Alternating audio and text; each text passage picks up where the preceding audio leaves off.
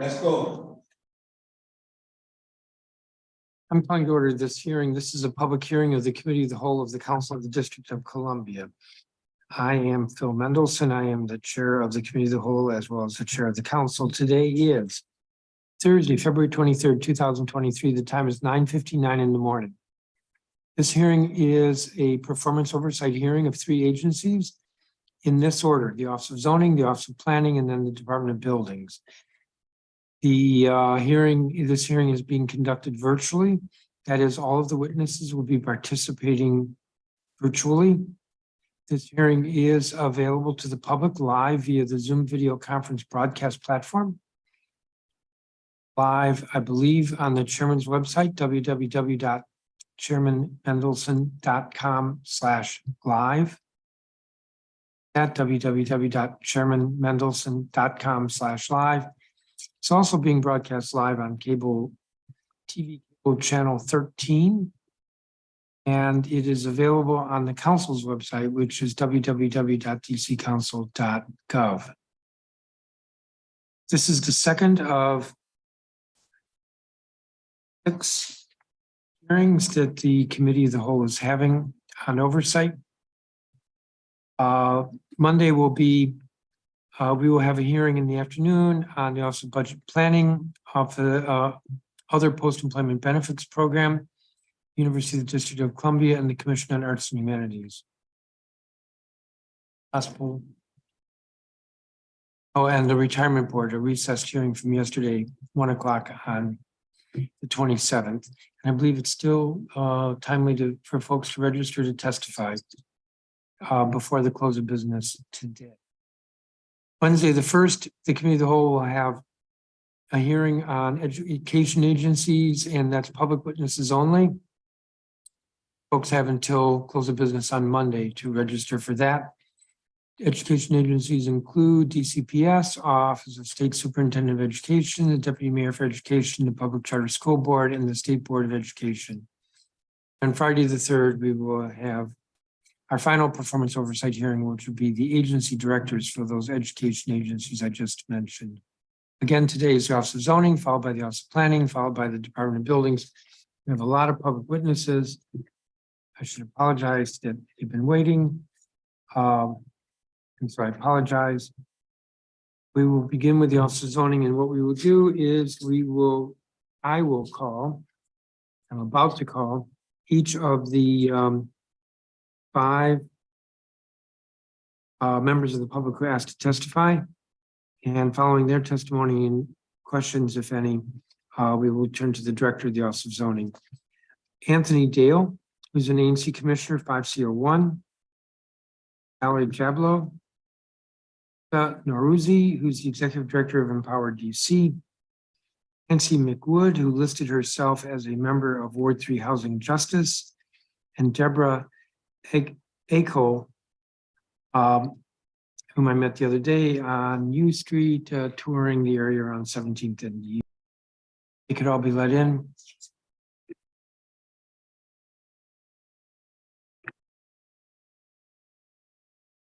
I am told that there are only 2 who were in the waiting room who've been let in, but if anybody else is here, please do your best to try to let us know that you are waiting to be let in as a witness. So I'm told that Commissioner Dale is not here. Valerie Jablo, are you here? Yes, I am. Why don't you proceed? Thank you for waiting. And please begin. And I expect I'm going to see you at least once next week. Education. Okay. Thank you. This is education related. I am Valerie Jablo, and as a DC resident, I am here to outline how the Office of Zoning, Office of Planning, and Zoning Commission together act on flawed, self-interested, and publicly exclusionary data and decisions. Last year, Ward 8 residents harmed by a charter school development petitioned the Zoning Commission to have DC charter schools, all of which are private, nonprofit businesses, declared private for the purpose of land use and development, thus ensuring better public oversight and voice through the BZA process. The Office of Planning created a report on the petition for the Office of Zoning based on statements solicited from self-interested public and private actors, including the Federal City Council and Charter Board. The Office of Zoning Planning report is factually wrong in many areas. In my written testimony, I've outlined more than a dozen serious errors in those documents.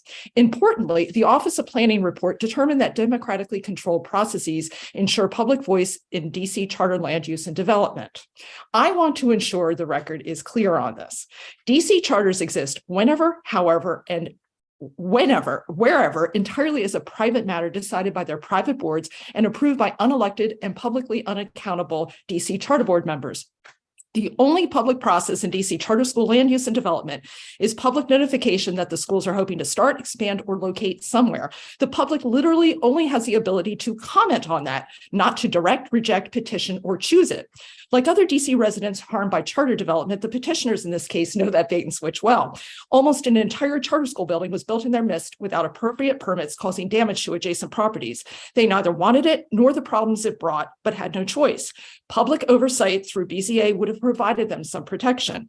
Any change in zoning for charters would affect charters only as they wish to expand or locate, and neither is specified or required by DC government. There is literally no government agency or process directing DC charter school land use and development, unlike that for DCPS, though both are considered matter of right. In short, DC charter school land use and development is not a public process whatsoever. It is a private process with limited public notification, like development of private schools here, which are subject to BZA.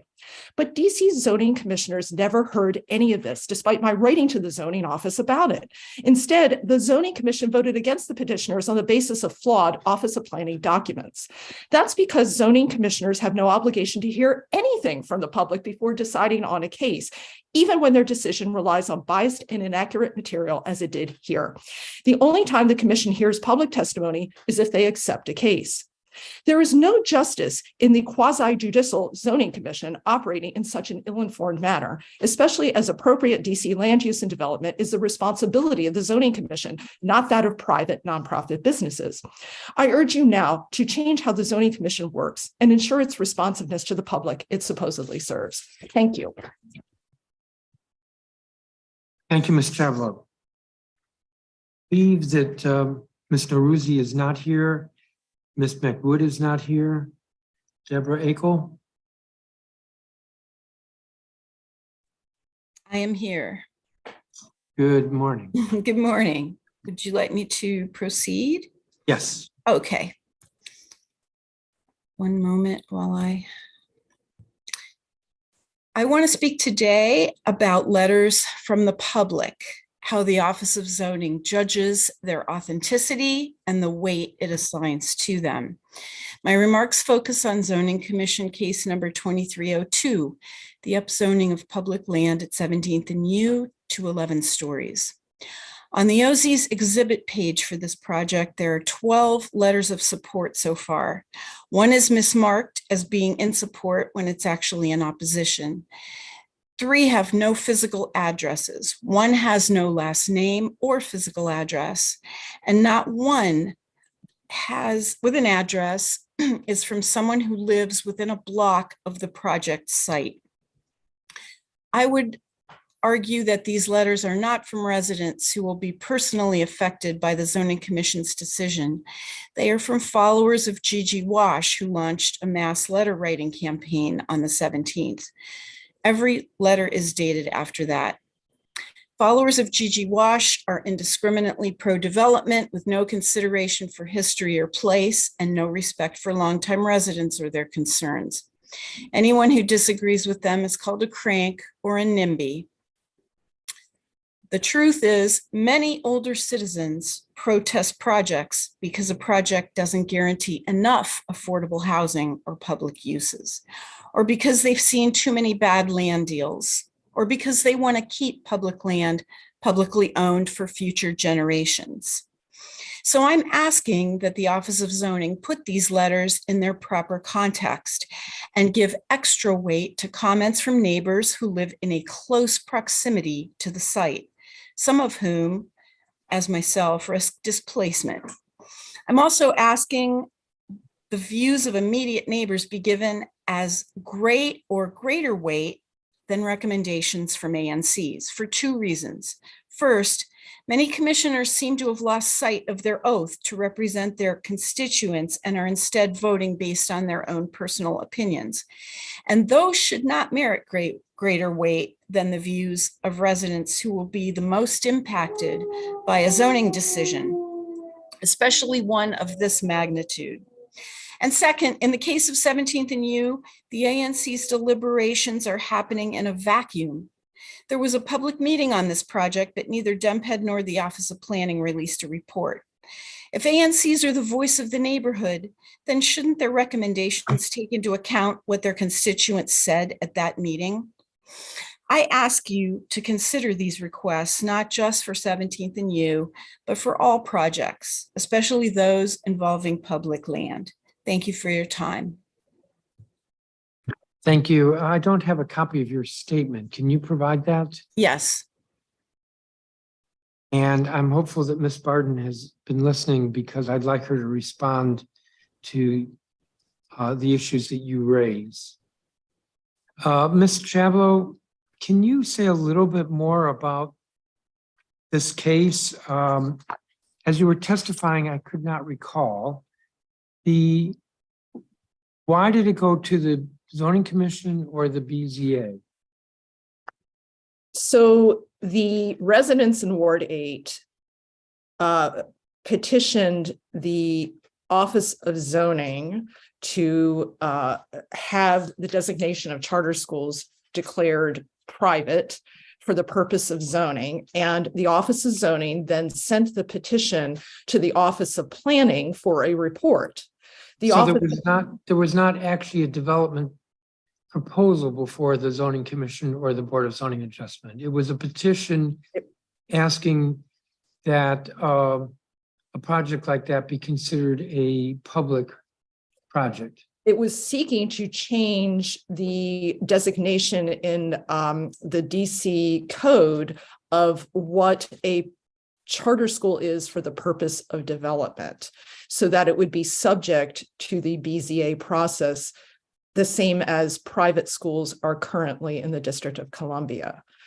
The difference being that there is a public oversight process for DCPS for matter of right development, but there is no similar public process for DC charter schools for matter of right development. And the public process, our DCPS schools get an easier treatment under the zoning regulations? Right now, both DCPS schools as well as charter schools are treated identically under the zoning process.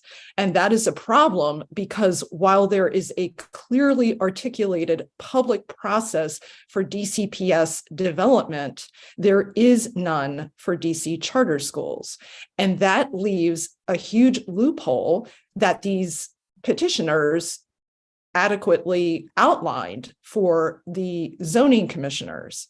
The problem came when the Office of Planning was asked to comment on this, to create a report on it, and they sent the petition out to self-interested actors, including the Federal City Council, which is pretty incredible. I mean, they could have asked me to comment on it if you're just going to go to a private group, right? I don't understand what the purpose of that was.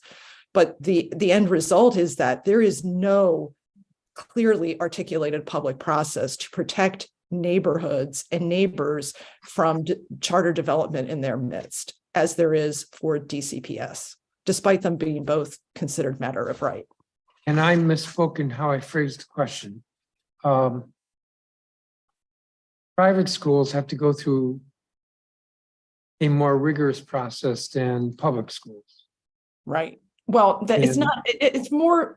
I mean, we can argue whether it's more rigorous, but there is a backstop, and publicly funded schools don't have that same backstop. But the difference is within that category of publicly funded schools. DCPS does have a backstop. They have the SIT process. They have elected leaders with oversight, elected and appointed leaders with clear lines of oversight.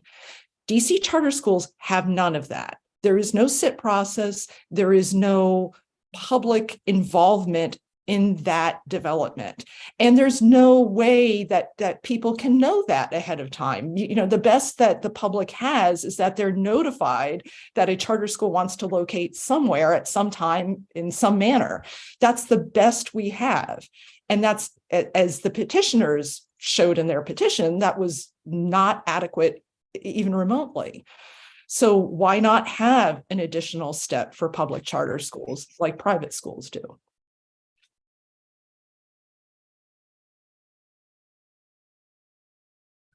I'm going to look at your written testimony more extensively. I'll ask the director about this.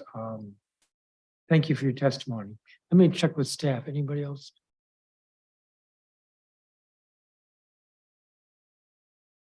Parisa Naruzzi? Yeah.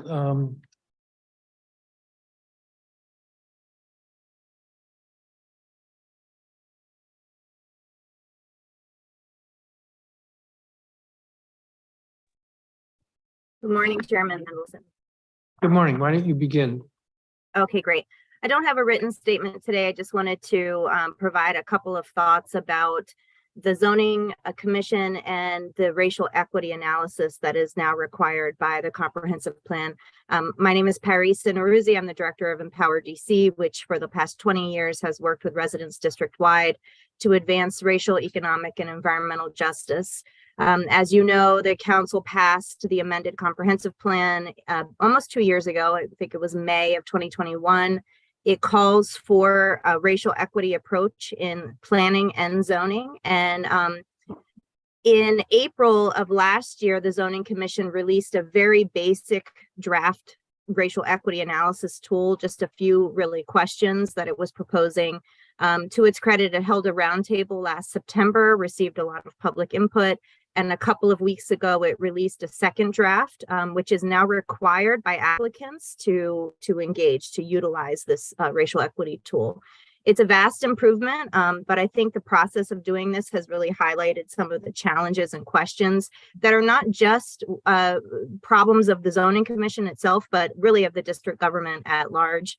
The tool does now require community engagement. It uplifts the fact that community engagement should be done at the very onset of a project, and certainly we agree with that. It doesn't define any minimum standards for engagement or require, certain types of proof that the input received from residents is reflected in the decision. So we would want to see that defined more. There's also no finding of whether the project exacerbates racial inequity or improves racial equity like you would find with a racial equity impact assessment like is done with CORE. I think that having that step of really having a determination of the impact of the project would be wise. If Office of Planning is doing the analysis, they really need to bring on racial equity experts. We certainly don't believe that the land use attorneys within the development review section are prepared to do this type of analysis.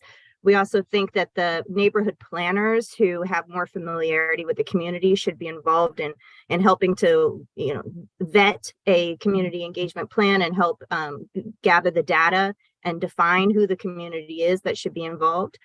I actually want to also raise the issue of the vacancy on the Zoning Commission, which is longstanding at this point, and really encourage you as you consider candidates that are brought before you to find a woman, a Black woman in particular, or a woman of color who resides ideally east of the river. There's no women on the Zoning Commission, and as you know, only one person of color on the Zoning Commission.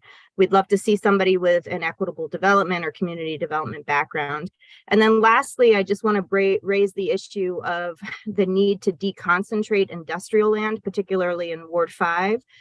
There's a number of facilities that have been grandfathered in. They would not be allowed given current rules, such as the National Engineering Products Facility in Ivy City, which is manufacturing chemical adhesives adjacent to people's homes, as well as the W Street Trash Facility in Brentwood.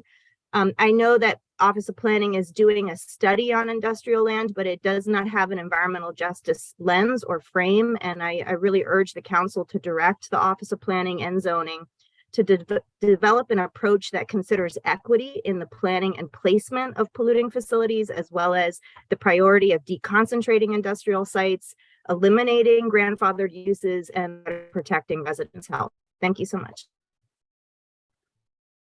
Thank you, Ms. Narusi. And you'll be submitting your statement? I will. Thank you. Thank you. I do not have any further questions for you, so I'm going to call the director. Thank you, each of you, for your testimony. And we'll now hear from Sarah Barton, who's the director of the Office of Zoning.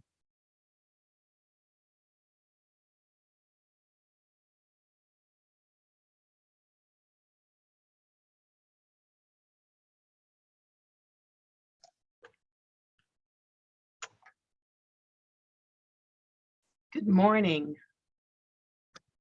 Good morning. Good morning. I'm waiting for Chairman Hood and Chairman Hill as well. No, it's not the same. There as you go. Okay. Live and in person. All I have is a monitor in front of me that has you on it. So They're here now. okay. Okay, great. Good morning, Chairman Mendelson and members of the City Council. My name is Sarah Barden, and I am the Director of the Office of Zoning. With me today are Chairman Hood and Chairman Hill. I am very glad to be here with you today to testify about the accomplishments of the Office of Zoning over the last fiscal year. As usual, I would like to start my testimony by taking a moment to thank OZ staff for their hard work and dedication to public service. Our office grew by 33% in FY22 with the addition of the Office of Zoning Legal Division. The division is comprised of 8 very talented attorneys who over the past year have begun to make a big impact on our operations. I will expound on that further on in my testimony. We all work together as a strong, cohesive team day in and day out as we provide service to the public, the Board of Zoning Adjustment, and the Zoning Commission. As you know, OZ is an independent agency that provides professional, technical, and administrative assistance to the Commission and the BZA. We support them in their oversight and adjudication of zoning matters in the District of Columbia. In administering the zoning application processes, we review and accept applications, we schedule public hearings and meetings, and draft and issue legal orders that document the decisions of both the Zoning Commission and the BZA. In addition to OZ's primary mission to support the Commission and the BZA, we have 4 ongoing strategic activities in keeping with that mission. First, we are applying computer technologies to enhance the effectiveness of our zoning processes, which provides for greater transparency. Second, we are concentrating on outreach activities to educate the public on the zoning regulations and procedures, which empower city residents to more effectively participate. Third, we assist the public in navigating through the zoning process. And fourth, OZ has made it a priority this year to work to advance racial equity initiatives. We have provided a letter containing the answers to the questions included in the City Council's letter of February 1st. Since the beginning of FY22 through today, OZ continues to make significant gains in a number of important areas. I'd like to highlight a few of these areas and also a few performance measures. In FY 2020, OZ was provided with funding and FTEs to hire 3 attorneys that it detailed to the Office of the Attorney General. In FY 2022, the City Council and Mayor funded 3 additional FTEs so that the legal division could be housed at OZ. We assembled a team that has made it their goal not only to serve the Commission and the BZA to the best of their ability, but to clean up the 90+ BZA and Zoning Commission order backlog that we inherited. Even though there was a learning curve, they all hit the ground running and have been providing excellent service to the Commission and Board, as well as producing orders. In FY 2019, 50 BZA full orders were issued, but it then declined to the point there were only 21 BZA orders that were issued in FY21. In FY22, we issued 37 BZA full orders and 62 Zoning Commission orders. The orders that were issued were on average 80 days old for the Commission and 1 year old for the BZA. The oldest order were just over a year for the commission and 3.5 years old for the BZA. The commission backlog was cleared by the end of 2022, and currently the commission orders are on average being issued within 49 days of decision. On the BZA side, 71% more orders were issued than in the previous fiscal year. We are currently addressing the backlog while also working towards a goal of more timely orders and predictability in the process. Ultimately, we need the orders to represent the decision of the board, be legally sufficient, be able to stand up to appeal, and to be issued in a timely manner. Secondly, OZ has made it a priority this year to advance racial equity initiatives, particularly with respect to commission decisions. The recent updates to the comprehensive plan required the commission to evaluate all zoning actions through a racial equity lens. In order to comply with the comp plan requirements more formally, the commission released its initial racial equity analysis tool on April 28, 2022. While the commission found the initial tool's guidance regarding requirements of racial equity submissions and racial equity themes and outcomes to consider in evaluating zoning actions helpful, it acknowledged the limitations of the information being considered and the need for more data to be considered in the evaluation process. For this reason, the commission held a public roundtable on September 22nd, 2022. It was to seek community input and ideas about the ways the commission could refine the initial tool. The commission then instructed OZ staff to subsequently meet with DC government agencies and external stakeholders with knowledge and expertise on racial equity issues to revise and refine the tool. After a few months of collaboration and several iterations, the revised tool was released on February 3rd, 2023. The main revisions include a new community outreach and engagement component, a new disaggregated race and ethnicity data component requiring centralized data sources, and additional evaluation themes and outcomes to consider.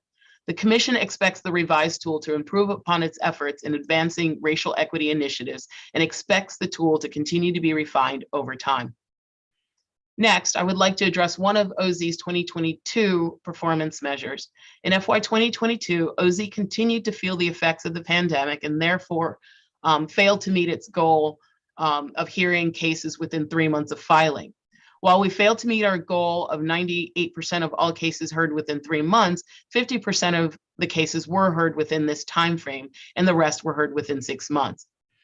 In FY 2023, OZ will have another setback with this goal because cases had to be rescheduled so the newly redistricted ANCs could receive notice about pending cases.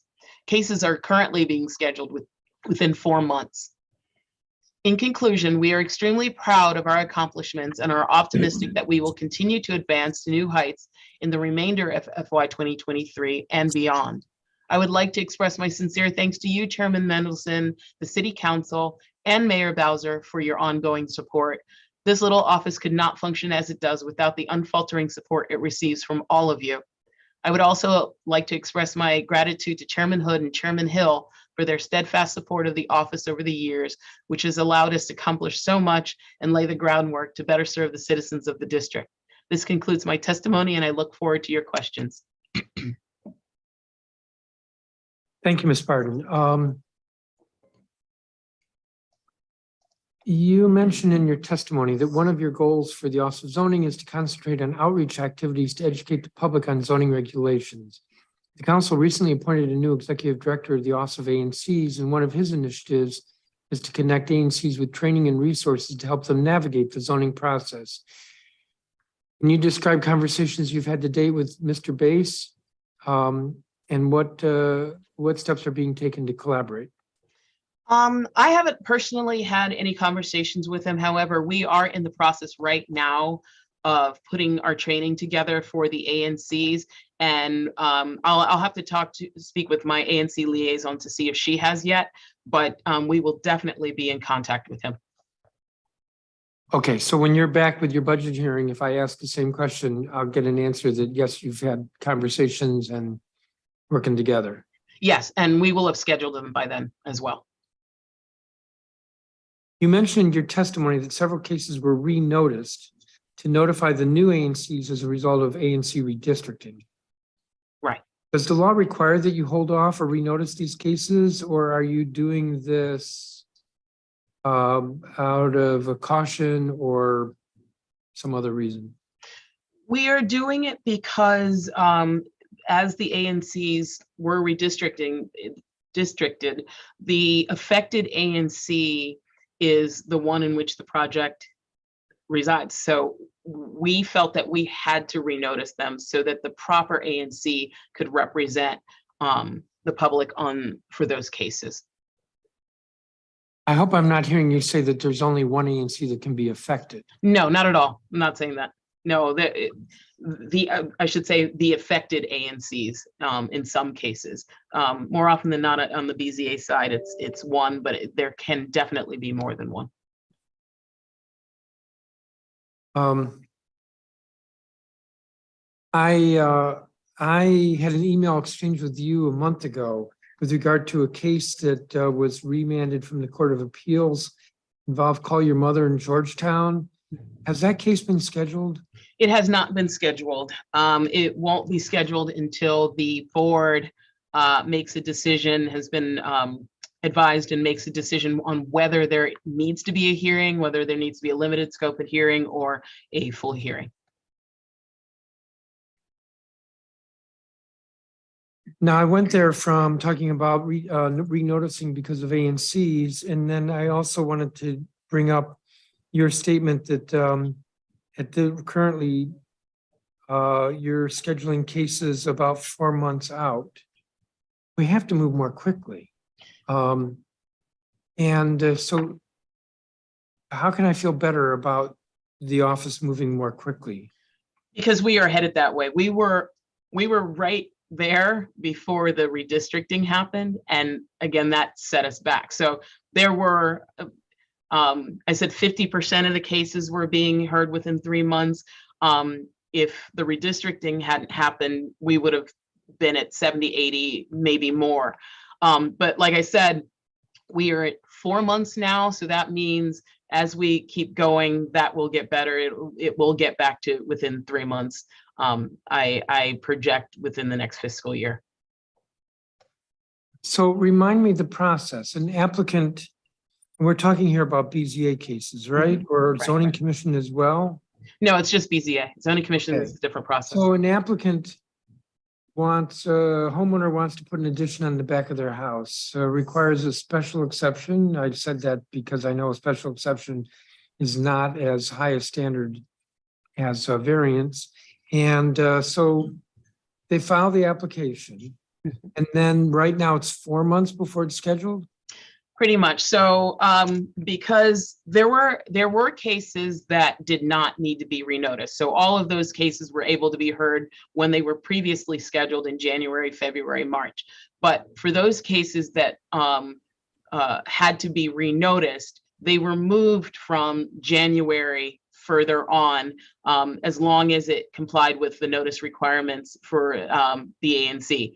So that, of course, is pushing everything further. So newly filed cases are being filed at the same time. And it's about finding space on the calendar so that we don't have 15 cases in one day that would probably take us to past midnight. There has to be an amount of cases that can actually be heard on that day. So if the day fills up with 8 to 10 cases, whatever it is, then you have to move to the next hearing date, and so on and so on and so on until all the cases are placed on the schedule. And how often is the board meeting?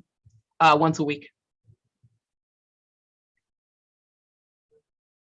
This is a horrible thing to say, but can the board meet just to catch up here? Can the board meet a little bit more frequently? It's actually catching up already. So we're on that path to catching up. Okay, but the homeowner, the poor little homeowner who just wants to put a little deck on the back of their house and it's a special exception, probably have that a little messed up, but they're waiting. They filed today because they actually went to Department of Buildings. You don't go to the BZA without going to the Department of Buildings first and being told that the zoning administrator says you need a BZA, a special exception. So there's already been some time there, a month, 2 months. So let's just hypothetically, the homeowner goes to Department of Buildings January 1st. It's January, February, we're gonna say March 1st because the Department of Buildings isn't super fast. They're coming up later today. I'll ask them. So March 1st, the homeowner gets the letter from the zoning administrator, goes to the BZA. And that'll be March, April, May, June before the before the hearing. Right? That's 4 months, June. Getting a little nervous here. BZA goes into recess, so I guess that would be in August. So the hearing is scheduled for, let's say, the third week in June. I just thought I'd pick that. And there's a cranky neighbor next door, so this is not going to be a bench decision. Office of Planning said case is fine. It was just the one cranky neighbor who's pretty cranky. An order has to be written. How long does it take to get an order written? It depends. It can take 2 days up to months. Well, this was a contested case. Mhm. This is a contested case, so it'll be a couple months. Summer's in there, so the order comes out when? September, October, November? It's a pretty unhappy homeowner. Possibly, but I will still say that as far as getting the hearing within 3 months, those issues were beyond our control, and we have been diligently trying to get caught up and get back to where we were pre-COVID, and we're getting there. We're just about there. Well, remind me of the Call Your Mother appeal. My recollection is that there's an attorney for the board who will be reviewing this, and that attorney cannot review this until he or she's done with another case. I got that wrong? No, what I was just trying to explain is that we're diligently trying to work through the backlog, as well as you brought this to my attention, this remand is on the list. It's in the queue to get done as soon as possible. Yes, I appreciate that. Yeah. When did it get remanded? Ooh, off the top of my head, it was I want to say 6 months ago. I'm not positive. Yeah, Court of Appeals order August 11th. I believe the case was a variance. The court held that the board had erred in granting the variance. The court didn't go so far as to deny the variance. It remanded it for the board. That was August, so help me here. It's now February. Are we talking about 7 months, 8 months?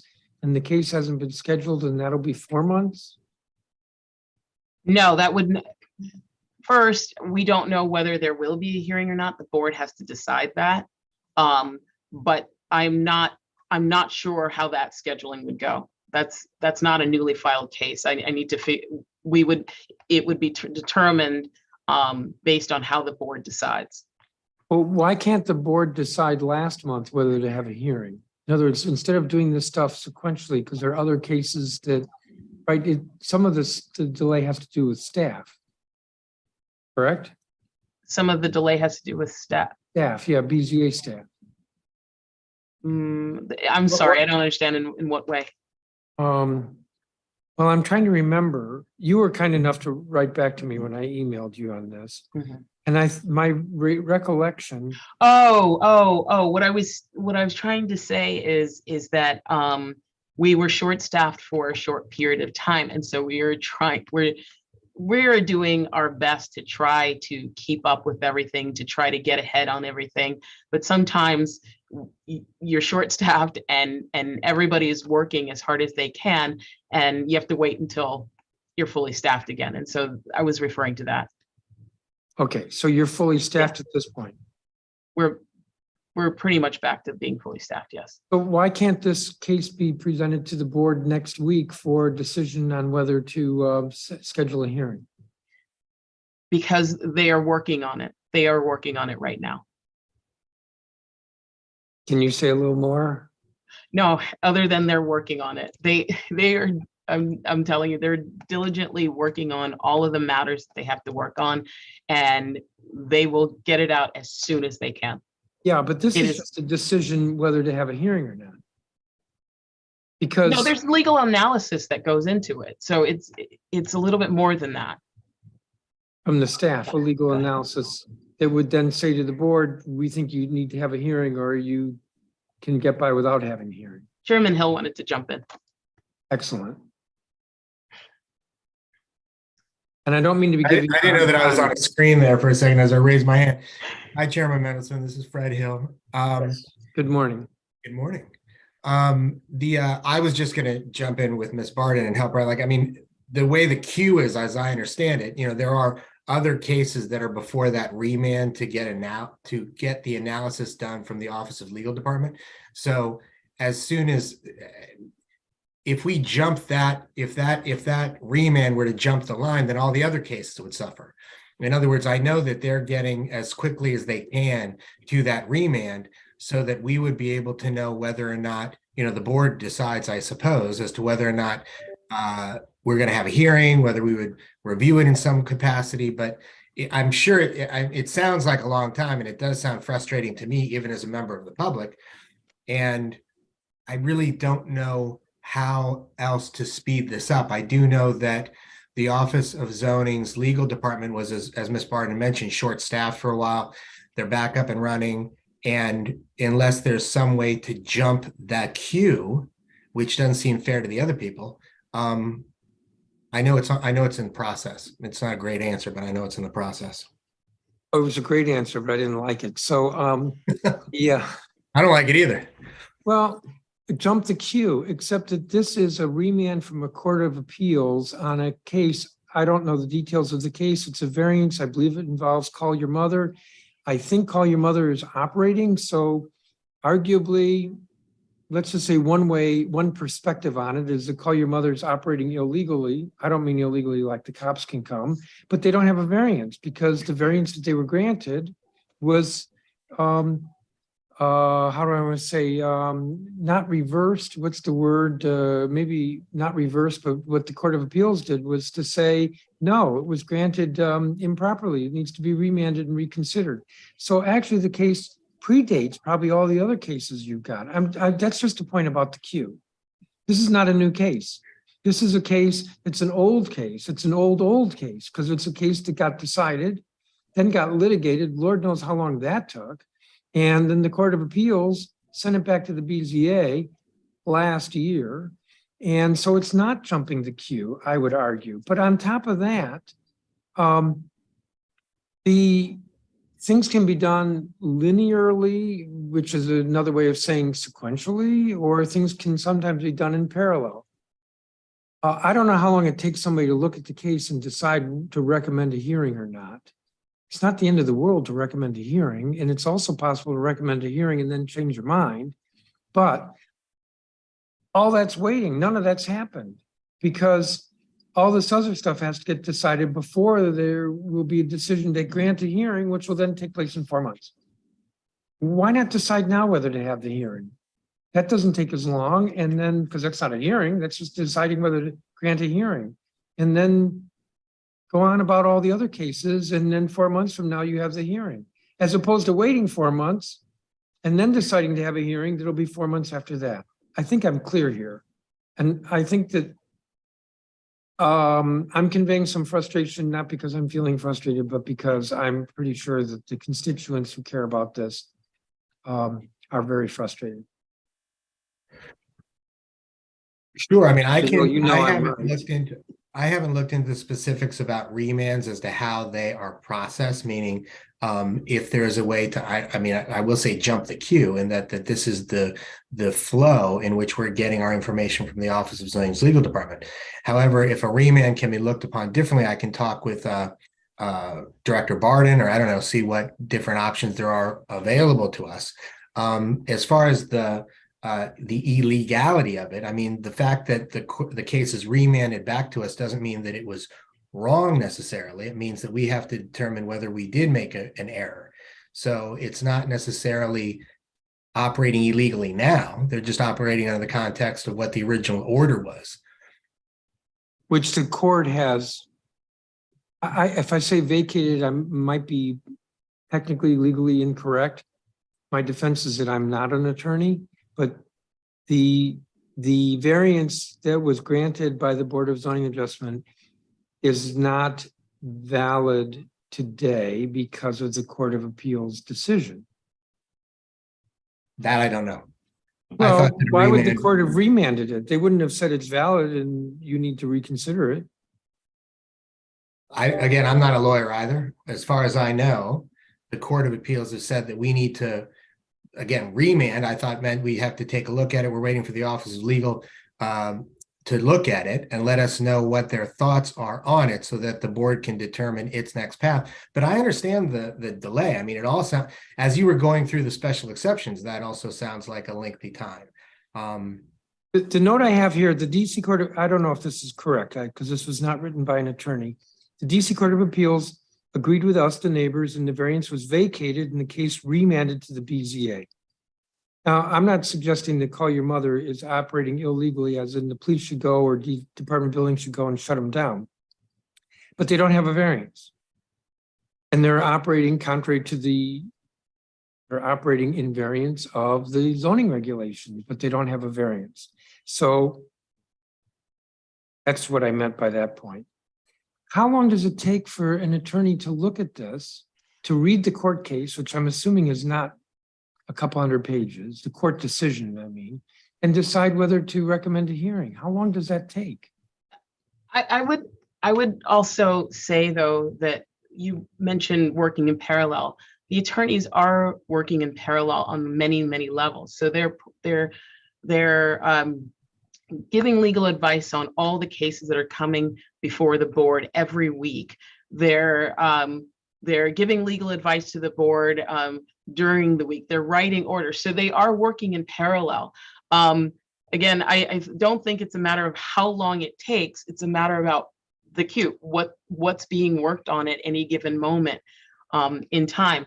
Again, when we come back before you in a month, I hope to be able to tell you that it's done, that it's scheduled. But I can also keep you posted within the weeks preceding that as well to tell you where we are. Okay, I won't belabor it. Ms. Barden, do you have a response to what Carissa Naruzzi testified about regarding the racial equity tool? I know you spoke to racial equity analysis in your testimony. Ms. Naruzzi had made some statements. I don't have her, she didn't give me a written statement, so I can't read anything to you. You were listening. Do you have a response to what she said? Yes, I believe she mentioned all of the milestones that we made this year, and she said that there might be some room for improvement, and I would agree with her. We've always said, as we've worked on this racial equity tool, that it's always in flux. If things come up that we did not think about or address, there will be room to revise the tool yet again and refine the tool yet again in the future. So, they just released it February 3rd. We will see how it's working out, and we're always open to public comment about how people think things are working, and if needed be, it will be refined further in the future. Now, your testimony gives the sense that there is a lot of data-driven work. Will this affect your budget? In other words, will we be seeing something reflected in the budget we get next month? No, the data sources are over at the Office of Planning.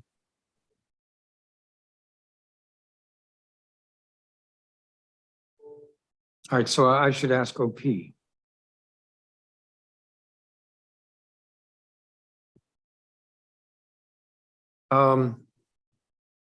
In prior years, we've asked the Office of Zoning, I think that means we've asked you about the number of PUDs and other discretionary reviews that have been submitted backlogs and orders and appealed orders.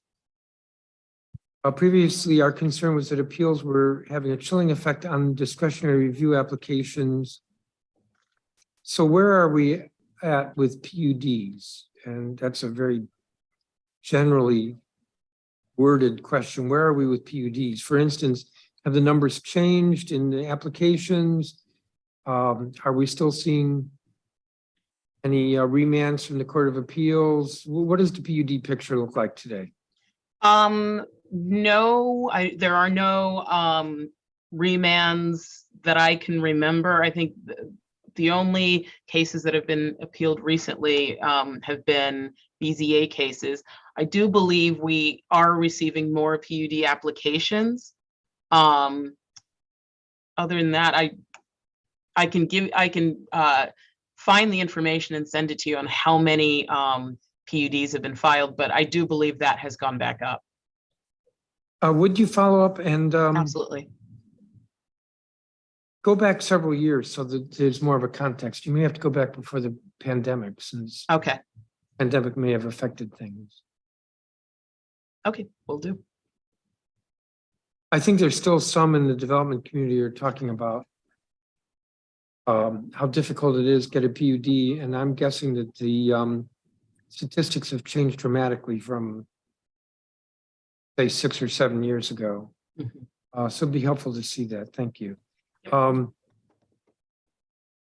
you still conducting zoning and BZA meetings online, or are parties coming back into the Berry building? No, we are still online. Do you think that has enhanced or hindered participation? I believe it's enhanced participation. We have a survey on our website when people sign up to testify on whether they would like to continue virtually, try to figure out some kind of hybrid, or come back in person. And by and large, 75% plus want to continue virtually. No, there's nothing like a controversial case with a packed hearing room. Right. That kind of gets lost with the virtual. You have a vacancy on the zoning commission? Yes, we do. How long has it been vacant? I think for about a year. You know what the status is of filling the vacancy? I do know they're working on it, actively working on it, yes. And what does that mean? That they've said to you, Moda has said to you, we're working on it, or you've actually seen some like names going back and forth? No, I haven't seen any names, but I know that Moda is working on it.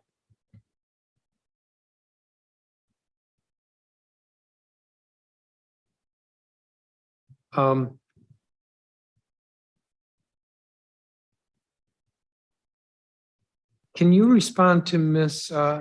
Akel's testimony? She didn't have a written statement. Oh, Yes, it's in a written statement. I think she mentioned there being an issue with the testimony that's in the record. And I just wanted to say a couple things. First, the record is open for anyone to provide testimony. I know she said that there was some testimony that doesn't have addresses on it. We do request that people put their address on their testimony, but there are people who do not want that kind of information out in the public. And so it's really up to the commission to decide how they're weighing the testimony that they read. And so we don't want to not allow people to submit testimony within the record. She also mentioned that there was one exhibit that was misnamed in support instead of opposition, and that does happen. There are humans back here exhibiting those documents, and so we always ask that if somebody catches that, just to tell us, and we can change it within a minute. But also understand that the commission is reading every letter. So even if it says that it's in support, they're going to read it and say, oh, this is in opposition. So we do want the record to be correct, but know that it won't get by the commission. So part of your answer is that the commissioners are the ones who ultimately decide what weight to give to the letters, to understand whether the letter is actually in opposition or in support, and to balance the letters against each other. Right. What about Ms. Jablow's testimony, which apparently was a petition to the zoning commission to treat charter schools like private schools? Are you familiar with that case? I'm going to let Chairman Hood respond to that. Good morning, Chairman Mendelson, Morning. Chairman Mendelson, councilman and staff. I appreciate that. I wanted to make sure I say good morning. I heard the young lady, I don't remember her name. I have some notes here, but I heard her mention about the charter school issue. The zoning commission, you know, we do land use and we're not the experts, so we have to elicit a lot of information from the subject matter experts. And then our findings, our conclusions of law, and we looked it up. I looked it up as she was speaking. It says, the commission notes that the deputy mayor for education, the public charter school board, and OSSI were consulted by OP staff and all agreed with OP's position that the petition's proposed text amendment should not be set down for a public hearing. So we operate on the advice of all the subject matter experts, because through their findings and their analysis, it would put an undue burden on public charter schools. So that's why we ended up where we were. I know everybody's not always happy with the decisions, but the subject matter experts weighed in. So that would be my response, Mr. Chairman. Was this a case before the zoning commission, or it was correspondence? It was a text amendment that was proposed to be set down. It was zoning commission, hold on a second, I'll get my computer act right. It was zoning commission case number 22-26. And I think I would also implore the young lady to read the order, which I believe she has, but I would ask her to read it again and look at the conclusions of law where the subject matter experts in this city have weighed in. So it was a text case. It was a text case, right? And what was told to the commission at the time, the way I'm reviewing and recalling it, was that it would put an undue burden. Yeah. And you know, we want to keep undue burdens. The goal is to streamline, as I'm hearing in this conversation, is to try to get things done, and that would actually add to what charter schools would have to do in their relief requests, and when they would have to do more relief requests according to the order. So the zoning commission had gotten a request to amend the zoning regulations to treat the charter schools differently than they're currently treated. And the zoning commission received comments from the deputy mayor for education and others. And then the zoning commission issued an order. Well, we didn't set it down without prejudice, because the subject matter experts, Mr. Chairman, who are the ones who govern this, were not in support of it as well.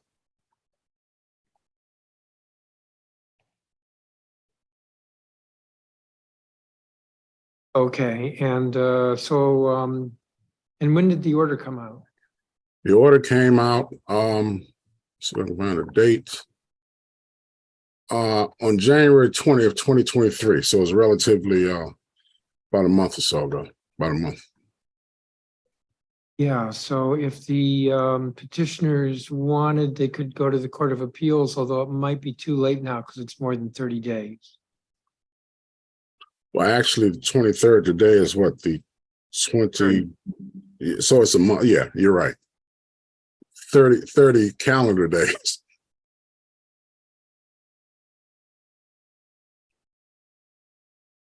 Mr. Hood, did you want Yes. to say anything when I asked a question about the racial equity tool? I think last time you testified.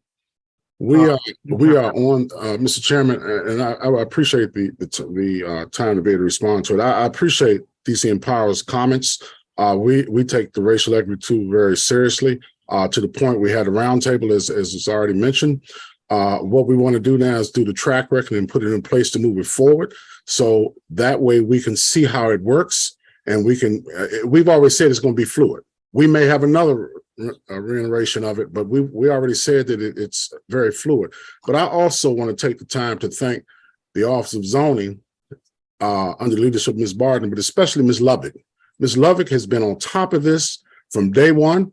We have not always agreed on how we're going to move this forward, but the biggest part of this racial equity lens for me is community engagement. That's the biggest piece that I see through all this, Mr. Chairman. And then there's some other findings and other things that we have to look at. And Mr.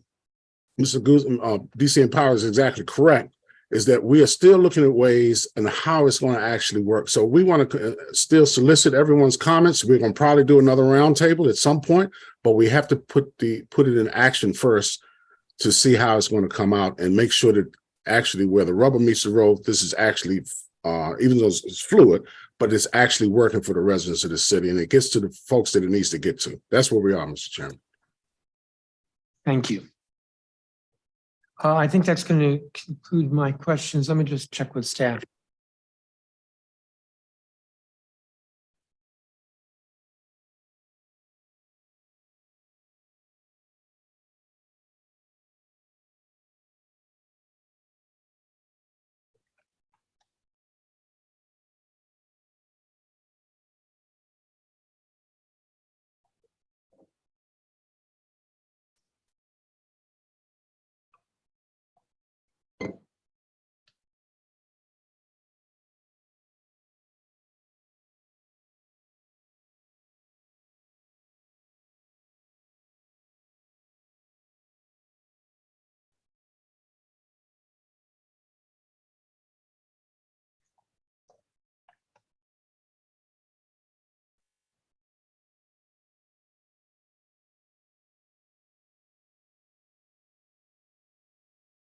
I don't have any other questions for you. Thank you, Ms. Barden. You'll get back to us with regard to PUD information, Absolutely. and we'll see you. I think it's on March 28th. Right. And I think Chairman Hill wants to say something, but in a second. When you come back, I'm hopeful we'll have more information on the timeliness of getting hearings scheduled, including that remand case. Correct. Chairman Hill. Chairman Mendelson, thank you for allowing me the time. I just wanted to also thank the Office of Zoning and Cliff Moy and also the Office of Legal Department with Mary Nagelhout and their staff, as well as Sarah Barden, as well as all of the people that have helped us. I'm up for my term is coming up in September. And so whether or not I am here again, I want to thank Mayor Bowser and the opportunity to have served here and really personally have appreciated it over time. I've really learned a lot and I've enjoyed speaking with everybody in the community. And I just want to say thank you. So thank you, Chairman Mendelson, to you and the council. Thank you. Mr. Chairman. Yes. I know you're rolling, but give me a moment. I also too want to thank the mayor, the council, the residents, applicants, the ANC, especially the Office of Zoning under the leadership of Ms. Sarah Barden, and as well as I've already mentioned, our Office of Zoning Legal Division, which has been working very diligently since we made this move. I cannot say enough about them. They are excellent. And also the whole Office of Zoning and my right hand who really keeps me straight. And when I'm running things, and that's Ms. Sharon Shelling, Ms. Ackerman, and all those in the Office of Zoning, the ones I work with consistently and ones that I don't work with see as much, but they all make it up under the leadership of Ms. Barden, and also my zoning commission colleagues and BZA colleagues. So thank you, Mr. Chairman, for allowing me that moment. Thank you. Yes, and I'll see all of you in a month.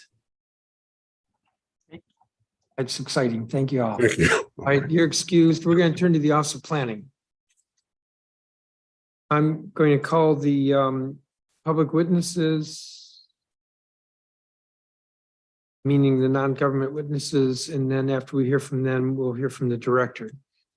ANC Commissioner Anthony Dale, ANC Commissioner Jamila White, Alex Baca, who's with the Greater Washington as the DC Policy Director, Carissa Naruzzi, Executive Director of Empower DC, Kristen Barden, who's with the Adams Morgan Partnership Bid, Nancy McWood, listed as a member of Ward 3 Housing Justice, Helen McCarthy with Ward 3 Vision, Scott Roberts, who's with the DC Historic Districts Coalition, Rebecca Miller, who's with the DC Preservation League, Chad Donahoe, who's with the Friendship Heights Alliance, Michael Fisher with the DC Legacy Project, Deborah Akel, Caitlin Maury, who's listed as Community Economic and Equity Development Law Clinic at American University, Washington College of Law. Debbie Hanrahan. Bill McLeod, who is Executive Director of the DuPont Circle BID. BID is Business Improvement District.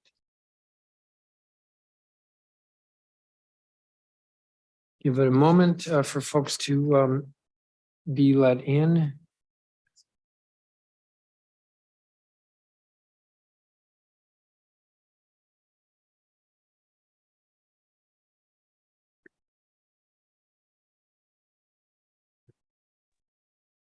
I believe that Commissioners Anthony Dale and Jamila White are not here yet. So Alex Baca, I think you're first.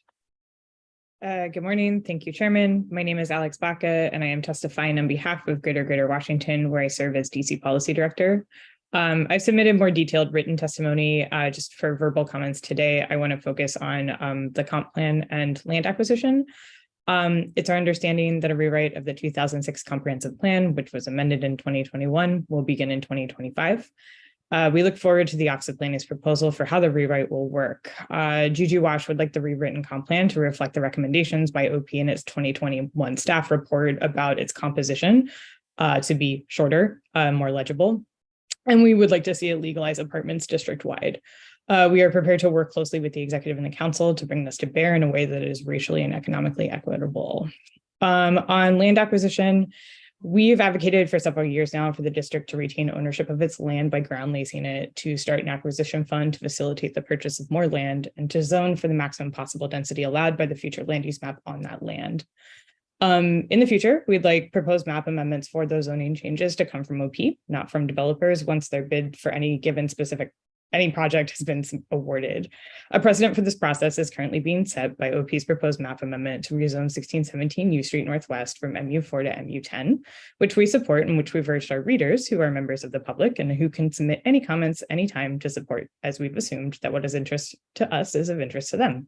Happy to answer any questions. Thank you so much for your time. That's all from me right now. Thank you. Ms. Norouzi, Parisa Norouzi. Good morning, Chairman Mendelson. I'm Parisa Norouzi, Director of Empower DC.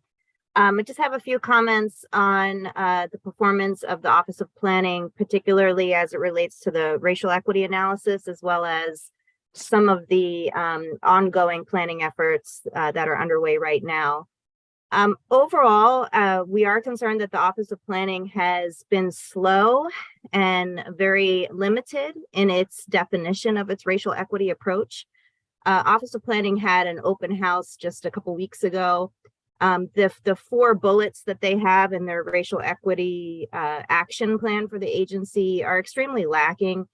They're very basic and non-detailed. So for instance, it says OP staff understands and is committed to racial equity. OP is committed to eliminating racial and ethnic inequities. OP is committed to meaningfully engaging community, and OP is an equitable employer. But there's no goals yet defined. How are we measuring this? How are we identifying this? And so we fear that this is really being slow walked and kind of done in a manner that lacks any measure of accountability. Are we advancing racial equity?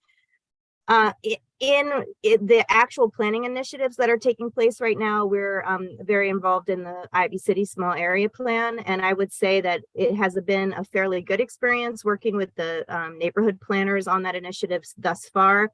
However, it's, a bit frustrating to be a partner of the Office of Planning in the sense that we are speaking with them and we are, doing labor to engage our membership in Ivy City in this effort, but still having like a limited level of transparency. The things that I want to put on the record though, which I hope the council will monitor and look for when you get the small area plan before you, is that the agency has committed to do street level engagement and really emphasize door-to-door outreach over any type of, not holding online meetings, and certainly limiting even the meetings and doing more of the gathering of input, really person to person on the street level, which we think is really good. So I hope that we will actually see that. And that as part of this small area plan, we will have as a centerpiece an affordable housing strategy. So a strategy that really looks at how to preserve existing affordable housing, as well as how to create additional deeply affordable housing in the Ivy City community, as well as an environmental justice strategy. So how to really address the air quality, heat island, and some of the other issues, lack of green space affecting the community. So I hope, again, that the council will really look for those things as the plan comes before you. I know my time is limited, so I just say briefly again on the New York Avenue framework and the industrial land use study that are also taking place. There is not an environmental justice lens to these projects, and we really need there to be. So I would encourage you to emphasize to the Office of Planning that incorporation of racial equity, environmental justice, and equitable placement of industrial lands, it really has to be foremost in these studies. Thank you. Thank you. Kristen Barden. And I should note before you speak, Ms. Naruzzi, I assume you will submit your statement. I will, thank you. Ms. Barden. Hi, good morning. I'm Kristen Barden. I'm the Executive Director of the Adams Morgan Partnership Business Improvement District, and I have been in this position since November 2008. I'm very pleased to be here today to say how thankful we are for the Office of Planning Streets for the People grant program. With the grant funding we received last year, we held 3 pedestrian zones.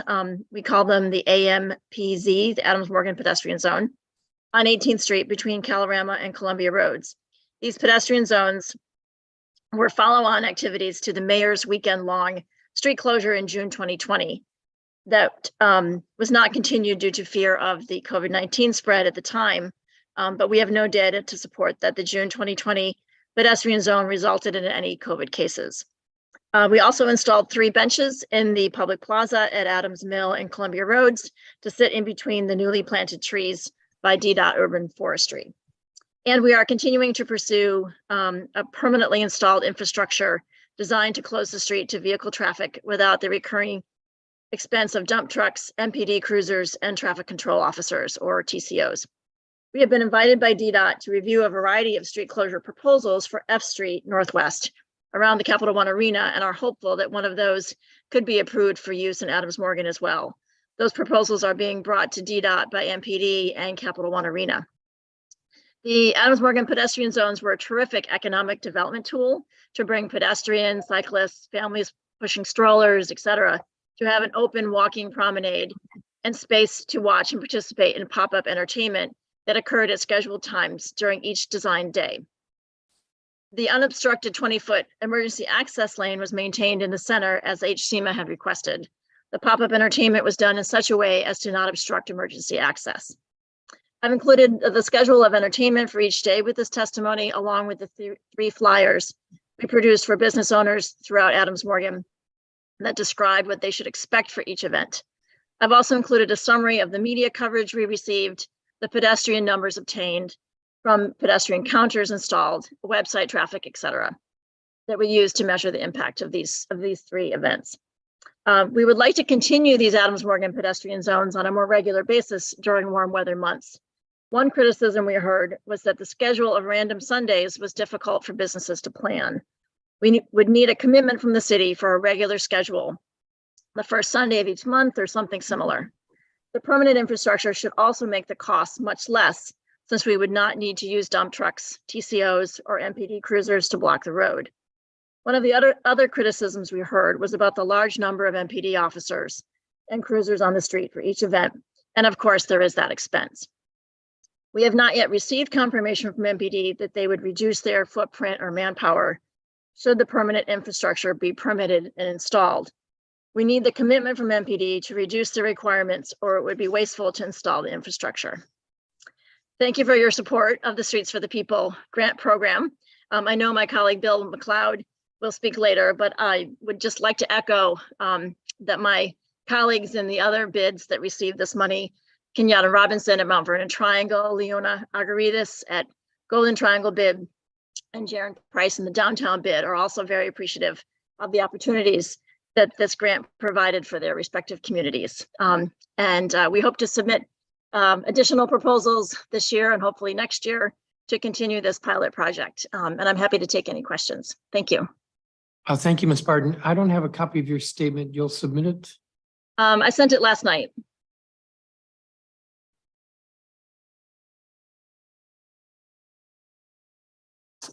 I do have a copy of your statement. Thank you. The police presence or footprint, some of that would be because of the road closures. You mentioned vehicles blocking the roads, the police vehicles blocking the roads, but some of that might be security concerns, given what we've seen in other towns. Don't you agree? Yes, well, our understanding is that they staffed it as if it was an Adams Morgan Day festival from years past. And this was not an Adams Morgan Day festival. There's no vendors allowed in the street. And it didn't attract, the tens of thousands of people that the festival would. So this was a much smaller scale event. And we did not think it required the level of MPD resources that they brought. I think, yes, of course, there's going to be some MPD required, but not at the level that they brought. Thank you. Thank you. And I do have your statement. Nancy McWood. I believe she's not here. Ellen McCarthy.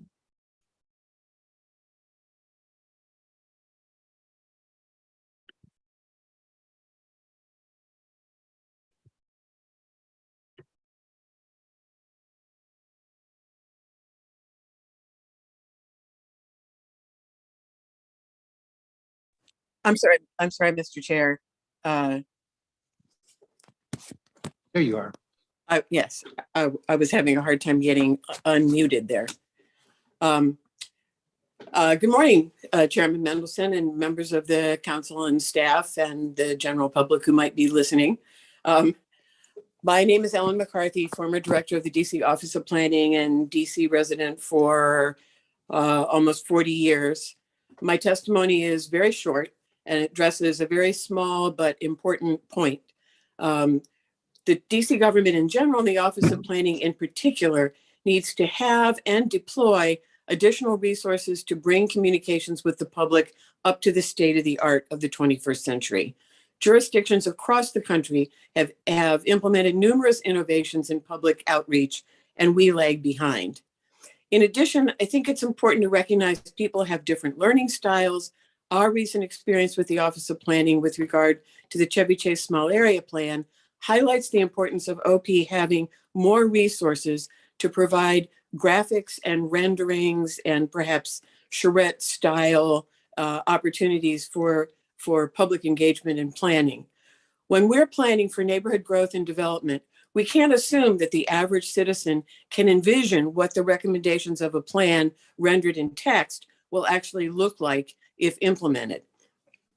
In our case, the ANC 34G had unanimously supported increasing the intensiveness of land use designations in the future land use map as part of the comp plan amendment process, with the condition that no zoning change be proposed till a small area plan was done. As you know, the plan was done and adopted unanimously by the council. I'll submit the testimony later, and I'll skip some of the intervening points. But it was evident that residents could not conceive what impact the proposed new heights and densities would have on the character of the community. Due to resource limitations, the final report only had 2 or 3 sketches to help people see what the changes would look like. And it included detailed recommendations to step down in the rear of Connecticut Avenue buildings, to have a smooth transition to the single family residential units behind, but no graphics to see how that would look. Now, DMPED is proceeding to implement the recommendations of the small area plan, redevelopment of the Chevy Chase Library and Community Center with affordable housing on the unused development rights. There's been an outcry from some citizens against allowing for this desperately needed public housing or affordable housing, who cannot envision how the site would accommodate this new development without undermining the character of the community. In addition, OP is in the process of preparing new zoning text for a new neighborhood zone as called for in the plan, It will involve setbacks and various other design requirements for new construction recommended in the plan. As you can imagine, it'll be difficult for people to envision how that will look, and the Office of Planning does not have the resources to provide renderings to allow that to happen. Bottom line, we have an affordable housing crisis in the district, and we are probably facing some severe fiscal shortages in the near future, which will dramatically reduce the funds available for public subsidies for housing. The comp plan recommended that additional density that there be additional density along major arterials, especially in the vicinity of metro stations, as necessary for one tool to deal with affordability, especially since the upzoning will carry with it IZ plus requirements, dramatically increasing the affordable housing requirements for new development.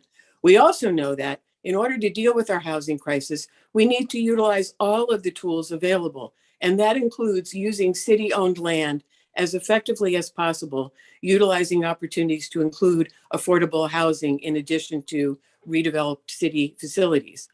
But we also know that density can be very threatening to citizens who are not planners or visually oriented. Better resources to render how new development might look could avoid or at least reduce the kind of acrimonious comments and opposition that only delays moving forward. We expect to return for the OP budget hearing to support these additional resources. And I would also add, just as an aside, based on my other role, which is teaching land use controls and placemaking at the urban planning program at Georgetown, in response to the witness earlier who was talking about how only those who are immediately proximate to the site at 17th and U should have a role in, or should have a major role in advising on that new development. The point that we clearly need better education of the public in general about the planning process, development, zoning, et cetera, in the district. The point that is important for people to understand is city-owned land is precious.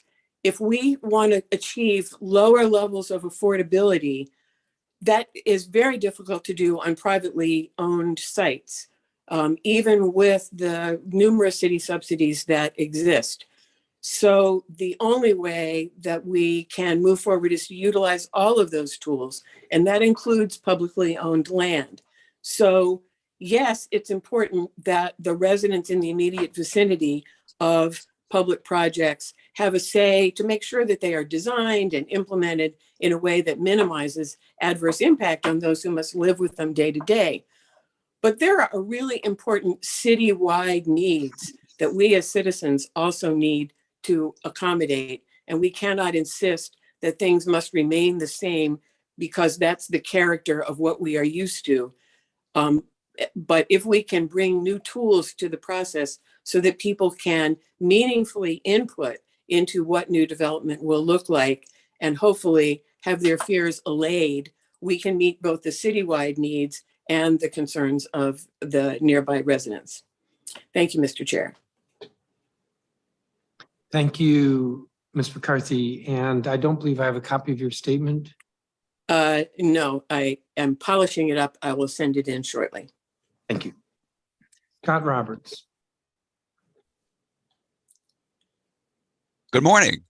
Good morning. Good morning, Chair Mendelson and council members. My name is Scott Roberts, and I'm a resident of the Bloomingdale Historic District who is speaking on behalf of the DC Historic Districts Coalition. The DC HDC is an informal alliance of individuals and organizations representing Washington, D.C.'s 37 neighborhood historic districts, as well as other individuals and organizations interested in the city's historic preservation, including residents of potential future historic districts. The DC HDC has identified 5 issue topics for the coming year.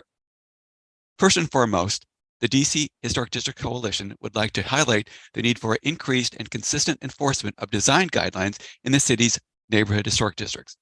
As you are aware, there are 2 types of design guidelines. First, citywide design guidelines, which provide guidance on building components as well as other important topics like new construction and sustainability. And secondly, historic district specific design guidelines. HPO and the HPRB support and adhere to these guidelines. Violations of these design guidelines occur regularly, and oftentimes it is the historic district's residents who are responsible for reporting these infractions to the HPO and Department of Buildings. I would now like to provide a brief overview of just a few of the violations that have occurred in recent years. My submitted written testimony provides a lot more detail. The first two examples are in the Capitol Hill Historic District, and the second two are from the Bloomingdale Historic District. Over in Capitol Hill, illegal windows were installed, and the HPRB decided that the unpermitted windows needed to be corrected. HTC supports the strict enforcement of design guidelines. The HPRB approved a design concept for oversized two-story rear addition Capitol Hill Historic District. HTC has concerns with decisions like this that dilute the integrity of a historic district.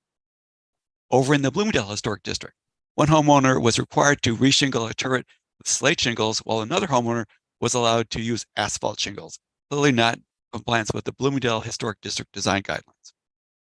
Also on the topic of design guidelines, HTC believes that there is a need for a user-friendly update to the whole set of design guidelines. There need to be clear and easily understood for both historic district residents and the general public. While some of the existing general design guidelines are well done, most of them are outdated and do not include color photographs and do not provide representative contemporary examples. They kind of look like documents that were written during the Kennedy and Johnson administrations. Generally, they do not provide, or they are not useful in practice.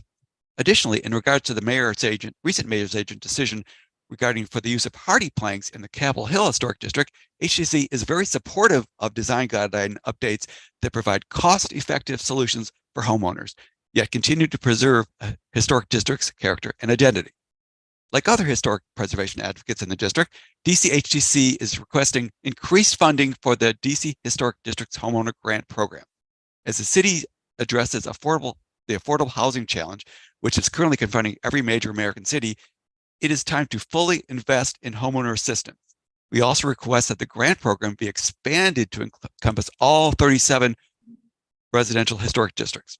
Finally, HTC would like to recognize the city's, specifically the HPO staff, for its rigorous work in the 2022 providing access to economic assistance for the residents of the Kennesaw/Renaissance, a historic multi-unit building in the historic Mount Pleasant Historic District. Thank you for allowing me to testify. Thank you, Mr. Roberts. Rebecca Miller. Good afternoon, Chairman Mendelson and members of the committee. My name is Rebecca Miller. I'm the Executive Director of the DC Preservation League. We are the citywide advocate for historic resources.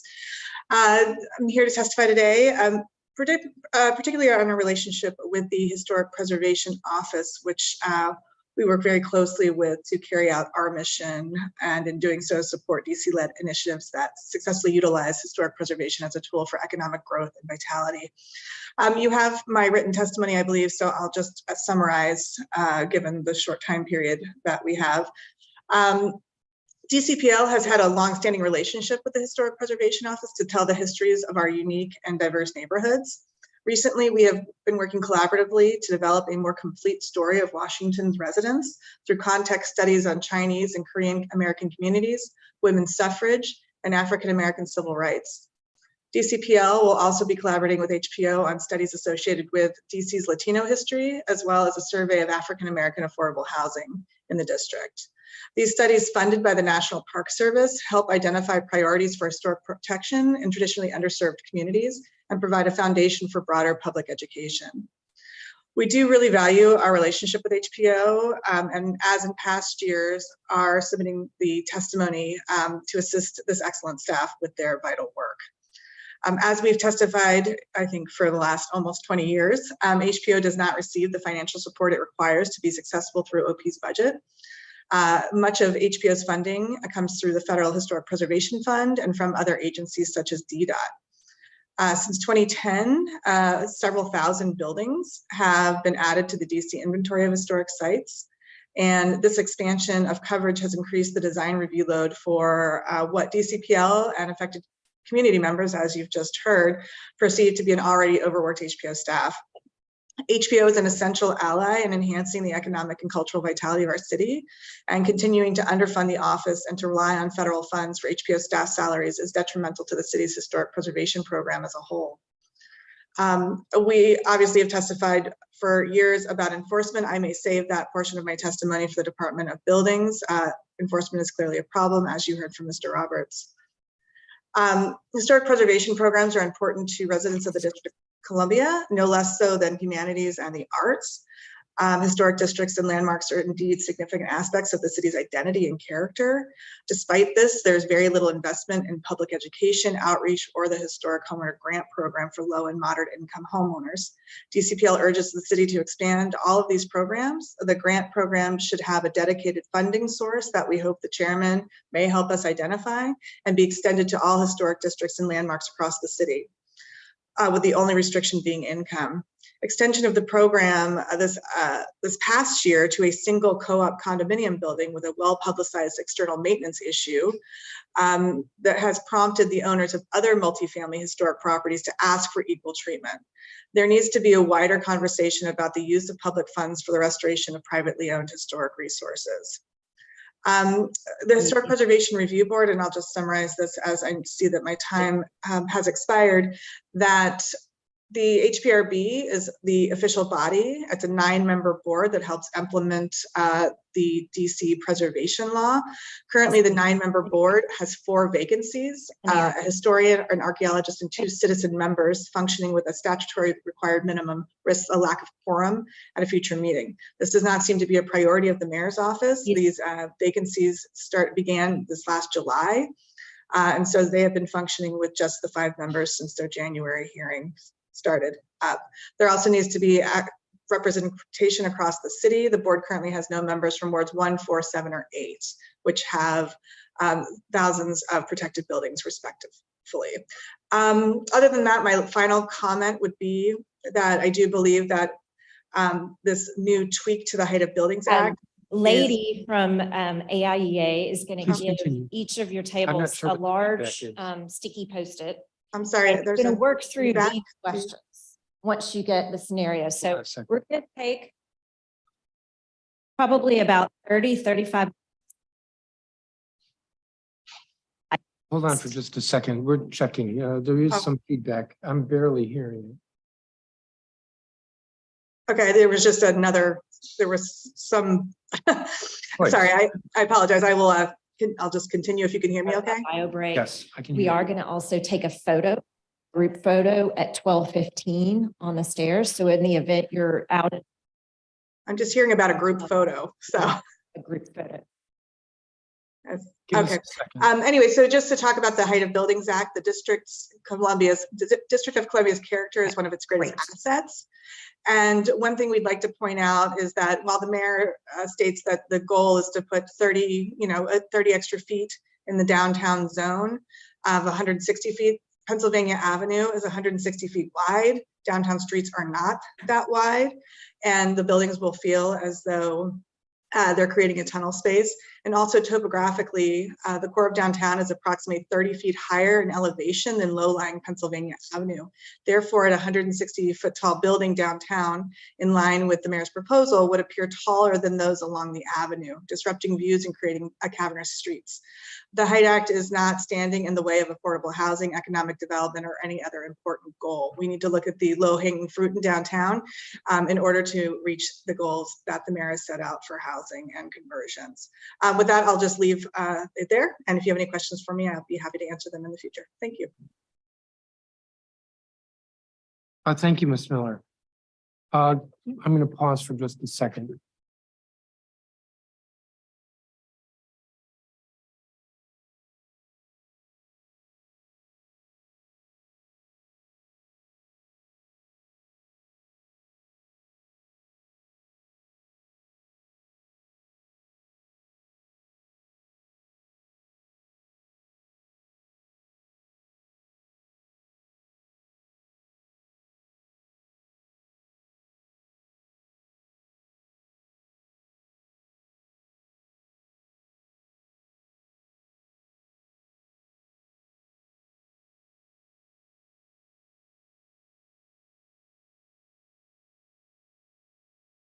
Sorry about that. We were checking on the that feedback that occurred during Ms. Miller's testimony.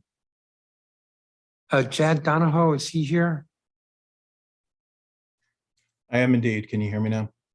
I can hear you. I can't see you.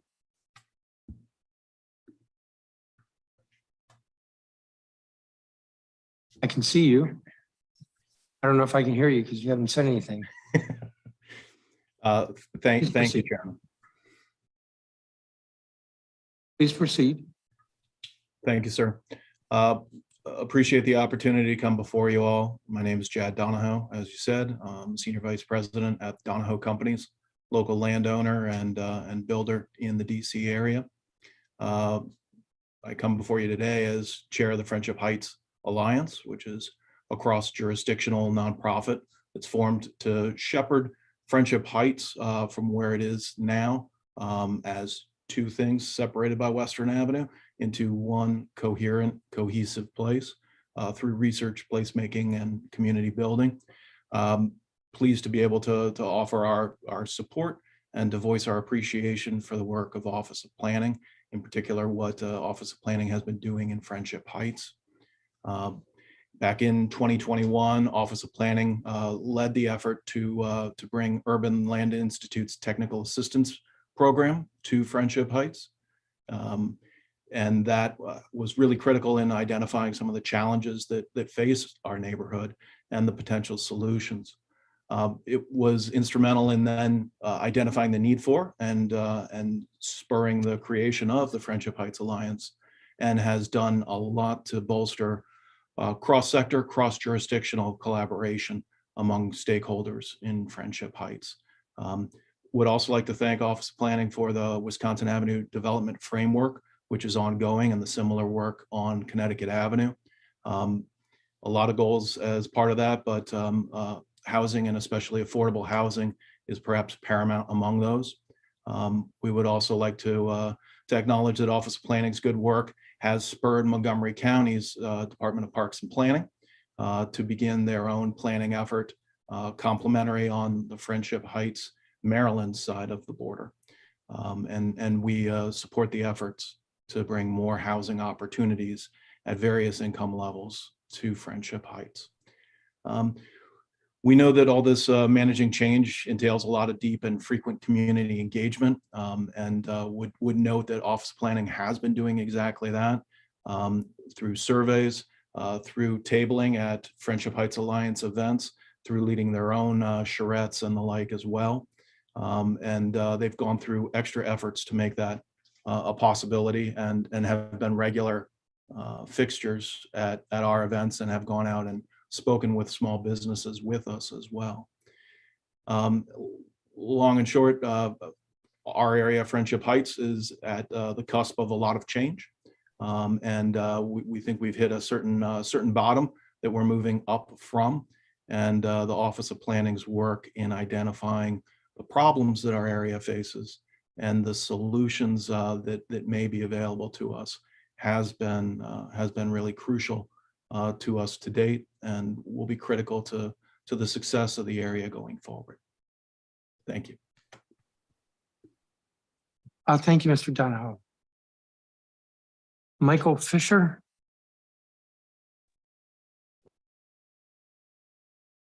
Good morning. Good morning. My name is Michael R. Fisher Jr., and I'm an affiliate scholar at the Metropolitan Policy Center at American University. Today, I'm speaking on behalf of the DC Legacy Project as a member of the steering committee. The DC Legacy Project is a coalition of activists, architects, community organizers, scholars, preservationists, and former tenants of Berry Farm dwellings that united shortly after the DC Historic Preservation Board ruled that the 5 remaining buildings of Berry Farm dwellings must be designated as a historical landmark. By conducting research, producing documentary films, creating art, hosting public programs, and engaging former Berry Farm Hillsdale residents and their descendants in planning and advocacy, our goal is to secure the historic landmark as a commemorative community space honoring the history and legacy of Berry Farm Hillsdale. Berry Farm Dwellings was demolished a few years ago in a push to redevelop the neighborhood, largely through the transformation of the public housing property there into mixed income housing under the city's nearly 2 decades old New Communities Initiative. Unfortunately, the New Communities Initiative has failed to produce new communities in Berry Farm. What it has done, however, is displaced Berry Farm tenants, many of whom called Berry Farm home for decades and whose family lived in the neighborhood across multiple generations. The buildings that remain as a designated historical landmark is an achievement of those who fought the erasure of the community's history and legacy.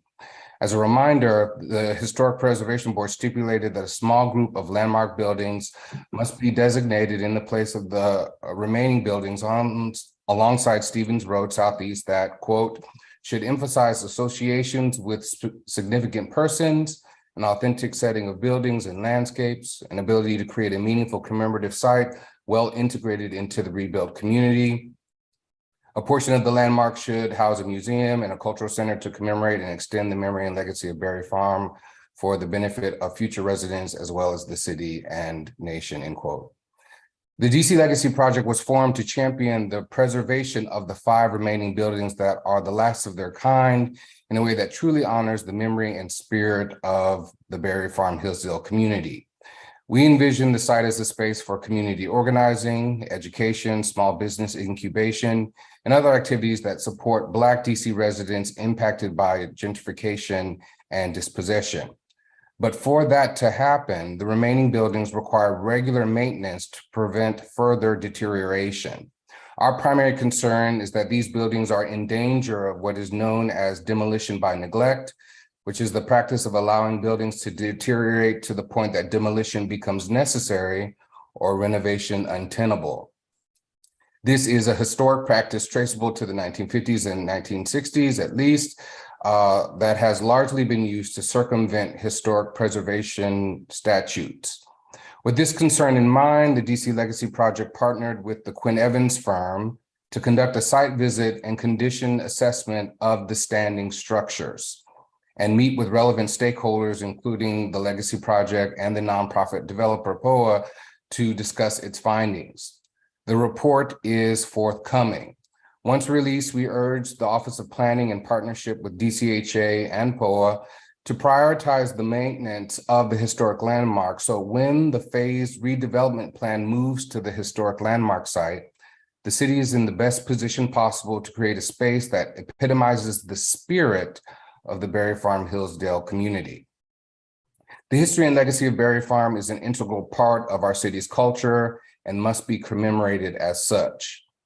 As the city continues to change at a rapid pace and welcomes new residents, we must attend to the needs of the communities on whose shoulder the city stands. Thank you, and I yield back.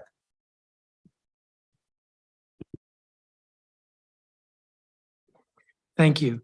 Mr. Fisher, I don't have a copy of your statement if you would provide it. Yes, I'll submit it now. Thank you. Is Deborah Ako here? Yes, I am here. I have a copy of your earlier statement. Do you have a separate statement for this? I don't have it finished, but I Okay. will submit it ASAP. All right, why don't you proceed? Okay. I just have sort of a wish list here of things for OP to consider. In their memo to the ANCs asking for support for their map amendment at 17th and U, there's a little section about affordable housing that says that increased density would give them the opportunity for additional affordable housing to be built. And it doesn't seem to consider the likelihood of this project triggering the sale of existing affordable housing. And that leads me to ask if they would consider creating a displacement tool. We have a racial equity tool, which is fantastic. I think we need a displacement tool where they would, when they propose a project like this, they analyze, they can put historical data in there, they can put property values in the area and compare it to other similar projects and see what is the risk of this project triggering the sale of surrounding affordable housing. So I would lobby for that, that they think about creating some kind of displacement tool, because what's the point of pitching new affordable housing if that project is going to put at risk existing affordable housing, like my building, which is right next to the development site and is a legacy building that could very well be put up for sale. This happened to me before, as some people know, in the West End, where a similar project triggered the sale of my building. So I think there should be some consideration about displacement risk, and I don't think that's happening. I would also like to ask OP to put social housing options in their toolbox. You know, I don't know what needs to be done to move that down the field, but I'd really like to see that. I'd also like to see more consideration for multi-level designs. I think that would work really well at 17th and U, and I hope they're considering that as a possibility. I'd like to see something where displaced residents get priority for new units to buffer the challenges of being displaced. At least they could stay in the neighborhood and at a similar rent level. And lastly, I would like to know if OP considers the current vacancy rates in their push for increased height. I read in Biz Now a couple weeks ago that DC the vacancy rate is rising and the population has flatlined since the beginning of the pandemic. So I'd like to see or know whether they take current vacancy rates into account when asking for increased height and density. Thank you for this opportunity to testify again, and I will submit my written statement. Great, thank you. Thank you. Caitlin Maury. Good morning. Morning. My name is Caitlin Maury. I am a student attorney practicing under DC Court of Appeals Rule 48. I represent the Community Economic and Equity Development Law Clinic at American University, Washington College of Law. In that capacity, I represent Empower DC. I assist Empower to ensure that DC's economic and housing efforts do not leave behind its most vulnerable and longest-term citizens. Today, I am requesting that the Office of Planning do two things. One, use disaggregated data to develop anti-displacement risk maps, make these maps available to all relevant agencies in a zoning decision, require that zoning applicants consider the maps in their applications, and publish the anti-displacement maps on the Office of Planning website. And two, that the Office of Planning prepares a text amendment formalizing the racial equity impact assessment requirement to perform the assessment before making a zoning recommendation to the Zoning Commission. The Office of Planning is responsible for the development of the comprehensive plan. I am here to address the comprehensive plan's impact on people of color in DC who are disproportionately burdened by displacement. The comp plan provides 4 guiding principles regarding racial equity, but I'm going to talk about the disaggregation of data by race and the analyzing of that data considering different impacts and outcomes by race. Since the Office of Planning is responsible for keeping and distributing the disaggregated data to the Office of Zoning and the Zoning Commission, so that they can use that data in decision-making, it is not enough that the Office of Planning merely steward the raw data and maintain it. It is important to use that data to improve racial equity in zoning and in planning. This has been done all over the country. Seattle, Boston, and New York have used similar disaggregated data to improve racial equity in zoning and planning by creating anti-displacement maps. These maps use disaggregation data such as percentage of people of color in a neighborhood, housing cost burden, proximity to transit, proximity to high income neighborhoods, potential development sites. In New York City, the Office of Planning works with the Department of Housing and creates these maps. In Seattle, the Office of Planning and Community Development creates and incorporates displacement risk and access to opportunity index maps, and they're available to the public. I will submit additional written testimony where you can see a map of Seattle, which shows concentrated areas of high displacement risk with low access to opportunity. There are areas on the map that are darker to indicate a higher risk index. In advance of DC's 2025 comprehensive plan rewrite, it is critical that the Office of Planning incorporates anti-displacement maps into the plan. DC Office of Planning has access to these resources, and we do not need to recreate the wheel regarding racial equity initiatives and planning. And I know that I'm short on time, but I would just like to finish by saying that as the Office of Planning works to increase racial equity in its decisions and recommendations, I ask that the Office of Planning create a racial equity impact analysis, AREA, for zoning applicants whose developments present a high risk for displacement. Since zoning applicants are required to comply with the latest iteration of the Zoning Commission's racial equity analysis tool, in its current form, it is self-reported qualitative responses to the tool are presented to the Office of Planning as part of a petitioner's application. And I ask that you use this information and the disaggregated data to complete AREA before submitting your own recommendation to the Zoning Commission. This is a useful independent evaluation method that can help increase racial equity in zoning and planning. That concludes my testimony, and I thank you for your time. Thank you, Ms. Maury. Debbie Hanrahan? Yes. Are you on? Yes. Yeah. Hi. Good morning. Good morning. I can hear you. Okay. Can you hear me? I can hear you. Oh, okay. First of all, Chairman Mendelson, I am so impressed with the quality of the testimony today. I mean, it begs the question of why is our city in such a mess in terms of planning and development? Because the citizens have really stepped up and presented an enormous amount of valuable information, which we obviously are not incorporating. I wanted to make a couple of points. Ellen McCarthy talked about projects having a huge impact on the neighborhood should not be totally controlled by the neighborhood's feelings.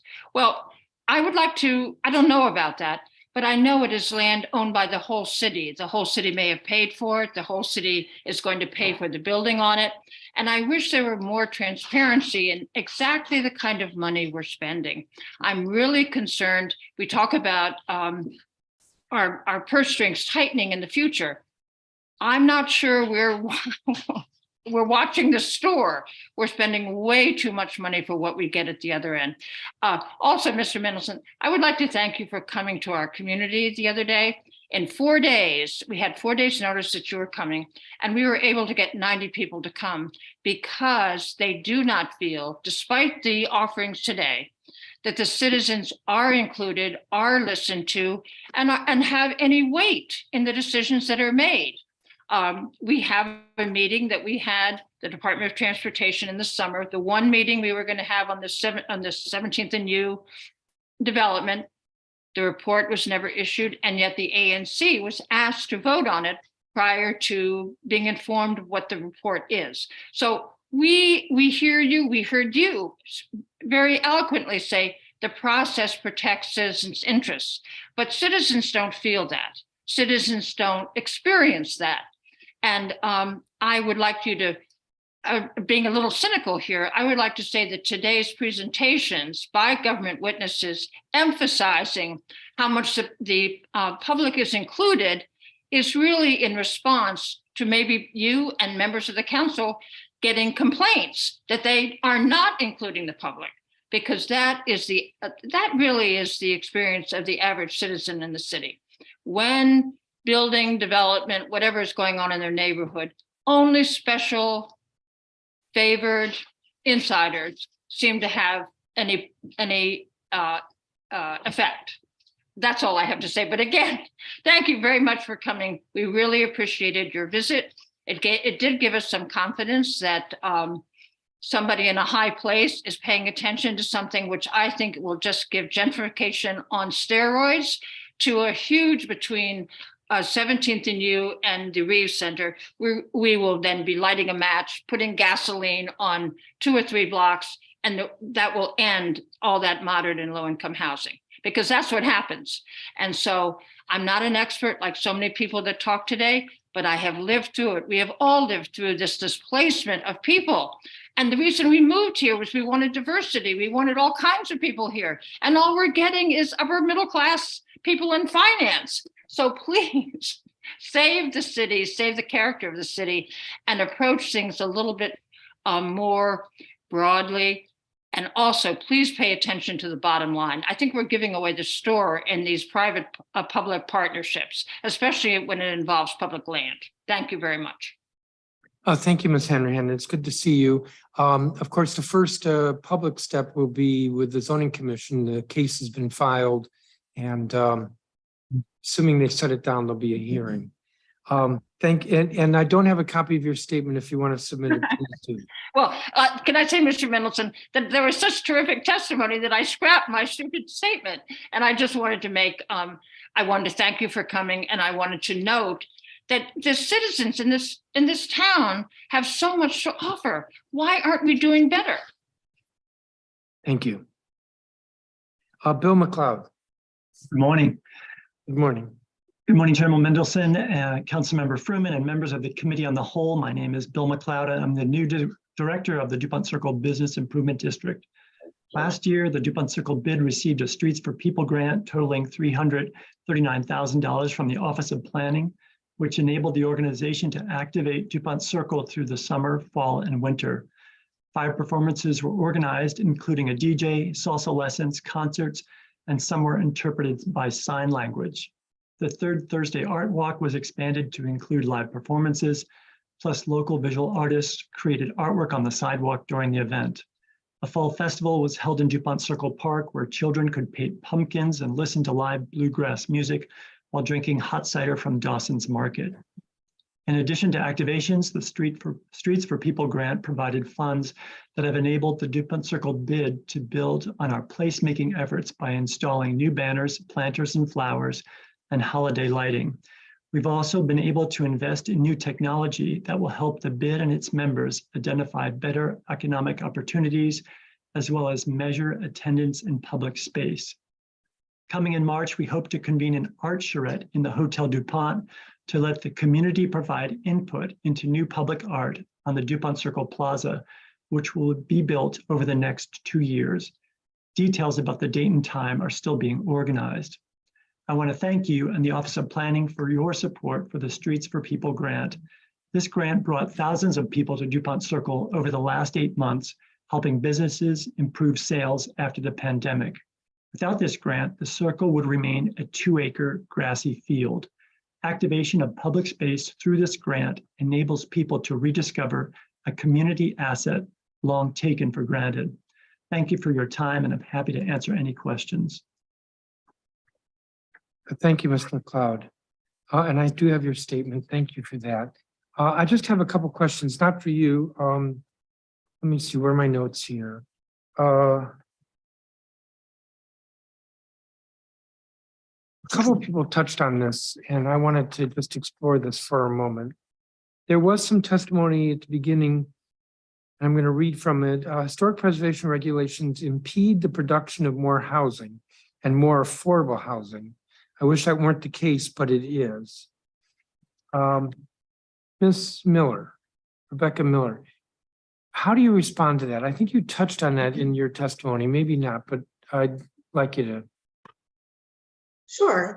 So while I don't have the numbers at the moment from the Washington, D.C. Economic Partnership, between, I believe it was 2016 and 2019, DC's historic districts and landmarks had produced 18% of the affordable units in the district. And since historic protection is about 20% of the city, it's almost in line with that. Also, because of the rent control regulations, it's buildings that are 40 or almost 50 years old at this point. Many of the properties that are rent controlled are row houses, they are apartment buildings and whatnot. So there's a tremendous amount of affordable housing that is already in historic buildings. There is concern from our understanding about development in historic districts and compatibility that sometimes maybe a floor is lost or something like that when it comes to development, because the regulations are looking for compatibility of new construction within these historic districts.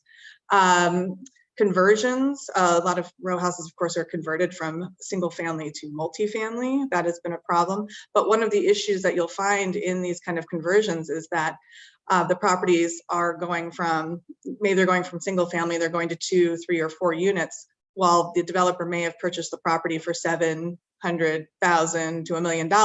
They're then selling the new units for $700,000 to $1 million individually. So you're talking about a tremendous profit in that capacity. So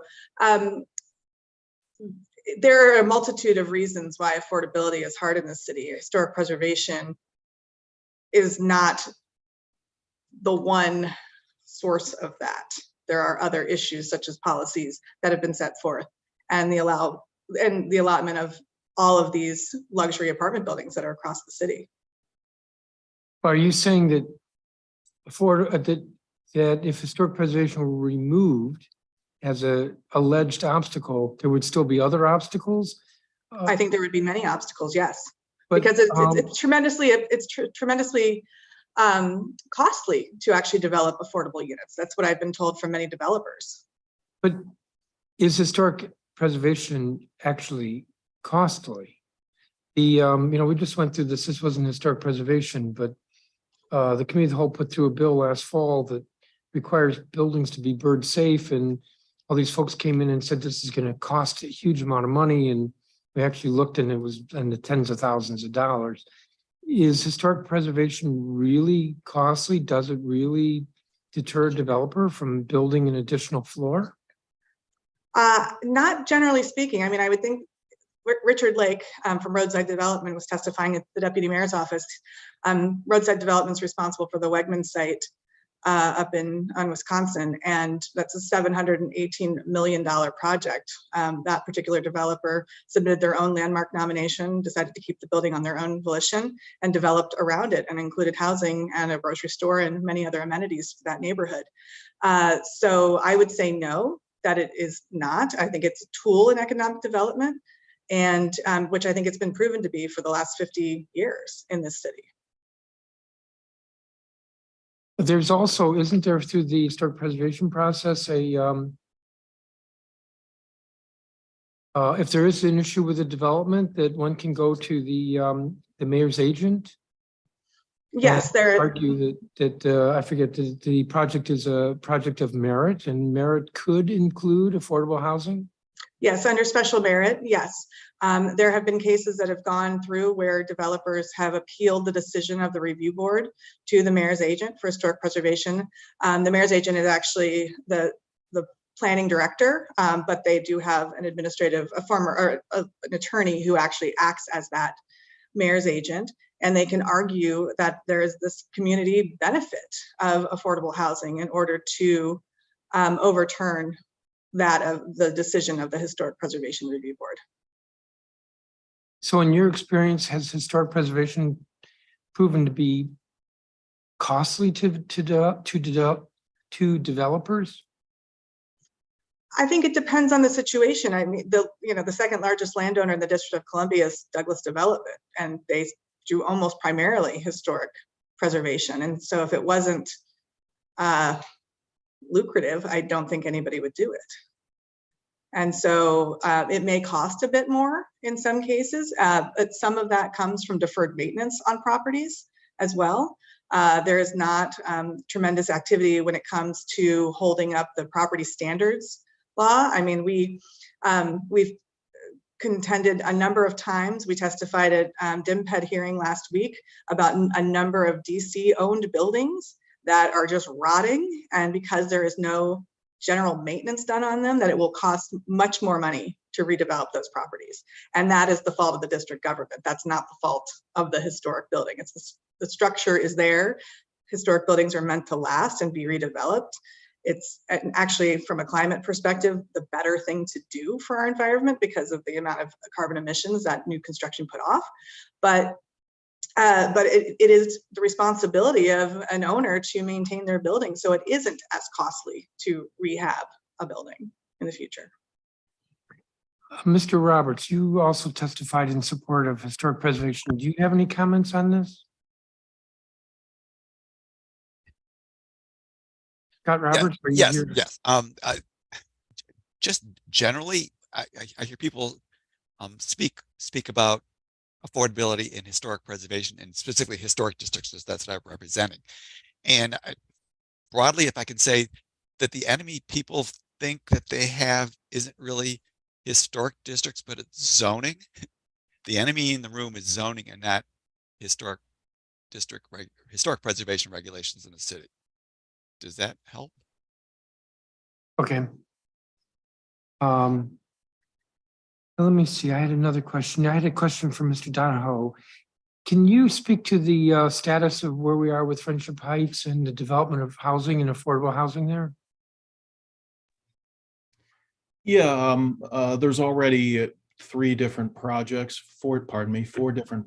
with varying degrees of affordability that have been announced or in some stage of moving towards construction. Those vary from 8% IZ in some of those buildings up to a project that Councilman Fruman stewarded, which is a largely affordable project paired with a senior's home.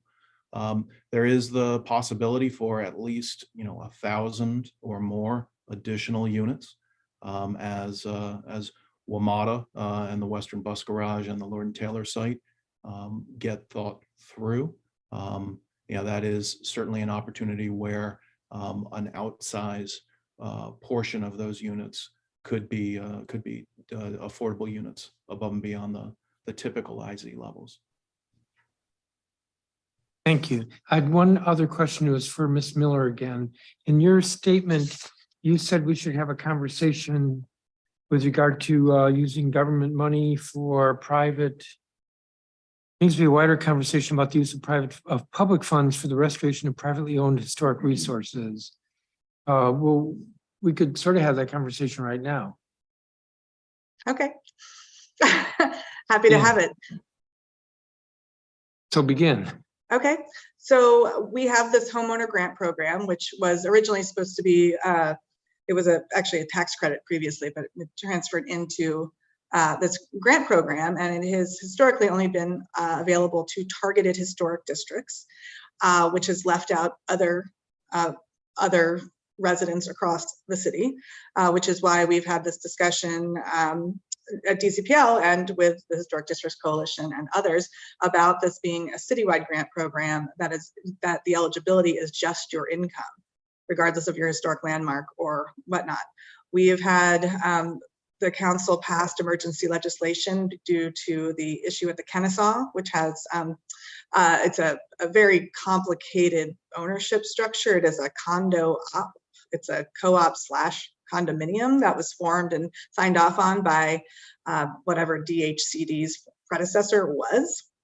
And so the way that the program is set up, it doesn't necessarily allow for the easy use on such a property of the homeowner grant program because of the essentially the lien that gets put on or the covenant, I should say, not a lien, that gets put on the property so that you can't make additional changes or undo the changes that you received funds for from the DC government within a 10-year period.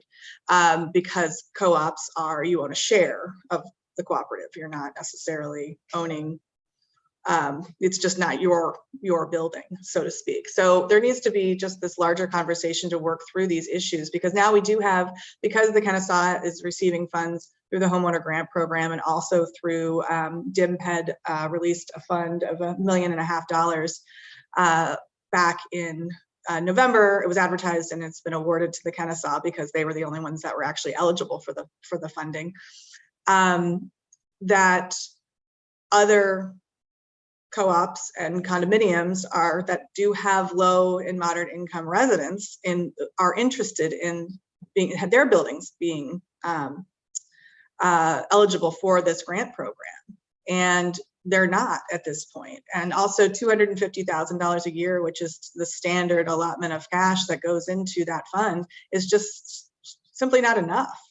Because I mean, that ability gives out, you know, maybe 10 grants a year. There should be a dedicated funding source. There should be a dedicated staff member that works on this particular grant fund. And it could be as simple as a, you know, portion of the transfer tax, the real estate transfer tax, or something like that. But it just needs to be kind of rethought through, and that's something that DCPL is working on to present to the council as an option. And also, we have talked to the Historic Preservation Office about this, and not to speak for David Maloney, the State Historic Preservation Officer, but they're in agreement that there needs to be this program needs to be looked at. If DCPL is working on a proposal, when would we see that? Potentially in the next few months. Or within the next month? We can certainly try to get that to you within the next month, yes. Well, I'm just thinking that it might be something that is germane to the budget and the Budget Support Act. Agreed, yes. All right, thank you. Yes, we will make every effort to get you something within the next month. Thank you. We've been joined by Councilmember Fruman. I've been just going on and on because I was here all by my lonesome, but now I have company. Mr. Fruman, do you have any questions? Just a couple of questions. Thank you, Chairman Mendelson. For Ellen McCarthy, if Ellen is still here, I'm watching to see if you come back, Ellen. I believe I'm here. Wonderful. So I'm here. Can you hear me? Yeah, I can hear you. So thank you for your testimony, Ellen.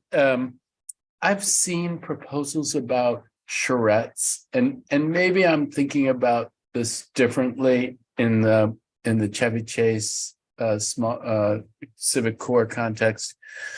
When you're talking about charrettes, are you talking about just demonstrations of massing, or are you talking about people from the community coming together and trying to design the building? Because I will be candid with you. I've been wary about the idea of a committee trying to design a building, some of whom are not architects or landscape architects, or and in the Civic Corps context, this is going to be an incredibly complicated building with a library with very technical needs, with a rec center with very technical needs. And so I have been skeptical of the idea of a convening that was intended to be designed by non-professionals, as opposed to spelling out of criteria, which then would be responded to by professionals who were responding to an RFP. But maybe I've been misconstruing what you're talking about when you talk about charrettes. So can you explain to me what you envision that charrette process in that context to be? Thanks for the opportunity to explain. I definitely would not say that it is to do detailed design.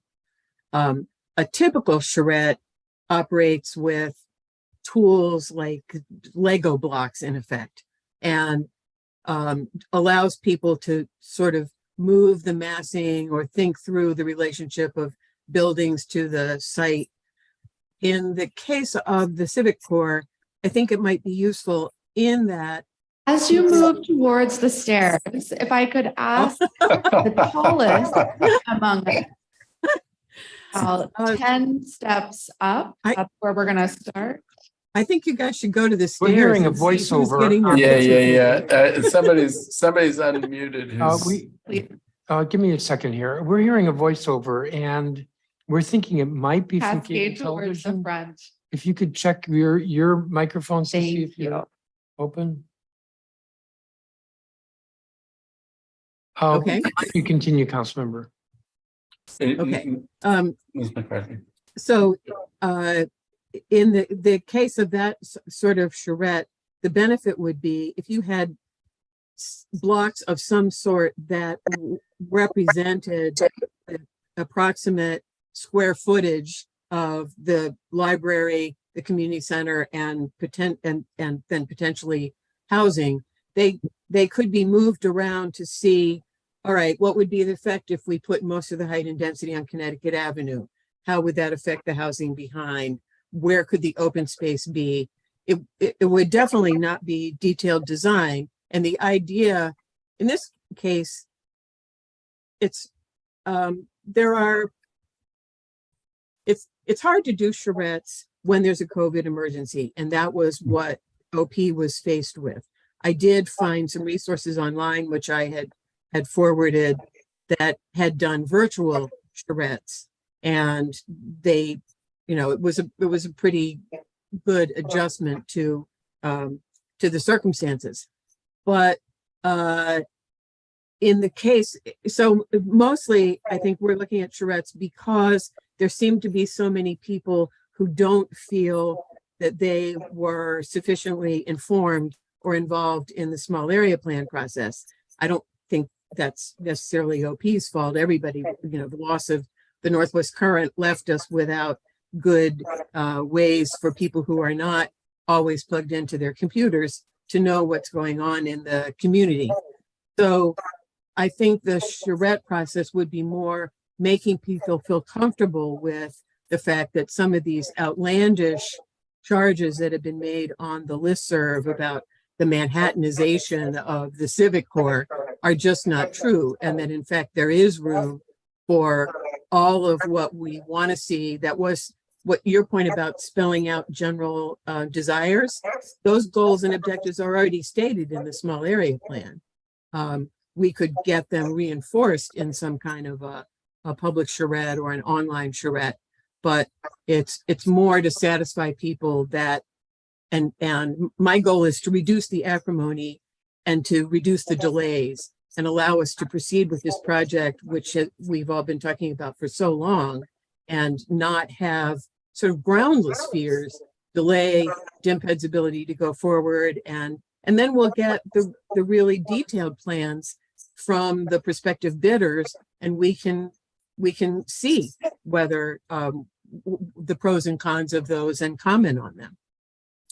I would also note that in DMPED's RFP for the 17th and UV site, they have included relevant sections of the comp plan and other planning documents as guidance to the bidders.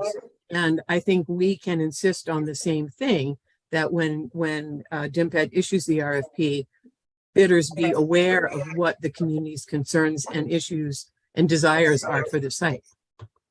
Okay, so that's very helpful. So, and I have been misinterpreting to some extent the calls for a charrette, which are more about education and less about design, is how I am thinking about it now after this conversation. All right, well, that's very helpful. I want to stay within my time, so I'm going to turn just very briefly to Jad Donahoe. I want to thank all of the witnesses who have testified. Jad, the Friendship Heights Alliance project is, as you know, I believe is a very important one. I was going to tell you, but I then got a press release from your organization that we have submitted legislation in support of the bid formation on the DC side today, and very much look forward to supporting your work. The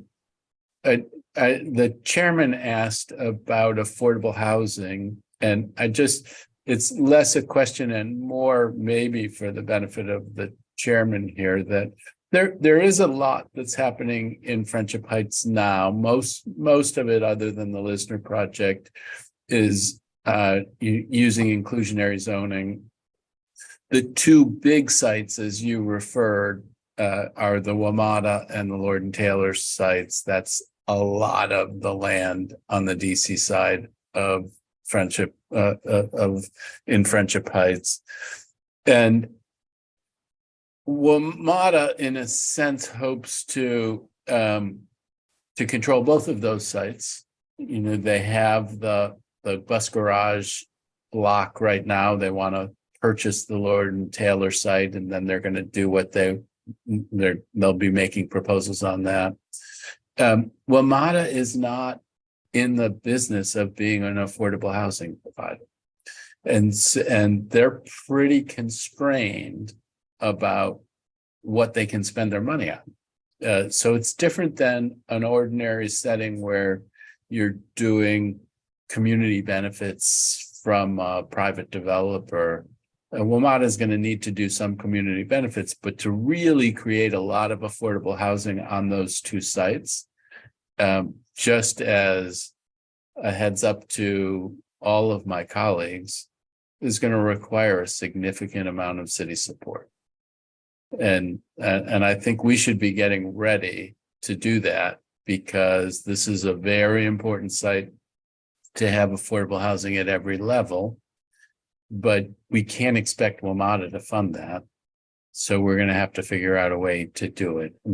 Are you seeing that? Now I'll just turn it into a question and give you a chance to go off on it. But do you see that in the same way, Mr. Donahoe? Well, first, thank you, council member, and we appreciate the work you're doing in Friendship Heights, and the coordination we've had with your chief of staff, Lee Catherine, in moving forward with creating a business improvement district on the DC side of the line. And then, of course, as soon as next week, creating a complementary urban district on the Montgomery County side with your colleague across the line, Councilmember Friedson. Yeah, to take a crack at your question, we have about 800 units spread across 3 projects, not including the Lisner project that you helped shepherd into being. And of those, those range from about 8% to about 15.2% inclusionary zoning. That does not, frankly, that does not heal the wounds, and it does not repair the damage of decisions made and decisions not made in the past with regard to the provision of affordable housing. Those 2 large sites that you referenced, the Lord and Taylor site, the current Western Bus Garage site, are, if you will, spoken for. Those are the 2 real opportunities to sort of tip the balance. But to do so, in conjunction with WMATA on either of those properties is gonna, require an innovative approach that isn't necessarily just a market-driven approach, which best case is getting you that 8 to 15% kind of number, which in itself doesn't solve the problem. And finally, there's essentially almost 0 units of rental affordable in structured buildings right now along the Wisconsin Avenue corridor on the DC side, but there's more than a dozen buildings on the Maryland side, which are really work together. There's a little bit of naturally affordable housing within those buildings, but there's a bare minimum a couple dozen units out of thousands of units which have some sort of long-term affordability restrictions on them. So the need is very clear, and as you know, it's a high opportunity area that needs that rebalancing. Thank you very much. Really appreciate it.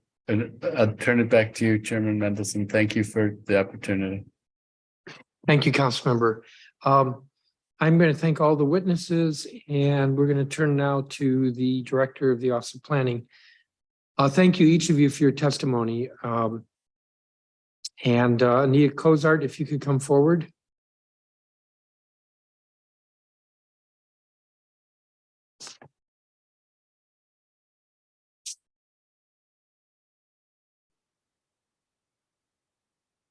I see you. Good afternoon. I hear you. Why don't you begin when you're ready? All right, I am ready. Good afternoon, Chairman Mendelson, Councilmember Fruman, and staff of the Committee of the Whole. My name is Anita Cozart. I'm the Director of the DC Office of Planning. I'm pleased to be here on behalf of Mayor Muriel Bowser to share with the committee the activities and accomplishments of the Office of Planning during fiscal year 22 and the first quarter of fiscal year 23. Mayor Bowser's fiscal year 22 budget made investments that supported our efforts to deliver on the district priorities, to provide district residents a fair shot opportunity. To this end, our FY22 strategic goals have focused on implementing the policies and land use changes in the 2021 comprehensive plan through our place-based planning efforts. Second, accelerating land use and zoning activities that advance Mayor Bowser's goal of 36,000 new housing units and 12,000 affordable new units by 2025. Third, supporting efforts to reimagine and reinvigorate downtown. I look forward to sharing today about the significant progress OP has made towards these goals in fiscal year 22 and our plans for fiscal year 23. In FY22, OP launched, conducted, or completed 8 place-based planning efforts to implement the updated policies in the 2021 comp plan. Between July 2022 and February 2023, Council approved 3 small area plans that OP developed with community partners from Chevy Chase, Congress Heights, and Pennsylvania Avenue East. Each of these small area plans advances housing goals and supports equity and resilience through recommendations that are tailored to neighborhood needs. In summer 2022, OP launched 2 additional planning efforts in Rock Creek West to apply the land use designations established in the 2021 comp plan. The Connecticut Avenue Development Guidelines examine how building and public space design can support additional market rate and affordable housing in the Woodley Park and Cleveland Park historic districts. The Wisconsin Avenue Development Framework will recommend zoning that can yield additional housing in the high opportunity mixed-use corridor at key sites around the Friendship Heights and Townleytown metro stations. Throughout 2022, both planning efforts have engaged community stakeholders through walking tours, surveys, and design workshops. Public review drafts of both of these plans will be released this spring. In fall 22, OP began working with community stakeholders to develop the New York Avenue Northeast Vision Framework, which guides the transition of this corridor from almost exclusively production, distribution, and repair use to a mixed-use area with housing, civic space, and other community amenities. Through a series of walking tours and a community planning day, OP launched the Ivy City Small Area Plan, which will consider how future growth and development of New York Avenue will impact this existing neighborhood with an emphasis on housing, health, resilience, urban design, mobility, and connectivity. In parallel with these 2 planning efforts, OP has begun work on a citywide PDR land use report that will evaluate market forces, explore trade-offs, and assess new approaches for addressing existing and future needs for PDR land in the district, much of which is concentrated along New York Avenue. Lastly, in January 2023, OP began work on the Nanny Helen Burroughs Corridor Small Area Plan in Deanwood. The small area plan will focus on urban design strategies for opportunity sites that have new land use designations in the updated future land use map in the 2021 comp plan, and public realm improvements to enhance the pedestrian experience. We also expect it to include an updated retail strategy for commercial nodes along the corridor. Since the release of Mayor Bowser's housing goals in 2019, moving the district closer to 36,000 new housing units and 12,000 affordable units by 2025 has been a central focus of OP's work. A key component of this work is evaluation of applications to the Zoning Commission, which has been steadily increasing. In the 18 months since the enactment of the 2021 comp plan, the number of plan unit development and map amendment applications to the Zoning Commission have tripled compared to the previous 18 months. OP has also been developing racial equity assessments as part of case report development and reviewing all applications to the Zoning Commission with a racial equity lens. OP continues to advance updates to the zoning regulations to support market rate and affordable housing production.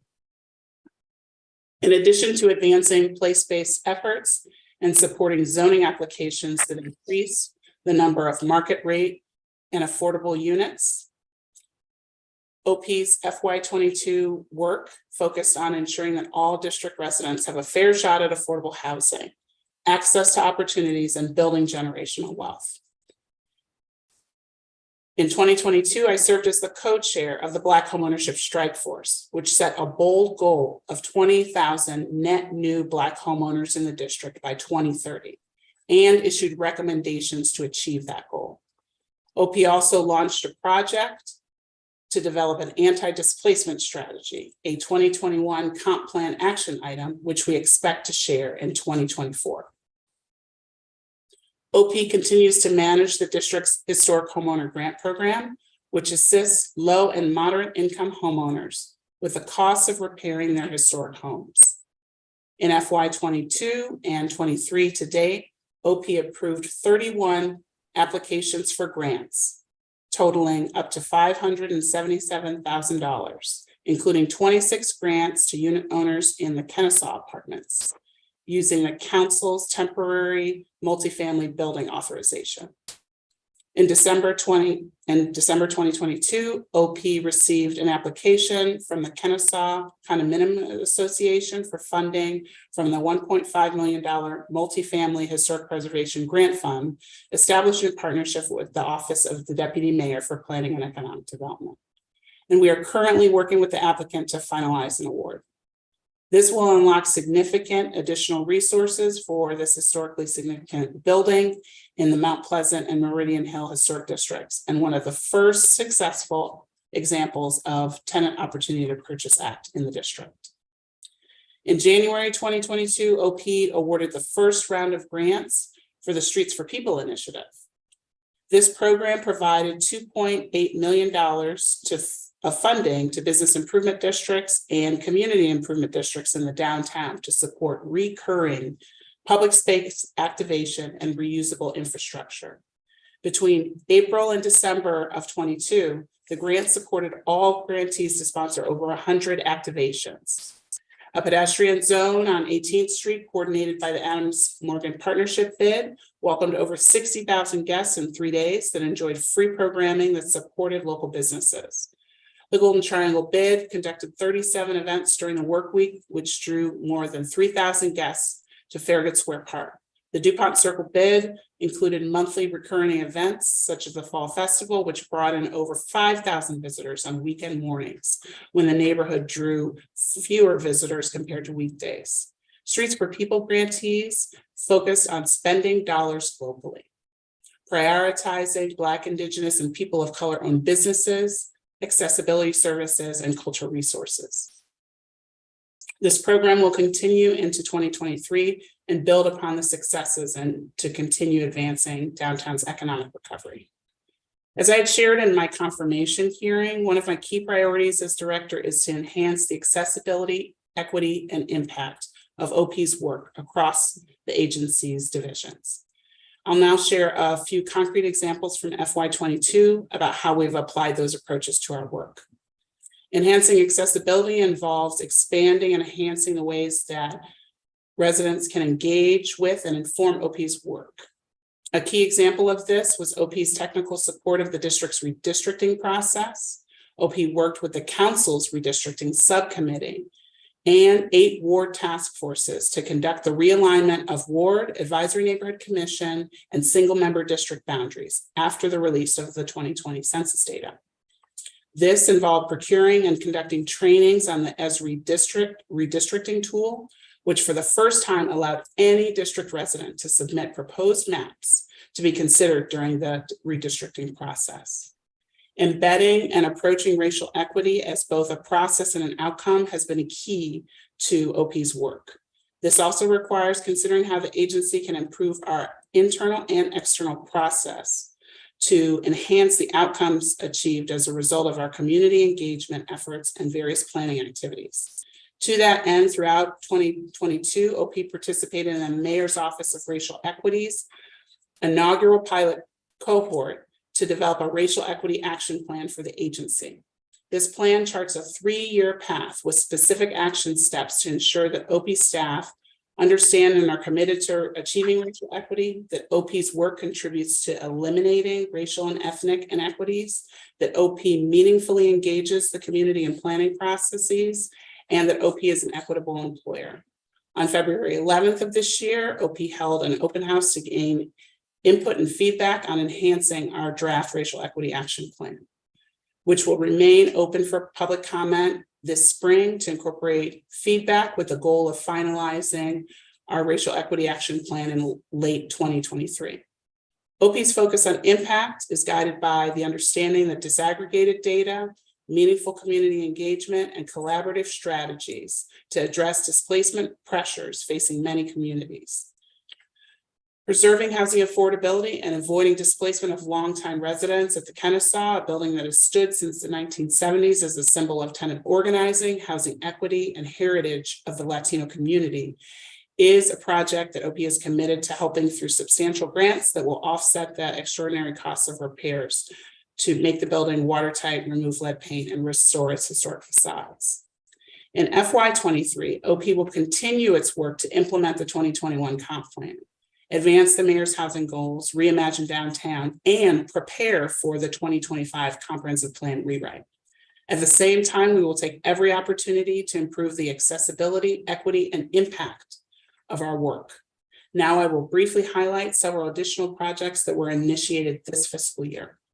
In the coming months, OP will launch 2 additional place-based planning efforts that are part of the 2021 comp plan future planning analysis areas. First, a public life study for Foggy Bottom and West End will identify needed transportation improvements and explore access to public space in the neighborhood. Second, a forward-looking and aspirational vision for the North Capitol Crossroads will chart a path to eliminate obsolete highway infrastructure at the intersection of Irving Street Northwest and replace it with a vibrant civic center that advances district priorities for housing affordability, environmental sustainability, economic development, and job creation, as well as racial equity. A key component in rethinking the district's public space is ensuring that the culture and history of these spaces represents the district's population. To that end, in FY23, OP launched the first year of the Commemorative Works Technical Assistance Program. Through this, we've partnered with the Commission on Arts and Humanities and Main Street organizations located in wards 5, 4, 7, and 8 to identify commemorative subjects, locations for commemorative works, and to develop a concept design for a commemorative work in their ward. Concept design will be submitted and reviewed by the Commemorative Works Committee in the fall of 2023. This program helps to advance the goals established in the Diverse Washingtonians Act, specifically to highlight the lives and contributions of Black Washingtonians and other people of color. In addition to advancing commemorative works, OP will launch a new series of community heritage guides as part of an updated version of the Historic Preservation Office's Ward Heritage Guides that will focus on the district's historical development, historic properties, and other sites in Black and people of color communities. Additionally, OP will launch a downtown public realm plan that will create a vision and strategy to transform downtown streets, alleyways, and sidewalks into vibrant and active public realm that will attract workers, residents, visitors, and catalyze economic recovery, as well as support local business development. OP has been working with agency partners, including the District Department of Transportation, the Office of the Deputy Mayor for Planning and Economic Development, as well as the Downtown and Golden Triangle Business Improvement Districts and other stakeholders to build on the momentum of ongoing efforts to enhance downtown public spaces. Finally, OP will be focused on and supporting the mayor, advancing the mayor's comeback plan with a particular emphasis of the goal on the goals of adding 15,000 residents to the downtown population, eliminating key amenity gaps across all neighborhoods, and increasing access to opportunity for all residents. In conclusion, FY22 was a productive year for OP. I want to take a moment to thank our staff who've been critical to this agency's success. I also want to thank the residents who have engaged with with OP on our various planning efforts. And for residents who are interested in learning more about our work, please visit us at planning.dc.gov or give us a call at 202-442-7600.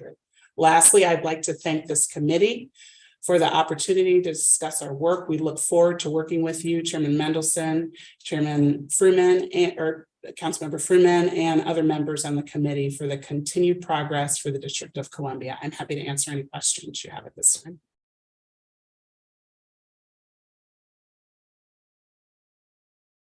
Thank you, Director Cozart. Put me on a 10-minute clock because we will have at least one round with council members.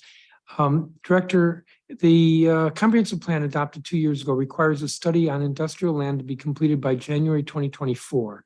Is the Office planning on track to complete this study on time? Yes. In response to the pre-hearing questions that we sent you, question 39, you provided all planning currently underway in connection with the comprehensive plan. In last year's answer to this question, sometimes we repeat the questions, and then we can compare one year to the next. You listed under each or for each a completion date and then a quarter that you expected to submit the plan to the council. This year, you only listed the completion date. Are we to assume that the expected completion date is the same as the quarter in which you expect to submit it to the council? I believe that something like the Wisconsin Avenue Development Framework is not something that gets submitted to the council, but something like the Ivy City Small Area Plan would be submitted to the council. So is the expected completion date the same quarter that it will be submitted to the council? Yes, that's correct.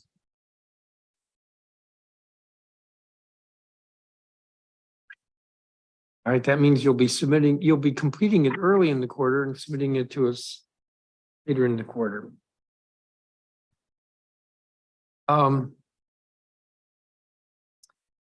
We asked you question 15 about MOUs, and in the answer, again, question 15, it was listed an MOU with DEMPED to, quote, support a grant to a multifamily building, unquote.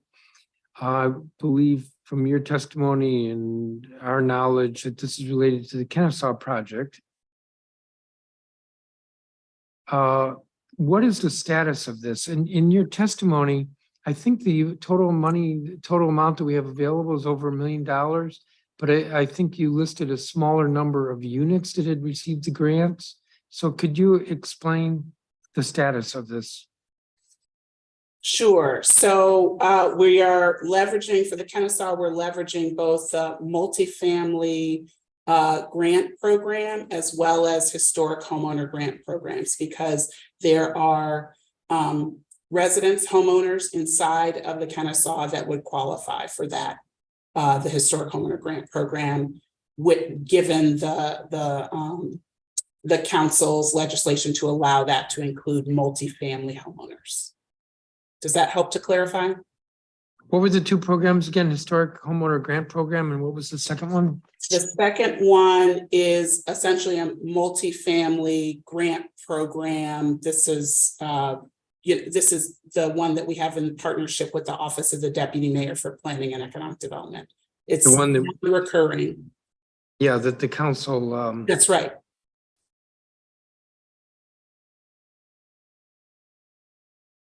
Okay, I can't see where it was in your statement, but it's Let's see if I can find it. It wasn't all of the units. I think it's on page 4. OP approved 31 grants. No, that's for the total, including 26 grants to unit owners in the Kennesaw apartments. 26 is not the total number of units. So that's correct. That's the total number of units in the apartments, and there were applications that we received outside for the historic homeowner grant program that were not for the Kennesaw.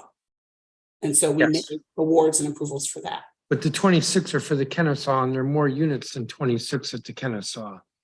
That's correct. That's based on eligibility and people submitting applications and documentation related to that. So are we going to see balconies falling off, or do we think gotten ahead of the problem there at the Kennesaw? So what we're trying to do right now is make sure that we have all of the documentation that's needed to approve the $1.5 million grant application so that work can begin as soon as possible. Our anticipation is that we'll be able to get that documentation and make those final approvals in the next 1 to 2 months. I'm not being clear what I'm asking. So 26 units is not all of the building, but all of the building has an issue with, I believe it's the balconies. There might be some other exterior treatments that are at risk. So do we have the entire building taken care of, or are we still like struggling with this piecemeal?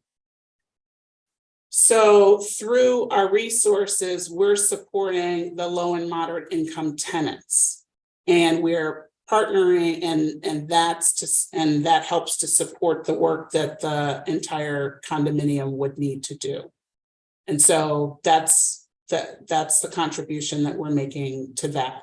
To our knowledge, based on the conversations that we've had with the representatives there, this is going to be go a very long way towards helping to make the restorations that are necessary. Okay, I think that's what I was looking for. It will go the distance. Yes. Coupled with private resources at the building. That's correct. Rebecca Miller in her testimony commented, and I think you might have heard me ask her about this. I'm looking at her statement. Extension of the program this past year to a single co-op condominium building with well-publicized external maintenance issues, the Kennesaw has prompted the owners of other multifamily historic properties to ask for equal treatment. There needs to be a wider conversation about the use of public funds for the restoration of privately owned historic resources. I said to her, well, let's have the conversation. So what's your contribution to the conversation? So our contribution is that we would be delighted to see Ms. Miller's proposal around that, and that we're also doing as quickly as we can, while we're also trying to administer the program, also have some carve out some time to think about what's next, because certainly we do have experience and lessons learned that we would like to apply to a new iteration of the program.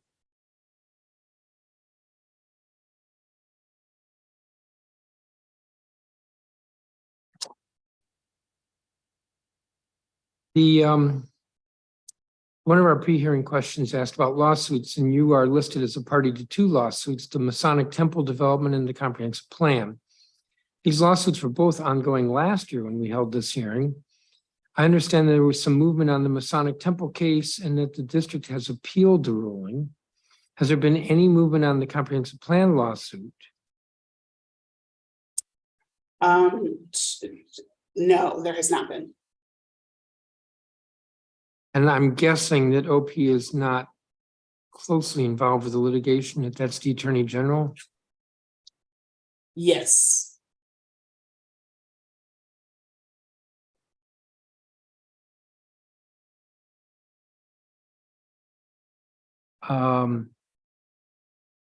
Anything else that you could say with regard to the lawsuits and their implications on your work? So I think for the comprehensive plan one, we are proceeding to implement the comprehensive plan. We're confident that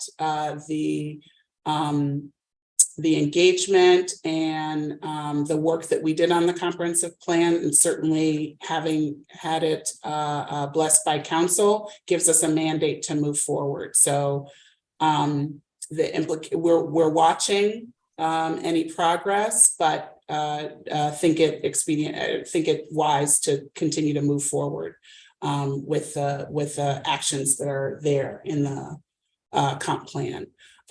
Similarly, we're watching the outcome of the Masonic Temple and whatever comes from what the courts have to say about that, we'll continue to take the steps that are recommended by the court.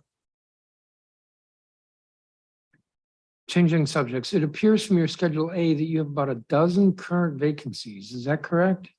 That is correct. That is correct. Which is about 15%, which seems on the high end. Is there something going on here?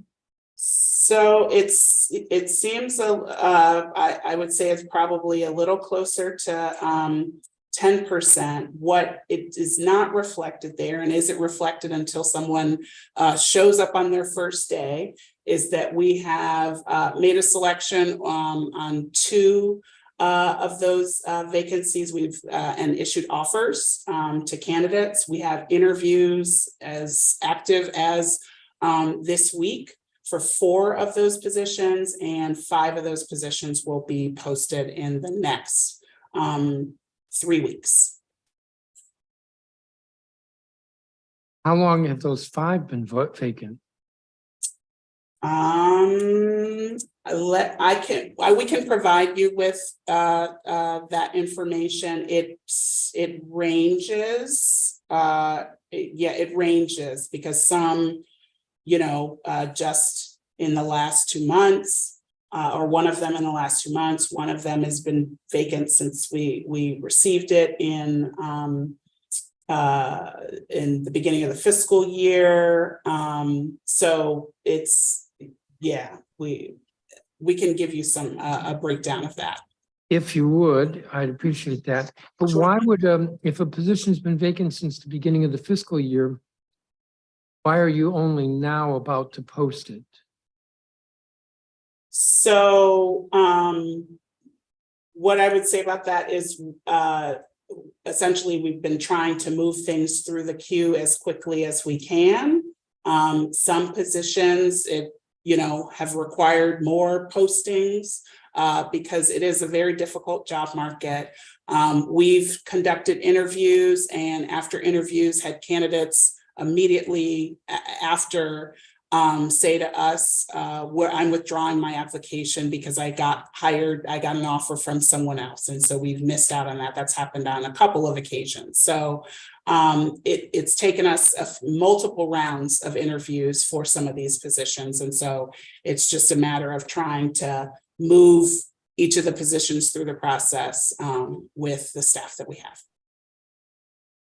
So you said there are offers to 2, interviews with 4, 5 to be posted. That adds up to 11. That's the number of vacancies? Yes. Okay, and you'll provide some more information about that. We will. I have a few more questions, but I'm going to turn to Councilmember Fruman.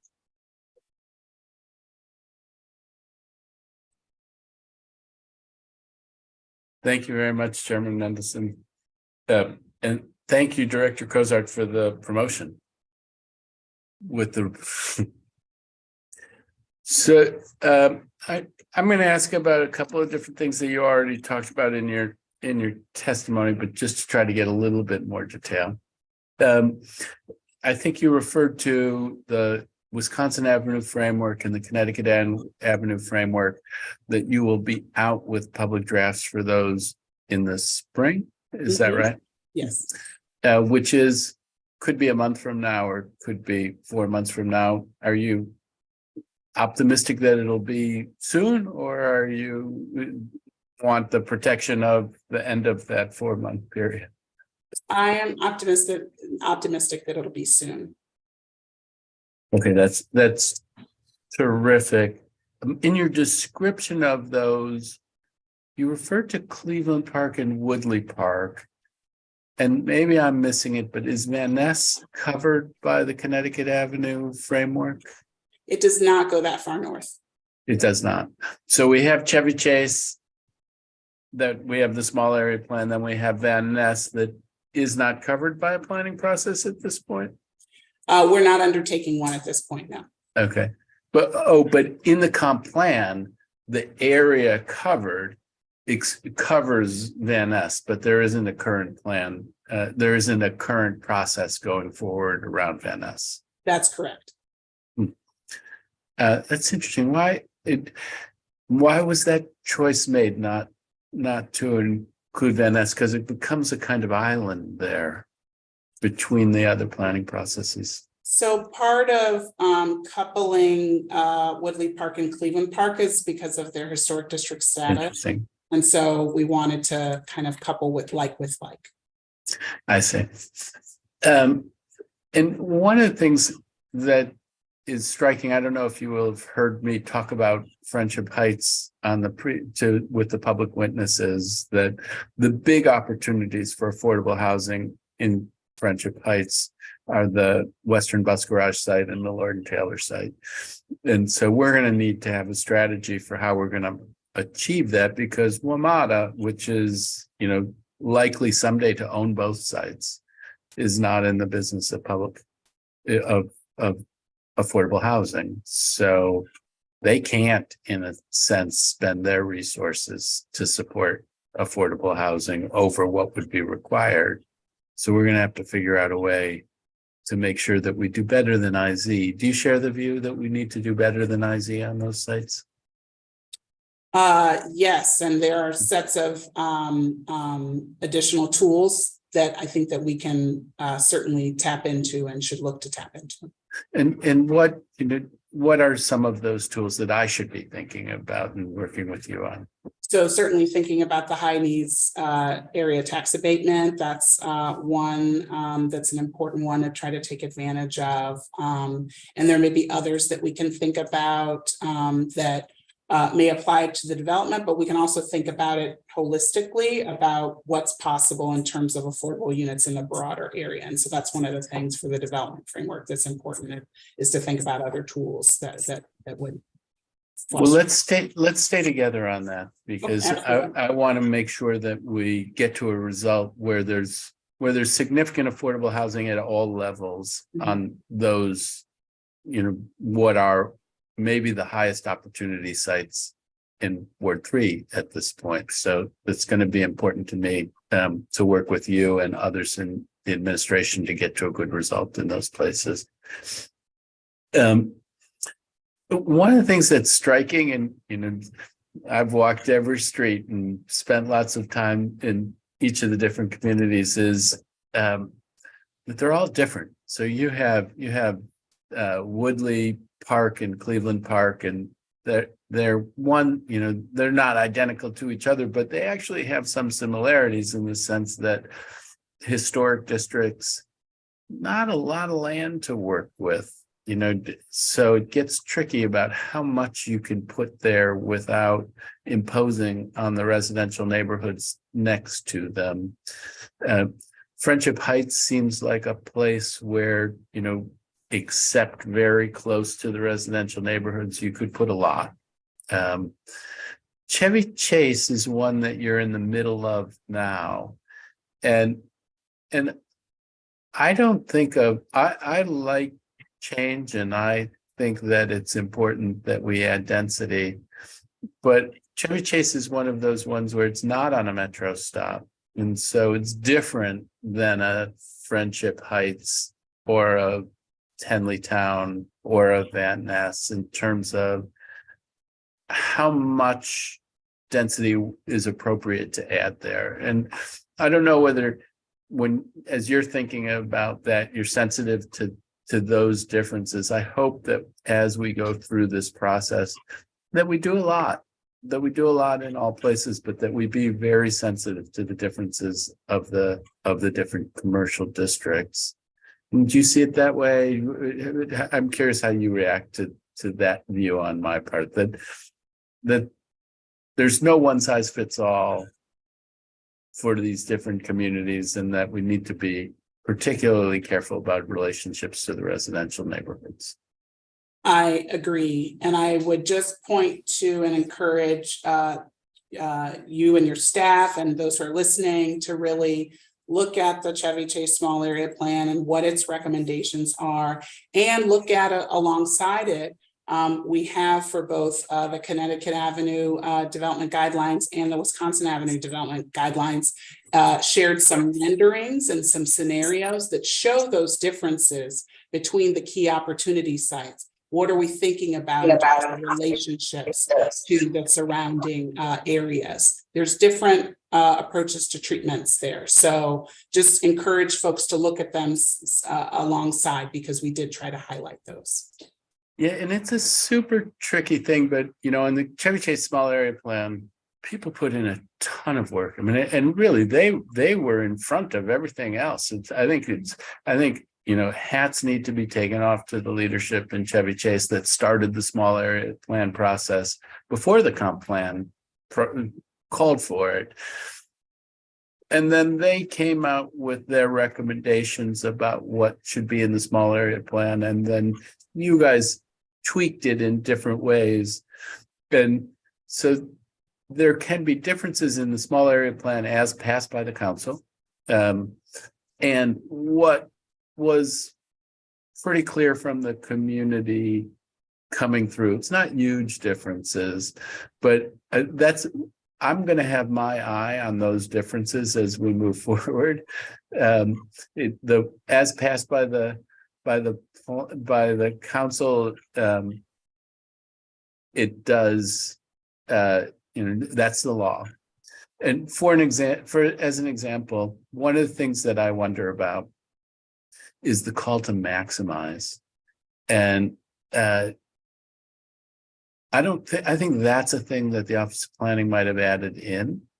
And when I think about the Chevy Chase Civic Court as an example, there's a ton of things that we need to do that are all in that Small Area Plan related to transitions to the neighborhood, buffers, preserving enough green space, and then having the library and the rec center and adding housing. And what does maximize mean in that context with all of those different factors? I want to be careful. I want to build something that is very significant at that Chevy Chase, but overshoot. And I want to be careful that we not overshoot. So that's not so much of a question, but I'm watching this process and really want to make it succeed, but also want to be very careful not to overshoot. I guess I'd invite you to react to that. My reaction is that we'd be delighted to continue to work with you and your staff to that. All right. Last thing in a different subject. The Black Home Ownership Initiative, I just think is a really, really important one. It's a tricky one legally given, but I'm curious what you see as the key recommendations and what you see as the key recommendations that we can put to work in Ward 3, because it's very important. I have made it a priority to try to encourage African Americans to live in Ward 3. We have a history of expulsion and then segregation, and I think we have an obligation, and everyone benefits when we're living in diverse communities. So we want to change that. But how can this program help us? So there's a few things that have been recently announced, particularly for existing Black homeowners who need help as it relates to kind of estate planning and thinking about how to pass on their home and their wealth to the next generation. We have existing programs and newly launched programs at the district that could be helpful. So making sure to get the word out about those so that folks can take advantage of that. That's important. I think the other key piece around that is making sure that we have more housing supply that is built at a level that's affordable, given that Black households in the district just have less income overall than their white counterparts. The other piece that's really important is making sure that folks are able to take advantage of things like the home ownership or the home purchase assistance program, which is now up to $202,000 of assistance, which opens up certainly or opens up more opportunities than previously in area that you represent. I'm happy to kind of organize a more formal conversation to talk about the nuts and bolts, certainly with our other housing partners that are key to the Black home ownership strike force recommendations. Well, I appreciate that. I have one more question, Mr. Chairman Mendelson. If you want me to go, I can go, or I can wait. Okay, thanks, Al. One of the things that you talked about was promoting quality amenities in all of our different communities, which I think is a really important thing. And for me, the thing that jumps off the page around that is schools. And there's two sides to that, to the schools issue in your world. One is in Ward 3, where we have, overcrowded schools. What does that mean for planning? And what role does your office play in that? And then elsewhere, where people do not have as much confidence in their neighborhood school, which is very important to the success of a community, what role do you play in the advocacy for not just that we need a supermarket here, but we also need to be investing in our neighborhood matter of right schools that are linked to the community as part of ensuring quality amenities in every part of the city? So in terms of the latter, I would say there's not really a formal role for the Office of Planning in the duties that we carry out related to what happens with those neighborhood schools that where folks don't feel quite as confident. Certainly, what we can do in terms of making sure that there are other aspects of making every community a community of opportunity around retail, around other civic spaces and public space, and the quality of that, we will make contributions to that, certainly. As it relates to understanding what's happening with a given school, really, especially around capacity and facility planning. Our role there is to really provide through our the functions that we have as a state data center, really collecting and understanding population trends, shifts in population trends that may impact near time and long time next steps as it relates to facility planning. So it's really that kind of technical role that we have there, which is relevant to the decision making of the Deputy Mayor for Education. And we're actively sharing that information with them to make sure that their plans are well-informed and most robust. Well-informed, certainly, as it comes to population forecasts. Yeah, so I hear you on that, and I sort of expected that it's sort of not your lane in many ways, but I would submit that maybe the most important thing for families when they're thinking about living in the district or living in a neighborhood in the district is their confidence in the schools, and so that it really does affect your work and your voice at the table around schools issues could make a lot of sense. It's not part of your mandate today, but I think that it's worth thinking about the interplay of the things that you're doing and where the schools are at and how they can reinforce each other. I'd just add to your plate with that as a thing to think about and for a follow-up conversation. So thank you very much. Sure. Thank you, Councilmember. I have several more questions. Director Kozar, there are currently 4 vacancies on the Historic Preservation Review Board. One of the, I said 4 vacancies. There are 4 seats, 3 of which I believe are vacant, and 1 of which is occupied by Mr. Horsey. Mr. Horsey is serving, but he is nearing the end of his holdover period. My understanding is that he was in the process of reappointment, but that MOTA, Mayor's Office of Talent and Acquisitions, or appointments, has gone silent. Do you know what may be going on with filling out the board's membership, given that it is barely at a quorum? I don't have information on what you said that MOTA has gone silent, but I'm happy to follow up with MOTA about that.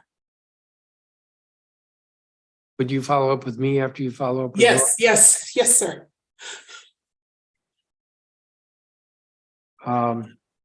My understanding is that Mr. Horsey is well regarded and he is an architect, and losing him because of the end of the holdover period would put the board at exactly a quorum. Nobody could be absent.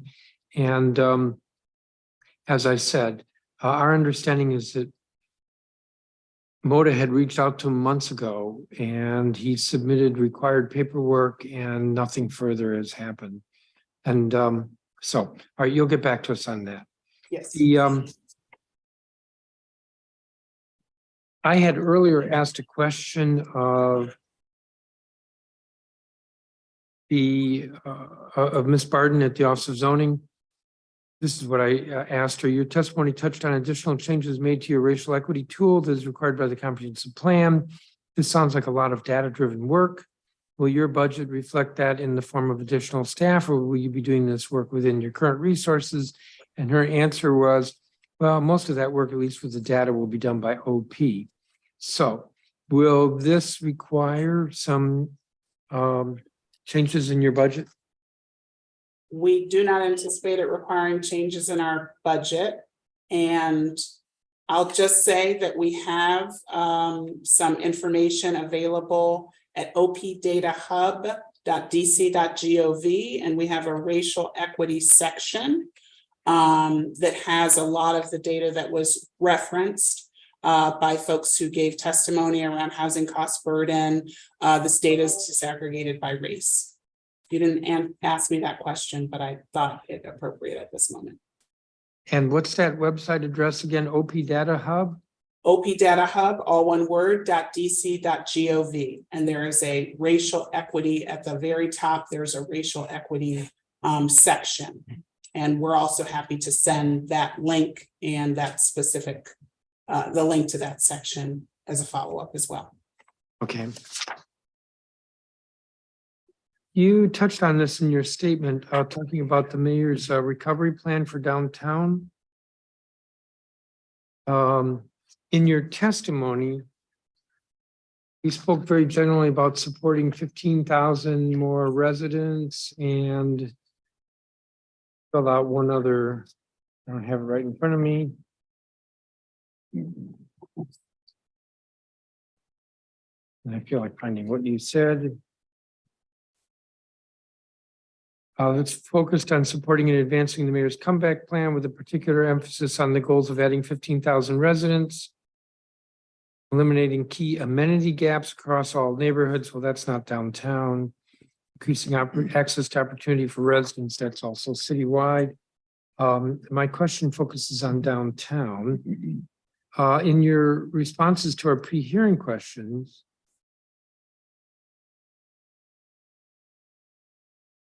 I'm not sure you spoke to this, but one of the mayor's expressed priorities is to tweak the Hyde Act. Is he also planning actively doing any planning work relating to the Hyde Act? We are working to understand what are some of the kind of economic conditions, market economic conditions of downtown, understanding what are the urban design character of downtown, and in particular, and also trying to understand kind of the desires related to kind of public space. Is it relates to sidewalks, streets, and alleys, and how that functions? And so it's really kind of some urban design analysis. There's also, and that incorporates historic preservation and view sheds, et cetera. And then also looking at the pieces around kind of market economics, just to understand what's happening with our downtown and what that might mean in terms of what we can expect in as it relates to opportunities to expand and get to that goal of additional development downtown and additional 15,000 residents. Well, when you say additional development downtown, are you speaking of development other than residential? There could be development other than residential, because certainly the land use allows for it, but in many ways, what we're looking at is ability to bring additional residents downtown. Additional residents. Well, I ask because non-residential development, why do we need more non-residential development right now downtown? There's a high vacancy rate in office. There's a vacancy rate in retail. So I would think that the comeback plan ought not to be looking at non-residential development. Do you agree? I agree. The focus is not, I guess I just wanted to clarify that it's not putting some kind of moratorium on non-residential development. Obviously, the focus of that work is around bringing additional residential development.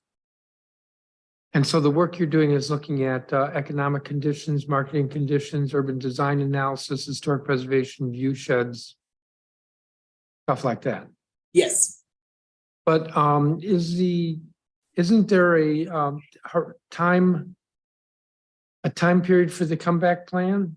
And by that, I mean something like next 2 to 3 years? The comeback plan duration is 5 years. So 2028 is our year goal. Okay. And as a practical matter, is development possible downtown in 5 years? There is some development that's certainly possible, and some, office to residential conversion that's already underway, broken ground, that kind of thing that can be realized. Certainly the 5-year kind of one reference point for the 5-year time horizon is that is the time horizon that the Federal Economic Development Agency kind of puts on a comprehensive economic development strategy, of which the comeback plan is. So it's not intended to say, if we don't get it by 2028, we're not going for it.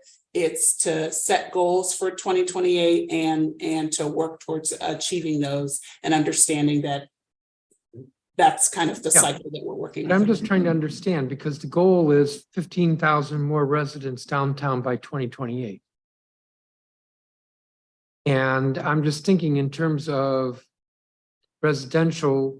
When I said development, I wasn't thinking of office to residential conversion. I was thinking of tearing down a building and building a new one. There's not a whole lot of undeveloped space downtown, if we're talking about downtown, and I think we're talking about downtown, right? There's not a whole lot of undeveloped space. So the only way that you would get residential would be either conversion, which I guess is a form of development, but I don't really think of that as development, or you'd have to tear down a building and build a new one. That's do correct. I have Yes, the whole agreed. universe there? Agreed. Okay, and I'm not quite getting how you could, as part of the comeback plan, to get 15,000 units, and this isn't something you said, I'm sort of arguing with something that hasn't been said here. I'm not getting how within 5 years we could tear down, find a developer, find an investor, a developer, a development plan, tear down a building, get the zoning approvals and build a new building all within 5 years. It just doesn't seem practical to me. Agree? I would say that the district, we're committed to putting as many incentives, and both trying to figure out, are there ways that we can streamline some of the processes? You raised this in the discussion with the Office of Zoning, exploring some ways to kind of shorten some of the timelines that property owners are experiencing as it relates to the review process. And so certainly that's a part of it. A 5-year time horizon is aggressive. And something aggressive. that yes, yes, I would say it's aggressive, but that's, I think, what is expected given the challenge that we face around the vacancies, the key points that you raised around the vacancies, and what we've been hearing from stakeholders downtown is that they want something to be bold and trying to really bring us to the comeback that we're looking for. Well, I would probably use the word impossible rather than aggressive if we're talking about new development. Even the conversions are going to be difficult because a lot of buildings, the floor plate doesn't lend itself to residential, but that's a different issue. But to attract investors, to get the zoning approvals, to have a development plan. A development plan comes before the zoning approvals, to actually build it. And because I just have some impatience with this, to talk about doing this in the context of amending the Height Act, which is going to require Congress. And I think stop one is going to be NCPC, and I don't see them favoring it. It's just impossible to do that within 5 years. And I think this is counterproductive talk to suggest that the Height Act is the culprit here, or that the Height Act needs to be changed. My intent wasn't to give a little speech, but I'm just not seeing in 5 years, in a 5-year plan, that development is a viable strategy.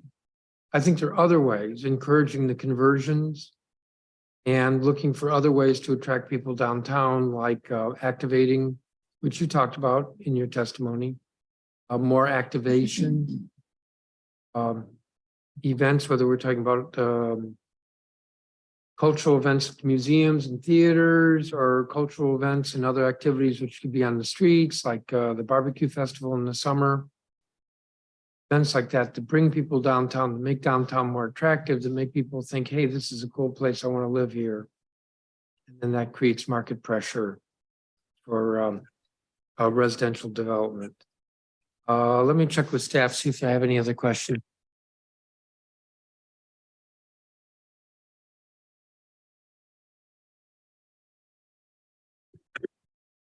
I don't have any other questions for you. You're going to get back on filling the vacancies, and you can get back on the filling the vacancies in your staff, and separately what you can find out about filling the vacancies on the Historic Preservation Review Board. Yes, and I'll also send the link to the Open Data Hub. Yes, and we will see you, I believe, on March 28th. Yes. When we all find out what do you know what your budget is for next year? I'm excited about the conversations we'll have about the budget. Okay, that's what I figured. Thank you very much. Thank you. We're going to turn now to the Department of Buildings.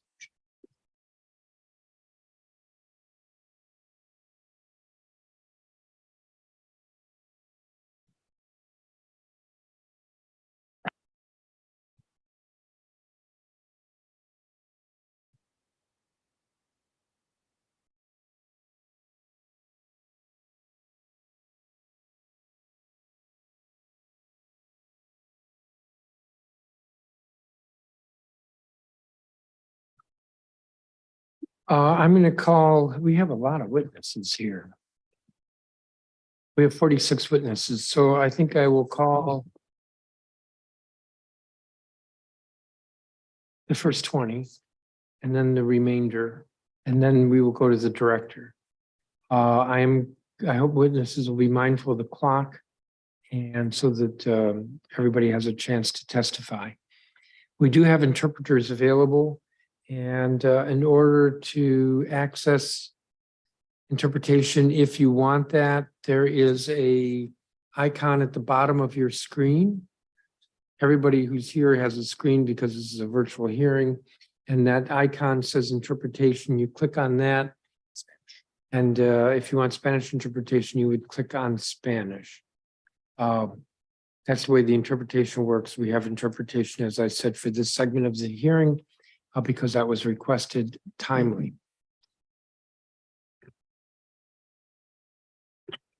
So I'm going to call the first 20 witnesses. Kathy Zeisel, who's Director of Special Legal Projects at the Children's Law Center. Alicia Dantzler, who's with AFSCME Local 2743. Abel Amendi, I apologize if I mispronounced your name.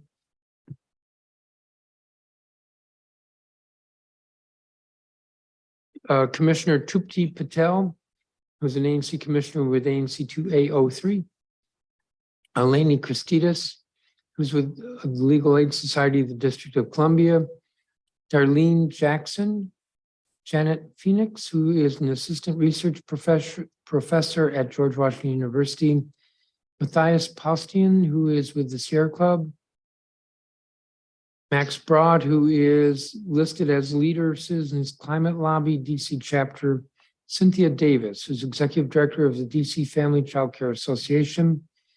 Teresa Aspinwall, who's executive director of the Multicultural Spanish Speaking Providers Association. Irma Sewell Morales, who's owner of Little Blessings Child Development Home. Maria Paola Miranda, who is former owner of the Washington Family Child Development Home. Julia Ruiz, who is former owner of Child Development Home. Vanessa Bertelli, who is listed as a public witness. Margaret Stevens, ANC Commissioner, ANC 1C05. Doug Siglin, who is the DC coordinator with Chesapeake Climate Action Network. Rebecca Miller, who's with the DC Preservation League, and David Maloff.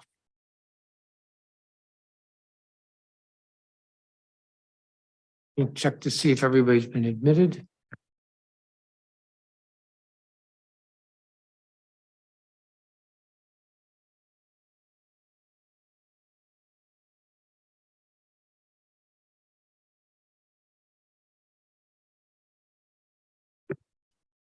So folks log on, get into the waiting room, and then they get a message to click to enter the hearing room.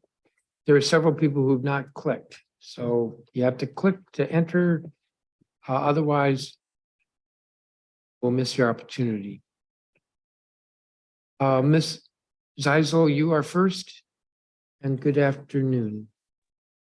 Good afternoon. My name is Kathy Zeiza. I am the Director of Special Legal Projects at Children's Law Center and a resident of the district, testifying today on behalf of Children's Law Center. Our more than 100 staff work with DC children and families, community partners, and pro bono attorneys towards a future where every child can grow up with a strong foundation of family, health, and education, and live in a world free from poverty, trauma, racism, and other forms of oppression. I'm not going to share a bunch of stories like we often do. Instead, I'm going to focus on the concerns we have about the lack of culture change and plan change at the agency. So far, DOB is largely the same personnel and policies moved from DCRA under the same logo, and we ask the council to help with oversight and work on that change that's needed. If KPIs are what the agency uses to hold themselves accountable, then DOB's failure to expand their KPIs to acknowledge their new, more focused roles is extremely discouraging. The single new KPI used for abatement is written in a way that is hard to interpret and hold the agency accountable. And in my written testimony, I provide some suggestions for areas where DCRA struggled and DOB really should have KPIs to hold themselves accountable and see if they're improving healthy housing. In establishing the agency, the council provided funding for 29 new inspectors. The agency's already reprogrammed one of those positions to an HR role.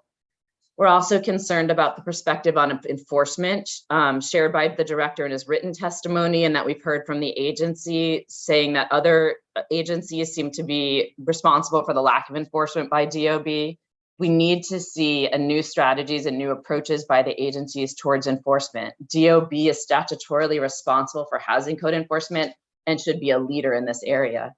Instead, what we see from the agency's new dashboard is that DOB and DCRA before it has only collected $317,000 of the $66 million in fines assessed in FY 2021 and 22. And there's no information on whether any liens have been placed available on the dashboard. Proactive inspections should be a core part of the strategy as well. We don't see any changes that have been proposed or made there. We urge the council to pass the Proactive Inspection Program Act of 2022, and we look forward to working with you to improve that bill even further. I also want to draw your attention to concerning data around the lack of abatements obtained by DOB in their current housing code process and the lack of any changes to that process. In FY 23 so far, there's been 2,900 inspections with 620 abatements. Considering that most repairs are supposed to be within 30 days and the abatement data is largely self-reported abatement verified through photographs, that's a concerning rate of abatement and should have led the agency to revisit their procedures, but it didn't. We asked the council to call for more and better enforcement to ensure that DOB is the leader in healthy housing, healthy and safe housing in this city, and that it coordinates with the other agencies doing healthy housing work. Thank you. Thank you, Ms. Seidel. Felicia Dantzler. Yes. Good afternoon, Chairman Mendelson and committee members. My name is Felicia Dantzler, President of ASME Local 2743, and I represent over 90 members at DLCP.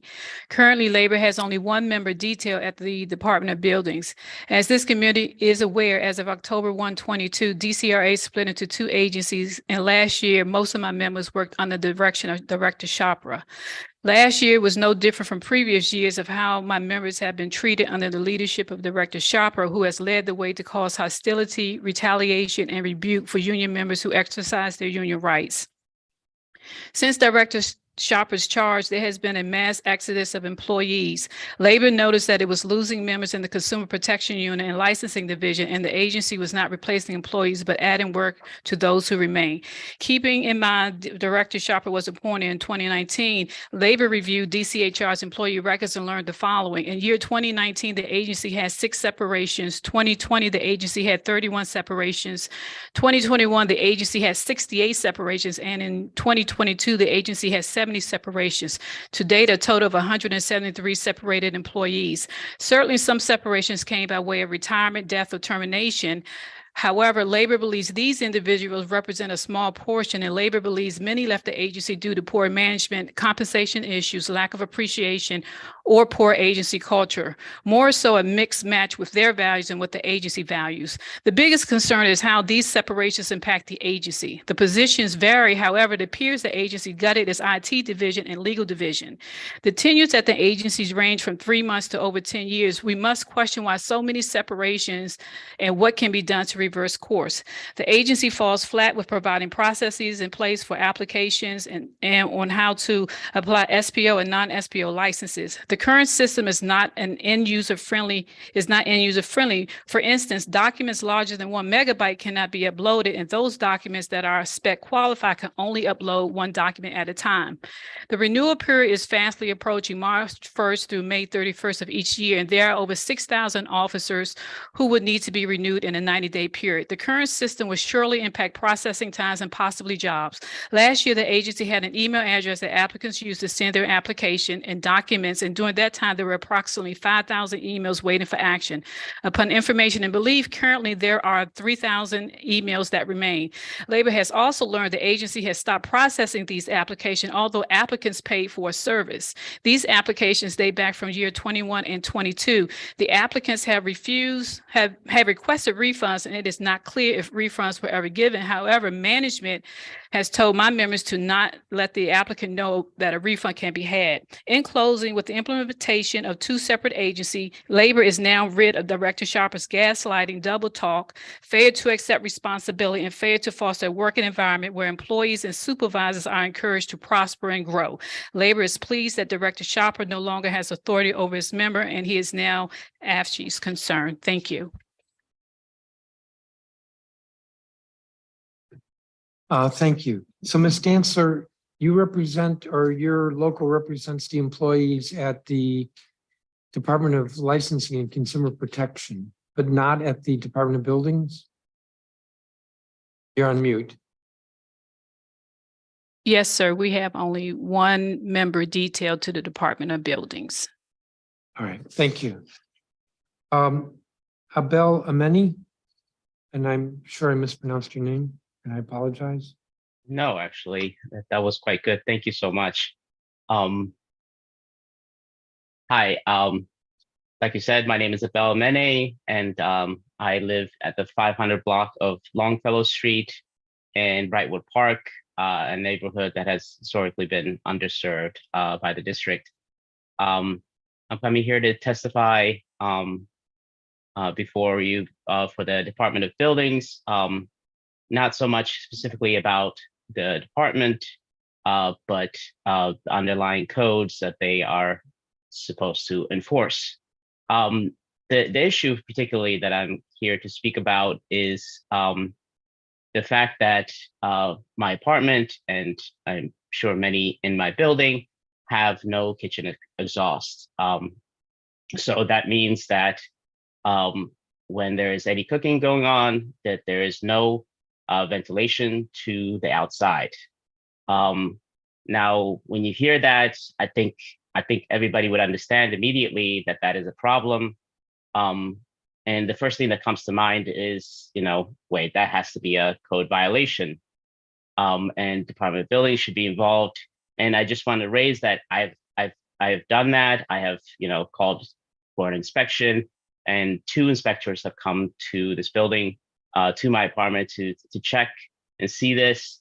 And both have informed me that it is perfectly within our code for such kitchens in a very small spaces where the kitchen is theoretically within small spaces, that the code doesn't call for this to have kitchen exhaust. And I mean, I am not an expert on this, but I think most people will understand this is unsafe.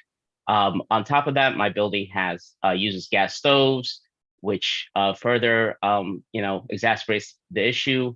Buildings around the region have been blowing up, and lack of ventilation is part of that, and the toxicity from all of this is also involved.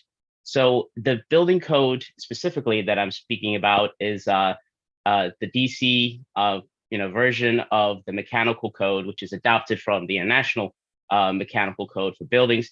Specifically, section 505.1 has a subsection, a paragraph 1, which is an exception to that, which allows for an exception for a ductless, meaning no exhaust to the outside. So a hood system that basically takes the air in and then pushes it back out into the interior of the building, into the interior of the apartment.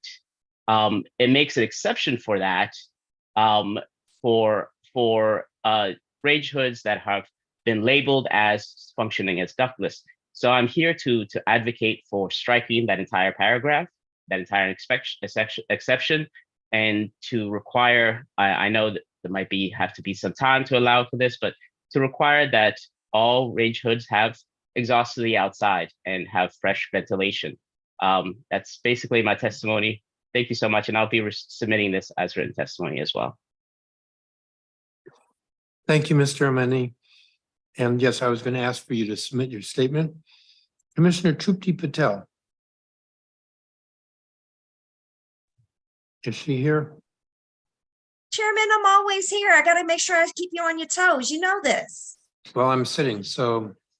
All right. Well, pleasure to see you, Chairman, as always. Likewise. Happy New Year. I haven't seen you this year yet, so I hope to see you in person one of these days so I can actually properly wish you. But good afternoon, Chairperson Mendelson. I appreciate you holding this oversight hearing so that may enter these comments into the permanent record. A third-term ANC commissioner that represents 2A03. For the duration of my entire tenure, there have been numerous issues plaguing ANC 2A03, such as vacant and blighted properties, illegal construction, and illegal weed dispensary. Residents of 2A03, along with myself, are incredibly frustrated by the lack of urgency by the former Department of Consumer Regulatory Affairs, DCRA, which has now been broken up. I'm hoping that the Department of Buildings can address these issues. I can hope. Nearly 3 years later, we're still dealing with it. The same multi-unit building that is Circle Arms has also had multiple 311 requests entered in by numerous residents about illegal construction. Somehow that fell through the cracks and the building once again was able to get away with bad behavior. However, just a few months ago in 2022, the DC Office of the Attorney General won the largest settlement against Darrow Management in US history. With all of these numerous violations, how come DC agencies are failing to act? I have residents who feel more and more angry with DC government due to the lack of response and urgency to the legitimate concerns of safety that have been flagged in the last few years. I'm really hoping that it won't take an act of violence that results in the loss of life for a DC agency and the DC Council to act. There is a bit of bright news, as I used to have 2 vacant and blighted properties on the same block. It's now down to 1. Hooray for small victories. The one remaining property, 2505 I Street, is still the one that manages to really get under the skin of my neighbors. At this point, the owner is gaming the system and absolutely counts on the fact that the fines are dissolved/waived due to age and economic status. A dangerous gas leak reported by neighbors to the fire department prevented a great tragedy. Yet, to the frustration of surrounding neighbors, there is still no traction on this issue. Neighbors have consistently pleaded with the homeowners to maintain the property for health and safety reasons, and it continues to fall on deaf ears. Another property that is not being kept up to maintenance wise is 920 Snows Court and is better known as Nash Staple. At one point, the fire department put out a notice and surrounding residents are expressing concern over the rate of deterioration of the structure. The issues I'm amplifying have impacted my neighbors' quality of life for many years. They're understandably frustrated by the process, the rules and regulations that DOB must follow. I'm hoping that my testimony will be able to get some traction and progress for neighbors having to deal with this for so many years. Thank you for the opportunity to testify. I'm glad to answer any questions that you have. And just Chairman, I just really want to say thank you for your advocacy and leadership on vacant and blighted properties and for just listening to the residents of 2A03. They do believe you have your back. They are asking that you please continue to have their back. There is very serious anger and frustration. Snows Court is, facing a possibility of their property, undergoing severe damage just due to the lack of oversight from various agencies. They're begging. I have a neighbor who's watching his foundation sink into the ground. And I am just really worried that this entire area, that is the historic district, it's a segment of the historic district, is going to literally cave into the ground. So that is the reason why I'm here before you today. So anything you can do to help us, we would really appreciate it. Please let me know what I can do. I'm more than happy to continue to testify, send whatever resolutions you need me to send. It is all there. I will be following up and sending all of these comments in writing. So thank you again, Chairman. Thank you, Commissioner. Snows Court, is that a vacant building? No, sir. It's an alley where there's about 20 dwellings that reside there. So there are homeowners there, and all of these homeowners have experienced sewage backing up into their homes. Many of their homes are starting to have their foundations sink into the ground because the ground, apparently when DC Water had come in a few years ago, when they had changed the pipes, they didn't do something right. So now there is literally water under the cement, and it's causing all of the foundations of their homes to start sinking. And these issues have become deeply pervasive. We've put in a major budget request. Councilwoman Pinto is taking this directly to the mayor. It is going to be a multi-agency project. DOB is going to be one of those agencies that is going to be tasked. Okay. And you will submit your statement in writing. Absolutely. And there is actually an ANC resolution to follow up with this testimony as well. It was approved by NC2A at its last meeting earlier this month. Okay, thank you. You're welcome, sir. The next witness is Eleni Christidis. Thank you. Good afternoon, Chairman Mendelson, council members, and staff. My name is Eleni Christidis. I'm a Ward 1 resident and a senior staff attorney in the Housing Law Unit at Legal Aid DC. 2 years ago, the council overrode a mayoral veto to break up a dysfunctional agency, DCRA, and create the new Department of Buildings. The council recognized that when something is so broken that it can't be fixed, you need to start fresh. Yet DOB's actions suggest that it is merely DCRA by another name. So far, DOB has failed to timely deliver its strategic enforcement plan, failed to hire all 29 new housing inspectors funded in fiscal year 2023, and done nothing to improve its processes around housing code enforcement. Tenants living in unsafe and unhealthy housing cannot wait for DOB to change on its own. The council must finish the work it started when it created DOB and ensure that it succeeds where DCRA failed. The council must appoint new agency leadership and increase its oversight in the areas of violation abatement, strategic enforcement, and tenant accessibility. First, DOB needs clear and consistent measures to show that it's actually improving living conditions for residents through the abatement of violations. DOB is not using its new dashboard to publicize abatement data, and its oversight responses indicate a violation abatement rate of just 20% of violations cited in fiscal year 2022. It's also possible this measure is not a true reflection of conditions on the ground, as DOB accepts landlord submitted photos and invoices as proof of abatement without requiring reinspection or auditing of those cases. In our experience, these types of proof are not reliable. DOB needs to be much more transparent about what counts as an abated violation and how it determines a violation is abated. Second, DOB must deliver its strategic enforcement plan, regularly report enforcement data, and tell us how it plans to collect millions of dollars in unpaid NOI fines. DOB must explain how it will work with DLCP to suspend or revoke business licenses of serious or repeat violators. DOB could also add a new tool to its enforcement arsenal by working with the Rental Accommodations Division within DHCD to stop landlords from increasing rents on rent-controlled properties where there are no known unresolved NOIs. Third, DOB must include tenants in its enforcement strategy and make itself more accessible to tenants in general. DOB's business process and technology needs assessment should create ways to notify tenants of enforcement steps after an inspection finds violations, including the opportunity for tenants to give evidence at an OAH hearing. DOB needs to make its technology systems, like its phone and online forms, accessible to limited English proficient tenants.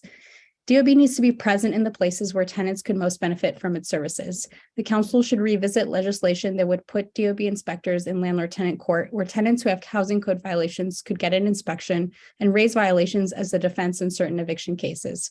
DOB should also deploy ward and neighborhood-specific enforcement teams to rebuild trust and credibility with the public and more proactively prevent the loss of affordable housing due to landlord neglect. I hope the council will not waste this hard-fought opportunity to create an agency that all tenants need and deserve. Thank you, and I'm happy to take questions.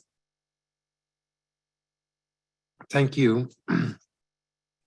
This is the challenge between the legislature, which can enact policy like breaking up the agencies, and the executive, which is responsible for implementing what we pass.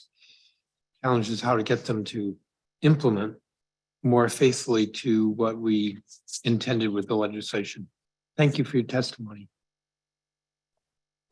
The next witness, I'm going to cover up my witness list here, is Darlene Jackson. Is she here? Yes, I am here. Please proceed, and good afternoon. Good afternoon, Chairman Mendelson and members of the DC Council. I first want to tell you, Chairman Mendelson, that my testimony will be slightly different because I accidentally sent the wrong copy into your office. My name is Darlene Jackson, and I reside at 213 Oglethorpe Street Northeast in Ward 4, the District of Columbia. I find myself testifying once again at the DOB, formerly DCRA, oversight hearing regarding how their performance has continued to affect me with regards to the home renovation and addition project that I had performed on my home back in 2019 and 2020. As a brief recap, I signed a contract for a home renovation addition project with a DC contractor who made my home unsafe, uninhabitable, and ripped me off for $128,000. At near completion of the project, it was discovered by a third party and 3 other DCRA inspectors that the work done by this contractor had multiple safety code violations. Although the initial DCRA building inspector who visited my home during the project failed to identify any violations, but instead signed the faulty work off as approved during his inspection. As a result, all of the faulty construction had to be demolished and redone for my home to be made safe, brought up to code, and made habitable for myself and my elderly mother. In addition to being out of the initial $128,000 plus the costly funds required to redo my home, my mother and I were forced to live elsewhere at great expense and rent and storage costs for our belongings for an additional 9 months because of the actions of this contractor and the DCRA inspector. I am here again because after 3 long years, DOB has continued to fail me by not demanding that this contractor be held accountable for his actions. After 2.5 years, a disciplinary hearing was finally held for the contractor's infractions, only to have the OAH judge issue a stay, placing the decision on hold until my civil case eventually reaches a trial decision. That case has been going on for years, despite my best efforts, and may still take many months to be finally resolved. Why is DOB okay with this result? As of this date, to my knowledge, DOB has not petitioned the court for reconsideration and thereby issue a decision that will hold this contractor accountable for his negligence without delay. The evidence against this contractor was documented by 3 of DCRA's own inspectors, 2 of whom visited my home and documented the violations in person. Was this not enough to justify the violations? Since it obviously was, why is DOB not insisting that the record before OAH is sufficient to justify a ruling? And if not, what more is needed to ensure the residents of this city and contractors will be held accountable when documented negligence has occurred? The question of whether he committed the violations DOB itself alleged he committed and presented extensive testimony and evidence about to OAH does not need to wait for the resolution of a separate private court case. So what is this agency doing now to hold this contractor accountable? Again, who is responsible for holding these licensed contractors and inspectors accountable? Who is responsible for ensuring the safety of the public? DOB continues to do very minimal to assist me in making this matter whole. Thank you. Thank you, Ms. Jackson. Janet Phoenix. Good afternoon, Chairperson Mendelson and council members. I'm presenting this testimony regarding the Department of Buildings. My name is Janet Phoenix. I'm an assistant research professor at the Milken Institute School of Public Health at George Washington University and a physician by training. I'm also a member of the executive committee of the DC Healthy Housing Collaborative. My concerns are about the impact of housing on health. Childhood lead poisoning and asthma are 2 serious health conditions that can result from unhealthy housing. Because so many children in DC have been made ill by their housing, the collaborative has been engaged in a campaign to reduce lead exposure and asthma in the district. And we've met with you, Chairman Mendelson and others on the council to raise these concerns.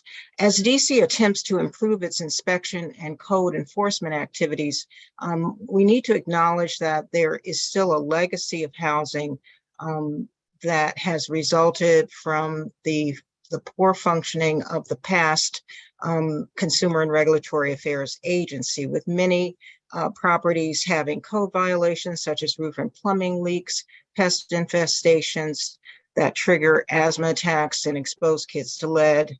And so these conditions really need to be more promptly addressed by the new agency and the effort to put together a new approach to prioritizing housing for code enforcement. The district has legislation that gives some authority over lead paint in housing to both DOEE and to DOB. DOB's role is inspection and enforcement. In order to do this work effectively, however, to protect DC residents, it will require coordination between those 2 agencies with formal memorandums of understanding so that data on properties where children have been exposed to lead can be shared and used to inform prioritization of units for inspection. The new public health manager within the DOB should lead this effort for the agency by creating protocols and mechanisms for obtaining that information and using it as part of a proactive rental inspection framework. Similarly, Children's National has data available on properties with code violations where children with asthma reside. The code violation data was obtained from DCRA's own databases. The data on children with asthma was pulled from hospitalization and ER records that Children's has because they care for 95% of the children with asthma in the district. This dashboard is publicly available and would also be useful for the new public health manager at DOB to use to prioritize housing for inspection and enforcement. Lastly, there is an inspection mechanism housed within DOEE's Lead Safe and Healthy Homes division that refers rental families to the Department of Buildings when landlords fail to address adverse housing conditions. This program works cooperatively with DOB, but it is an informal mechanism, and it depends upon relationships that staff have formed across agencies over time. I recommend a more formal process that allows both agencies to track and to report referrals, and to share information on any enforcement actions that might result from those referrals. Thank you very much for the opportunity to testify, and I'm happy to respond to questions. Thank you, Ms. Phoenix. And I have your written statement. Thank you for that. The next witness is Matthias Postian. Thank you, Chairman Mendelson. I'm testifying today on behalf of the Sierra Club DC chapter. I begin my testimony with a recent personal experience on obtaining permits from the Department of Buildings for a renovation project at my house. That turned out to be straightforward and easy. The permit for an alteration and repair could be obtained by submitting all required documents online, and each step was moved forward by reviewers in less than 24 hours. So in my experience, that worked well. Thank you for the Department of Building for creating this quick and effective permitting process. Turning to climate change, about 75% of the district's greenhouse gas emissions come from buildings. Therefore, the Department of Buildings plays an important role in implementing the district's climate commitments. As you know, last year, the DC Council passed the Clean Energy DC Building Code Act, which requires the executive to establish a net zero building code for all newly constructed commercial buildings no later than 2026. Net zero energy buildings are highly energy efficient and are powered exclusively by electricity. Importantly, they don't burn fossil fuels. The Construction Codes Coordinating Board is tasked with implementing that, and the Department of Buildings has 3 members on that board. The CCCB currently has before it a proposal from its technical advisory group, which requires that all equipment in newly constructed commercial buildings be powered exclusively by electricity with no on-site combustion of fossil fuels. This proposal is a natural interim step towards a net zero energy code that is required by law. The Sierra Club calls on the DOB representatives on the CCCB, and in fact, on all CCCB members, to uphold the district's climate commitments by voting in favor of this all-electric commercial code. All-electric buildings are less expensive to build than mixed fuel buildings because they rely only on one piece of equipment, a heat pump, to both heat and cool, rather than requiring 2 separate pieces of equipment. Heat pumps are less expensive to operate. They achieve 300% to 400% efficiency compared to only 85% efficiency for burning fossil fuel. Heat pumps are also better for the health of building occupants because electric equipment does not emit toxic pollutions such as nitrogen oxide that are released when burning fossil fuels indoors and that contribute to asthma and other adverse health outcomes. Heat pumps are also better for our climate because DC's electricity will come from 100% renewable sources by 2032. Methane gas, on the other hand, is 100% fossil fuels. All electric codes are fiscally responsible because the alternative, methane gas, is extremely expensive. Over the next 5 years alone, Washington Gas wants to spend $672 million to replace just a small fraction of its pipes.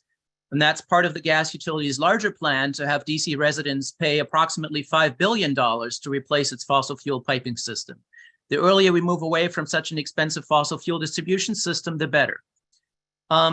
Given these benefits, it's perhaps surprising that I'm testifying here today, but perceptions in the building trades change slowly, and the fossil fuel industry is lobbying to stop electrification efforts in the district. The Sierra Club asked the Committee of the Whole to remind the CCCB members that the district's laws require a net zero energy code, and we call on all CCCB members, including the DOB, to vote yes for the upcoming all-electric code. Thank you very much for your time. I'm happy to answer any questions. Thank you. And I don't have a copy of your statement. If you would provide that, please. Yes, I'll send it. Thank you. That would be very helpful. Thank you. Max Broad. I believe he's not here. Cynthia Davis. Yes, I'm here. Excellent. Please proceed. Hello, Chairman and the members of the committee. My name is Cynthia Davis from Kings and Queens Child Care Center, a home-based facility in Ward 4, and the Executive Director of the DC Family Child Care Association. I was born and raised in the District of Columbia, where parent choice was a high priority for families with an abundance of opportunities to choose resources within their neighborhoods. In the late 1990s, around 160 or more family child care programs were operating in the DC area. Now faced with extinction, many have closed due to COVID, aging, death, regulations, and laws prohibiting growth. I love my city's priority of early education of our children in safe and healthy environments. However, I must express my concern and frustration about homeowner association bylaws designed to minimize home-based childcare and early learning opportunities, coupled with the Department of Buildings regulations minimizing our growth potential. For example, Maria Miranda's Washington Family Child Development Home was forced to surrender its license after the court ruled in favor of a condominium HOA. This action placed DC residents out of work, at the back of a waiting list, searching for childcare slots, either non-existent or backlogged, and families in a bind for care for their children. These families were enrolled in programs for years, creating bonds with Maria that would last a lifetime. It is a tiresome and challenging process for parents to vet and trust non-family members to care for their children. Forcing families to leave a facility due to loopholes in a system is a tragedy when the city's main priority is children first. Prior to the advent of COVID-19, the mayor made a call for an additional 1,000 childcare slots throughout the city, which has become a greater necessity because of closings, staffing shortfalls, and limited childcare options. In addition, there is another instance where Ms. Morales and several other family childcare homes were told that Appendix M of the DC Building Code prohibits the establishment and the expansion of child development homes in the multifamily residential buildings in 3 or more units. This prohibition of CDHs from operating a family childcare facility and multifamily residential dwellings is discriminatory and creates more disparities for Black and brown children, and makes a goal of sufficient childcare slots impossible, or at best a pipe dream. Low-income families are the chief residents living in public housing and make up a sizable part of families living in private housing structures. Consisting of multifamily dwellings, DC families must have the right to choose where their children receive care and their early education. There is a stigma around family childcare within the city that we are low quality and are glorified babysitters. Most family childcare programs are not low quality and have the proper credentials, including degrees. According to the Office of State Superintendent, family child care is chosen because families like home-style settings, flexible hours, and personal care and understanding we provide for their families.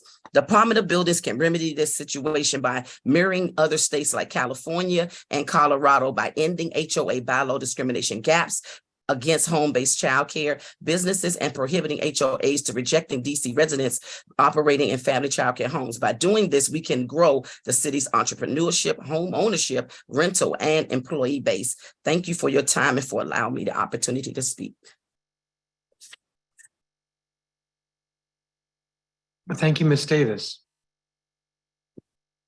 The next witness is Teresa Aspinwall. Yes, hello and good afternoon, Chairman Mendelson, council members and staff. My name is Teresa Aspinwall. I'm a resident of the District of Columbia, director of the Multicultural Spanish-Speaking Providers Association, and an active member of the Under 3 DC Coalition. On behalf of the MSSPA members, I want to thank the council for investing in early childhood educators, the workforce. Sorry, I lost my place. Thank you. Today, I'm here to ask the council for help to ensure that more licensed childcare programs can be established. Specifically, I have 2 asks. First, to reduce the barriers. This isn't working here, sorry. To reduce the barriers to opening up new programs. I'm sorry.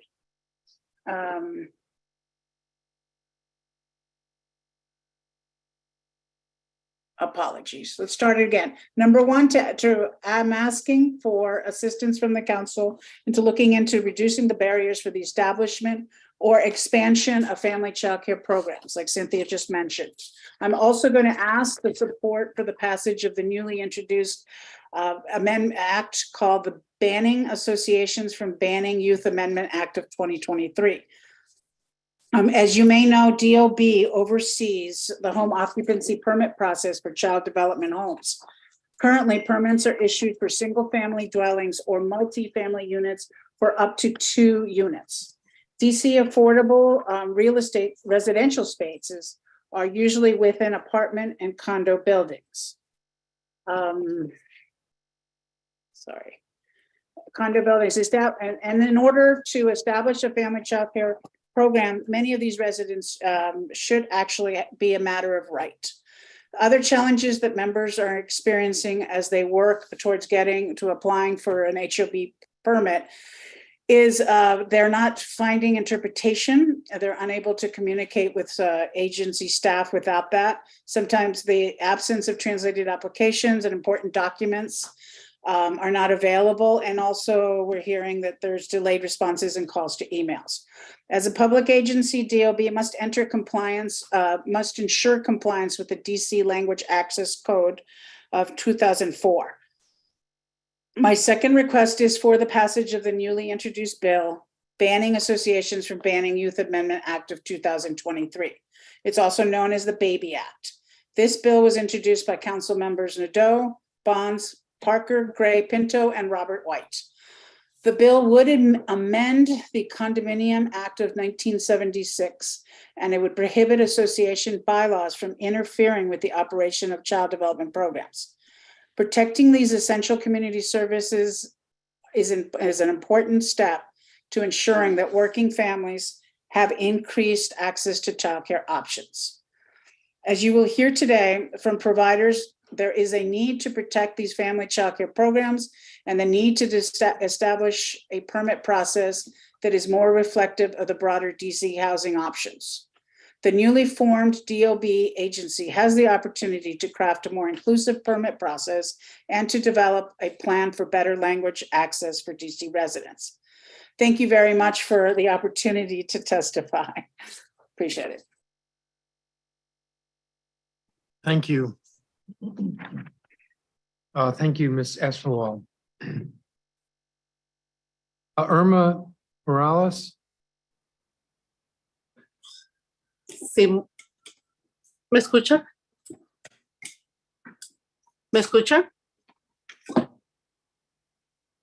I can hear you.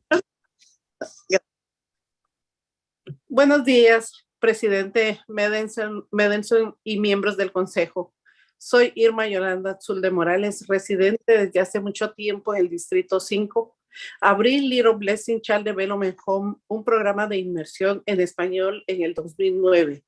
Justo antes de la pandemia, mi especialista en licencias me animó para solicitar un programa ampliado de cuidado infantil en el hogar, aumentando la capacidad a mi programa de 3 niños para hacer un total de 9. Desafortunadamente, mi solicitud para un permiso de ocupación del hogar, HOP, para un cuidado infantil en el hogar fue negado.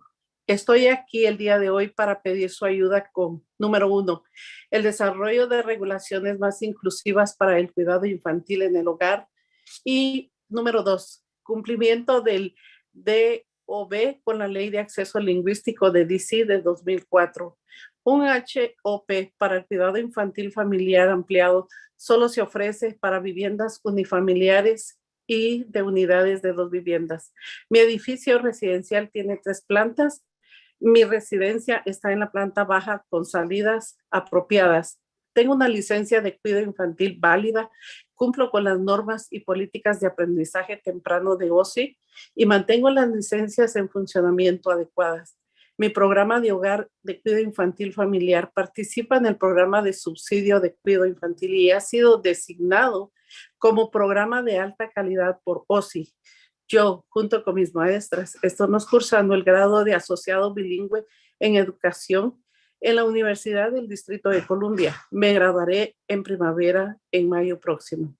Tengo el consentimiento del propietario del edificio y, por supuesto, las familias trabajadoras de mi vecindario están agradecidas de poder elegir un programa de desarrollo infantil en su vecindario. Proporciono servicios durante 10 a 11 horas por día. Creo que después de la inspección, mi programa cumplirá con los estándares ocupacionales y de seguridad. Un programa de ambiente y un aprendizaje apropiado. Parece que la única razón por la que no puedo ampliar mi programa se debe a una regulación exclusiva. Tal vez se pueda hacer una excepción especial para que puedan expandir negocios como el mío. La realidad es que no puedo pagar una vivienda unifamiliar con los precios actuales del mercado inmobiliario de DC. Los diversos planes de desarrollo de la ciudad han convertido muchas viviendas unifamiliares en viviendas multifamiliares. ¿Cómo podemos ayudar a garantizar que este tipo de desarrollo de vivienda no elimine el servicio comunitario esencial que brinda el cuidado infantil familiar? Imagínense que con la aprobación de un programa ampliado podría aceptar 3 niños más para este cuidado infantil. Tengo una lista de espera para estudiantes. Los lugares se abren cuando los niños se inscriben en pre-K. Todos somos conscientes de que los niños con retraso en el acceso a un desarrollo adecuado del aprendizaje temprano pueden requerir intervenciones cognitivas, motrices o conductuales. Mi programa ofrece un ambiente de aprendizaje lingüístico y culturalmente apropiado para bebés y niños pequeños del vecindario. Mi segundo pedido es su ayuda para garantizar que el DOB proporcione las traducciones de los documentos vitales necesarios para solicitar la apertura o ampliación de un hogar de cuidado infantil familiar con un número cada vez mayor de permisos HOP para una vivienda de negocios profesionales u otras actividades económicas. DOB tiene el deber de garantizar que los documentos vitales se traduzcan y se ofrezcan interpretaciones de idiomas.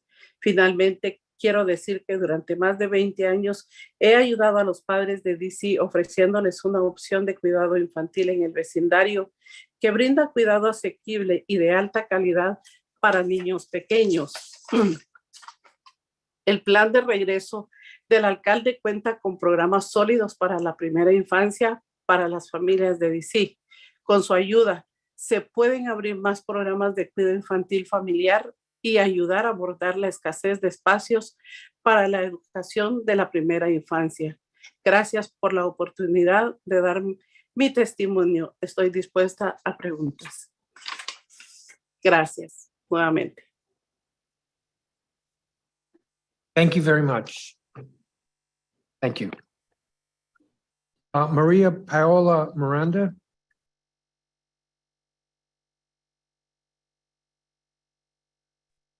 I'm here. Hello. Buenas tardes, presidente Madlenson y miembros del Consejo. Soy María Miranda, residente del Distrito 1 y expropietaria de Washington Family Child Development Home. Soy miembro de la Asociación de Proveedores Multiculturales de Habla Hispana y formo parte de la comunidad Under Tree DC. Estoy aquí para pedir su ayuda para brindar una mayor protección a los hogares de desarrollo infantil, también conocidos como hogares de cuidado infantil familiar. Además, solicito el apoyo de este comité para la Burning Association from Burning Young Amendment, Act 2023, B250045. El otoño pasado, la Corte Superior de DC me ordenó cerrar mi negocio. De inmediato, la asociación de mi condominio presentó una demanda declarando que violé los estatutos de la asociación al operar un negocio comercial desde mi casa. Mis abogados y yo no pudimos persuadir a la Corte de la Asociación de Condominios que no tenía ningún derecho a interferir con la operación de un programa para la primera infancia basado en el hogar. Lamentablemente, el juez de la Corte falló a favor de la asociación y me ordenó cerrar y desistir de las operaciones de inmediato, así como pagar multas y sanciones. También me ordenó entregar mi licencia de cuidado infantil a OZI. No importa que tuviera un permiso de ocupación de vivienda emitido por DOB, anteriormente DCRA, y que tuviera una licencia de cuidado infantil válida de OZI. No perdí mi negocio porque no cumplí con las normas y políticas de aprendizaje temprano de OZI o porque no mantuve las licencias de funcionamiento adecuadas. Esto sucedió porque la ciudad no tiene medidas ni leyes de protección que protejan a los hogares de cuidado infantil familiar. Desde 2014, mi cuidado infantil familiar ha sido sirviendo a docenas de familias trabajadoras, muchas de las cuales mantengo un contacto cercano hasta hoy. El cierre abrupto de mi programa dejó a varias familias sin solución de cuidado infantil. Además de mi personal y yo, quedamos desempleados. Estoy devastada porque no puedo servir a mi comunidad. Cuando comenzó el proceso de reconstrucción de mi programa en una ubicación diferente, encuentro que el proceso de permiso de ocupación de vivienda DOB no es accesible como soy un hablante limitado inglés o necesito hacer solicitudes de permiso informado en español. Cuando voy a DOB para obtener respuestas, muchas veces me dirigen a un proceso en línea o necesito contactar a alguien por correo electrónico. Esta es una barrera de acceso que excluye a muchos habitantes de baja tecnología o habitantes delimitados en el idioma en inglés. Como agencia pública, DOB debe cumplir mejor con la Ley de Acceso Lingüístico DC del 2004. DOB también debe ser más claro en cuanto a definición de hogar de cuidado infantil familiar e incluir derechos adicionales con el permiso. La terminología también es importante. Creo que la adopción de Barney Association for Barney Younger Amendment 2023 D250045 ayudará a proteger a los programas de cuidado infantil familiar en el futuro. Una vez más, pido su ayuda para proteger los programas de cuidado infantil familiar. También solicito el apoyo del Comité Plenario con la aprobación de la Ley de Enmienda Prohibición de Asociación de Jóvenes 2023. Gracias por su disponible a cualquier pregunta que pueda tener. Gracias. Thank you. Thank you, Ms. Miranda. The next witness is Julia Ruiz.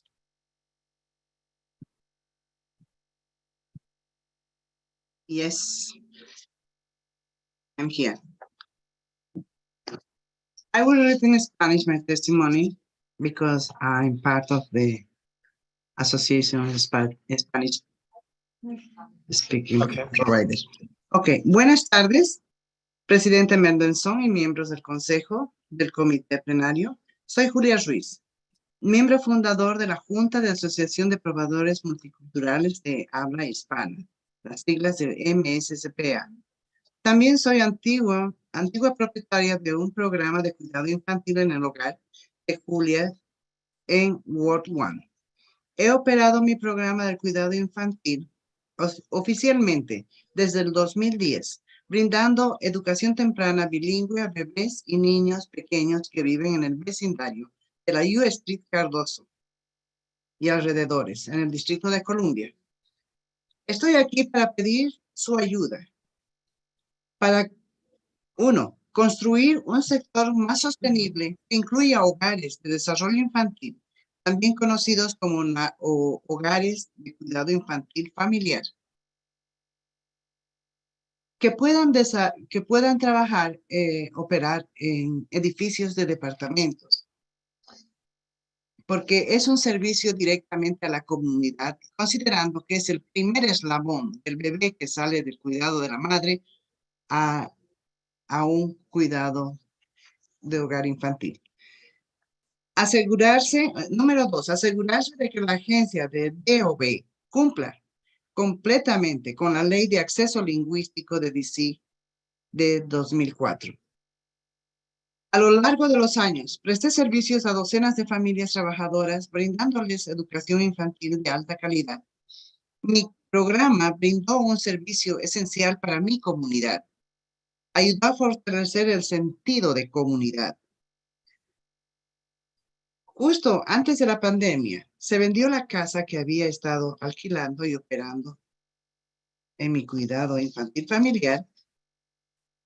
Por 18 años había vivido en esa casa, aunque me dieron el primer derecho de denegación, me fue imposible calificar para un préstamo por el precio de compra de 1.6 millones. Residí aquí pues, durante 18 años, ya lo dije, y estaba devastada por perder mi residencia. Posteriormente tuve que cerrar mi negocio, perder mi fuente de ingresos y despedir a los empleados. Varias familias perdieron el cuidado infantil para sus hijos y en un área de opciones limitadas por el cuidado infantil. No tengo muchos con daycares en el área, casi ninguno. He estado buscando en el mercado inmobiliario actual una nueva casa para alquilar y restablecer mi programa de cuidado infantil familiar. Encontré un local al lado de mi casa anterior, una vivienda en la planta baja con fácil acceso desde la calle, o sea, street level, y con 3 salidas. Obtuve el permiso del arrendatario y de los vecinos para ejecutar un programa de cuidado infantil y luego solicité un permiso para la ocupación de vivienda del DOB o DCRI. Ahí conseguir el HOP. Ahí empieza el problema porque me mandan a hacer la aplicación en línea y el sistema no me permite proseguir con la aplicación. Porque es denegado. Mi solicitud es denegada porque el sistema no me permite. Y no encuentro mucha explicación por qué. Me dijeron que mi programa no sería permitido, no entendí totalmente y no recibí una respuesta por escrito. Ahora sé que DOB prohíbe el establecimiento de un programa de cuidado infantil en el hogar en casas con 3 o más unidades. Creo que con la ayuda del Consejo Municipal de DC se puede crear regulaciones más inclusivas para los servicios esenciales del vecindario como el cuidado infantil. A lo largo de mi interacción con el DCRI he experimentado barreras de idioma y tecnología. Muchos servicios de agencias ya no están disponibles en persona, sino en línea. El servicio al cliente también necesita mejorar y contestar a mis llamadas y correos electrónicos que no fueron respondidos apropiadamente. La solicitud, el proceso y la información relevante no están disponibles en español y no son accesibles para hablantes con limitado inglés. Me gustaría ofrecer una solución a las barreras anteriores. DOB necesita revisar su proceso de revisión de permisos, HOP, para programas del cuidado infantil familiar, para permitir que los programas operen en diversas propiedades y áreas residenciales. Por ejemplo, DOB puede considerar emitir un HOP para programas de cuidado infantil en el hogar que estén al nivel de la calle, con los requisitos de seguridad adecuados. Esta acción es importante para la estabilización del sector de la educación temprana y muy importante para las familias de DC que buscan opciones en los programas de aprendizaje temprano. Si el DOB no incluye más los programas de cuidado infantil familiar en DC, continuará perdiendo la oportunidad de expandir los espacios de cuidado infantil dentro de los vecindarios, que se han visto afectados por la gentrificación y los altos costos inmobiliarios. Para seguir atrayendo a más residentes, incluidas las familias, se necesitan más programas de aprendizaje. Mi programa bilingüe tenía una gran demanda y anticipo ansiosamente la posibilidad de volver a servir a mi comunidad. porque este trabajo es principalmente un servicio a la comunidad de padres, que también están dispuestos ellos a apoyar con sus propios testimonios. Les agradezco por la oportunidad de exponer mis inquietudes, mi preocupación, y estoy lista para cualquier pregunta que deseen hacer. Gracias. Thank you very much, Ms. Ruiz. Vanessa Bertelli? Is she here? Ms. Bertelli? Hi. Oh, Good afternoon. good afternoon. May I begin? Yes, please. Chairman Mendelson, committee members, DOB Director Shrapa, and staff, thank you for this opportunity to testify.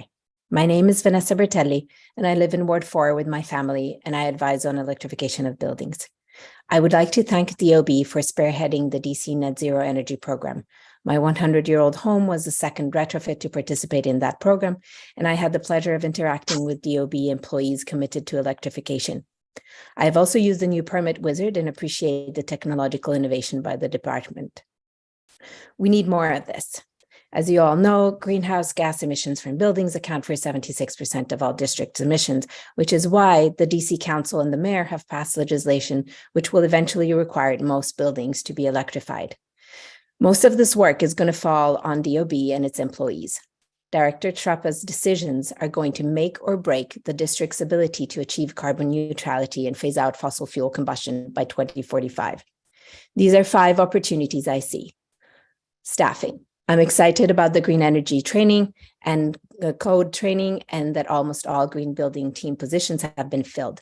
But ensuring DOB can deliver on the district's climate commitments will require nothing short of mandatory training for all staff on the critical role DOB plays in that, and hiring additional capacity with these expertise. So I hope Director Shrapa is asking for enough budget. Programs. DOB, together with DOE, must consider which programs can be funded through the Inflation Reduction Act and apply for those grants. Where programs necessary for the electrification of our buildings are not fully funded by federal money, Director Shrapa should ask for an adequate budget to deploy and sustain those programs. KPIs. KPIs that reflect the role of the DOB in meeting the district's climate commitments should be evaluated and added. 4th, technology. I'm excited about technological innovation being one of DOB's priorities, because to electrify our buildings in the fastest, most efficient, and equitable way, we need nothing short of a technological miracle.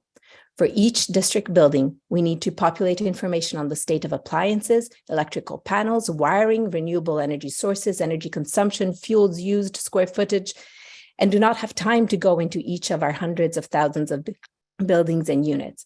Leveraging tools across agencies, utilities, and the public is going to be necessary. Outreach, lastly. Director Shrapa has masterfully used the district's coordinated outreach potential to inform residents on DCRA split. An endeavor of similar magnitude is needed to inform residents about the need to electrify and the programs on offer to do so. I'm looking forward to seeing what DOB's communication and marketing strategy initiative for coordinated outreach can do to advance this work.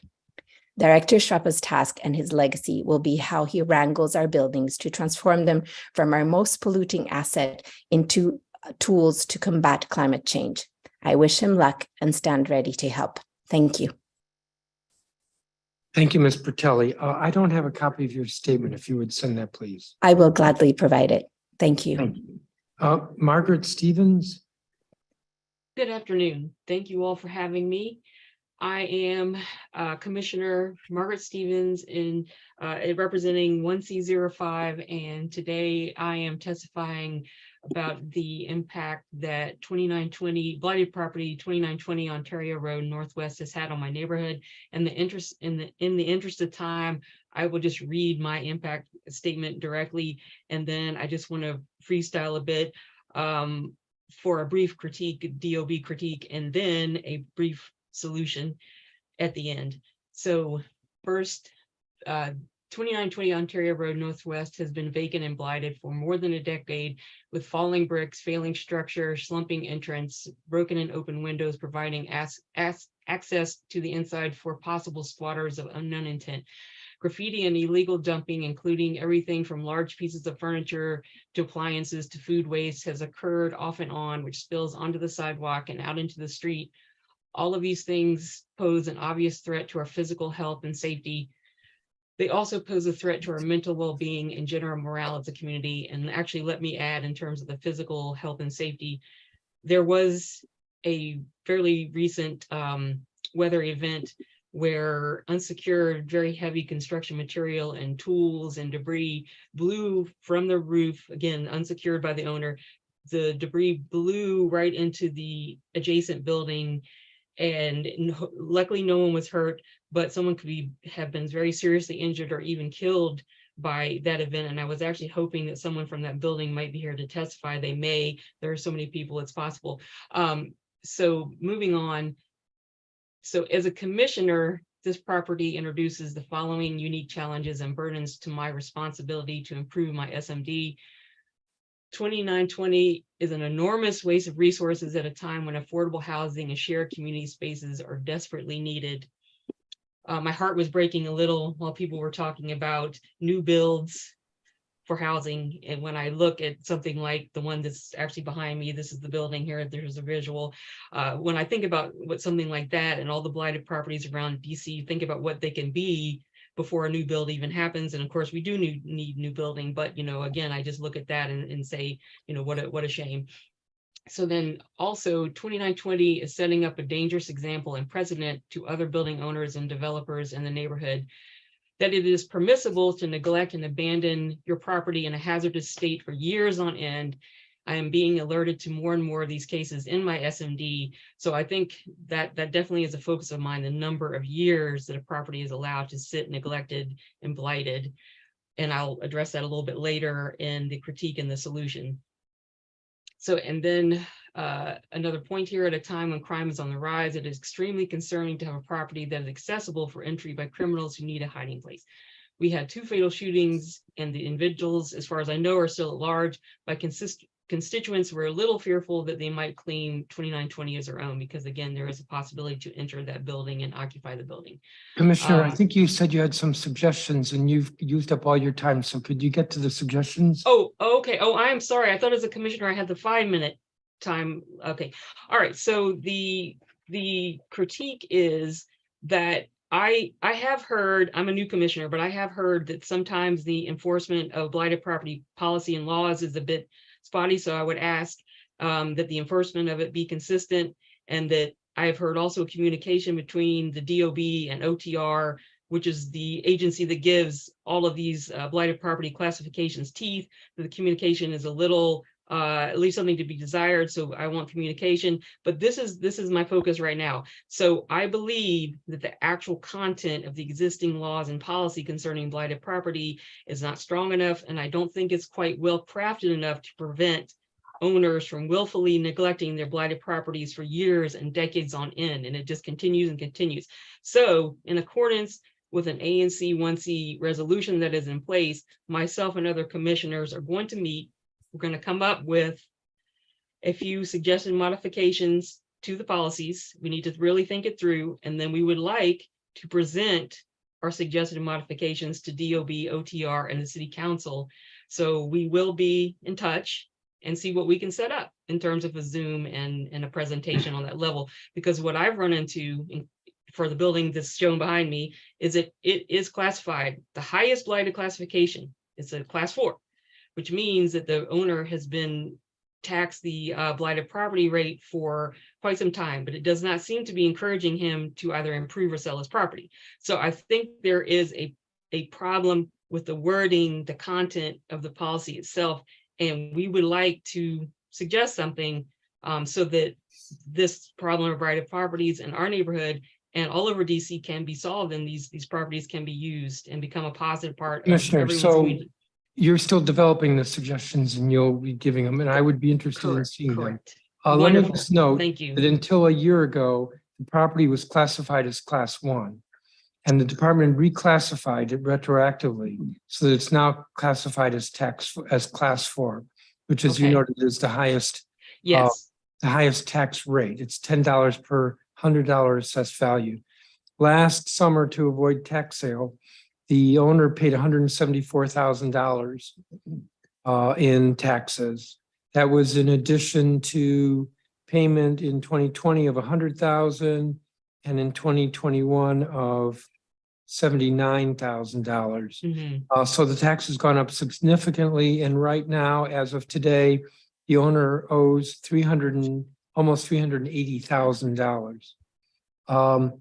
This is economic pressure. What you noted was not exactly correct. Until a year ago, the property was classified as class 1, and that's how Okay. it was able to be vacant for so many years, because it was classified at the lowest tax rate. And now that the department is finally taxing it as blighted, which it is, the economic pressure is there. They almost went to tax sale last year. I don't see how it's sustainable for them to hold on to a property that they keep vacant if they're going to owe $380,000 on a vacant building. And the owner of this building also owns a vacant property, multifamily apartment building on Hyatt Place, between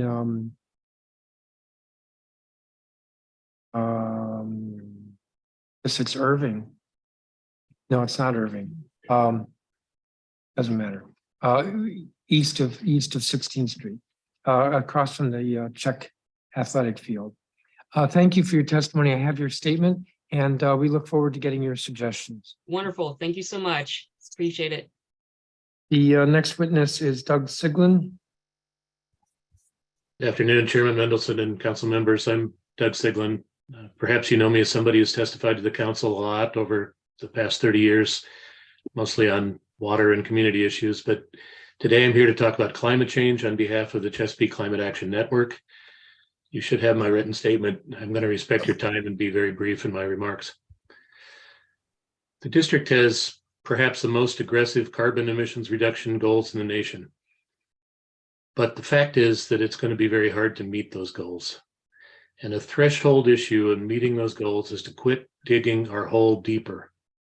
That is to quit allowing our new buildings to be built using fossil fuels for heat, hot water, and other uses. Last October, the DC Construction Codes Coordinating Board rejected a proposal from its own technical advisory group to require new buildings to be all electric in this next code cycle, despite a letter asking it to approve the proposal from 12 of the 13 members of the council. I don't want to call out anybody by name here, but I do want to say that 2 very senior district employees who were present and voting in October did not support the electrification proposal. Last week, the board was supposed to reconsider the vote, and nearly the entire council wrote once again asking the board to approve the proposal, but somehow the item failed to make the meeting agenda. Perhaps it will be reconsidered on a future agenda. We can only hope that the codes board sees fit to approve the proposal this time around. I'm going to conclude with only one comment and one ask based on October's vote and what happened last week. My comment is that meeting our climate goals may be too important to allow a virtually unaccountable volunteer codes board to allow at least 3 more years of fossil fuel combustion in new buildings. While I appreciate all the time and effort that the volunteers put in, maybe the times call for a different structure for our codes process. And my ask is this: if the codes board remains recalcitrant and rejects the recommendation once again, I hope that the council will be prepared to act at the end of the process to make sure the new buildings are electrified as soon as possible so we can chalk up some progress to our mutual climate goals. Thank you. Thank you, Mr. Siglin. In your statement, you referred to there being 3 more years if the board does not take action. Why 3 more years? Because, Chairman, the code cycle is 3 years, and the legislation that was passed in the summer requires something at the end of 2026, but that's more than 3 years away. I didn't follow. The board voted or didn't vote or took action or considered it last summer unsuccessfully. And you're saying it's before the board again now. If they don't act successfully now, why couldn't they take it up in the fall or next year? Because as I understand the process, Chairman, the board is working toward a new regulation that would update the building code. And that new regulation will go through process and eventually come before the council. And that's probably going to happen in the spring. Whatever happens during that code process will obtain until the next time they do it. And traditionally they do it every 3 years. Okay, thank you. And I have your statement. Thank you very much. Thank you. Rebecca Miller. Good afternoon, Chairman. So just want to kind of riff a little bit off of what I've heard so far. We submitted our testimony earlier for Office of Planning, which included a lot of information about enforcement, which remains a critical problem. With the Department of Buildings formerly being DCRA, it's only been a few months, but it does have the same leadership. And so it's hard to tell what things have changed. I see this long list of witnesses, and I suspect there's going to be a lot of people who are talking about losing their life savings in a house that they can't live in because of lack of enforcement and lack of review of properties when they're under construction. So that seems to be a major problem.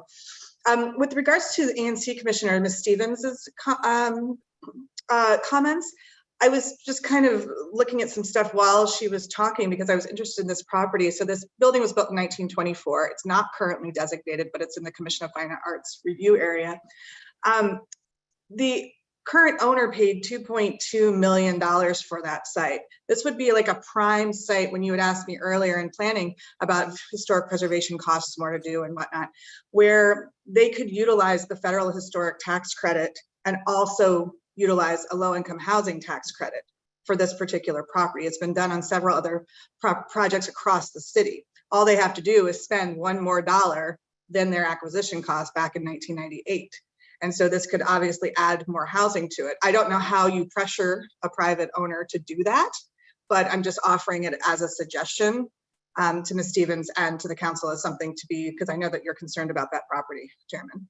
So with that, our previous testimony stands for itself. Obviously, enforcement is one of the biggest issues we face in historic districts. It continues to erode our historic districts going forward. And with that, I will just yield back my time. Thank you. Thank you. I'm looking at your earlier statement. There's like one paragraph in it about enforcement. Am I reading that correctly? That is correct. Okay. Thank you. Thank you. David Maloff. Mr. Chairman, good afternoon. Thank you for holding this hearing. I am David Maloff. I'm a 40-year resident of Ward 2, a 32-year resident on Q Street in a home that's been besieged with 3 neighbor notifications. And for anyone who's been through neighbor notification, it's not a friendly experience when you're interacting with the government and a developer who don't tell you anything about the dangerous construction that is about to take place, which is the reason why Section 3307 specifies for neighbor notification. I've got 33 years experience in human resource, finance, marketing, management consulting, and I'm an entrepreneur trained in Silicon Valley. I've got a good eye for hiring people, I've been told, and I have 2 recommendations for you today that are decidedly within your wheelhouse, sir. First, I'd like you to enact a resolution to have the Department of Buildings unwind the new neighbor notification that was surreptitiously installed in October. My wife and I got the 3 letters in August and September, and all of a sudden the world had changed. So I've seen the old DCRA and the new DOB, and the new rules are eviscerating in residents' rights to comment pre-permitting on the dangerous projects that are being proposed. What DOB's done is they've stripped the pre-permit comment, and you're invited in a magic 10-day window after a permit has been issued now to comment, and you have to do it by hiring engineers. And for us, we had 10 days running around before submitting as required the day before Christmas Eve on December 23rd. They've made a mockery of respecting DC residents who have their life savings invested in their homes. You've got, I'll play numbers if you'd like, sir. It's kind of fun with numbers, but you've got about 80,000 single family homes in this city by my estimation. When you take out the condos, you take out the apartments, that's a good number to play with. That's about that's about 10,000 per ward. That's about 2 voting residents per those 10,000 or 20 voters. And those people are focused on their properties. And taking away these rights is just absolutely unacceptable. It has been a trip from translucency to opacity. And my second request, oh, by the way, the mayor is aware of this. The mayor can also simply ask DOB to stand down and implement a rulemaking, a simple rulemaking to fix these rules, and or take it to the council and build it out as official code. Either way, these are settled rules that were upset last October. Finally, I do not support the advancing of the nomination of the current nominee, Mr. Chopra, nor any of his 4 top executives. They lack the sincerity to respect homeowners who have about $50 to $60 billion invested in homes in this town, by my estimation, and they don't have the training either. When I hire a chief of a fire department chief, I want someone experienced with using a hose and who has a healthy respect for combustion. These folks want to push paper faster. I respect Mr. Chopra for wanting to do permitting faster, but there's a limit here. And I think he'd make a marvelous IT director and green energy director at DOB, but not as the agency director. And spend a little coin and just like with Metro, get some fresh blood from the outside to break up some of this entrenched management that really doesn't care about residents here. I don't see any of the big developers here. I don't see any of the big apartment building owners here. God bless them. They go in the front door at DOB and they go in the front door at Wilson. And we're sitting here as the little people with 3 minutes. So that's the proportion here. 56 billion is not to be laughed at, even though I understand some of the commercial and the rest are even bigger numbers. But I don't care the DOB management went to the Nationals ballpark and drank and ate last month, which was on their newsletter. I care about them caring about the residents of this town who vote and whose lives are at stake when buildings crack and collapse. Do a rulemaking for neighbor notification, make it open in the sunlight, and advance another name. Mr. Maloff, thank you. I'm a little bit confused. First of all, has the construction begun next to your house? Oh, yeah. And has there been damage? Not yet. I sleep every night, and my wife and I wake up at 3 in the morning wondering what's going on 10 feet from our heads. You've referred to a change in the neighborhood notice. Yes, What's sir. the change? The previous forms were very officious, built out over years, and basically you either signed the form agreeing to some unspecified amount of protection and safeguards that are never clarified. At least they weren't for us. Or you don't do anything and you give up your rights to protection should damage occur, or you had 30 days to file technical objections, and they must be filed by an engineer. We hired 2 expensive engineers. I have the wherewithal to do that. I don't think other residents do. You're we never heard a word back, sir. You're saying that previous to last year, yes, a neighbor was notified and had 3 choices: to give up their rights, or to take 30 days, or to. Yes, sir. If you take a cup of coffee and close your door, you're a very busy man. I'll send you the forms. They are scary as heck. And anyone I've ever met with said the old forms were terrifying, and actually they're full of triple talk. The name of the game is to. Those are the old forms. The old forms. The new forms have been very streamlined. You get a form in the mail and no one signs it this time. So you get by certified mail a new 1-page form, and you're notified that something dangerous has been proposed, and you're not invited to submit comments within 30 days. And no one signs it, not from the Department of Buildings and not from the developer. It's just sitting there. And if And you so what would read- you like to see? I want the old forms back, and if DOB feels that something needs to be streamlined, we need to talk about it, because it doesn't involve, it shouldn't involve eviscerating the rights of the people who are abutting, sleeping next door, wondering who is digging under my property, how far are they into my property line that has been authorized by DOB, and what are their skill sets? Are they insured? When people don't answer basic questions that we filed duly under technical objections, my antenna go up, the red lights and the amber lights start flashing.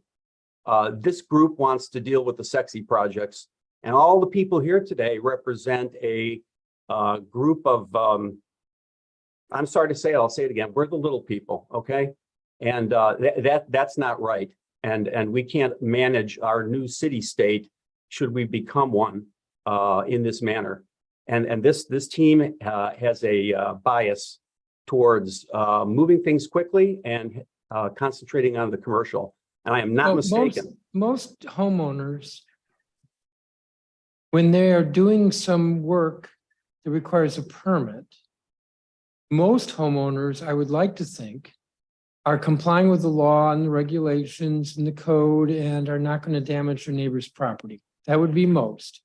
And most of them are not interested in a long delay and frankly, an unclear process if a neighbor objects.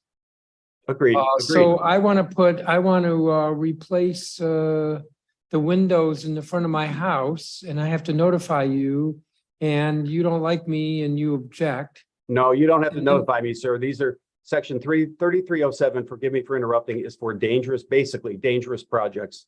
Digging under my property, not only theirs, putting something on top of like a penthouse on their roof, increasing the weight that turns my party wall into a flying buttress. If you're going to do that, then I want to know what the calculations are. That's why neighbor notification was promulgated. If it's a little too hard for DOB to manage now because they're so very busy, then let's do a rulemaking and don't pop out eviscerating rules in the dark of night. Yeah, no one wants that. It's in direct violation of the DC APA. Well, I'm not getting that the old notice was particularly clear or helpful. And when you mentioned that one of the options is that you waive your rights if you're damaged, that sounds a little extreme. Well, this form says if you don't sign and accept this, in our case, unspecified protection and safeguards that are never defined in the code and never defined by DOB, but they're used on the forms. If you don't sign, then you run the risk of not being protected. There's a lot of double talk, and it's all for DOB to say, we issued the permit, and what they say at the very bottom of one of their permits, if you read the fine print, is that this does not release the contractor from being responsible for damage caused during the project. So I'm not for it. I'm not for a quick permitting that just shifts the burden onto the Superior Court for the neighbors. Mommy Preston, I'm honored to be on this board with her. She's number 35 this afternoon. She'll tell you all about it. She's been at it for 5 years. No, I'm She's my neighbor familiar up on 13th Street. And my wife and I don't want the same thing to happen to us. I understand. So your suggestion is to go back to the old forms. For the time being, that's a very easy thing to do because you should have done. How about your long-term suggestion? Do you have that written out? Yeah, well, the long-term suggestion, you could put time limits on it. Do you have it written out? You could limit the scope. But one thing that is important is when people file 3 sets of technical objections by very expensive engineers, and you're promised in the form and in the fine print with the signatures that you will receive a consolidated, a detailed resolution report in one package. I'm waiting for my 2 resolution reports, and you could have an intern at DOB sit in a room, listen to the engineer, and document it and send it to the neighbor. I'll tell you one thing that works in this town, sir, with ABRA, when there's a bar owner or a restaurant owner and the neighbors, they put them in a room with some donuts and they lock the door and they make people talk it out. We are losing the magic here by not having neighbors affected talk to neighbors. And what So they've done I'll instead ask is move in again. the other direction. Your long-term proposal, do you have that written out? Well, let me think about that. I think largely what I experienced was very good if they'd simply respond. We've gone through 6 months now. my wife and I received. Okay, well, one I'm kind of sentence. at a handicap of being able to spend some time to look at a long-term solution if I don't have a suggested solution. Well, sir, let me do this if I could. I recommend that you and I both go back to the beginnings, like the Monopoly game, okay? Let's just do a rulemaking that's open. What happens in a rulemaking is DOB states publicly what it would like to do and have the council members and the neighbors comment. And if they don't want to do it, they're a big, powerful agency. Don't do an administrative rulemaking. Let them submit it to the council. But what they should not do is do what they did. All right, well, I'm they telling you don't from my submit their heart. rulemakings to the council, so that's not going to happen. But this just seems a little, you've spent a lot of time on this, and I think it's unfortunate that you've had to spend a lot of time on this. You spent a lot of time on this, so you have some ideas on what would be a good process. And all I'm asking is if you've set that down in writing so I could look at it. Well, sir, I'm not a professional at it. And in all honesty, I wasn't in the business of receiving 3 certified letters. I like what was in place. I'm not the one proposing to eviscerate what was in place. DOB is. They need to state what's so bad about what was in place. But Mr. Chopra's newsletters, they say that the process has been streamlined. Oh yeah, it's been streamlined. Okay, I didn't want you to go over that again. I just wanted, okay, so the bottom line for you is the previous process. Previous process, and it won't take long to do an open rulemaking. Very, very straightforward, very transparent, very honest. Thank you, Mr. Maloff. Thank and you, it's sir. good to see you. Thank you, sir. Give me just a second here.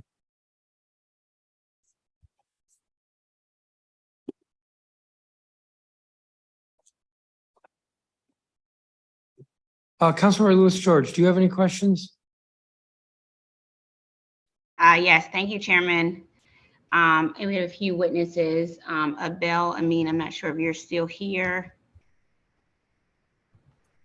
Yes, I am.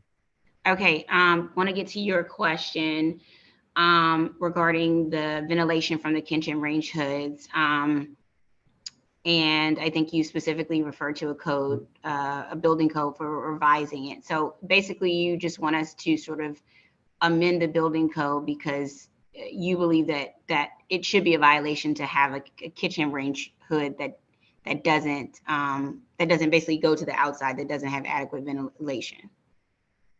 Absolutely, that is absolutely correct. You know, I've gone through 2 inspections, as your office knows, and both times I've been told that it's not a violation. They've looked at range hood, it functions as it's supposed to, according to its manual. So they've been unable to do anything about that. And the code clearly says, you know, it's permitted. So I'm just asking for that entire paragraph to be stricken. I can send a specific number as well. And what is this sort of like, you believe this is like a health risk, an environmental issue? Absolutely. I mean, you know, first of all, in combination with the fact that we have gas stoves, gas heating, that's, you know, that in itself is a reason we should have, you know, proper ventilation to the outside. On top of that, cooking anything sets off the fire alarm. Residents often will ignore it or unplug their smoke alarms. So all of that creates more dangerous living conditions. Okay, thank you. I appreciate your testimony, and I will follow with DOB regarding this later on today. Darlene Jackson, are you still here with me? Yes, I am. Okay. Darlene, you've been through, I think, what you described in your testimony is, and what you've described here, a long process sort of with DOB regarding the contractor, negligent contractor. What was your last communication with DOB regarding holding this contractor accountable? My legal team had been in contact with them after the OAH hearing where they were trying to see what the result was. And they just kept being told that they hadn't gotten a ruling. And so when I was preparing to do this, I just happened to make a call to OAH. And the person who answered the phone was the one who told me that there had been a ruling back in October. And they had been telling, DOB had been telling my attorneys that they didn't know about anything. And so then I tried to get the actual document to say that, and I put a request in back in October, and I just received it last night. Yes, just received it last evening at 5:09, actually. Because I wanted to, put something in place to try to see if there could be some reconsideration, because I didn't understand why a civil case would have a bearing on a professional disciplinary hearing. And so probably back in maybe November, December, my attorneys had been, back and forth, just waiting for this ruling to come. And so I haven't had any other conversation with them personally in a while. Okay. So, and who sent it to you? OAH sent you this yesterday at 5 p.m.? Yes. Okay. But DOB stated that they just didn't, they stated to your attorneys they hadn't had a ruling yet. Correct. Got it. Okay. All right. I'm going to follow up with them on this. Is there any other questions that you want me to specifically ask that isn't related to the litigation? No, just like in my testimony, I would love to know why they don't have a problem with the ruling not being made. Okay. What does a civil situation have to do, which, like I said, it's been 3 years. Yeah. And it could possibly be another year or so. Who knows? Because this contractor is, of course, using all of his strategies to delay and delay and delay. And I just feel like he should be held accountable. He should be held accountable professionally for what he did to my house. Yeah, absolutely. Okay. Thank you for that. I will be following up with the director on that. Cynthia Davis, I want to come to you. Thank you for all the work that you all do and the amazing success of the Kings and Queens Child Care Center, and the amazing work you all do. I know you've testified, and I know legislation is already sort of in the works for the Baby Act that has been introduced by Councilmember Nadeau, which I have also signed on to as well. But I just want to thank you for your testimony and let you know that this is something that we will be following up on to make it easier. To make it easier for you and for others in that respect. So I just wanted to let you know that we are moving the ball, and we will try to get this done as soon as possible. Thank you so much, Council Member. We appreciate you, most definitely. Thank you. I think there was one more person I had. Give me a second. Vanessa Bertilli, that's who it was. Just with permitting and financing the renovation of net zero home, and in that piece, this is the area that I'm really excited about working on this year and working with DOB about particularly. I agree with you. And so I know they put together, they have a good team that I've already spoken with, and I hope I'm going to be pushing for that this year and working with DOB. So I just wanted to thank you for your testimony and let you know I 100% agree with you. Thank you very much, Councilmember. And I agree, the greener government buildings is a start, but we have to go even further. And so we will try our best to do that as well. So thank you. Thank you, Chairman. I appreciate the time. Thank you, Councilmember. I want to thank each of the witnesses. I apologize that in my time, I didn't get a chance to ask others questions, but I do appreciate your testimony. We're going to move to the next set of witnesses. So you all are excused. And again, thank you. Thank you, council member and the committee of the whole. Thank you. Have a great day. You as well. Thank you. Shonda Valentine, who is listed as a construction consultant. Sharon Robinson Goods with an LLC, 3601 14th Street LLC. Matthew Bevins, Troy Prestwood, who is CEO of the Prestwood Group and president of the Ward 8 Democrats. Barbara Briggs, who's chair of the Friends Meeting of Washington Committee on Peace and Social Concerns. Sarah Bagay, B-A-G-G-E, Sarah Bagay, Anne Dubais, D-E-B-U-Y-S, Lauren Esrock, Lara Levison, Jean Stewart, who's a volunteer with the Sierra Club, Cynthia Price, Julia Novi with Interfaith Power and Light, Thyra Riley with multifamily, who is a multifamily property owner and president of Tara Enterprises, Inc. Mommy Preston, Angela Franco, who's president and CEO of the DC Chamber of Commerce, Kittle and Peter, who is vice president government affairs at AOBA, Eric Jones, who's vice president governmental affairs commercial at AOBA, Rhonda Hamilton,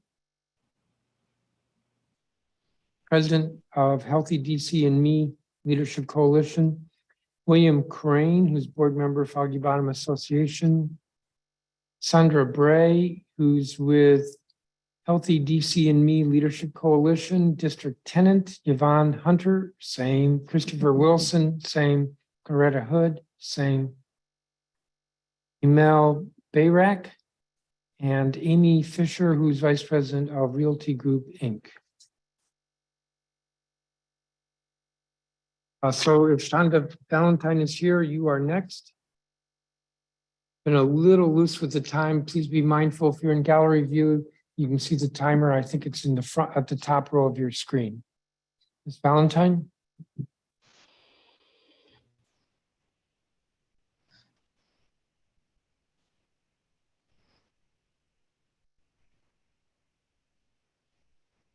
I see you. It looks like you're looking for your mute button. Can you hear me? I can hear you. It's a beautiful. Okay. Good afternoon, Chairman Mendelson, committee members, and attendees. Because you have my written sworn testimony and, you know, time isn't on our side, I will keep it brief. I am one of the people that expressed that I was really excited at the creation of the Department of Buildings, but my excitement was short-lived. And what I have presented to you is in the form of questions, because I don't understand. I kind of don't understand the DOB leadership and why he was chosen, considering that the DOB director, his what I would call Beltway counterparts, all have backgrounds in engineering or architecture. Most of them do. All of them have at least 15 years of the required knowledge that is actually listed in the building code for a director. And they all have experience managing permitting and inspection shops prior to heading an agency.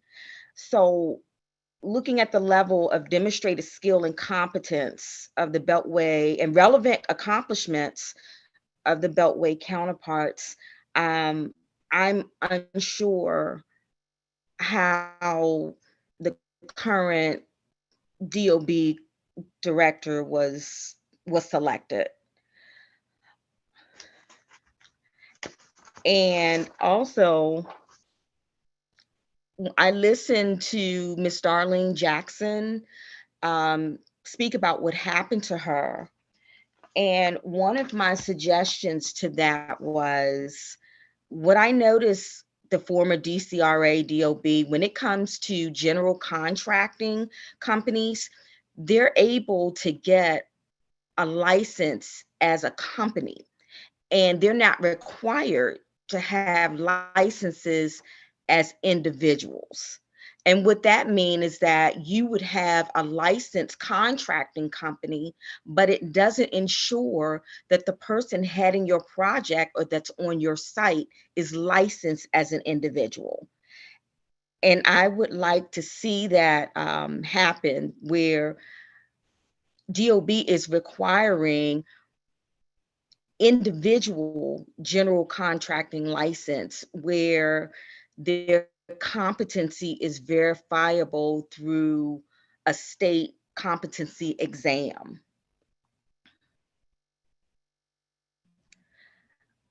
Another thing that is really a point of contention are required safety inspections. And Towers Condo Association, that project, had 413 balconies that needed to be inspected. There were 3 different inspectors, and each inspector had a different process. Now, the purpose of final inspections and special inspections are safety and to validate that the end structure or the structure, the finished or completed structure was built in conformance with the approved construction documents. And 2 of these inspectors really did not know how to read construction specifications. I have recordings of both of them. This is a huge risk because you could have 3 inspectors inspect the same unit and they're not looking at the same things and give them a pass or an approval inspection. When I sent the email to DOB, and I sent multiple emails to them asking, are your inspectors checking the construction documents, the shop drawings, the product, the materials, to ensure that they used the appropriate materials, that they inspected all the appropriate places and connections on the balcony? And I have yet to receive a response. And the Valentine, investigator. You're 2 minutes over your time. If you could wrap Oh, up. I'm sorry. Okay.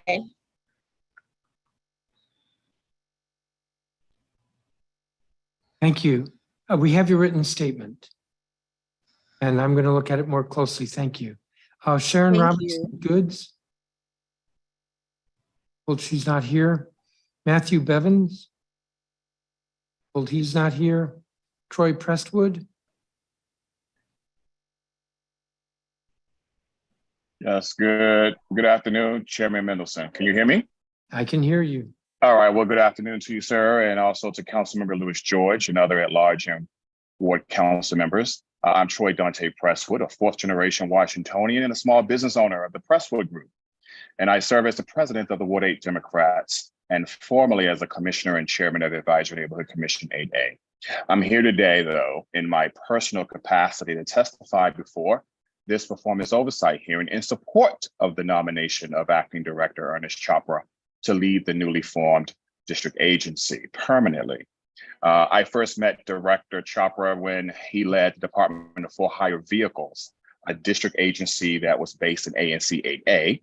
And as chairman of that commission at the time, I worked with the director and with his staff to address several resident concerns about taxi cabs and other vehicle operators taking up limited residential parking spaces in the surrounding neighborhood. I found the director to be very responsive to those concerns, and he committed himself and his staff to working toward a mutual solution for residents. Now, when Director Chopra went on to lead the now former DCRA, it was from this previous interaction that we had with him that our commission extended a warm invitation for him to come and speak with our constituents at a public meeting where he shared his vision for this agency that he was about to take over, DCRA that was, and he listened to even more resident concerns about illegal construction, the need for increased inspections, and the business registration process. Now, I recall Director Chopper telling those gathered that he heard them loud and clear, and he asked for their help, our help, to shape the agency for the future. I go on to just tell you in my statement here, and I submitted this to you in advance, but I've seen the fruits of the director's vision, from enhancing the customer experience with innovative technology, to streamlining the licensing application and renewal process, to centralizing many business functions under one login. I can't tell you how much that was an improvement over the previous method, which sometimes required different accounts to log into multiple systems. So it's no surprise that the satisfaction rate for DCRA rose to 85% under Director Chopper's leadership. And again, that's due to him having a solid vision of what the agency could and should do. Now, finally, while DCRA wasn't a perfect agency by any measure, it's not every day that we see a large breakup of a complicated agency like DCRA. And when the council mandated this, I had some concerns. I wasn't sure how the breakup would impact some of the agency innovations I mentioned earlier.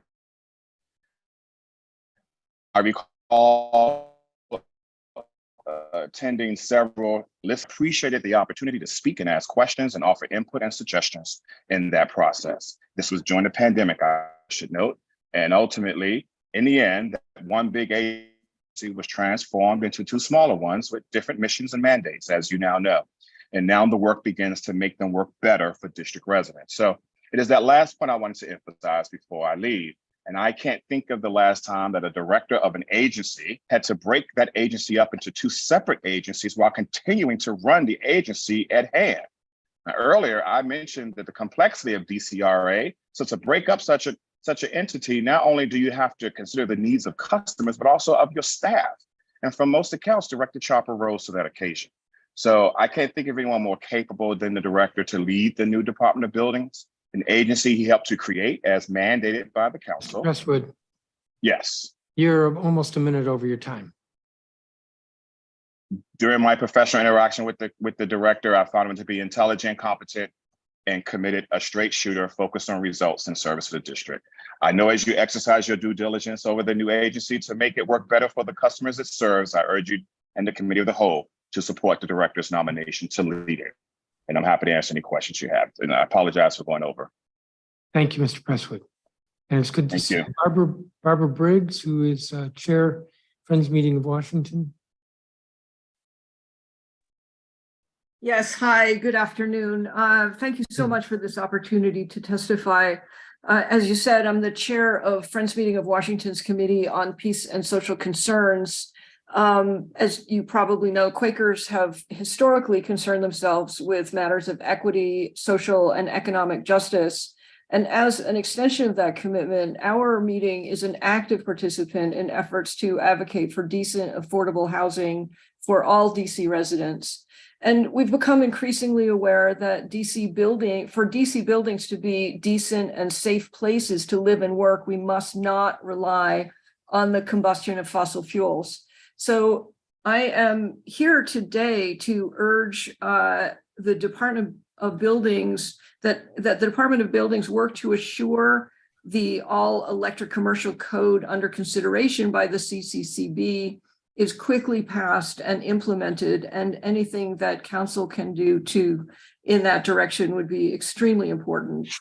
Time is urgent. Last year, Friends Meeting of Washington members, together with faith and climate concerned DC residents, conducted a citizen science investigation of gas leaks.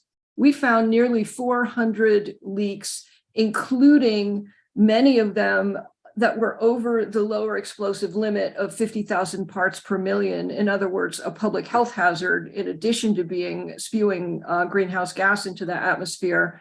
There's no question that these dangerous leaks have to be patched. But the fact that our gas delivery system is crumbling beneath our feet should also be a signal to us that we have to accelerate the transition that we know that we need to make to all electric and ultimately highly efficient net zero energy buildings to minimize wasteful spending on gas infrastructure. We know that in order for DC to do its part in avoiding catastrophic climate disruption, we have to stop burning gas. But we're becoming more and more aware that when we stop burning methane inside our homes, we and our families will also be much healthier. When gas is burned, it produces nitrogen dioxide and fine particulates, both of which are damaging to the lungs. Nitrogen dioxide is a pulmonary irritant. It contributes to asthma, COPD, hypertension, and a host of other health conditions. Children living in a home with even one gas appliance have a 42% greater incidence of asthma, and some studies are finding that early exposure to nitrogen dioxide may also affect children's neurological development. We're now collaborating in a new citizen science investigation of nitrogen dioxide emissions in DC area homes with gas stoves. We invite you to be a participant in that study.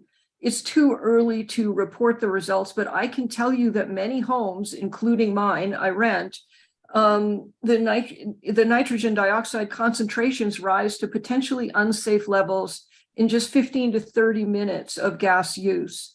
So I urge that members of council weigh in and that the Department of Buildings do all it can to assure that the Construction Codes Coordinating Board passes the proposed all-electric commercial building code and then see that that code is enforced. DOB's role is important in keeping DC's residents safe, and this task is time urgent since every new building that is constructed using gas appliances is both an unnecessary risk to its inhabitants and one more obstacle to the critical transition that we are making to protect our climate and the health of our residents. Thank you. Thank you, and sorry for going over. I want to remind witnesses there's a clock, and it's if you're in gallery view, it should be at the top of your screen. The next witness is Sarah Bagay or Bag. Thank you. Good afternoon, council members. My name is Sarah Bagay, and I'm a resident of Ward 4. I'd like to share my experience as a first-time homebuyer in the district and the way DCRA's failure to enforce building codes has harmed me and my neighbors. I'm very concerned that the decision to continue the new Department of Buildings with the same leadership will mean that there will be no relief for us and others like us, and that developers will continue to get away with flagrant code violations. I bought my condo in a 6-unit newly renovated building in Brightwood Park in September of 2019. I, along with several others in my building, were able to purchase with the help of district programs for first-time homebuyers like EHAP and HPAP. We soon began experiencing issues with our building that the developer refused to address. To understand the scope of the problem, we consulted a master code professional who found extensive code violations. At the request of this professional, DCRA came out to do their own oversight inspection in May of 2021. They found a total of 47 violations that include failure to complete dwelling unit separation walls, failure to provide fire partitions as required, and failure to properly seal penetrations. Translation of that is that the walls built between our units were not sufficient to stop a fire from spreading. These are not the kind of issues that a standard home inspection during purchase is supposed to find. Issues like these are supposed to be found and addressed in the building inspection process. So why weren't they? Why weren't these problems fixed and addressed before our units were sold? DCRA and now DOB's third-party inspection and plan review program allows developers to hire the third-party agencies approved and overseen by DCRA to review building plans and do code inspections during construction. This means that the people with a financial interest in the project get to choose who does their code enforcement. DCRA is supposed to provide oversight for these third-party agencies, but as our experience demonstrates, this oversight is completely inadequate. As DCRA own inspection notes, the third-party inspectors failed to find dozens of violations, including several life safety violations. DCRA issued us, the home buyers, with a notice to correct the violations within 90 days, and I'll be including this with my written testimony. An estimate of the cost of addressing these violations came in at several $100,000. Our only recourse is to take legal action against the developer who sold us our units. This has already taken hundreds of hours and thousands of dollars on top of the repairs that we'd already had to do to keep our building habitable. And we have no guarantee that the harm that we have experienced will be addressed. Given how difficult this experience has been for us, it's likely that developers in the district often cut corners, knowing that DCRA and now the Department of Buildings under the same leadership will not stop them, and that holding them accountable will be too exhausting and expensive for most home buyers. I'm concerned that nothing will change under the same leadership and would ask the council members here today how the harm that has already occurred will be addressed. Thank you. Thank you, Ms. Bajay. And you said you'll be submitting your statement. I will. Thank you. Ann DeWise. Yes, good afternoon, Chairman Mendelson, council members, and council staff members. My name is Ann DeWise, and I'm a resident of Ward 3. I appreciate the opportunity to testify today in support of electrification of buildings, and particularly net zero energy buildings in the district. I would like to begin by commending the Department of Buildings for its support of electrification for residential and commercial buildings, thereby carrying forward the mayor's agenda for clean energy in the district. I salute the DOB for doing the right thing for DC residents and for our climate future. A report out this month from the Building Decarbonization Coalition asserts that the entire landscape of building in the US has permanently changed. As we begin 2023, 1 in every 5 Americans lives in an area that has enacted a building decarbonization policy. Both the executive and the legislative branches, including the DOB, along with other government departments and agencies, will need to coordinate and collaborate to an unprecedented degree in order to timely and effectively achieve the transition from fossil fuel-powered boilers and furnaces to electric heat pumps for building heat and hot water. We already know that in order to meet DC's mandated climate targets, a transformation is needed because buildings account for approximately 3/4 of the district's greenhouse gas emissions. Pathways that are working in the US depend largely on regulations in building codes that restrict the use of fossil gas. An immediate concern, as in, I hope, at the next meeting, is the Construction Codes Coordinating Board's all-electric commercial building code revote. This vote has had a dramatic history, to say the least, but now that PEPCO has acknowledged that the power grid can accommodate electrification for the district, we need to remain on schedule with regard to the code cycle. Progress is being made toward using 100% Tier 1 renewable energy sources by 2032, and now is not the time to stall. The technical advisory group's proposed all-electric commercial building code amendments are the logical next step. The climate crisis feels personal to me. I moved here because my children live here, and I spend a fair amount of time wondering what here will be like when they are my age, how the weather will be in 30 years when my 17-month-old granddaughter will be an adult, if we don't live up to our climate commitments. I despair to imagine my granddaughter enduring broiling temperatures, a permanent haze in the air, and a landscape where most of the trees are dying. Perhaps moving to electrification looks expensive to us now compared to remaining with the status quo, but I assure you that the long-term cost of our inaction will be much, much higher. So in closing, I urge all 3 Department of Buildings representatives who serve on the CCCB to vote yes on the all-electric commercial building code. Thank you for your time and attention. Please refer to my more lengthy testimony submitted yesterday. I'm happy to answer any questions. Thank you, Ms. DeWeese. Lauren Esrock. Yes, hi. Thank you, Chairman Mendelson and the members of the Committee of the Whole for this opportunity to testify today. My name is Lauren, and I'm a president of a 2-unit condominium association. I, along with the other unit owner, was a first-time home buyer when we purchased our units almost 5 years ago for a combined $2 million. Fast forward to today, the HOA is now looking at $1.4 million in construction-related defects stemming from building and zoning code violations perpetuated by the developer of the condo, but enabled by the Department of Buildings' predecessor organization, DCRA. To date, we are aware of more than 40 known code violations. I'll highlight the most egregious one now.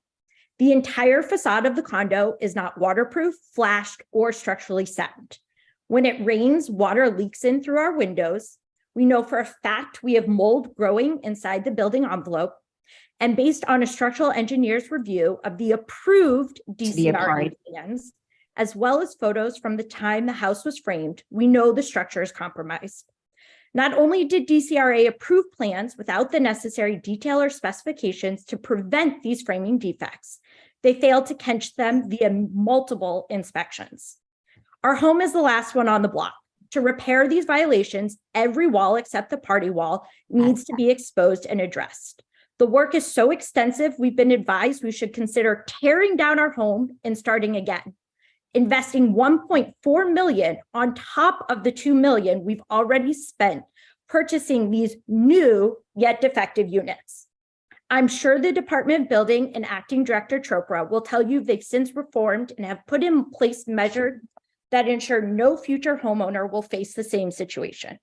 However, I attended the DOB open house last week, and I can tell you I'm not reassured. I had an extensive conversation with the Deputy Chief Building Official who oversees the day-to-day operations of inspection and compliance administration. The official tried to tell me what I'm experiencing happens to just 4 to 5 homeowners each year. Based on the number of people I've met through this situation, I challenge that number, which begs the question, does the agency even know how many homeowners in the district are in my situation? Do they track the number of warranty bond claims made through DHCD? Every time a homeowner needs to claim that bond reflects a failure of the Department of Building to ensure compliance with building code. The deputy chief smiled knowingly when I divulged my home was inspected by a third party with a no unquestionable track record.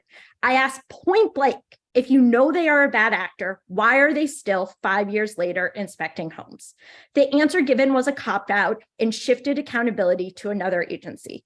If DOB truly wants to reform, we need leadership that understands the extent of the damage they are inflicting on district residents and has a mandate to challenge the status quo for the better. Thank you for this opportunity. I'd be happy to answer questions. Thank you for your testimony. I'm sorry that you are having this experience, and that goes as well for the other witnesses who've testified regarding their problems. Unfortunately, we hear this at these hearings, and it's a challenge to try to get the department to be more responsive. Again, thank you for your testimony. Lara Levison. Yes, thank you. And also very sorry, Lauren. That's really awful. Thank you, Mr. Chairman. My name is Lara Levison. I've lived on Capitol Hill in Ward 6 for about 40 years total. I'm testifying today in strong support of the proposed all-electric building code for commercial buildings. The district's building code is developed, as you know, by the Construction Codes Coordinating Board with the support of the Department of Buildings and enforced by DOB. If anyone is wondering why we need building codes, well, look at Lauren's experience, but also look at the massive earthquake deaths in Turkey, where building codes were poorly implemented and enforced and many buildings collapsed. My concern today is a slow-moving tragedy that is already claiming lives around the world, the crisis of climate change. To reduce the impact, we in DC must do our part by eliminating combustion of fossil fuels in our homes and buildings and moving to electric appliances as quickly as possible, including heat pumps and induction stoves. Eliminating fossil fuels for heating and cooking has local and personal benefits as well as climate benefits. We will reduce air pollution, both indoors and outdoors. Gas appliances in our buildings, as I think others have said today, emit many of the same pollutants as car exhaust. Also, electric heat pumps are significantly more efficient than gas boilers and water heaters and will save us money. At the same time, the electricity powering these highly efficient electric appliances is becoming increasingly cleaner, since DC law requires that all of our electricity come from renewable sources by 2032, thanks to the renewable portfolio standard that you championed, Chairman Mendelson. The Construction Codes Coordinating Board is soon going to vote on an update to the building code that will require all new commercial construction to be all electric. Commercial construction includes large multifamily apartment buildings over 4 stories high. The CCCB already approved all electric requirements for smaller scale residential construction. I strongly support the all electric commercial building code and urge the Department of Buildings representatives to vote in favor and encourage the other CCCB members to vote in favor as well. I want to close by speaking to those of you who are attached to cooking on gas. I know you love gas because of that blue flame and because it's faster to adjust than an electric resistance burner. You also love cooking on gas because of decades of intense advertising and indoctrination by the gas industry. I've cooked on standard electric resistance stoves and on gas stoves. Now we have an electric induction cooktop in our kitchen. It is faster, cleaner, safer, and more responsive than any other type of cooking I've tried, and I've never looked back. So give it a try. I love my stove as much as you love your electric vehicle, Mr. Chairman, and thanks for the opportunity to testify. Thank you, and I do love my electric vehicle. Thank you, Ms. Levison. Jean Stewart. Good afternoon, Mr. Chairman, council members and staff. My name is Jean Stewart. I should have identified myself as a public witness, and I apologize for any confusion. And I'm actively engaged as a volunteer in getting buildings in DC to transition from fracked gas to electricity from renewable sources.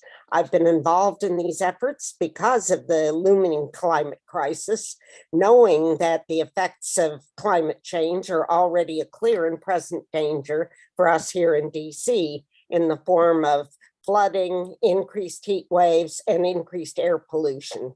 I'm also actively involved in ensuring environmental justice for our lower income communities as they suffer the most from the impacts of climate change. You've already heard from many of my environmental colleagues and friends about the degree to which buildings contribute to air pollution and our carbon footprint here in DC.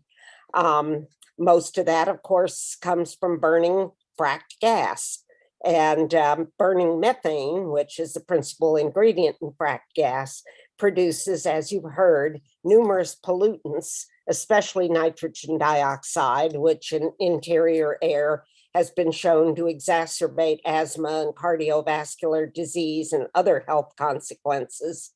Fracked gas is also leaky. And I was a participant in the leak survey that Ms. Briggs talked about, and in my neighborhood of Adams Morgan. And we found our biggest leaks in front of the Harris Teeter and St. Augustine's Catholic Church, which is pretty frightening. But all these leaks significantly also add to DC's carbon footprint. And methane is 84 to 87 times more potent than carbon dioxide as a greenhouse gas. And like previous witnesses, DOB is a key player, and I urge DOB to support getting DC buildings to transition from gas to electricity to achieve DC's climate commitments as soon as possible. And since DOB provides 3 members of the CCCB that sets the building codes, I urge those 3 members to vote for the new construction codes. And I certainly urge the other members of the CCCB to vote for that. And I understand that this all-electric commercial code proposal will be voted on again at the March meeting of the CCCB, not, in years, as a previous witness said. And I urge the council also to remind the board that approving this code proposal is a meaningful step toward achieving the mayor's commitment to carbon neutrality and to executing decarbonization laws enacted by the council. Thank you. Thank you, Ms. Stewart. Cynthia Price.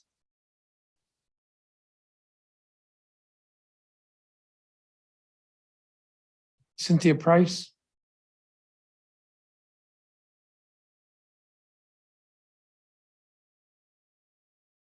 I'm told that she might be in the waiting room, but she hasn't accepted, so we'll keep moving. Julia Nove. Yes, Novi. Please proceed, and good afternoon. Good afternoon, Chairman Mendelson, council members and staff. My name is Julia Novi and I live in Tenleytown. I am here speaking on behalf of Interfaith Power and Light, an organization through which congregations of many traditions are working together to respond to climate change. I also speak as someone in my 20s who has lived in DC most of my life and hopes to continue to live here, breathing healthy air and enjoying a livable climate. Maybe older people take our world's habitability for granted, but for those of us born above 350 parts per million, we understand that being able to live here is a sacred gift that is by no means guaranteed to us. I'm here to support the all-electric commercial code currently before the Construction Codes Coordinating Board. If we as a city want to do our part to fight climate change, have clean and healthy air to breathe, and live up to our moral and practical obligation to be good stewards to our common home, we cannot keep constructing even more new buildings that burn gas. When methane gas leaks, it acts as a powerful heat trapping gas, dozens of times more potent than CO2. And gas leaks a lot. As Barbara already mentioned, last year, over a dozen congregations walked their neighborhoods with a methane detector, finding 389 leaks across all 8 wards, 14 of which were at or over the methane concentration at which an explosion is possible. Leaking methane also oxidizes to form smog in our air, which makes our neighbors sick with asthma and chronic obstructive pulmonary disease, or COPD. Even when they are not in use, gas appliances in buildings leak known carcinogens like benzene into the air we breathe. When gas burning appliances are in use, they release toxins and respiratory irritants like nitrogen oxides, fine particulate matter, carbon monoxide, and formaldehyde. When a gas stove is used to cook dinner, more children tend to use their inhalers that night. Principally, though, burning gas releases carbon dioxide into our atmosphere where it lasts 300 to 1,000 years, which makes transitioning off gas and other fossil fuels as quickly, efficiently, and equitably as possible all the more urgent. We know that our actions today, the CO2 we release today, will stick around, affecting the lives of beings a millennium in the future. To me, the fact that our planet evolved to support human life is such a miracle, one that took millennia to unfold. I can only describe it as a sacrilege to continue lighting on fire the miraculous and limited resources that support human life. To the Council and to the Department of Buildings representatives that serve on the Constructive Codes Coordinating Board, for yourselves as humans living on this planet, for the children getting asthma now and who will inherit our climate calamity when they grow up, for all the future generations at the mercy of our actions today, I sincerely entreat you. The Construction Codes Coordinating Board must vote in favor of the all-electric commercial code at their upcoming meeting. Thank you. Thank you, Ms. Nove. Thyra Riley. Yes, sir. Just a moment, please. Okay, very good. Thank you. Good afternoon, Chairperson Mendelson, Chairperson Lewis George, and members of the Committee of the Whole and Committee on Facilities and Family Services. My name is Thyra Riley, and I'm a proud resident of Ward 4. I'm also the owner of 60 affordable rental units in several apartment buildings that I own, located in Upper Northwest DC and on Capitol Hill. The purpose of my testimony is twofold. First, I wish to provide strong praise for the excellent work that the Department of Buildings does to set and fairly enforce, at least in my case, clear and transparent housing maintenance and safety standards to govern the quality of housing and facilities infrastructure across the city. Over the years, I and my property management team have been sincerely committed to providing a safe, secure, healthy, and a well-maintained living environment for all of my tenants and their families, and I have had very few legitimate violations reported. Nevertheless, I would like to summarize two very unusual circumstances that gave me contact with DOB that truly earned my respect. In the first case, a well-known professional tenant began to ongoingly report false emergency violations to DOB with the very explicit fraudulent intention to extort $11,000 from myself as the landlord. The other tenant has mental illness and a boyfriend who used her to intentionally cause and report to DOB severe blockages in her unit's plumbing that flooded several units on the lower floors in his effort to also extort me for money. In both these cases, DOB inspectors, legal advisors, settlement officers, and support staff were extraordinarily responsive and professional to receive from me picture and video evidence proving abatement of the reported violations and the evidence of the false reports before they very fairly settled or completely dismissed the notices of infraction and the associated fines. In short, I learned through my direct experience with several of DOB's staff that they do truly outstanding and very competent work, all while being respectful, courteous, and extremely fair to both landlords and tenants. The second purpose of my testimony is to appreciate the critically important role that DOB continues to play to protect the beauty and character of Washington's several historic districts, including the Rock Creek Park Historic District where my home is located. Recently, the required permit review and approval role by DOB and the U.S. Commission of Fine Arts under the Shipstead-Luce Act of Congress protected my home and my property from what would have been unjustified and irreparable damage by one of the public utilities. DOB's protective permitting role will be crucial in the days ahead as the public utilities carry out accelerated infrastructure replacement projects.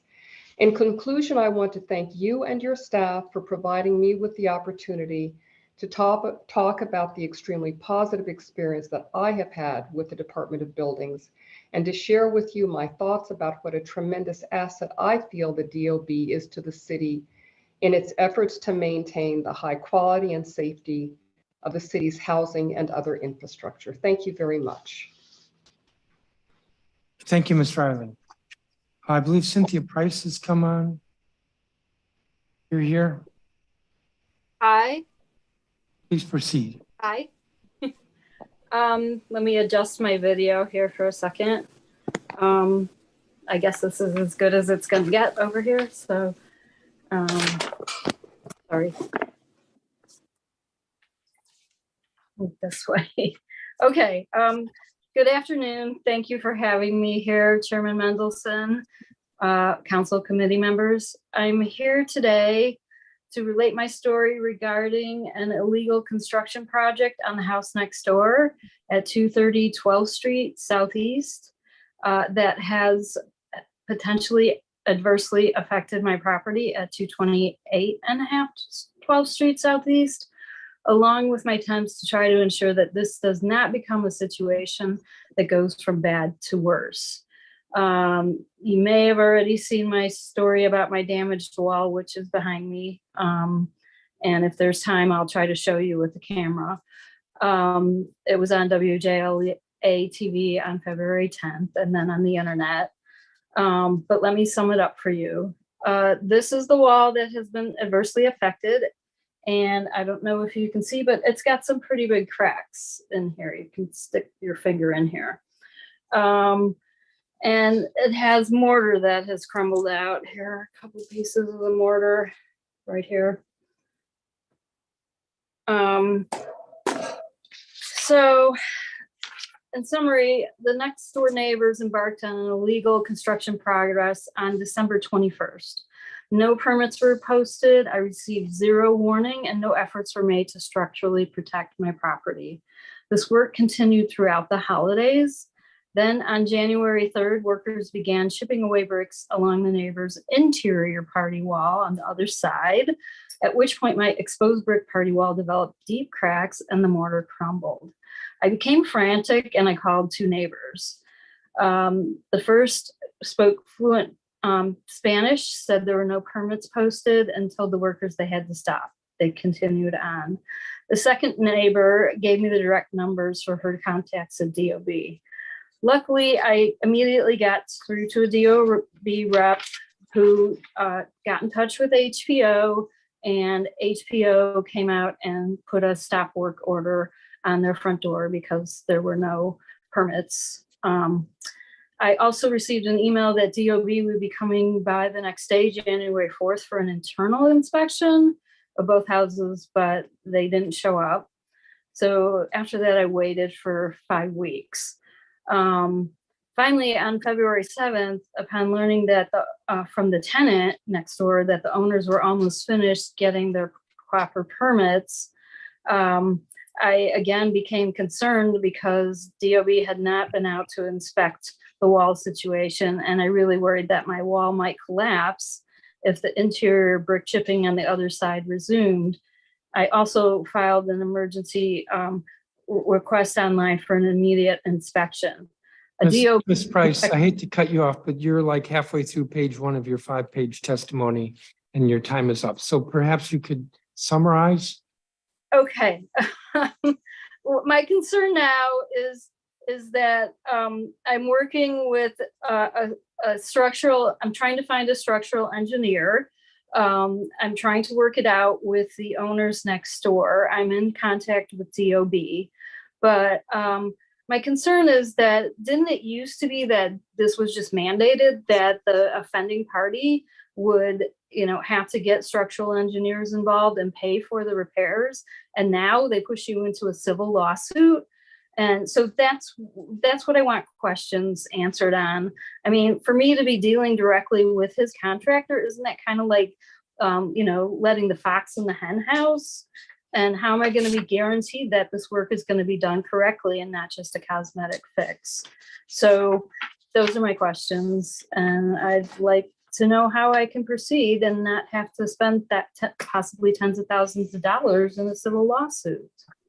What has the Department of Buildings said to you?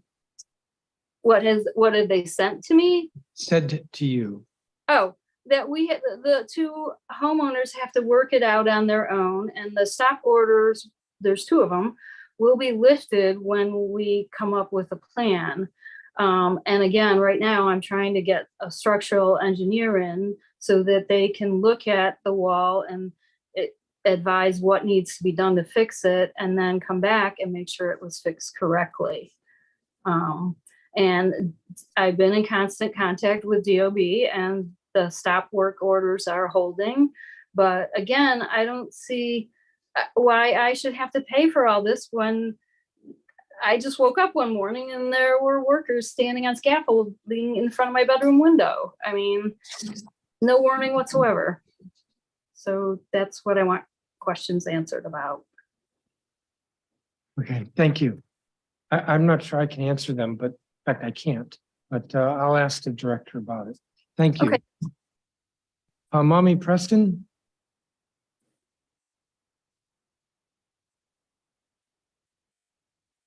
Is Miss Preston here?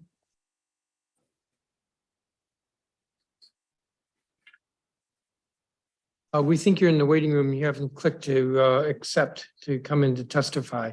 I'll come back to you if you join us. Is Angela Franco here? I believe she's not. Caitlin Peter from AOBA, are you here?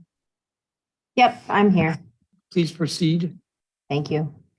Good afternoon. My name is Catalin Peter. I am the Vice President of Government Affairs for the Apartment and Office Building Association of Metropolitan Washington, otherwise known as AOBA. We represent members managing nearly 100,000 multifamily properties throughout the district. My counterpart, Eric Jones, Vice President of Government Affairs for AOBA, will be testifying today on behalf of our members managing commercial and office properties. Together, we will share questions, insights, and recommendations on our collective work with the newly created Department of Buildings. Our goal is to address issues we believe we can work together on most productively. First, AOBA respectfully asks the committee to hold off on any new measures related to proactive inspections and shift its focus on improving the efficiency of the current program. Foremost, AOBA believes diligence is needed to assess the current proactive inspections program to determine whether how it's being applied in practice is practical for both DOB and those on the consumer end, housing providers and tenants. AOBA continues to recommend we do prioritize inspection efforts for habitual code violators who fail to abate conditions and respond promptly to tenant complaint-based reported violations.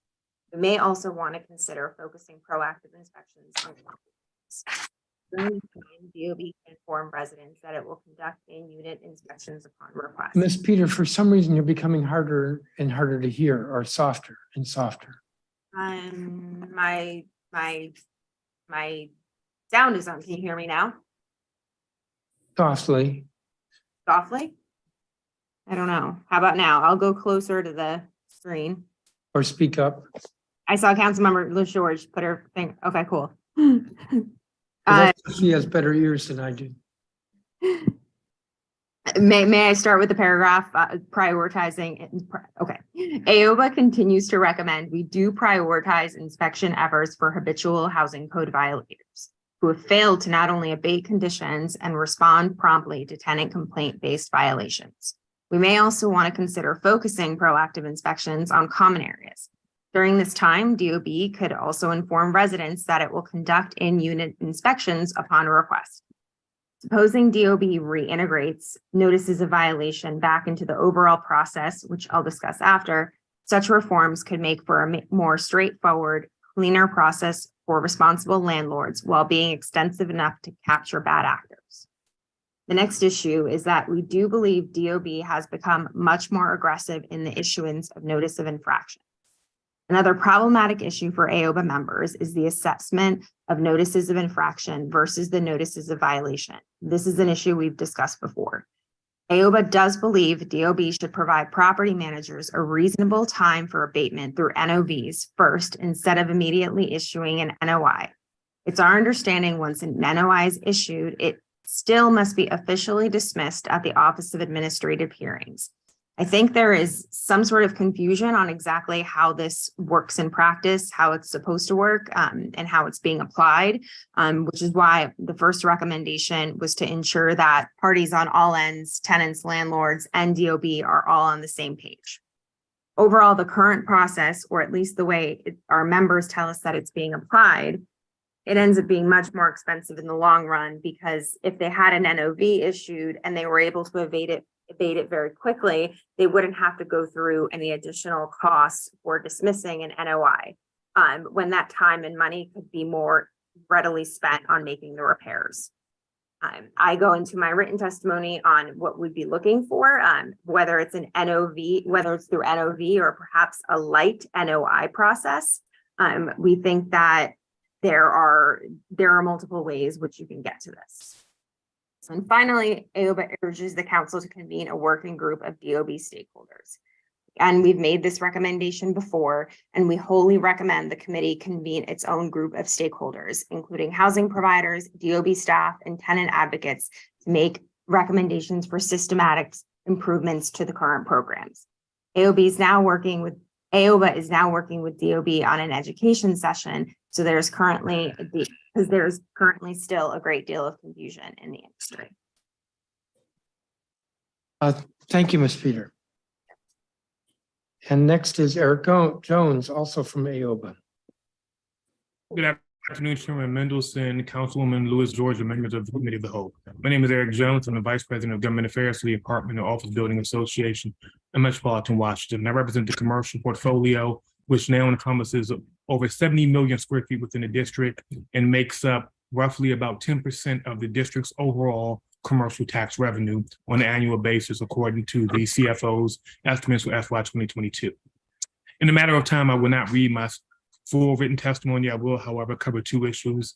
As background, I'm also a fourth generation Washingtonian, raised in Ward 5 and currently a Ward 4 resident. For those who are having issues with home issues, I also empathize as someone who spent his birthday last weekend.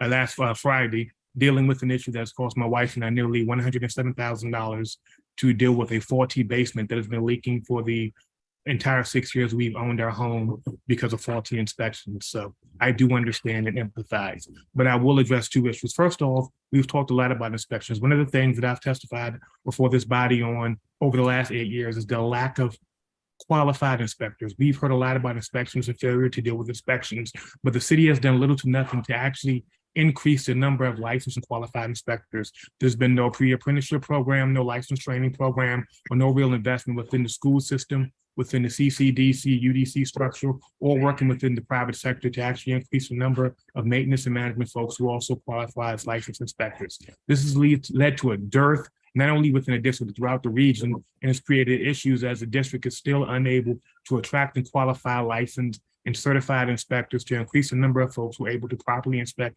properties and do the work that is in question to deal with a lot of the issues that we see today. In addition to that, I also want to talk quickly about the CCCB because there's been a lot of conversation about the voting for electrification. We've heard a lot of folks talk today about equality, equity, and inclusion, yet when we look at the CCCB structure, there's one minority who's on the CCCB, and he was the last to be appointed. We talked about full electrification, and the tag in question has no native Washingtonians, no minorities, and they have no one from the construction industry outside of one person whose firm personally stands to benefit from pushing forward a full electrification tag. The reason that the proposal was voted down in October is because of false information, shoddy reports, and the inability for anyone to prove that the actual required amount of electricity can be approved. Likewise, we talk about affordability, but this same council at the end of last year approved a solar for all proposal that was shown to cost an additional $1 billion to district taxpayers, have a negative racial economic impact, and I only had one council member who was willing to stand up against it to this proposal that was written by a former council staffer who now represents the industry. I feel like we're being hypocritical when we talk about affordability, affordable housing, and truly dealing with the issues before us. If we're going to talk about the CCCB, they follow council guidelines, which never actually reintroduces this proposal that has been voted down during that session. Yet we're asking the CCCB to do so because faulty information cause folks to vote against it. Mr. Chairman, I ask you to hold the CCCB to the same standards that you would hold the council that you're in charge. Thank you. Thank you, Mr. Jones. You had in your statement also something about certificates of occupancy. That is correct. I left that off just in a matter of time. So certificates of occupancy have had a large issue because of clean hands and other items that has carryover with OTR and other issues. And we've been working integrally with DOB, myself and my colleague Catalin, and we've seen some progress, but the issue has been the interaction between OTR and DOB, and has required us to work a lot harder to get certificates of occupancy issued in a timely manner. If I'm allowed to, Chairman, permission to make one note on that. Quickly. When certain websites automatically will direct us to another agency, and then when we go to put in our information there, we get these, basically, you can't move further without going through this other. We can specify, I can work with your staff on exactly where the clashes are coming. It seems like one system is not speaking to the other, and we'd like to be able to close that so we can move some of these things forward, and not even just move them forward, but so they're not stuck. Thank you. Dr. Rhonda Hamilton.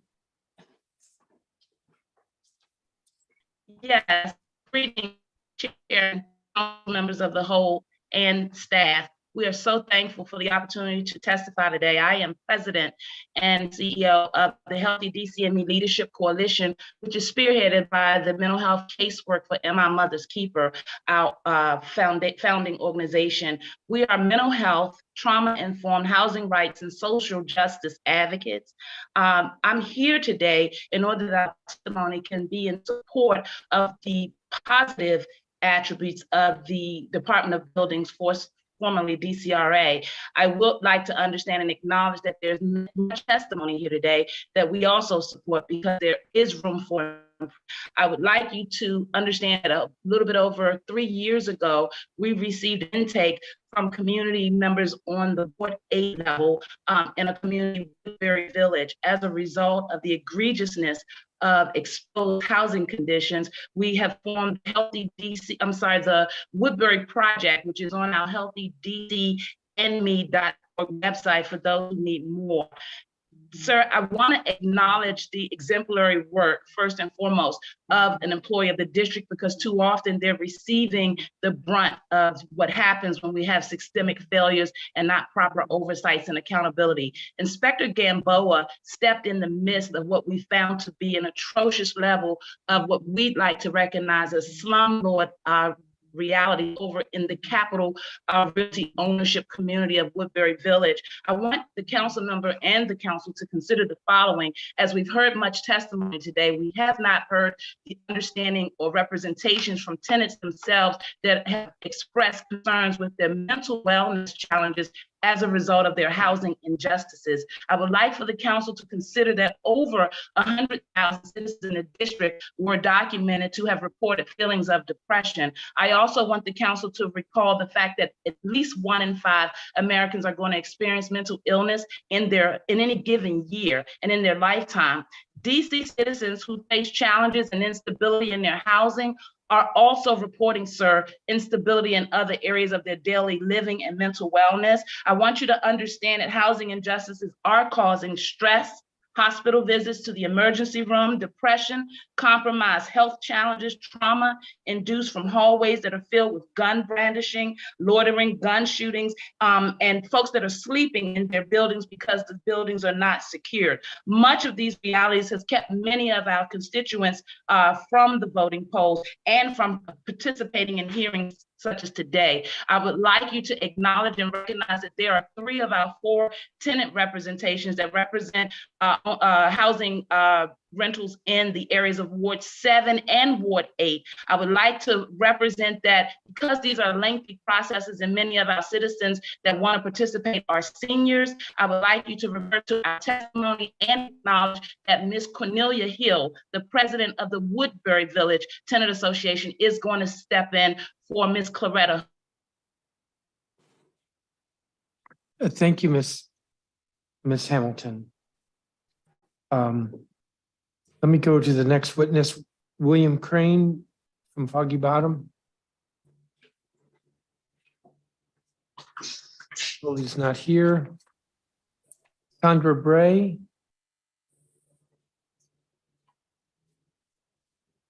Yvonne Hunter.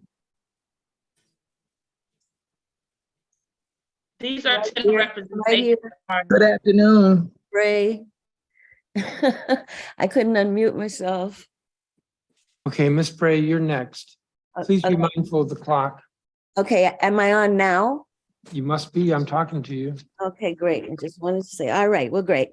Well, my name is Sandra Bray, and I'm the president. I'm a resident at Marbury Plaza, Southeast DC, Ward 8. And I am vice president of the Marbury Plaza Tenants Association. So thank you for hearing me. Living at Marbury Plaza moves me to implore changes be made to strengthen the real and intended power of the Department of Buildings and the ability to enforce the safety regulations that slumlords notoriously get to avoid. I moved here in 2018. Mold showed through my unit by 2019.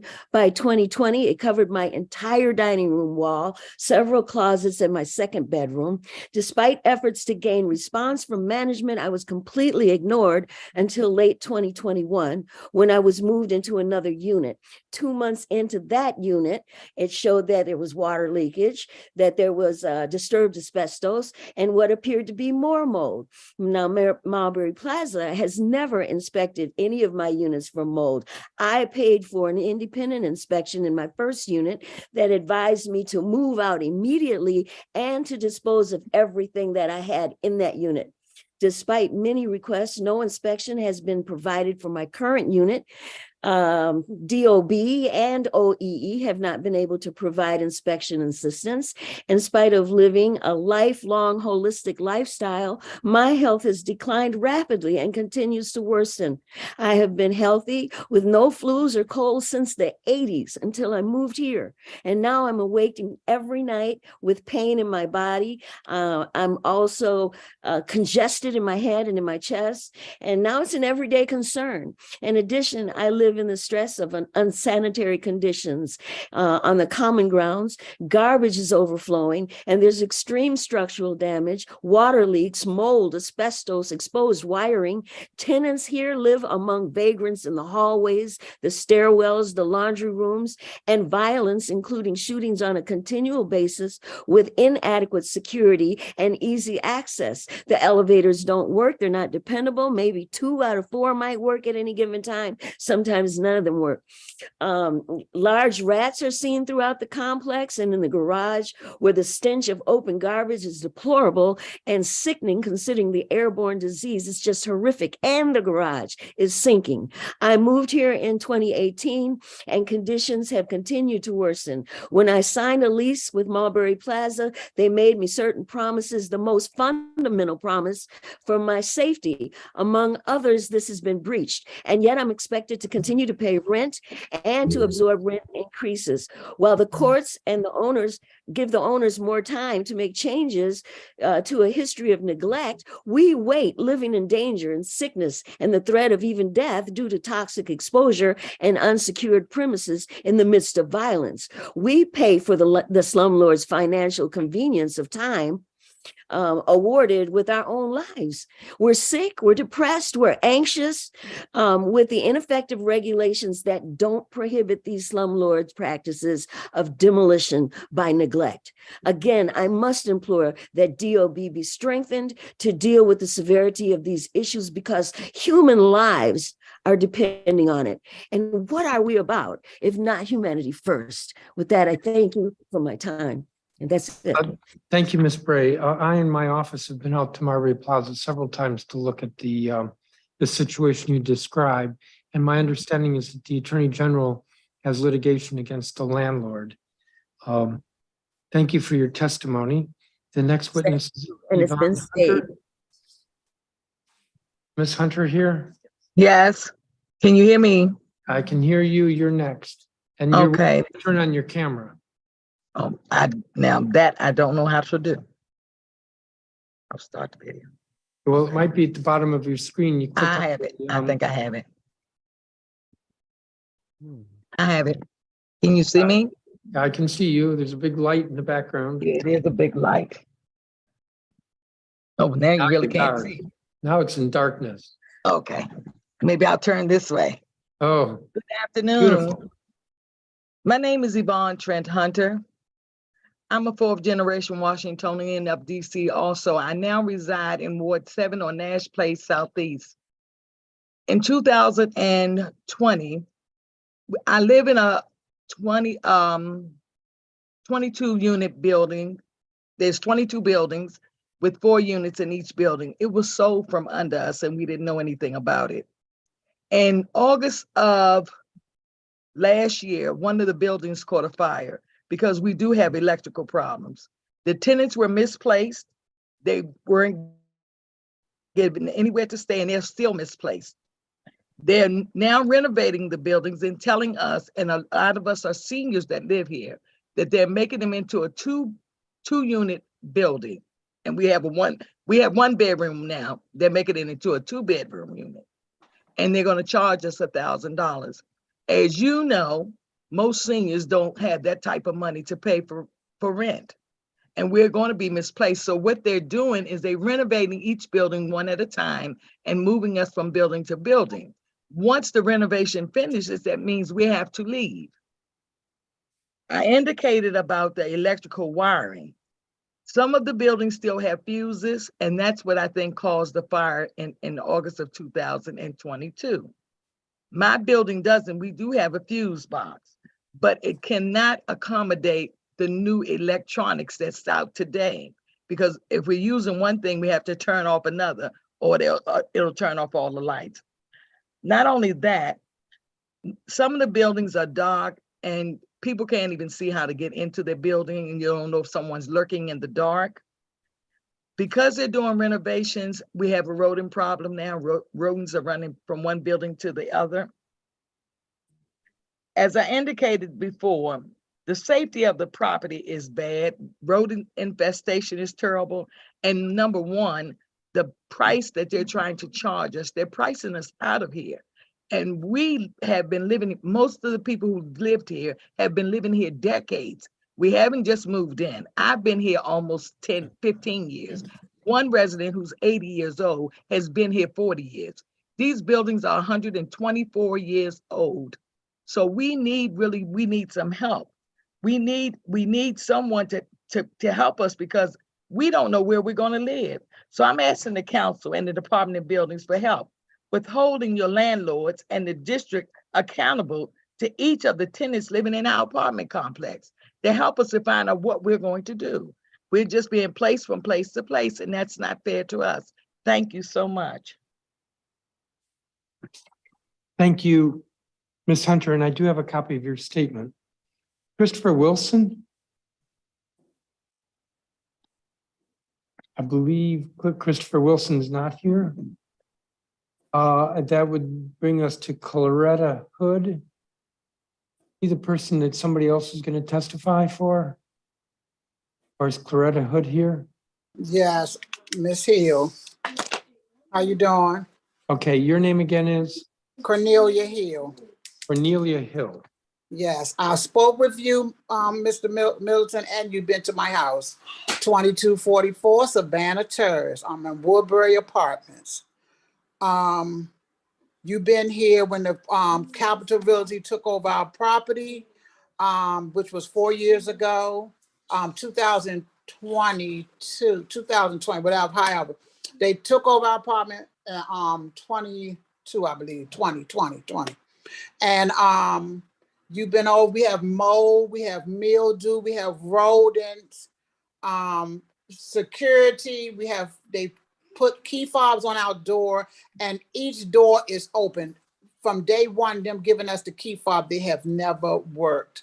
I have a tenant, which the tenant who was supposed to talk for us, her health couldn't take it, so she had to leave. In her home alone this week, she has caught 10 mice. Not only that, I had another tenant who said that they also caught 10 mice in a weekend. That is very inhabitable.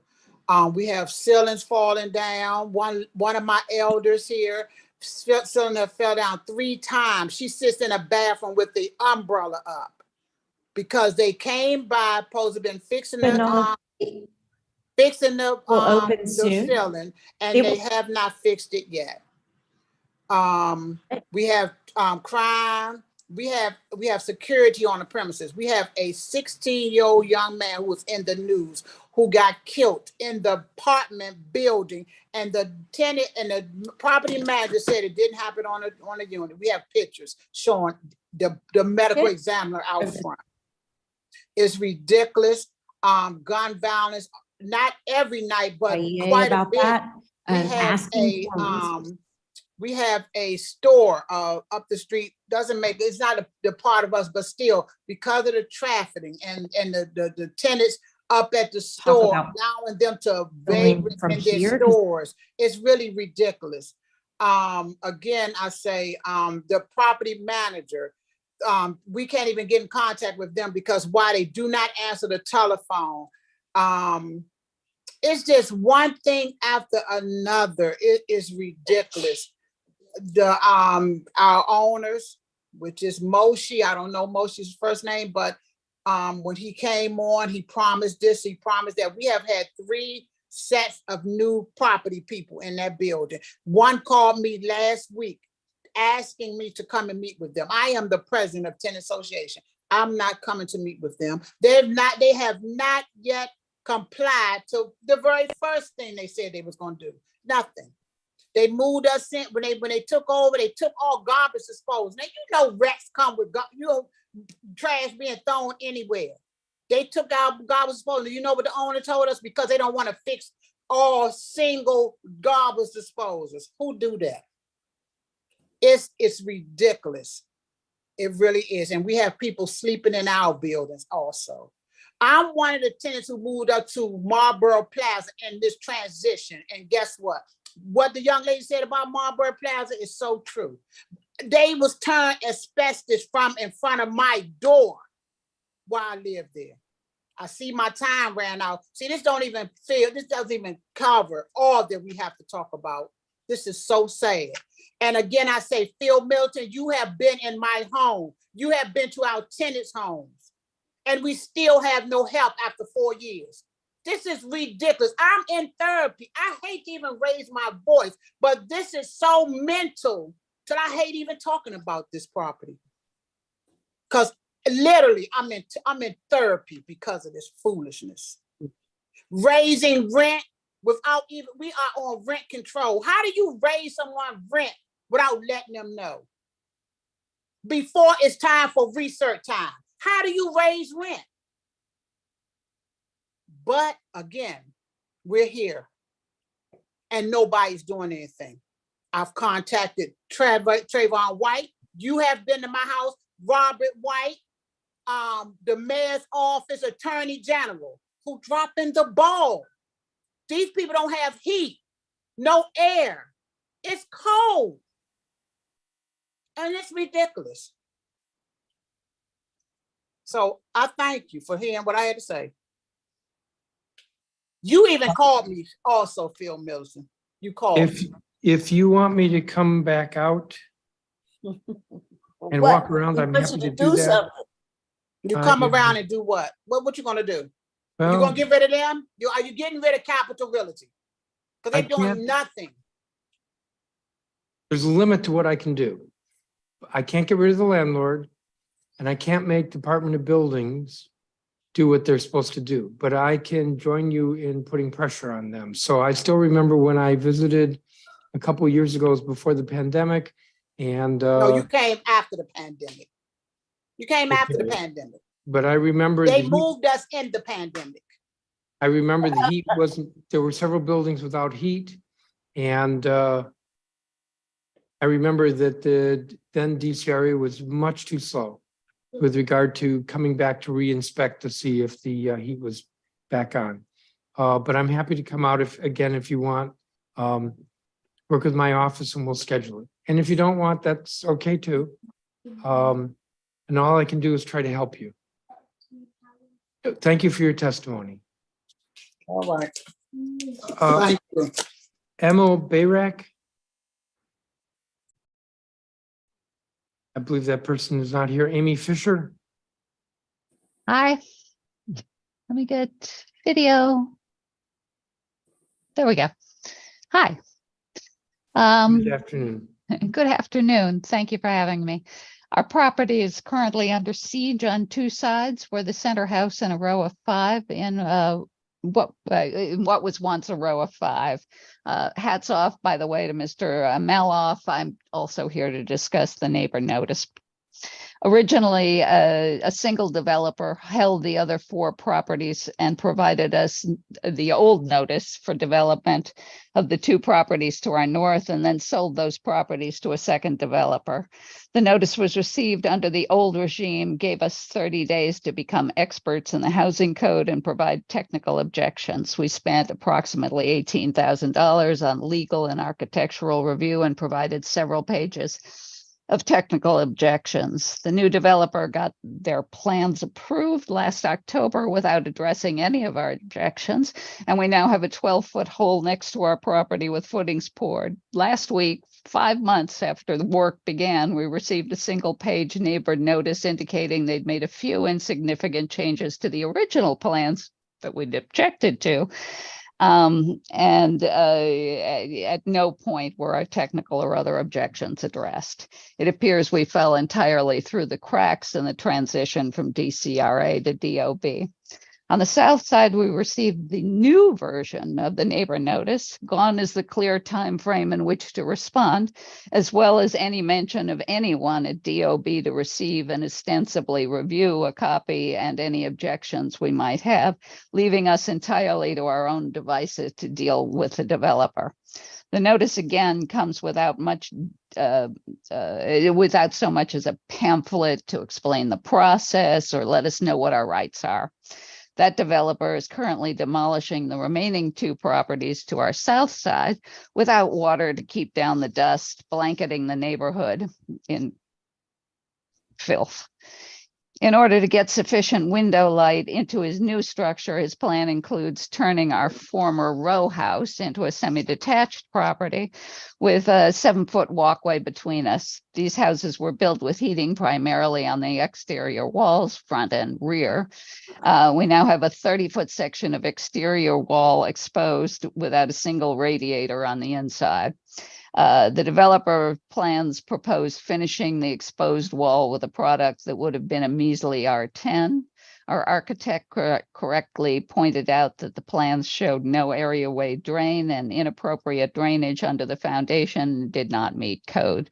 The developer delivered an alleged revised set of plans on Tuesday. Our architect just advised us that the details don't confirm his assertions. There's no topping slab, blah, blah, blah. There's a series of things in my testimony. Council members, the developer's assertion that the DOB has approved these plans is terrifying and unacceptable.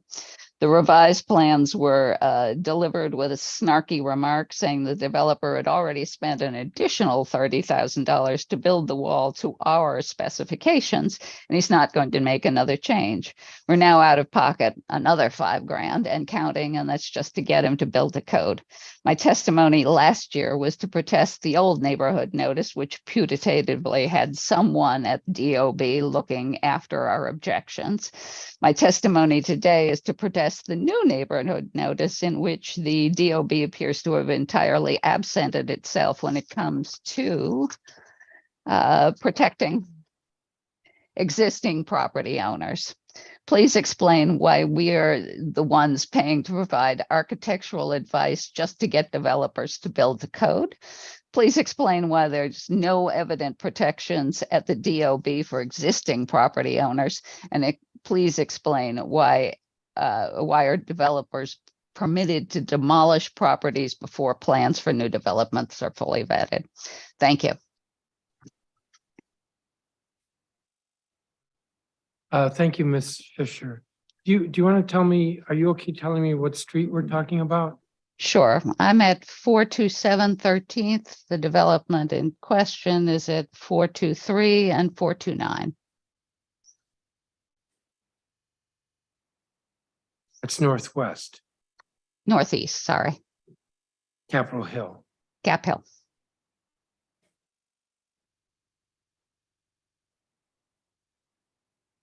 That would be in the historic district. No, we're 1 block off.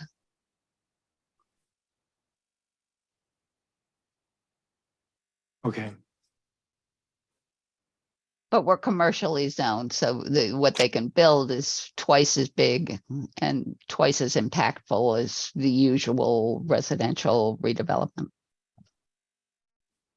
Thank you. Thank you.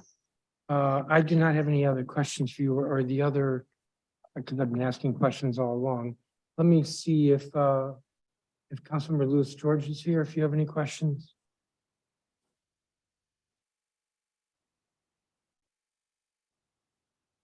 Councilmember Lewis George here. Here, she's not here.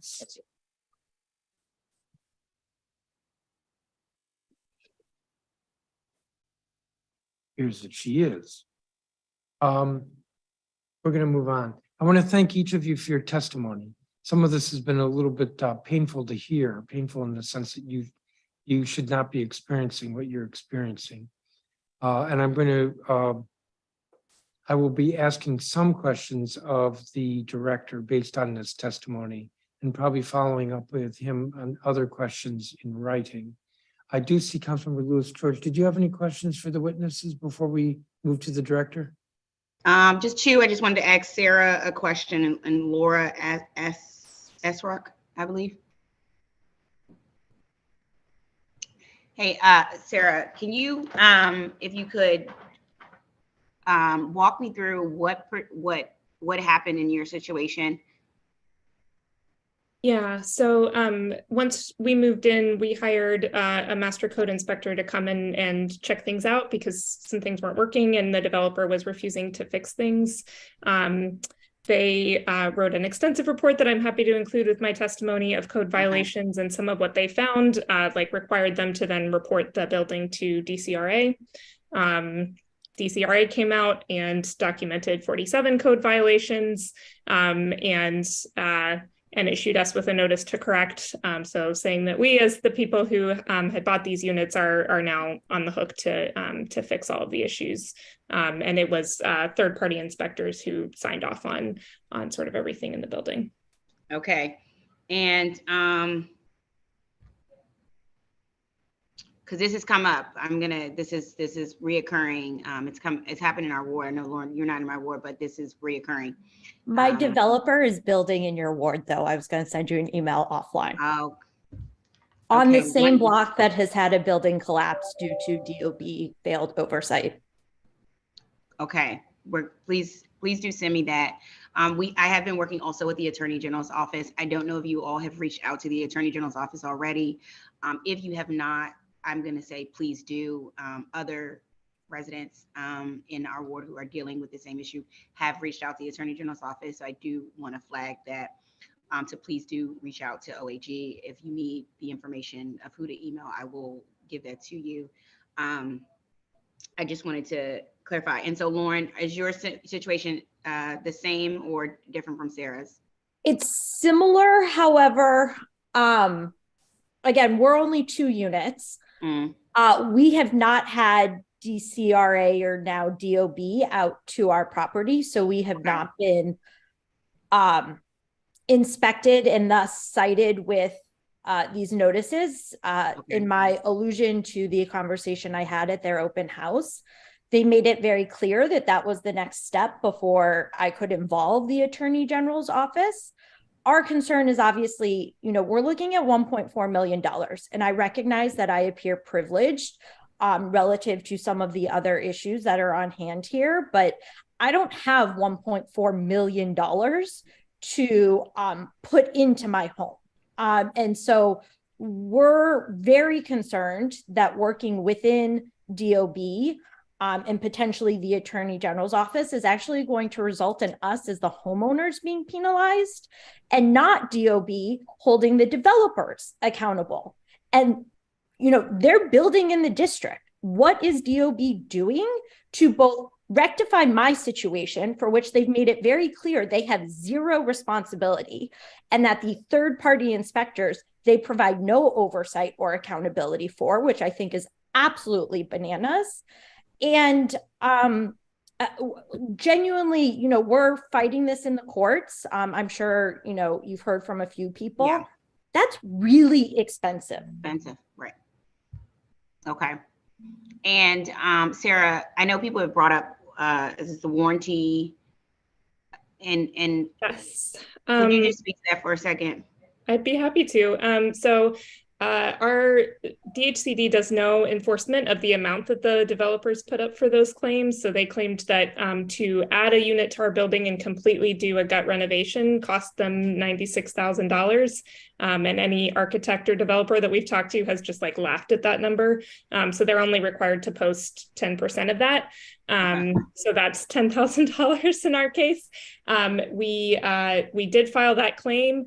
DHCD essentially did not read the documents in our claim and denied it. So we have spent another year trying to trace that money down through the appeals process and are currently waiting for OAH to decide on our appeal. To Lauren's point, each part of this involves us paying lawyers, and we don't have the money to sort of keep up with all of the legal stuff that we're having to do. And I would say with regards to the warranty bond, we've had the same issue. So we know now through the lawsuit, most likely that they, fraudulently reported their building costs.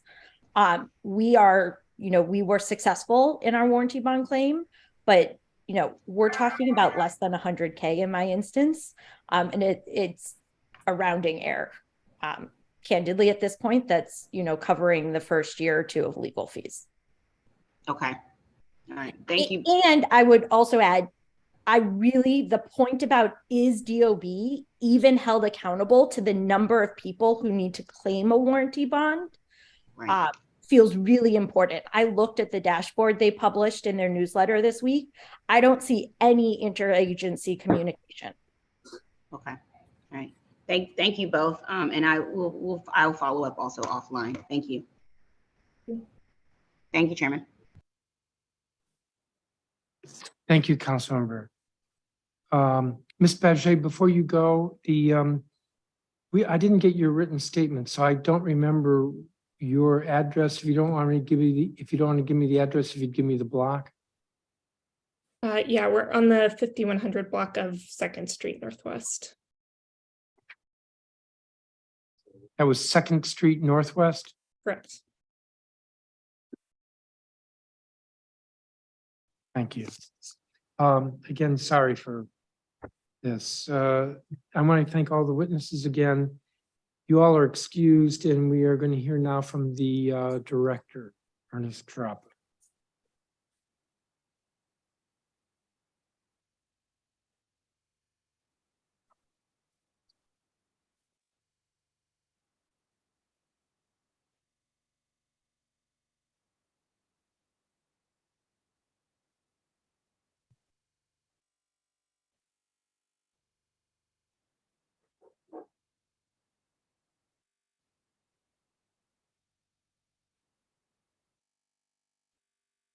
Give us just a moment, Director.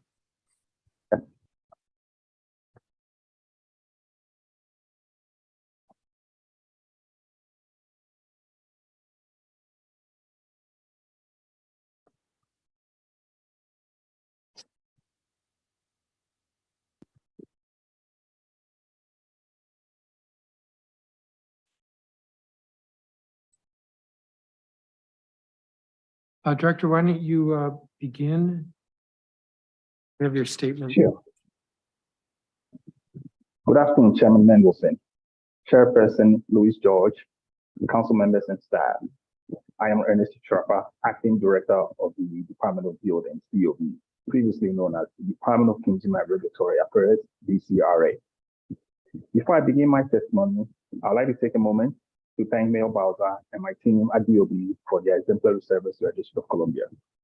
Providing top service to DC residents in the built environment requires unparalleled teamwork, and I'm grateful for the dedicated work of agency and executive principals and staff.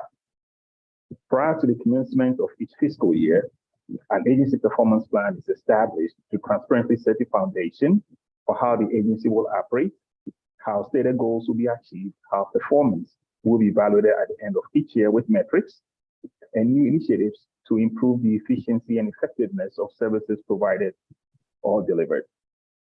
DOB and its predecessor agency, DCRA, have performance plans, and DOB, as one of the city's newest agencies, will continue to be guided through this structural framework. DOB's mission is to protect the safety of residents, businesses, and visitors to the District of Columbia and advance the development of the built environment through permitting, inspections, and code enforcement. The agency is responsible for regulating construction activity through plan review, issuing building permits, conducting inspections, and improving rental housing safety through code enforcement, and drive an abatement of housing code violations by district landlords and property owners.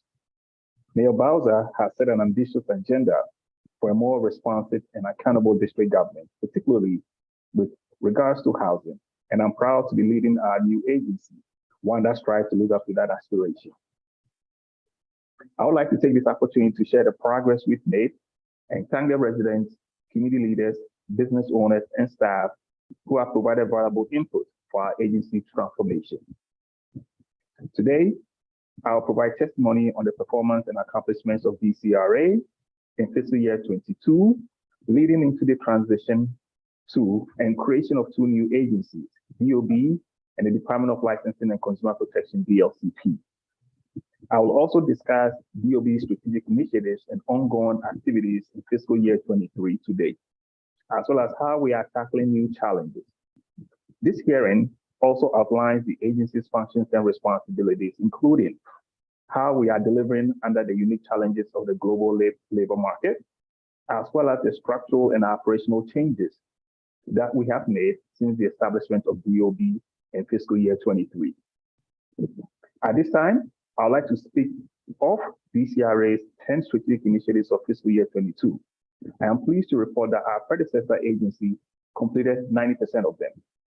These include the establishment of a fast-track licensing, permitting, and inspection team, which, among other functions, provides speedy housing inspections for 1 and 2 family rentals. DCRA also developed interactive programming for small businesses coping with the pandemic, including a zoning and permitting workshop held last August that walked district residents through the process of applying for a certificate of occupancy, COO, or home occupancy permit. In addition, we completed a strategic initiative to streamline construction inspections by operationalizing a scheduling system that automatically schedules inspections based on inspector availability and inspection types. In fiscal year 22, DCRA also established a regulatory mechanism for licensing and enforcement of short-term rentals. While the benefits of short-term rentals have been enjoyed and utilized worldwide since the establishment of various provider platforms, for too many years, district homeowners were opening their dwellings to short-term renters without government oversight. DCRA was able to stand up an entirely new licensing, enrollment, and tracking application so that residents and visitors may enjoy safe and legal licensed rentals in the district. While this program is now administered by DLCP, I'm proud of the work my team did to get this regulatory mechanism up and running. In addition, DCRA completed its fiscal year 22 strategic initiative to support affordable housing through code enforcement and abatement tracking. To advance Mayor Bowser's goal of establishing 36,000 new homes by 2025, including 12,000 affordable housing units, DCRA emphasized the preservation of existing housing stock through targeted enforcement against landlords with a high volume of unaddressed housing code violations. Specifically, we stepped up re-inspections utilizing a targeted enforcement strategy. As of January 2023, this effort has yielded approximately 3,803 abatements. In fiscal year 22, the agency also made 34 referrals to the Office of Attorney General for those entities that failed to show any progress in curing outstanding violations. To provide further context, since 2020, DCRA and DOB have collaborated with OAG on 53 cases in total and has been a productive working relationship. In fiscal year 22, DCRA successfully integrated a new case management system into its consumer protection unit's operations to allow for better tracking and monitoring of investigations and customer resolution. The agency also made significant progress towards its strategic initiative to advance climate change mitigation and adaptation through participation in the development of the DC Energy Conservation Code. For example, in the fourth quarter of fiscal year 22, the Construction Code Coordinating Board approved 5 commercial energy code changes to advance Mayor Bowser's Clean Energy DC plan. Completion of this initiative in fiscal year 22 was delayed, however, due to heightened interest from outside stakeholders and a resulting need for more ongoing work of the Construction Code Board technical advisory groups. Additionally, in fiscal year 22, DCRA reduced fees for certain categories of licenses and established a new 6-month business license. This initiative was aimed at helping district small businesses and improving racial equity in small business support. The agency also completed a strategic initiative to empower staff members through technology training and regular opportunities for dialogue and feedback. To provide some context on this last point, it was obvious to DCRA leadership that the agency split at the beginning of fiscal year 23 was going to cause significant anxiety for our employees as the agency transitioned into DOB and DLCP. To address this issue, we hosted quarterly town halls to allow employees to voice their concerns and receive regular updates on the transition status.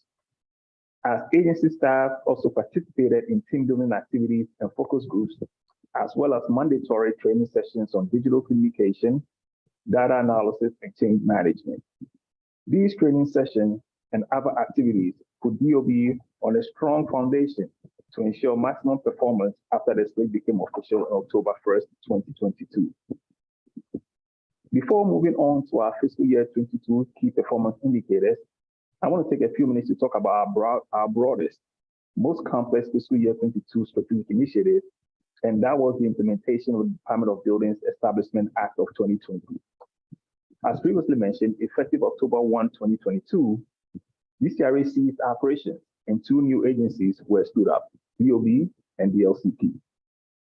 During this transition, customers were able to conduct business activities without service interruptions. DOB and DLCP continue to issue permits and licenses, continue to conduct inspections and investigations, and continue to regulate construction activities and business, professional, and vending activities.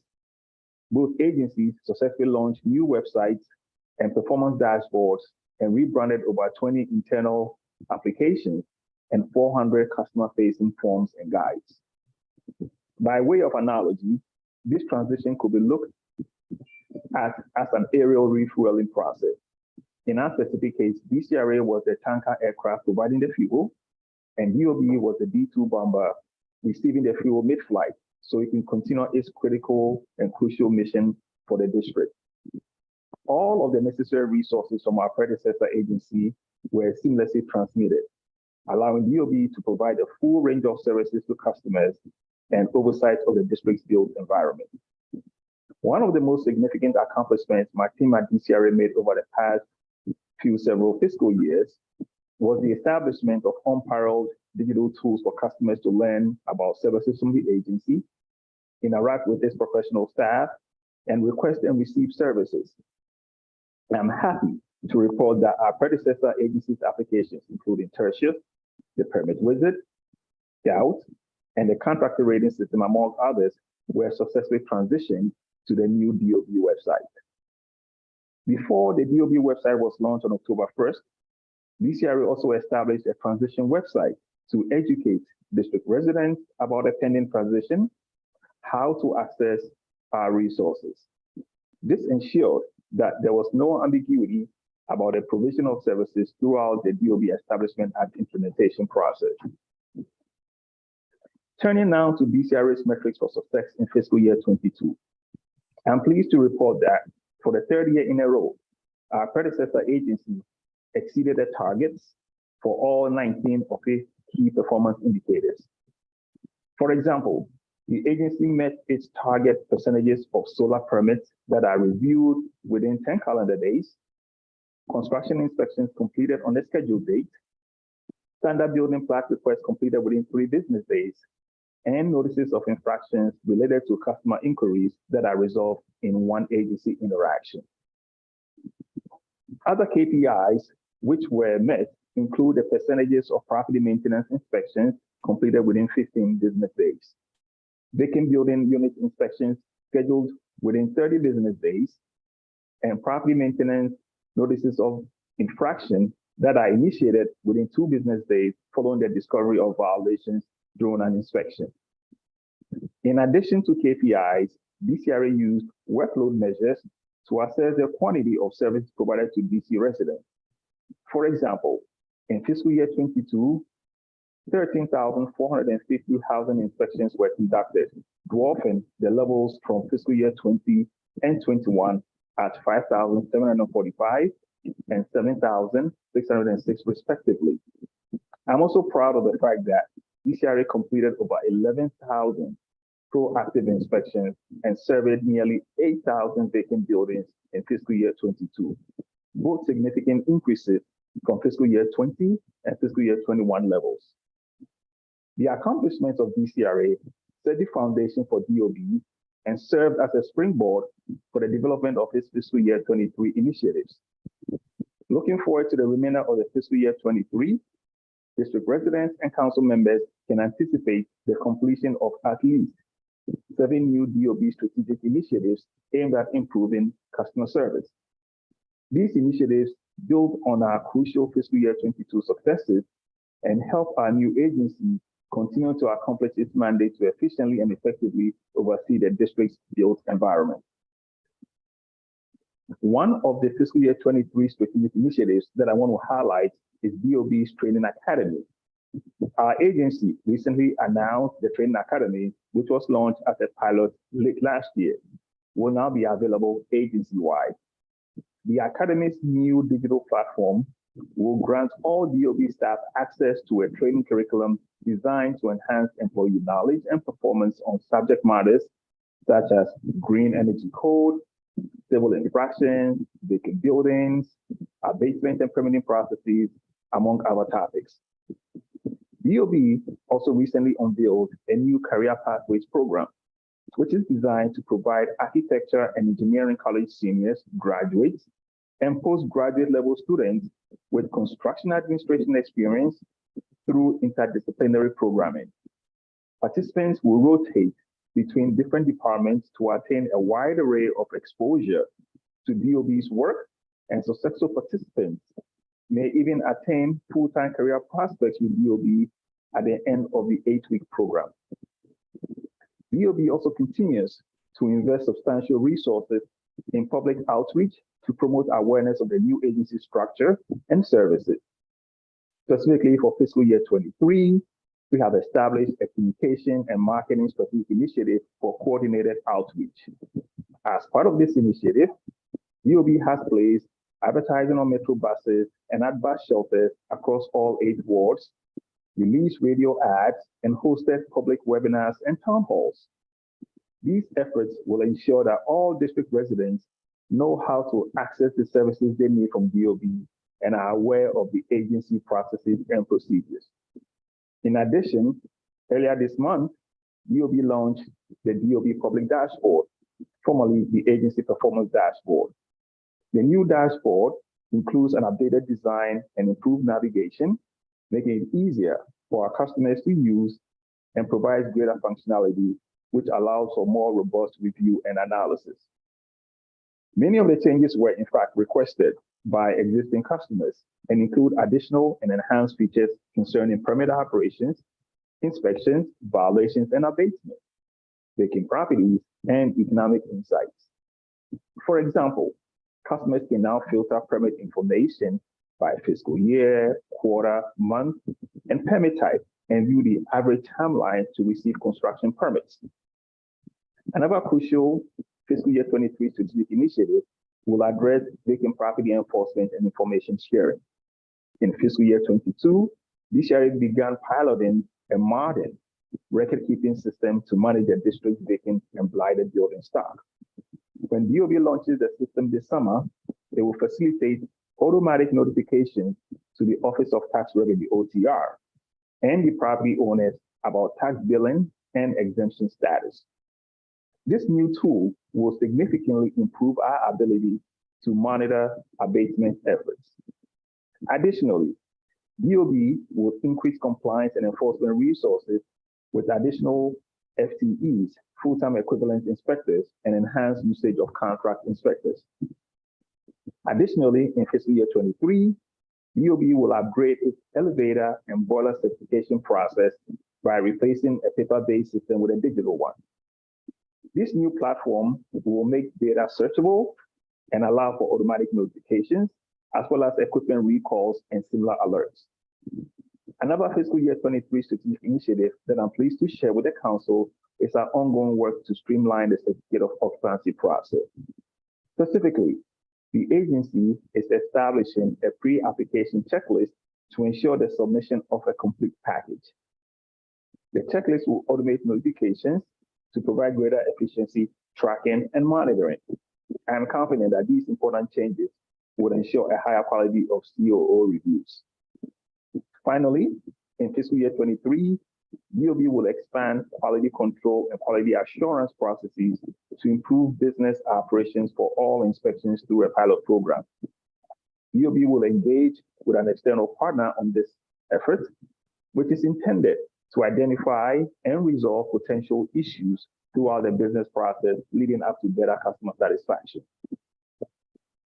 Turning now to DOB's metrics for success in fiscal year 23. I'm pleased to report that As of the end of the first quarter, DOB exceeded all but one of its KPIs. For example, while we set a target number of vacant properties returned to productive use at 150, we have in fact achieved a milestone of 372 properties. Similarly, while DOB has a goal of 4,500 housing code violations abated by property owners or DOB, we oversaw 4,881 abatements. Our KPI reporting also indicates that 98.4% of customers' cases were resolved within 3 business days from the date of receipt by DOB, more than the 95% target. I am confident that DOB will exceed all 15 of its KPI in fiscal year 23, and proud of the work my team has done to ensure that we are meeting our targets and delivering the best possible service for district homeowners and residents. I would now like to turn to DOB's enforcement role as established under district law. When housing code violations are discovered during a proactive or complaint-based inspection, the agency issues NOIs against the offender for failing to correct the violation after advance notice of inspection was provided. For example, in fiscal year 22, DCRA issued 9,133 NOIs, a 53% increase from fiscal year 21 levels. DOB also remains committed to our continual work with other agencies who share an enforcement role to hold property owners accountable by using a wide range of tools to enforce housing and building code standards.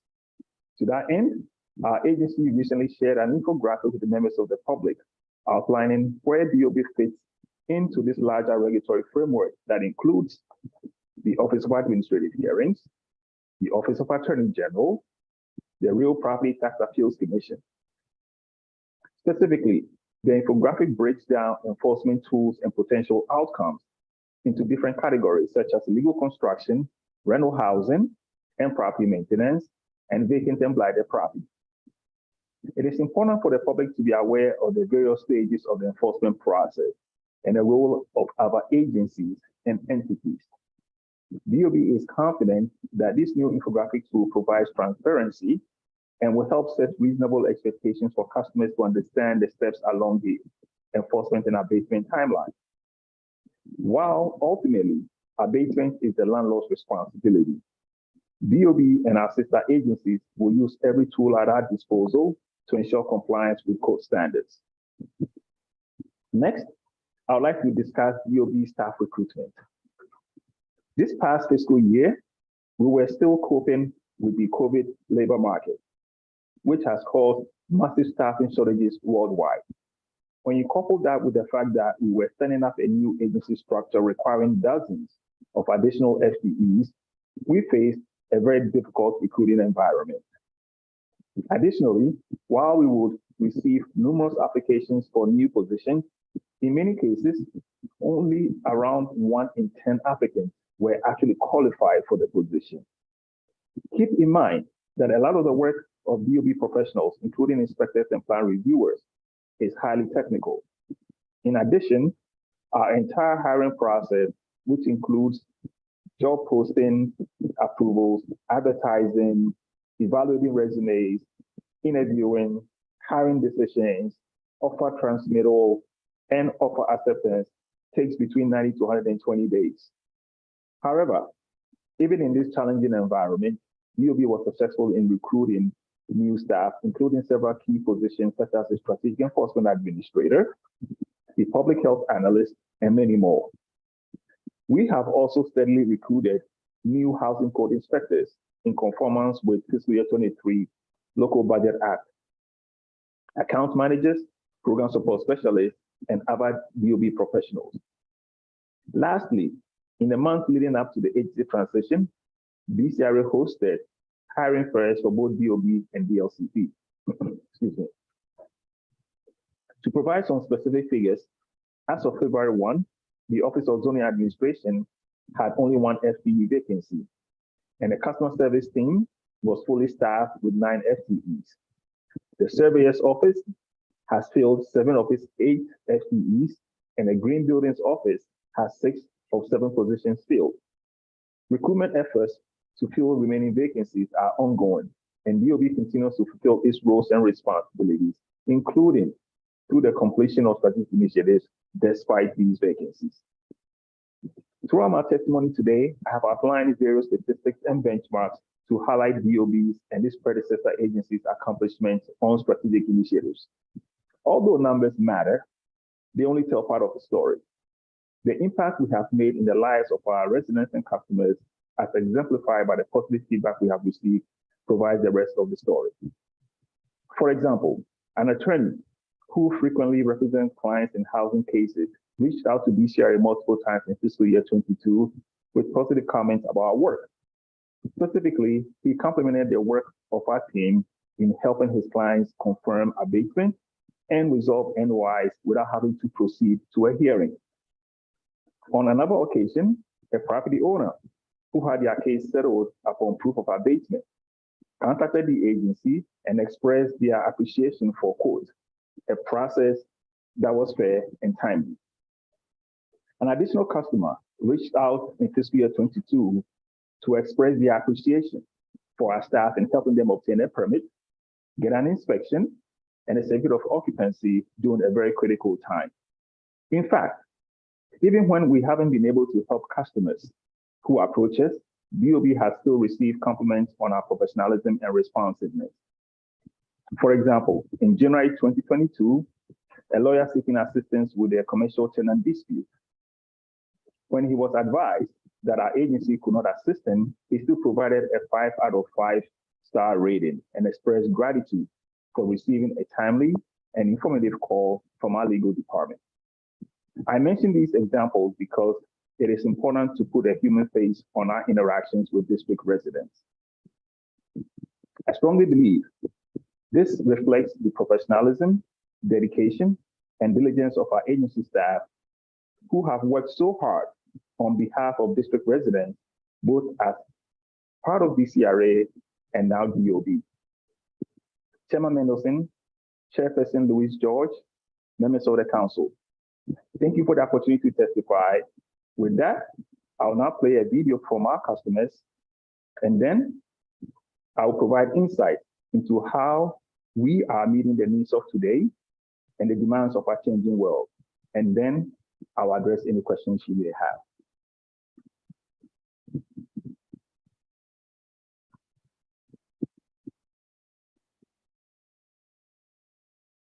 Can I have the sharing control enabled?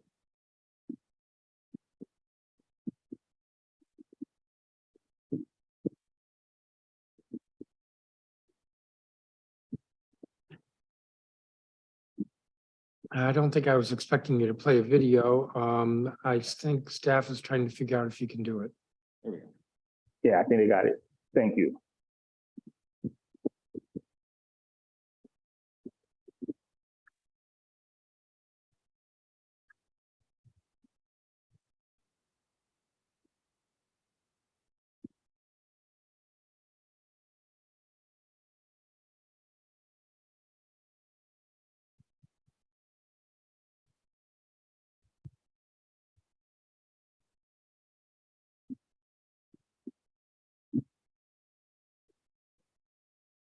If there's a soundtrack, we're not hearing it.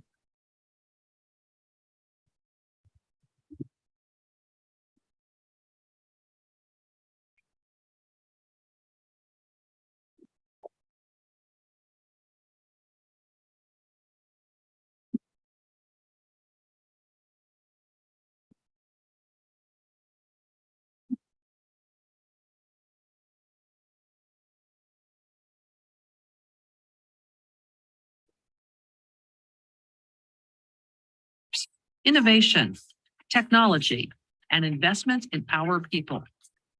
Since this agency was established on October 1st, we have been investing in a robust outreach and awareness effort with our many stakeholders. This has included holding several virtual public forums to introduce the new agency, hosting a stakeholder forum to collaborate and inform development of our strategic enforcement plan, trainings with advisory neighborhood commissioners, holding 20 targeted community meetings and an in-person open house, providing informational and educational support to ensure residents and businesses are aware of our services and how they can access them. We want our customers to know what we do, and we are grateful for the opportunity to better understand what our customers need and expect us to do. In short, at DOB, we are doubling down on our commitment to serve. Even in the earliest days of our agency's launch, we were providing great customer service. Here is what a few of our customers had to say in our first 2 weeks. James Kane from Ward 5 was pleased with the agency's online presence and functionality right from its launch. Tim Schatz from Ward 1 brought us this concern regarding scheduling multiple inspectors. Sam Foreman from Ward 2 brought us this appreciation of the chat function. Sibo Wang from Ward 7 called to schedule an inspection. She was so pleased, she left 3 messages. Riza Shargul from Ward 7 appreciated the quick resolution of her concern. Ann Bowers Evangelista from Ward 4 was eager to schedule an inspection of a vacant property. Teresa Graham from Ward 2 needed assistance navigating the website and portal. Because our staff understands that every person in the agency has a role in customer service, we are investing in our people. From permitting and zoning to inspections and enforcement, our staff manage nearly 6,000 inquiries each week. We're expanding our knowledge, improving our responsiveness, and increasing our preparedness to ensure that customers have their questions answered, their concerns addressed, and their problems solved. We're improving our permitting process, and we are working to further streamline it. We're heavily focused on providing timely, precise, and accurate information to our customers through innovation and by deploying new technologies. We are building the workforce of the future here in the district through our new Career Pathways program. DOB has unveiled a paid Career Pathways pilot program to provide architecture, engineering, and construction management seniors, recent graduates, and postgraduates with valuable practical building code and construction administration experience in a supervised environment and a potential to full-time career prospects with the DOB at the conclusion of the program. Through our innovation, better use of technology and service delivery, and greater investment in our people, our already strong commitment to the residents and businesses of the district is growing, positioning us to meet the demands of today and those of the future.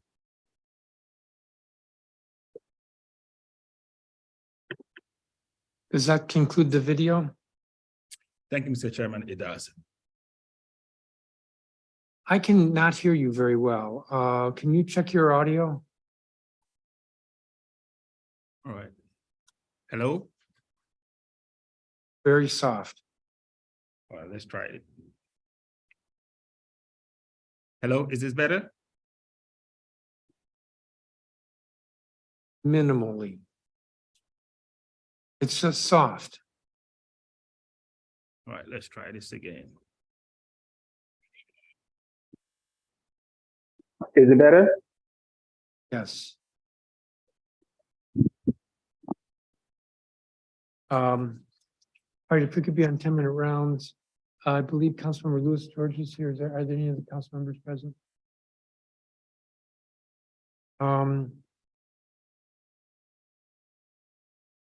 I can't say, Director, that I'm feeling very good at the moment. There's been 46 witnesses and an awful lot of testimony of complaints about body construction, which I consider to be illegal construction if it doesn't comply with code. That I think there's been too many complaints about that. This hearing feels to me almost like we've gone back in time to hearings a couple of years ago when there were so many complaints with regard to the responsiveness or the effectiveness of the inspection process. I don't really appreciate it when there's a tenant from Woodbury Village who's mad at me when I went out and looked at the property and contacted then DCRA and said you need to follow up, and apparently the problems are still manifest. And it doesn't surprise me that Woodbury Village is still a problem. It was pretty clear from a few years ago when you may remember, Director, that I went out and there was no heat. I was like the beginning of February, and I was pretty angry that the department said, well, we'll send out an inspector. They sent out an inspector, found that there was no heat, and then the follow-up inspection was going to be like a month later. And I said, I hope you remember this. That's waiting too long. There's no heat. This is February. It's cold. Well, not today, but 3-4 years ago. And the follow-up inspection should be right away. We knew then that the owner of Woodbury Village was not a good actor. And so that today I listened to the tenant who's angry, just angry that the problems continue. Department buildings should be all over the place for that apartment complex. There was testimony regarding Marbury Plaza. Now, I know that that's in litigation, so I don't know what Department of Buildings could do, although I suspect Department of Buildings could keep going out there and inspecting and keep citing. And with its NOIs fining. There was building after building, and then those homeowners who bought, and I mean, that's just wrong that somebody's buying their new unit. And it turns out that I can't remember if it was a couple $100,000 in repairs needed or the $1.4 million in repairs. And that's just wrong. In fact, maybe that's where I'll start. Sarah Baget, 5100 block of 2nd Street. Department of Buildings cited 47 code violations against the current condo owners, the purchasers. And according to Ms. Baget, there was a third-party inspector who had okayed the construction. The warranty bond was grossly inadequate. I think she said $10,000 because the construction was grossly underestimated at like $100,000 for a gut job and a complete renovation. So let me ask this, Director. I guess 3 questions. 1, what is the Department of Buildings going to do to help the property owners? 2, please explain what's going to happen with the third-party inspector, assuming that the allegation is correct, that the third-party inspector okayed the building, which DCR or Department of Buildings subsequently said had 47 code violations, significant violations. And third, what is the Department of Building? How is it that the warranty could be the warranty bond could be so grossly understated? And what's the Department of Buildings going to do about that? 3 questions. I'll first of all start by sharing your frustration and anger. I also get angered when I hear about residents living in terrible housing conditions. I also get annoyed and angry when I hear about construction defects. So the feelings you have, I have the same feelings.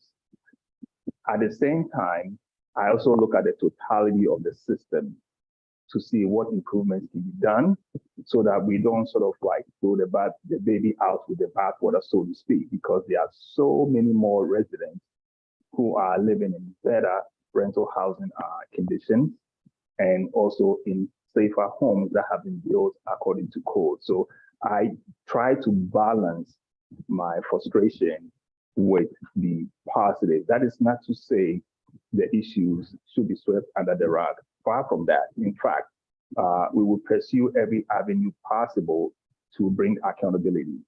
You asked 3 questions, one around what is the department doing to help our tenants. We follow the law and the codes and the authority that we are given. When there is a housing or property maintenance issue, as you know, our first response is to do an inspection after we've given the property owner notice of the inspection. And if violations are found, we utilize one of the enforcement tools available to us, that is to issue fines and litigate those fines at OH for the benefit of tenants. And we'll continue doing so. For Woodbury and Marbury Plaza, a look on our public dashboard shows the hundreds and thousands of fines that have been levied. We also work closely with the Office of the Attorney General to pursue other enforcement strategies.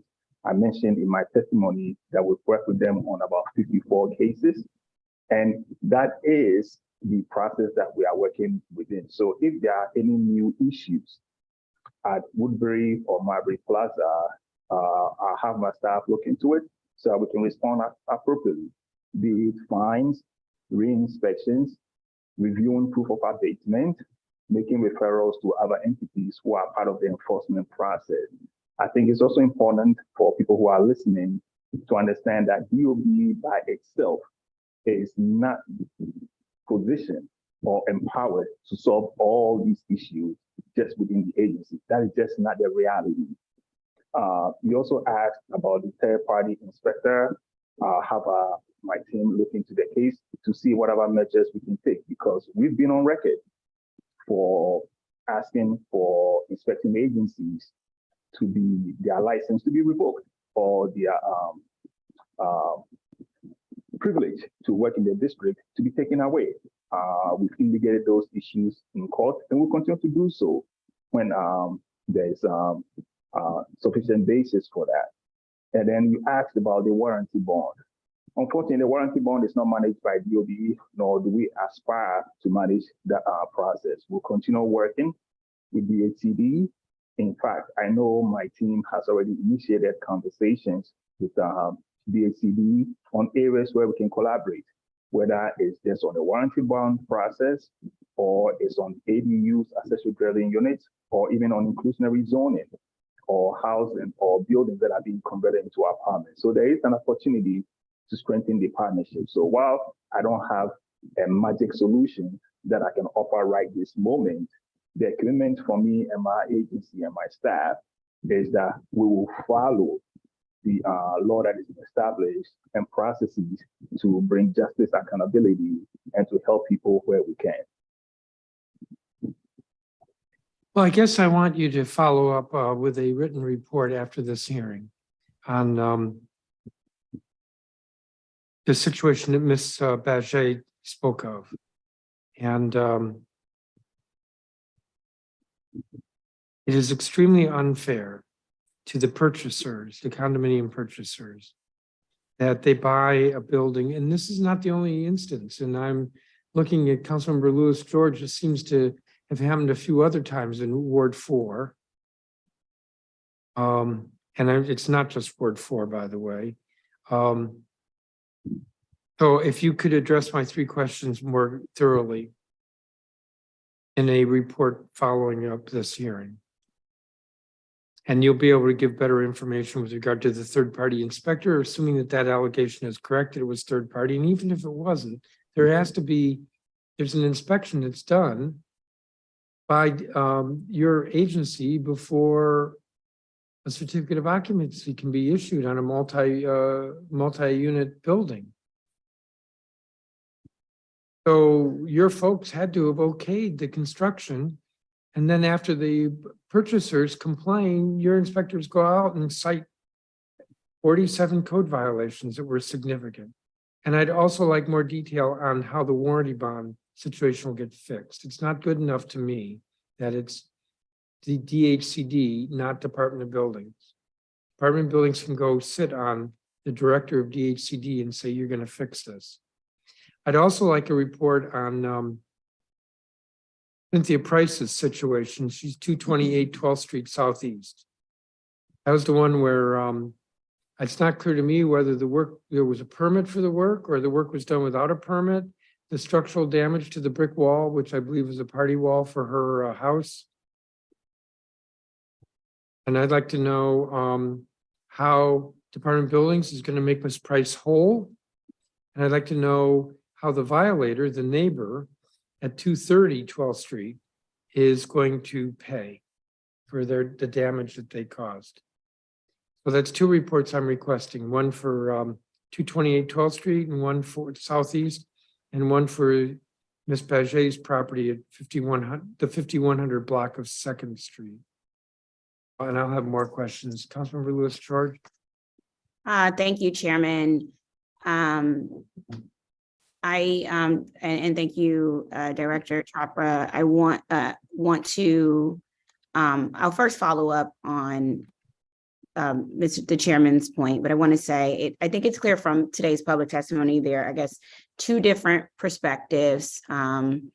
From the perspective of some of the residents, department is ignoring the needs of residents who have reported illegal construction, or residents who have been, sort of swindled by fraudulent developers and shoddy third-party inspections, and tenants who somehow live in uninhabitable conditions that neither landlords nor the department will necessarily fix. And then in a different world, the department is sort of letting the market do its thing, according to witnesses who I think primarily represent or engage in business as real estate companies, and the department is streamlining the process to get permits.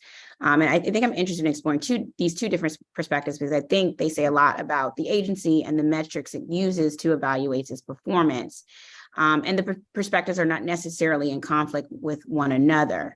In regards to, what we hear from for residents who are suffering, and this is the word from their experience, what we talked about earlier already was suffering from living in new condo buildings that were built under third-party inspection programs. And I know the chairman has asked for a report, but I just wanted to, and I appreciate you saying you also get angry about terrible housing conditions and substandard construction. I wonder if do you all ever sort of refer any of these cases for criminal prosecution for fraud? Thank you, Councilmember Dennis Louis George. To answer your question, as far as we make criminal prosecution, we make referrals to the Office of the Attorney General, because we can go sue people. I don't have the number of referrals that we've done. Okay. Work with them on a routine basis. It is par for the course. If we find some evidence of fraudulent activity, or we find some evidence of nefarious activity beyond what our authority is, we make those referrals. And we've also been successful in getting companies to leave the district, suspending certain professionals, and that is all part of the enforcement process. It is nothing new, in the sense that we have a framework of what we need to follow, whether it's somebody who's cheating a little bit, or a lack on their taxes, and we make a referral to our OAG, or whether it's the chairman bringing an issue to our attention, or you making a referral. Our process is still the same. Evaluate the facts at hand, and then follow the prescribed process for holding people accountable. Okay. And it sounds like some of these third-party inspectors are really bad actors. And so I'm curious sort of what quality control and quality assurance activities does DOB have when third-party inspectors allow substandard structures to pass instruction? All right, I'll answer the question about what controls we have in place. But I also want to touch on an issue that may appear to be a faulty premise for the benefit of the public. Shoddy construction, or like construction defects, that is in a different realm when it comes to the means and method of doing a certain type of work. Our role is to see if the work is code compliant. Our role also is to perform oversight on third-party inspection work. We do hundreds of oversight inspections on third-party inspection companies and their inspectors. And we also have disciplinary measures in place to protect homeowners, property owners, and hold inspectors accountable. In certain situations, inspectors just cannot do the work anymore. So the example that you provided earlier, or that the lady talked about, is something that we are still looking into to see what facts can be established and what would be the appropriate enforcement step to take.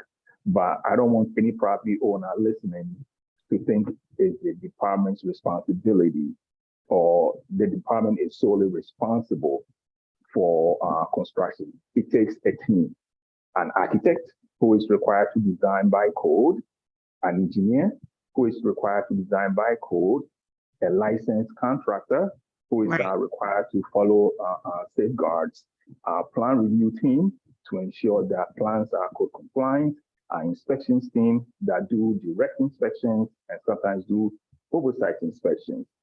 So that's sort of like the broad system in place. Right. Yeah, no, I understand it's not just you all. I just want to know sort of what you all have to within your responsibility with these third-party inspectors. Because it sounds like, you know, if they're continuing to do it, at what point are they sort of not allowed to be sort of provide inspections or and be submitted to DOB? Yeah, when we have a sufficient case, they get suspended or they get removed from the program completely. And one of the things we are able to do now, which we were not able to do several years ago, is really prevent work from getting to them. As you may recall, we now have a single platform for all construction inspections, whether it's by DOB full-time employees or third-party agencies and their inspectors. So we have the ability to monitor in near real-time construction inspection activity. And if somebody's removed from the program, guess what?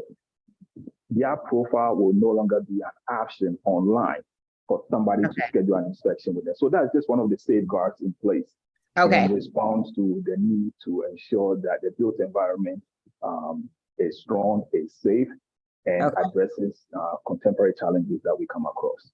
Okay. And do you know if we've suspended any inspectors over this last fiscal year?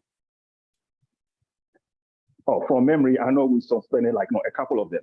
The exact names and the cases, I have to do like further research, but you know, I know that happens. It is not out of the ordinary for us to substantiate a case, litigate it, and then suspend the inspector or the third-party company. It happens. We do it. Okay. And that leads me to, I know in page 49 of your testimony, you talk about DOB piloting an artificial intelligence powered building permit approval using building information modeling files for construction, permitting construction projects that require plan reviews. It will sort of, what is this technology? And you know, I just don't want it to end up it creating more issues and problems than it's solving. Good question. Artificial intelligence really has reached a tipping point, in my view, where it is accessible to consumers, businesses, and the government. It is no longer the province of wealthy or rich companies. What we are doing is exploring how this innovation can improve building safety, improve productivity, and also prepare our workforce for the future. I look back to 50 years ago, if you would ask somebody if they run spell check on their emails or Word documents, they'll probably say no. But now it is common practice. It is foreseeable that artificial intelligence will permeate our lives to greater extent than what we are even aware of. So as the Department of Buildings, we are not sitting on the sidelines. We are assessing, exploring, working with other jurisdictions, working with companies to really understand the potential. And over the last few months, we've been able to scope out a certain level of work that can be done by humans and also can be accomplished by artificial intelligence. And we are preparing for a stage where we will see what is superior, what is consistent. And we've also targeted permit approvals because we know there are certain rules that are basically routine. Building height is building height from the building code perspective. From a zoning regulation, depending on the zone, there's a building height that you have to comply with. So rather than have a human being sit behind their desk, spend hours doing routine tasks, we can automate these tasks with artificial intelligence so that our staff can focus on higher value activities, whether it's quality assurance, or doing complex reviews. The lessons we learn throughout this process will inform how we scale it.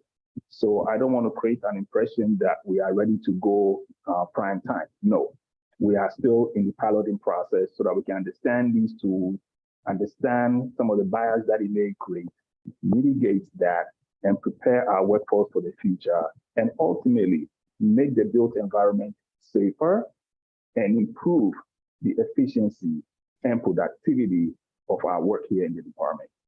Okay, so right now, the artificial intelligence won't be used sort of to replace any current sort of work being done by actual human beings. Once we complete the pilot and we settle down on the tasks that are better performed by artificial intelligence, we'll consider how to scale it.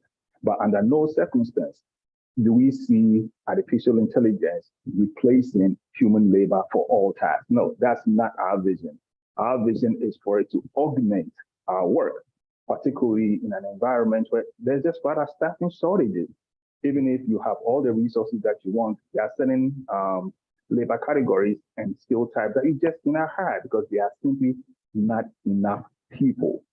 So coming back to your question, how to use the tool, it will evolve based off what we learn and also what our community expresses to us. Okay, this is my time for this round, so I will. And there'll be another round. Thank you. Director, how many vacancies does the department have right now? We have about 100, and give me a second, I'll give you the number. I think it's 108. Give me a second. And while you're looking, I assume there's some folks from your office who are listening. Maybe they can set up a laptop and a separate connection so that the next round your audio is better. We think the audio is bad at your end. It's sort of muffled and soft. And when you turned it up earlier and asked if it was better, it had a sort of a hollow tone to it. It's sort of gotten soft again. All right, let me try. Muffled. And I'm not suggesting you fix it this round. That's my time. Your staff can maybe set up take a second laptop and set it up, and we'll let you enter that way, and then you can just switch to laptop with the next hearing. So how many vacancies do you have? All right, give me a second.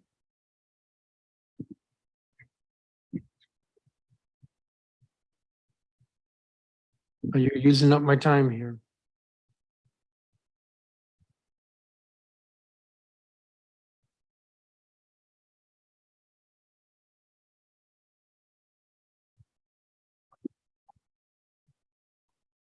$108. And do you know how many of those are inspectors? Well, as far as inspectors, I can give you the breakdown for inspectors.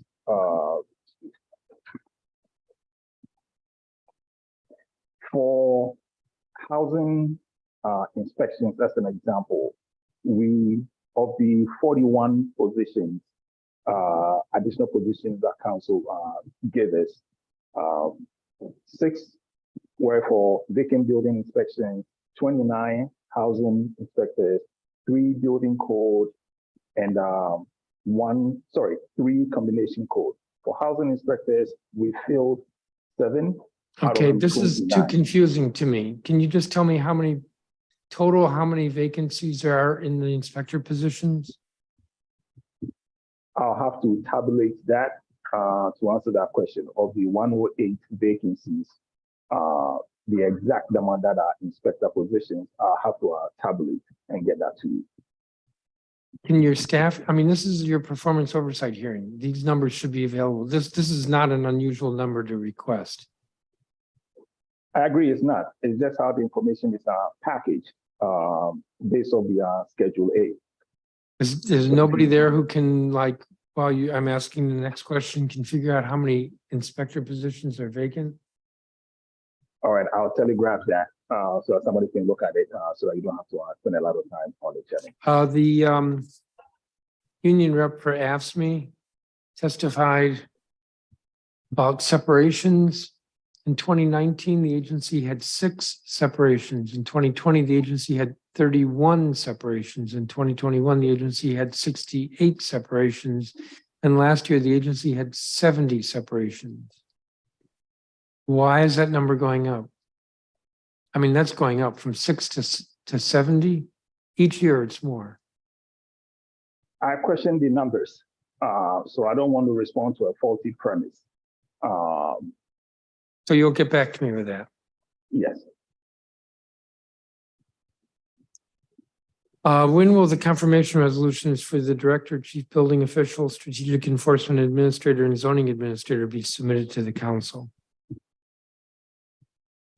It is going through executive approvals. So that's something that we can follow up with you on. I'm sorry, you said going through executive approvals. Yeah, executive What did you office of the say? mayor. It is going through approvals within the executive office of the mayor. So my question, when will the confirmation resolutions come to us? The answer is, I'll have to check. The confirmations don't come directly from the agency. We work with our EOM. So that is something I can follow up so that EOM responds to you, or I can provide additional information. is it correct that there was an inspector position that was reprogrammed to be an HR position? Yes, that's absolutely correct. Given the number of inspectors and other non-inspector positions that we had to hire, it was just simply impossible to expect 2 people in HR to recruit, manage the retention for over 100 positions. So we reclassified one of the inspector positions to an HR position so that the staffer can develop expertise in recruiting inspectors, which is a very difficult undertaking.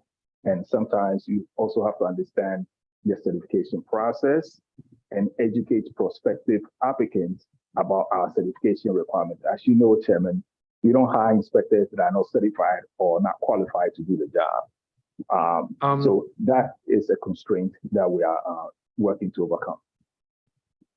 Well, I wish we had realized when we were putting the positions in the budget that there would be another HR position needed, because the idea was to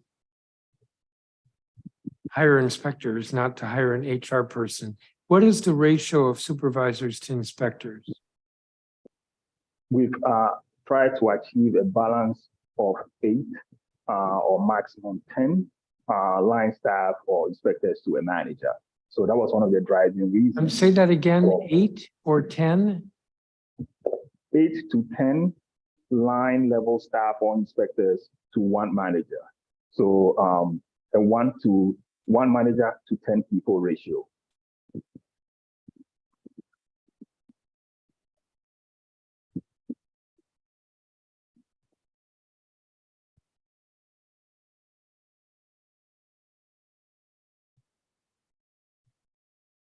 Okay.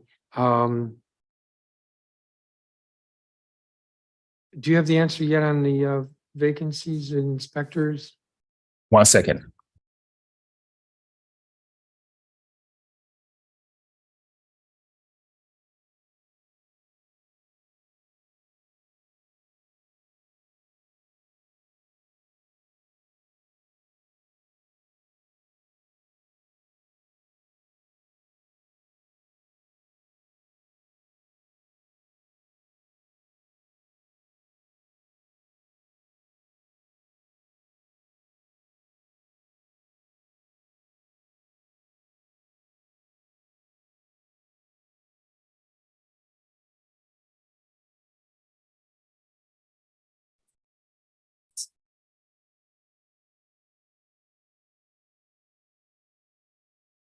Yes. It's being looked at, Chairman. I'm sorry, say that again. It is being looked at.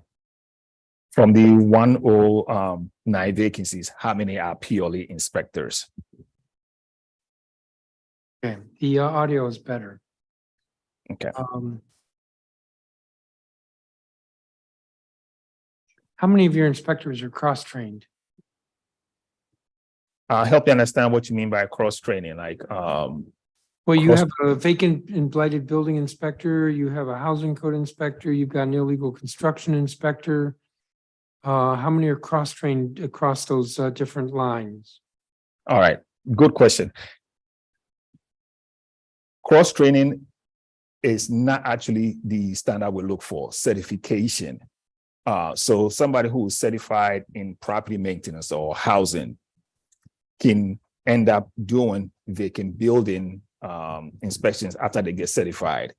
But you cannot be a vacant building inspector and do property maintenance or housing inspections because of like the skill gap or the certification required. Similarly, for construction inspections, you cannot end up doing vacant building inspections. So the answer to your question about whether people are cross-trained, we provide general information about disciplines, but you actually have to obtain certification to Okay, but that perform. doesn't answer my question. My clock is, I've managed to ask like 3 questions in 10 minutes. Okay, so an inspector can't inspect across disciplines unless they have the certification. My question was cross-trained, cross-certified, whatever. How many can do more than one discipline? All right. The 38, for example, the 38 housing inspectors can be prepared to do vacant building inspections. That is about one area. Another area will be construction inspectors can do illegal construction. So if you want to use that as sort of like a way for cross-training. No, that doesn't work for me. You know, we had a hearing a couple of years ago on mold. Now, I didn't mention mold, but an inspector can do a building code inspection. Can an inspector also do mold? How about a housing inspector can do housing code. Can they also do mold? How about if you get back to me on this? So get back to me with an answer. Can you clarify?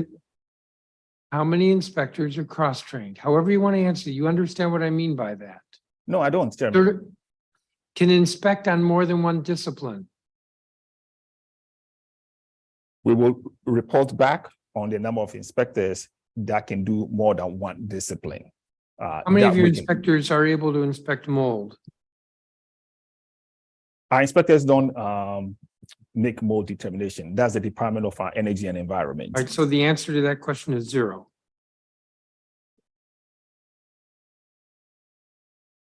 Councilmember Lewis George.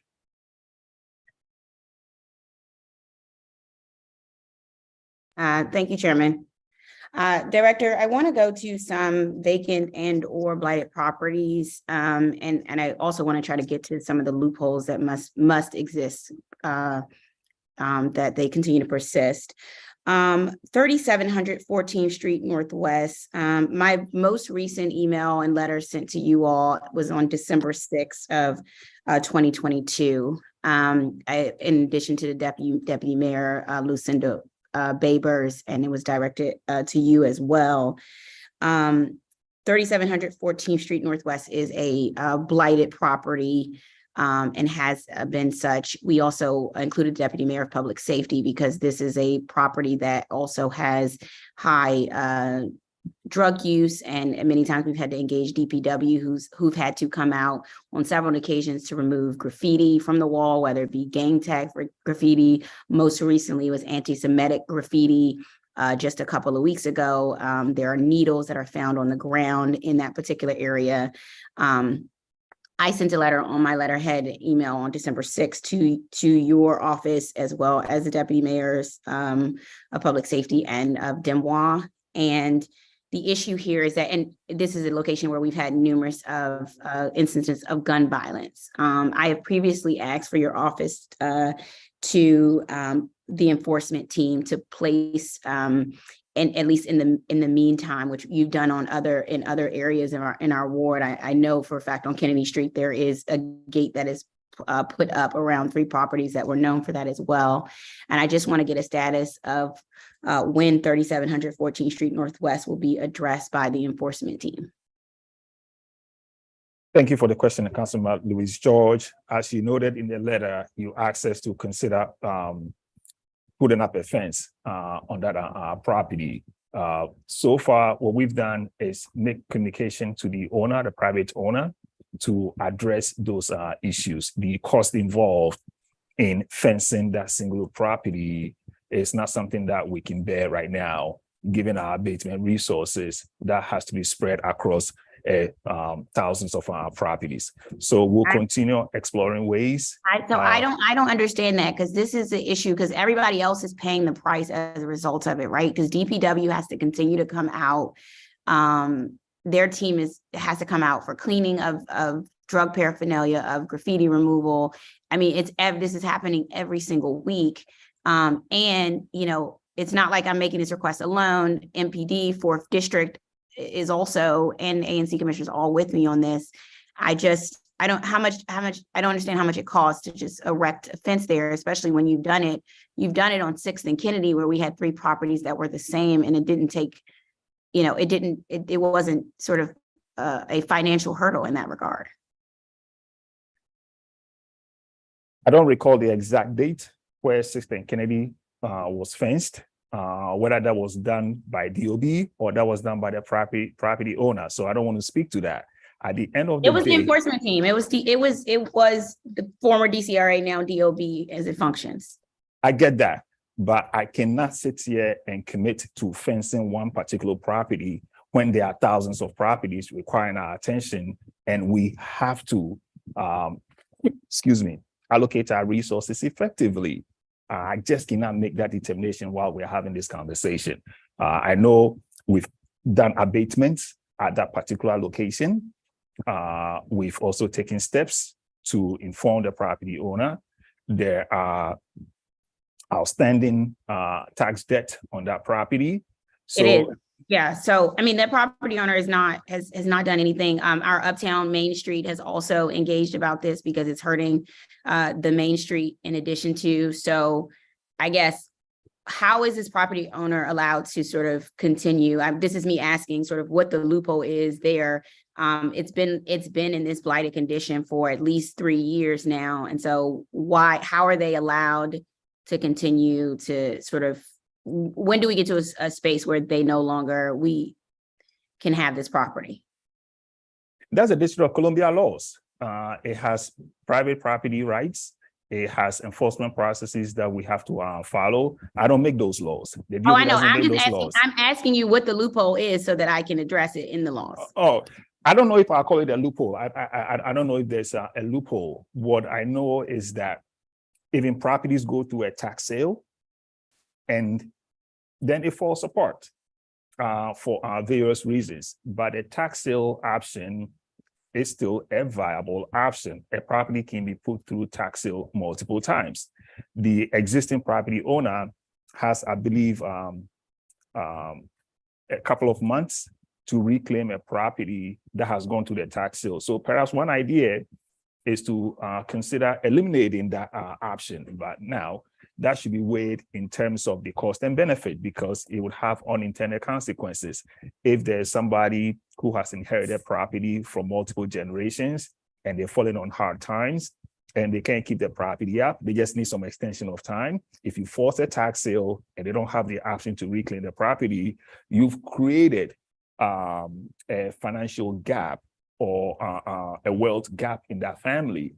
So while I would suggest evaluating the tax sale process, I would also suggest maybe we have a broader conversation with property owners who are in distress, community members, to figure out what else can be done. And maybe we can workshop this together and partner on a solution. I know we've also had conversations about having properties participate in the vacant to blighted, the vacant to visual initiative. Mm-hmm. And there are situations where the property owner just doesn't want to cooperate. They just don't want to be part of it, even though this helps them and helps the community. So there's a long way to go. But I think what I can comfortably say is that we need to workshop this a little bit more to look at really troublesome properties the underlying issue why the owner is not responsive, the limits of government intervention, and how to help our communities cope through properties that are in transition. Okay. And then the other, and maybe it's the same thing. So we've talked about this before, 1400 Hamilton Street Northwest, your office is engaged with us there. It has been sitting there for over 10 years at this point. It is also at a point where the roof is completely open. The roof has been completely open for 2 years. Neighbors are fearful of collapse happening. The green tag process has really done nothing to solve the problem that the property presents. It's been more than 10 years, but I know for record, it's 10 years that it's allowed to sit there. Is this just another issue where you're saying for all these years, it's just been gone through this tax sale, resale process over and over again? I don't remember the latest activity at the Hamilton property. So pardon me for that. But if it sounds like what you are describing, I think the thread here or the highlight here is the limits of the existing laws we have. Correct. To get things done. That's right. So, whether we've gone through tax sales, we've increased the property taxes through blighted classification, we've issued correction orders, we've placed liens for any abatement that we've done. Those are all enforcement tools. That's all enforcement. Okay. But when it hits the ceiling, we have to figure out what else we can do, because I get it. Residents can be frustrated, and nobody wants to live next to an ugly or blighted building or abandoned building. Like it's just not a good thing. Right. But we are a nation of laws that reflects our values, and we have to take another look at the laws on the book. So again, you have my commitment that we would partner with you to workshop this and figure out what can be done for our community. Great. I appreciate that, because that is where I want to go and look towards in the future, because it just seems like something is happening there when we have several of those properties. And I don't know how much it's even costing you all to continue. We have a property on 3rd Street. I mean, you all have to come out every time and sort of make it a safe for the surrounding neighbors. And I don't know, do you all recoup any funds from these individuals who've been holding on to properties that you all sort of have to come out and then abate and upkeep? Unfortunately, most of the investments that we do in securing properties, or even the liens that we place, are not something that we recoup in 1, 2, 3, 4 years. No, it is tied to the property being sold. So I like to share with residents that, look at this context. We don't have an infinite supply of resources to abate. And the limited abatement dollars we have when we invest in nuisance properties, we don't recoup them the next day or the next year. So it is basically operating in a deficit for a long time. But it helps the community. It keeps the community safer. But we just have to figure out how to do more with less, and also how to shift the burden a little bit. I was at a committee meeting, and one lady came up to me and she said she sees blight in her neighborhood. She also wants to be a developer. How can we help her understand the real estate development process so that she can concentrate on her neighborhood? So that to me shows that there are non-traditional tools that others are interested in deploying to return properties to productive use. And we really have to have those conversations about how we can be helpful, whether it's through education or dissemination of information about properties and beautifying their properties, maybe even temporarily, to attract developers who will build according to what the community wants, and not just flip and move on to other properties. Okay. Councilmember. Thank you. And there'll be another round. The property you mentioned was 1400 Hamilton? Yeah, 1400 Hamilton Street Northwest. And how long has it been vacant? Over 10 years. It's blighted. It's marked as blighted in the system. With Director, 1400, Director? Yes, 1400 Hamilton Street was classified as residential and taxed as residential. That means occupied until 2020. Councilmember says that it's been vacant for 10 years. Sure. Can you explain that? I don't have the details in front of me to explain it. Properties can go in and out of vacancy status for a number of factors. So Well, if this the roof is something- caving in, my guess is that it hasn't been going in and out of. I get that you have a harder time retroactively classifying blighted property, but vacant. So I noticed there was testimony earlier about 2920 Ontario Road, and the department finally went in and reclassified it as vacant, going back at least 4 or 5 years. Why don't you do that for Hamilton Street? That presupposes that it was reported to us as vacant 10 years ago. If a property is vacant and we don't know about it, we can't. Well, your folks could reach out to the council member. She might have some evidence there. You know how this works. Okay, so I have the same Sure. question regarding 1724 New Jersey Avenue. I sent you a letter about that yesterday. Sorry, I've not seen the letter. I was not around yesterday, but I know we had talked about that property at a retreat. So I'll look at the letter and I'll respond promptly. Okay, well, here's the deal. And when I talked with you about it several weeks ago, I actually had the wrong address. It was the same block next, the lot next door. The building was built in 2016, finished in 2017. I believe the developer was unable to actually complete the building. So I said, yes, finished, but not completely finished. And so, and the developer, I believe, defaulted on their mortgage, and the bank filed for bankruptcy, or the developer filed for bankruptcy. All of which is to say that there's plenty of evidence that the building has been vacant since 2016, 2017. But the department classified it, I believe, in 2020 as vacant, and otherwise every year it's been occupied. I mean, it's just ridiculous. And if you go out there and look at the building, it's vacant. And so the letter I sent you yesterday was, how does this happen? How does it happen that the building is under construction and the construction stops? Your department knows that. And nothing's done for 2 years, 3 years to classify it as vacant.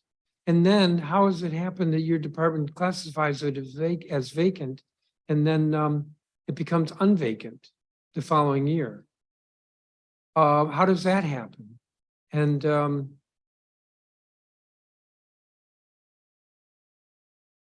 there was a related question which now has skipped my mind.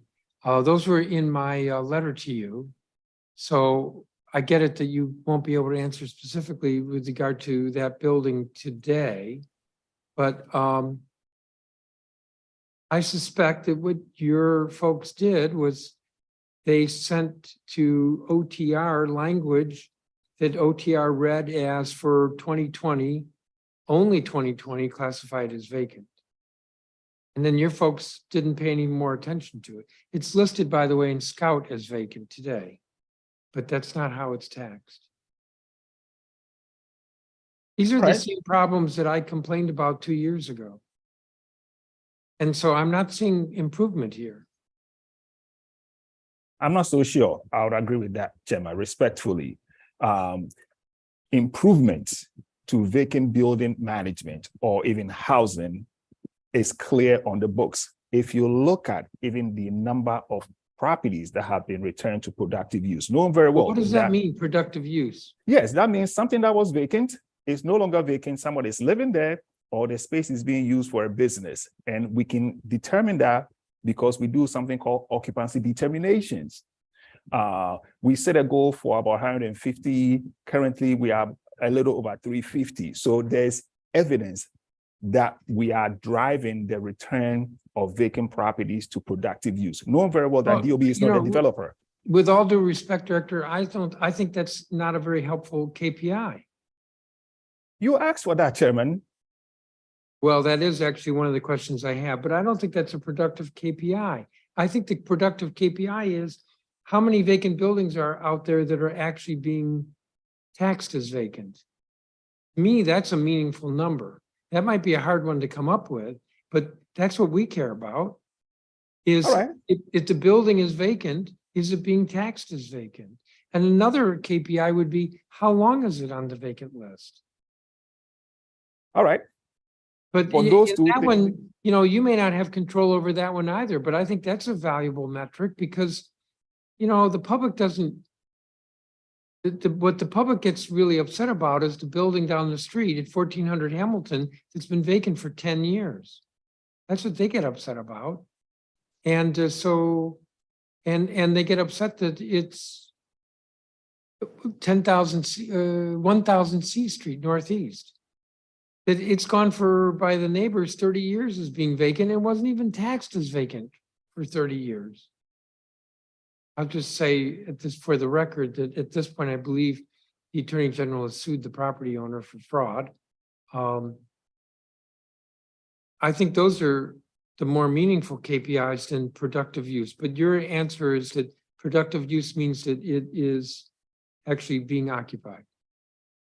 And you're right, it is not fully within our control, but I do believe there are ways we can help, which we are working towards. So for example, this summer, we will be releasing a system that we've been working on for vacant building management that will do automatic reconciliation between what we've classified as vacant and what OTR is taxing at the vacant rate or the blighted rate. This has not happened in the history of the District of Columbia for over 40 years. We are this close to bringing that functionality to bear. So I, through this job, have understood things that are within our control and things that are not within our control.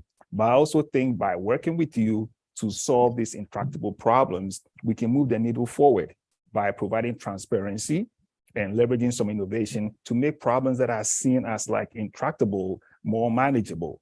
An example is vacant buildings. We've had great success providing information to the public, and we think the next logical step is to have automatic system reconciliation that would eliminate human errors and also ensure that the community has access to information that is meaningful and helps understand the built environment that we are operating under.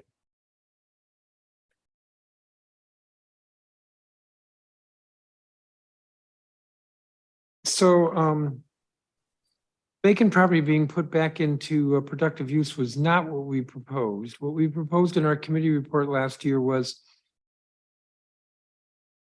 percent of vacant and blighted buildings that have been registered as vacant and blighted for more than 3 years, percent of appealed vacant and blighted building classifications that were upheld by the Real Property Tax Appeals Commission, percent of vacant and blighted property inspections where a violation was found, percent of re-inspections where violations found during the initial inspection were abated by the property owner, and percent of appealed NOIs upheld by the Office of Administrative Hearings. So I did have a question. In our committee report last year, which is what I was just reading from, the committee listed 13 potential KPIs covering housing code, illegal construction, and vacant buildings. Which KPIs, if any, is the department considering adopting? In our proposed response, we listed the KPIs that we have adopted and the ones that are no longer relevant. I'll have to go to the specific section to. Well, if you want, maybe you can get back to me on this one. Okay. So the question is, the committee of the whole's budget report last year listed 13 potential KPIs. Which, if any, is the department considering adopting? And if you're not considering adopting them, why? Regarding the new housing code violation KPI that you've adopted, will this measure the number of violations abated in the same year that an NOI was issued? Yes, Chairman. In our responses, we listed violations that are abated in the same fiscal year and violations that are abated in the subsequent fiscal year. So for example, with housing code violations, in fiscal year 21, the number was 13,293 in terms of number of violations. The number of violations that were abated in that same year was 1,889, and the number of violations that were abated the subsequent fiscal year was 1,751. This is on page 53, question 28 for a number of abatements. So the short answer is yes, we are monitoring and tracking the number of violations cited and the number of abatements in the same fiscal year. What I'd like to point out with these abatement numbers is that we generally see a higher abatement rate on proactive inspections than complaint-based inspections. So that's an insight from the data analysis. I'm going to have to do another round. Councilmember Lewis George. Thank you. Director, I want to talk about the Adjacent and Adjoining Property Protection Act and what you all are doing to implement this and enhance protections. I know you all were supposed to be creating regulations to implement this. Where are you all on creating these regulations? As you heard, a number of witnesses have testified about this, and this is something that's come up a number of times with adjoining properties. And so I just want to get a sense of where you all are on making this happen. We're making great progress, but first I want to thank the council for voting unanimously to adopt the bill that the mayor proposed. It came about because we did studies to see, okay, people have been complaining about construction damage for decades. And we got to figure out a creative solution to this problem rather than people coming to DOB and say, oh, my home has been damaged, it's DOB's fault. We know it's complicated than that.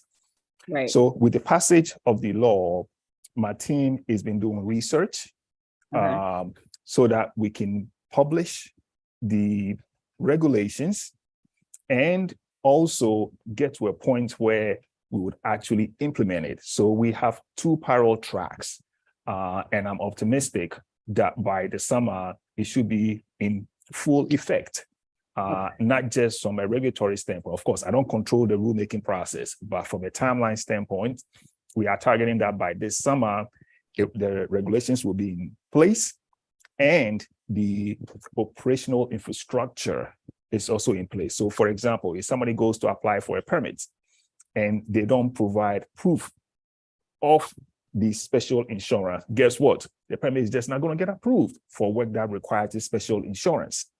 We are also going to expand the insurance education center that we built just for this.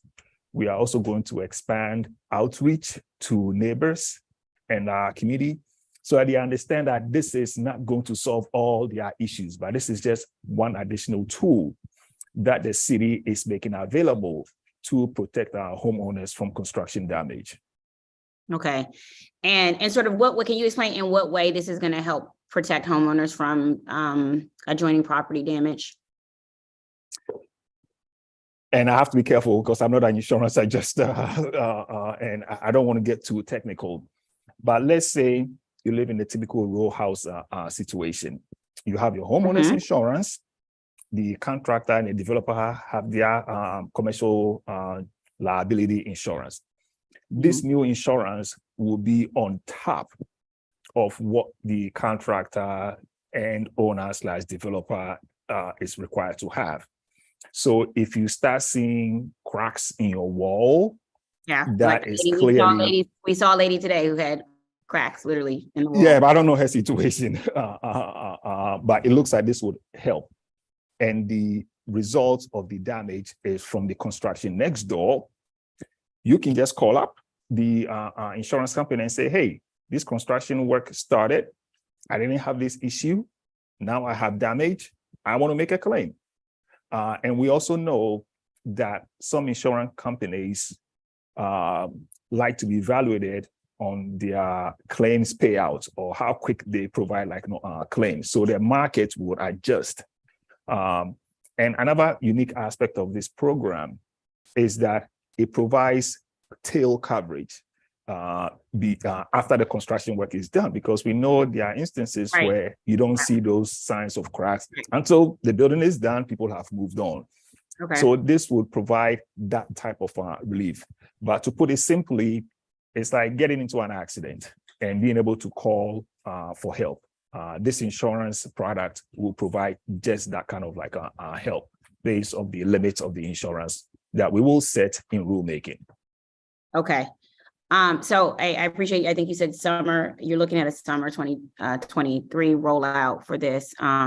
If an education rollout as well. This is an issue that has impacted a lot of Ward 4 neighbors, specifically with row houses. So just looking forward to seeing that roll out as quickly as possible and hoping that will be a priority in this year. I want to also ask you about our inspections, rental inspections, and the work you all are doing within the rental housing inspections, but also I want to just see if you can clarify something for me, which is it right that you all, when in far as inspecting DCHA housing, that you all don't do DCHA? DC Housing Authority has their own inspector workforce. So you all don't have any sort of, and so it's right that you all don't have any sort of legal authority to inspect DCHA. We can do inspections to support their work, but the short answer is that DC Housing Authority has their own inspectors, and they follow hard requirements, and we are limited when it comes to enforcement on DC Housing Authority issues. Okay, so what role do you all play right now, or if any? I'll speak to sort of something that we did last year.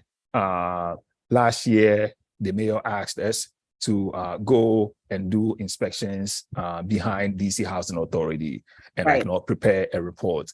And we've been collaborating with them so that they are also utilizing the abatement portal that we created to help track violations and the ones that have been remediated.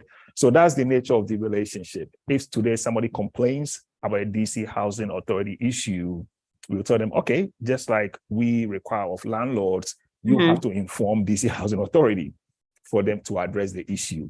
But we are not in a position where we will issue fines, because even if we issue fines, OAH cannot sort of force a lien to be placed on DC Housing Authority for failure to pay those fines. Okay, so your role has been collecting some nature of data in regards to and following up on some of DCHA's after DCHA has already done an inspection, sort of doing after another inspection and for the purposes of data collection. For the purpose of data collection, and also to provide residents with another outlet, really, because at the end of the day, knowing the conditions of the city's housing stock is important for us.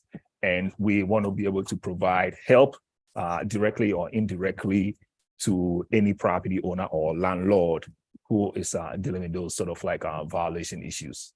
Okay. Does DOB, do you all do rental housing inspection on voucher funded units? We do rental housing inspections on a number of our units. The voucher status really doesn't play any role in our inspection determination. It is, yeah. Great, so it's not sort of a hindrance, meaning you all will do a rental housing inspection even if it's a voucher funded unit. That's correct, because they still have to get a license to be the landlord, and before you can rent, you have to pass inspection. That is one of the reforms that we put in place a couple of years ago. So for one family, two family, multi-family, you got to get a license. And part of that requires you to pass like an inspection to ensure that there's carbon monoxide detectors, there's like a clear path to egress, the plumbing fixtures work. So how, let me ask you, how many rental housing inspectors do we have?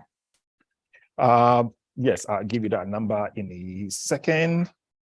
For housing, we have 53 positions. Okay. And then we have 17 contractors. And then we have 8 supervisors. Okay. So right now within the rental housing inspector, we have 53 positions total and 29 of those are vacant at the moment. That's correct. Okay. And I know the Post issued an investigation last week about conditions in voucher buildings. So I just wanted to get a sense of sort of what's happening there, since you all do inspections. You know, is it the number of vacancies there, or what are we seeing? Why are we seeing these sort of conditions in buildings where we have a number of voucher holders if you all are responsible for those inspections? Very good question. The number of inspectors has no role or no correlation to the conditions that people live in, not by any stretch of the imagination.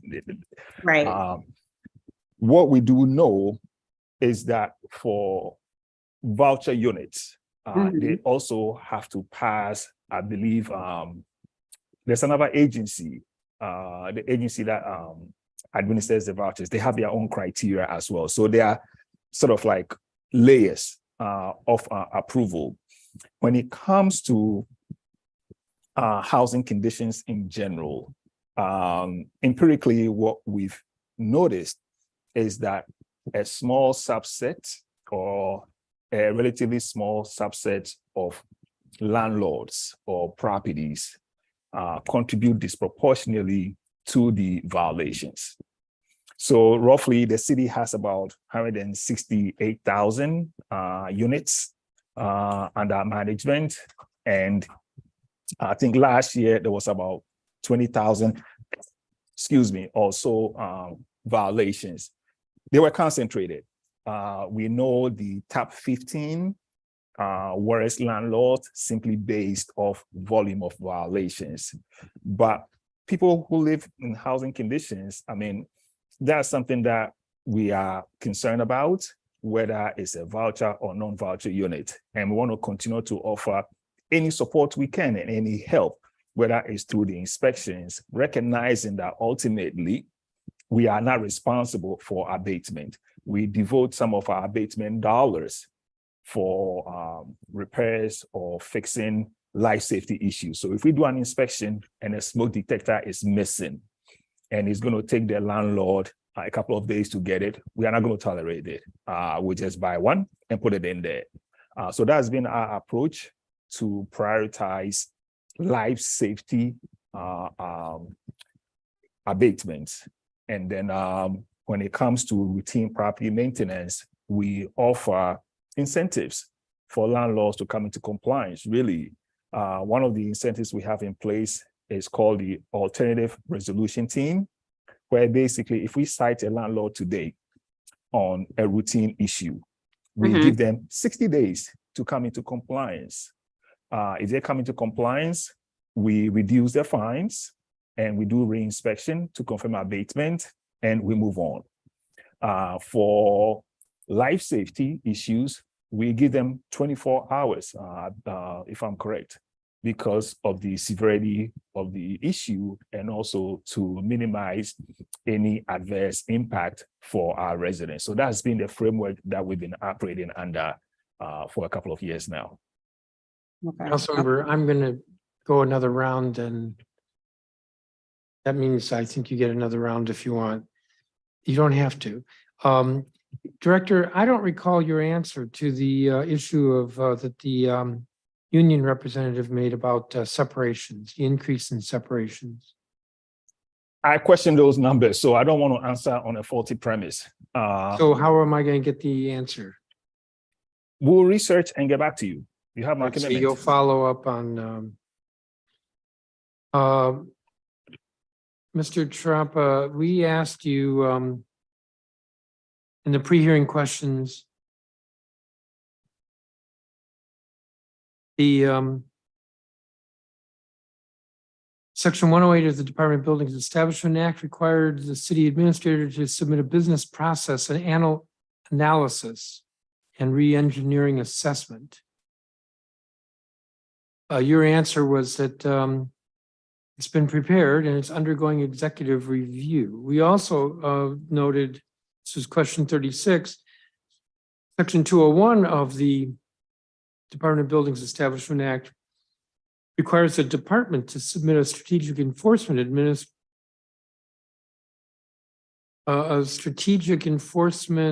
plan.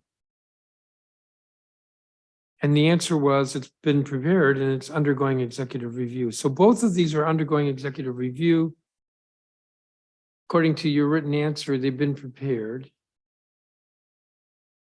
When did you give these to the executive?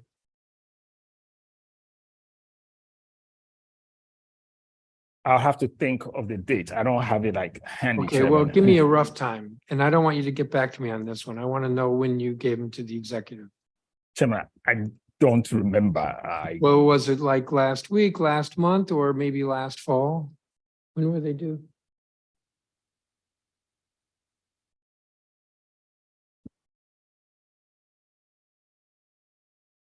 One year after the effective date of the law. So were you on time preparing them? I have to check. What I can remember is that at least even for the, well, not at least, specifically for the strategic enforcement plan, we had a robust stakeholder engagement Okay, but I'm not to the interested fall. in that. No, this is why it's important, Chairman. You asked about timeline. So that's what I remember us doing last fall. So the exact time about when we submitted it to the executive, any sort of like edits, I'll have to look into it. I don't want to give you misleading or false information. You know that, Chairman. I have too much respect for you.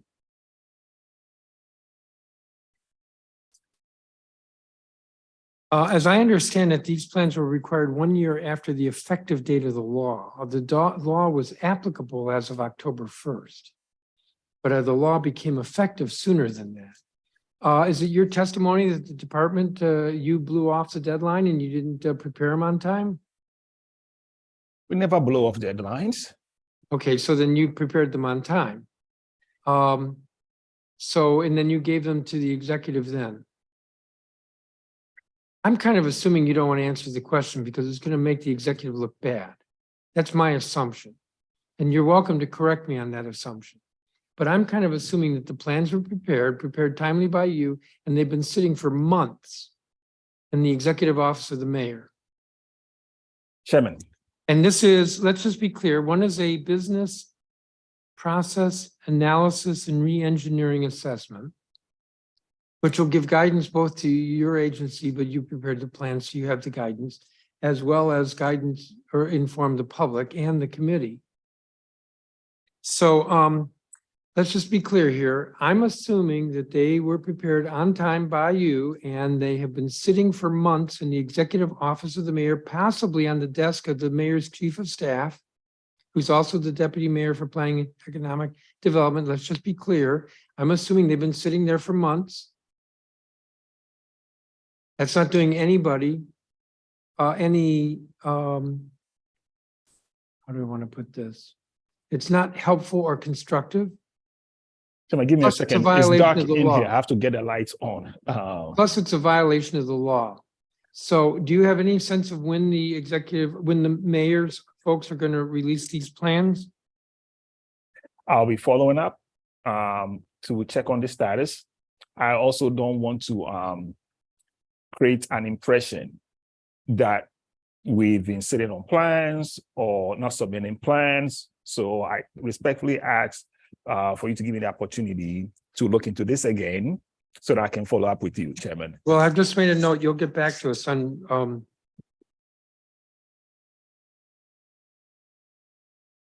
you'll get back to us on that. We just lost your video.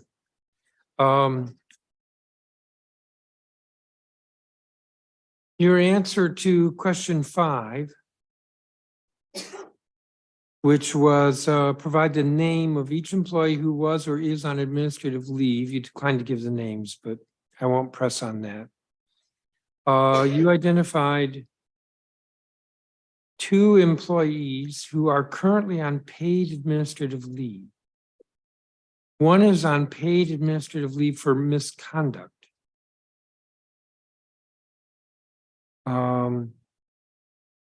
If there's an allegation of misconduct, why hasn't the employee been terminated?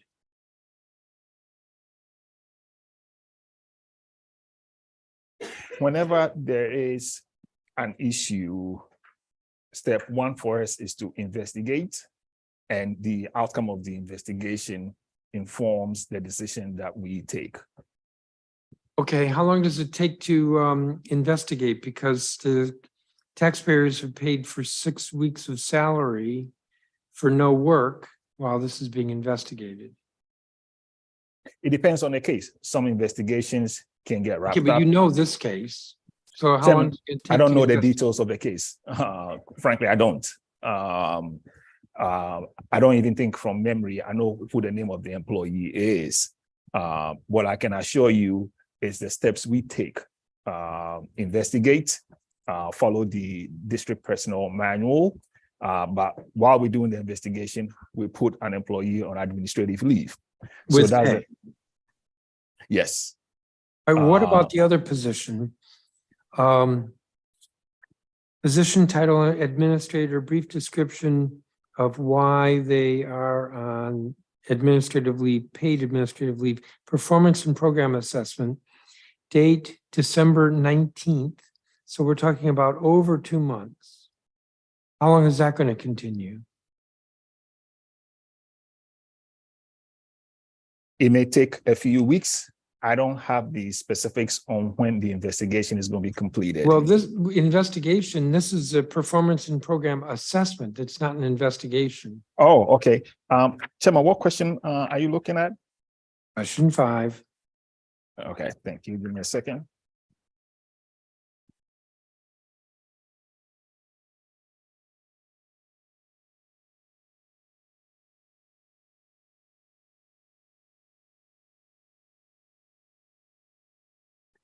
You're talking about employee A?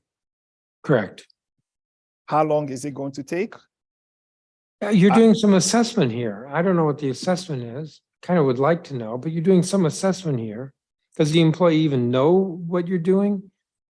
The assessment that we are doing should be complete before the end of March. That much I know. Okay, so taxpayers are paying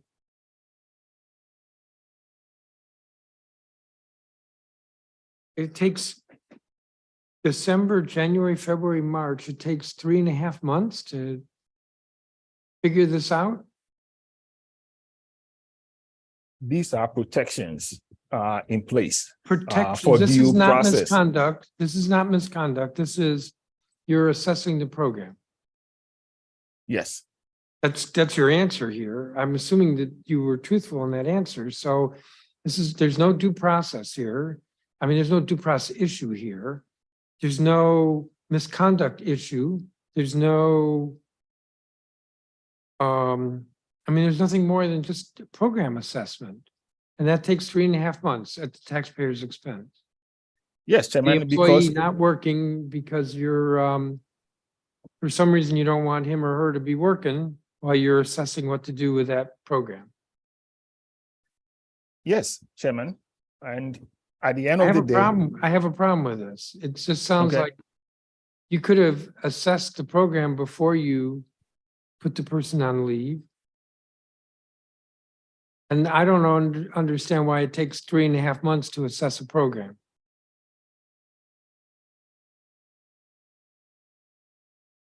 and things involving personnel, I'm duty bound, just like many employees, about what I can discuss publicly and what I cannot.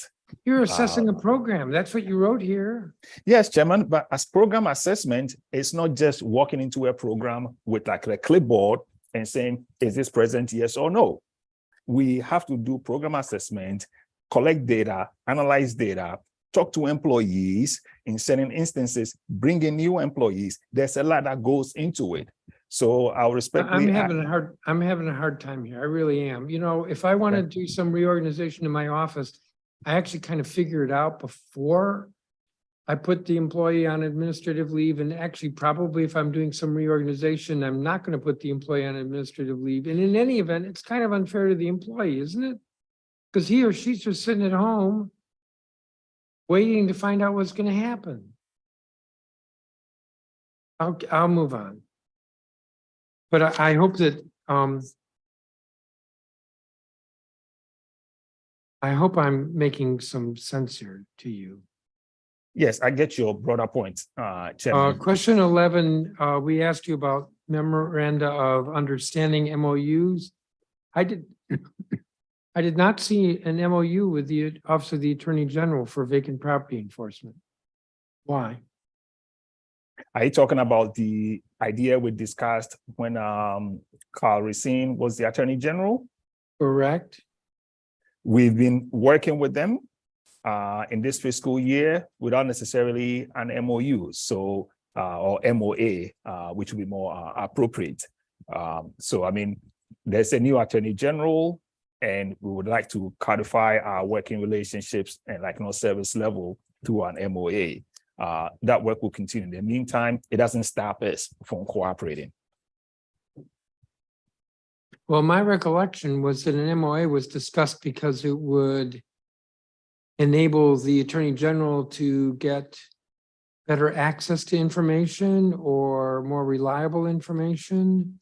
You were in the meeting. You didn't balk at the idea of an agreement between the two agencies with the Attorney General picking up enforcement, like going to court against some of these vacant property owners, and yet it hasn't happened. Yeah, it's a two-way street. We also have expectations. We also have what we'd like to see from the Office of Attorney General. So if we make a referral, we want a date certain where we will get an answer so that we don't end up with situations where residents are saying, take more enforcement actions. And we are saying, no, we have to depend on the Attorney General for that. So those things have to be sorted out. There is a completely new leadership at the Office of Attorney General. We are still working with them. We have to understand what they would also like to see in any type of agreement. We also have to communicate what we want to see, regardless of conversations we have with the previous Attorney General. So if you're asking, are we going to enter into a memorandum of agreement with the Attorney General office, we are very interested in pursuing something that is fair, supports the agency, and also reflects the direction that both agencies are headed in. Let me just, so that it's clear in the record, this was a discussion with you and me and the Attorney General, like maybe a year ago, long before there was turnover in the Attorney General's office.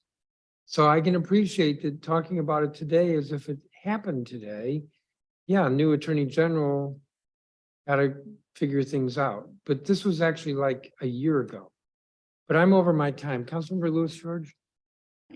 Thank you. Director, I want to follow up with some of the witnesses who came to testify today from Ward 4. Abel and me spoke about sort of the kitchen range hoods violate and no ventilation, and sort of something about sort of revising the code there. Do you have a sort of understanding of that issue? And is that something that you all think should be considered? There are lots of ideas that we think is worthy of consideration. And that goes to the Construction Codes Board, not DOB. DOB provides administrative support. So I would encourage the resident to channel their energies that way. And that's sort of like the process in place so that when it gets to public comment, people can also express their views on a particular thing. What I would note is that we follow or we take model codes and adopt them or tinker with them locally. The benefit of following local codes is that it makes it a little bit more easier to recruit people who are certified or understand certain codes. It also helps in managing risk of the built environment because it's based off like best practices.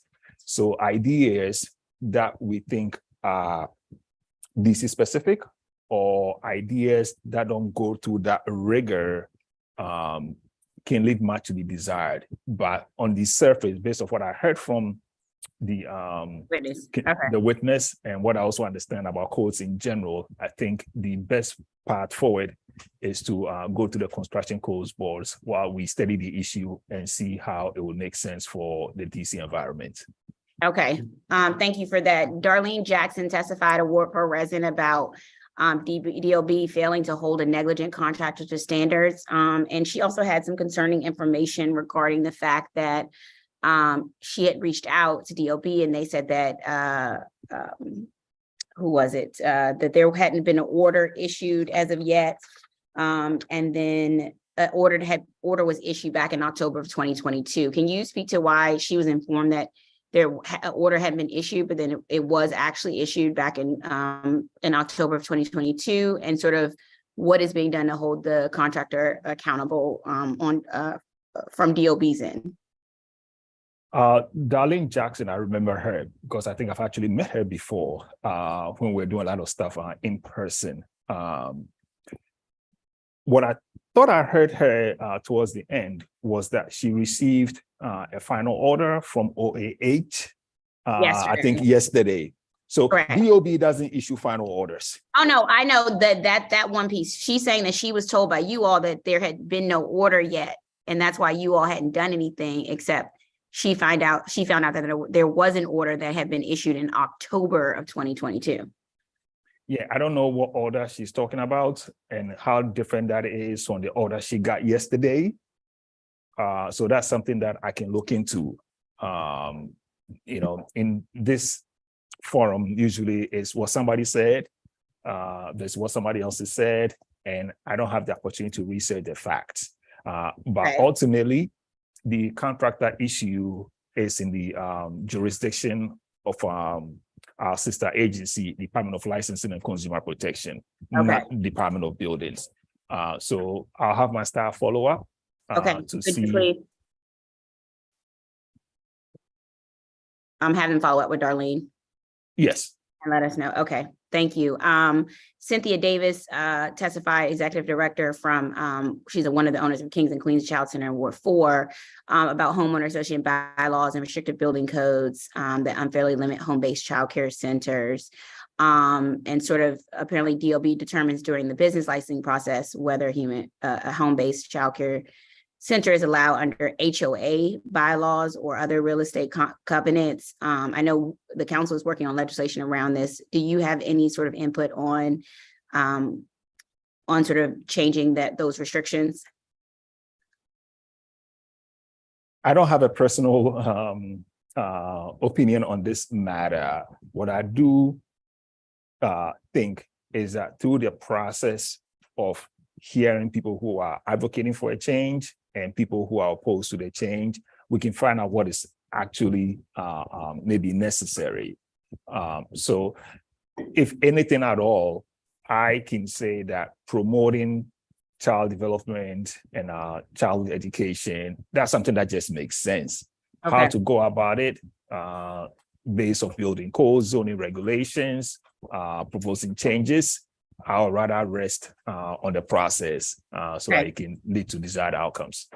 Okay. I appreciate that. I know your legislative team will look into it and maybe have suggestions as that legislation moves along. Yes. There's a number of people testified sort of about greener government buildings and sort of Vanessa Bertelli and Doug Singlin and others have testified. And as you know, this is an area that I'm advocating around as well for greener government buildings. Sort of what is your office doing to ensure that we are making all necessary steps as it relates to the green government buildings and our ability to move faster in the future. There are a few things that my office does, and there are a few things that the Construction Codes Board also does. We provide administrative support for code adoption and changes, and that would continue. On the implementation side, whether it's through the permitting process or the inspection process, we ensure that there is compliance, and when there's not compliance, we provide a pathway or a ramp for compliance. We also monitor changes that are happening nationwide with respect to green energy and climate change, so that we can think of like operational processes that will support moving the district closer to a greener future. We also provide training to the industry. We also provide training materials on the website to increase education and awareness of our greening practices. And I know this is an area where you have an interest. So we are certainly eager and open to ideas about how we can collaborate and ensure that the district's future remains green and bright. Okay. I appreciate that. Who's the lead in your office on that? We have multiple people who play a role in sort of like, the green initiatives. We have, for example, our account managers who go to ANC meetings and talk about things. We have our plan reviewers. We also have our inspectors. And then we have some employees who serve on the Construction Code Board on a volunteer basis. So there's not like one person who's the green. We've made green part of our culture. That's why everybody plays a role. Okay. Well, we will reach out to the various individuals in that regard. And then the last part is Office of Strategic Code and Enforcement, which is, I guess, a newer part of your organizational chart. How is the Office of Strategic Code and Enforcement sort of implementing new strategies to deal with our issues in the district? There are a few that I can speak to, starting with one, hiring somebody to lead that office, the strategic code enforcement, and we are proud to have been able to fill that role. The public health analyst is also another vacancy that we filled. Another vacancy that we've filled, but it's not officially reflected on the books yet, because that person will be moving into that position later this month, is the Chief Residential Inspection Official. But globally, when it comes to strategic enforcement, we are already implementing some of the steps that our community members have asked us for, and the ideas we received from the stakeholder engagement. So, for example, we have a list of actors that are subject to enhanced scrutiny, whether they are getting a permit or license. We also have a list of housing providers that are subject to more frequent inspections and tracking of abatement. We are also working on a broader approach to enforcement, in that we'll be looking at, for example, repeat offenders, and making referrals to like the OAG, and also making referrals within the agency, so that if somebody is on the targeted list and they try to conduct a transaction with us from a vacant building perspective, we'll make the appropriate linkages that, hey, you know what? This person has racked up this record. Now they want to get an exemption. Let's have a conversation with them about money they owe and steps they are taking to bring properties to compliance. So it is much more coordinated. And then once I know my time. Yeah, sorry, my time is ending, and I have to go to the DHS hearing right now. But I just want to a few things. We'll be following up regarding a number of issues that we've already talked about, flagging that 6109 3rd Street Northeast and 1400 Hamilton Street Northwest. If you can get back to the chairman's office and his staff regarding the diagnosis for those properties and why they've been allowed to be vacant and blighted for so long. And then I'm going to ask you to revisit 3700 14th Street Northwest, which I've already flagged to the Deputy Mayor of Public Safety and the Mayor, as well as properties where I would like to see abatement happen immediately because of the urgent public safety issues. And my Ward 1 colleague, Brianna Doe, joins me in that request along with both adjoining A and C commissioners. So hopefully you can make that happen. And thank you for your time. Thank you, Chairman. Thank you. Thank you, Councilmember. Director, the nuisance abatement fund. I believe fines are a funding source.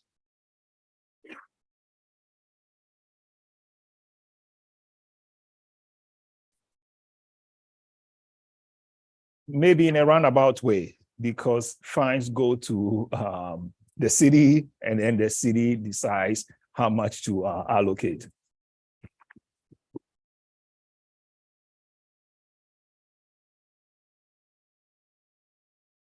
Did I lose you? No, I'm here. All right. Liens go into the nuisance abatement fund as well. Does all the money that should go into it, or does some of it end up going to the general fund because it ends up going through Office of Administrative Hearings or some other appeals process? Yeah, that I'm not 100% sure about. I'll have to have my AFO advise.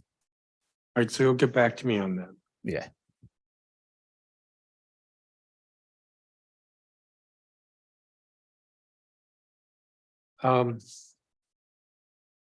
The Department of Buildings recently changed the process for issuing a certificate of occupancy for new apartment buildings that may require additional inspections after the base building core and shell certificate of completion has been issued.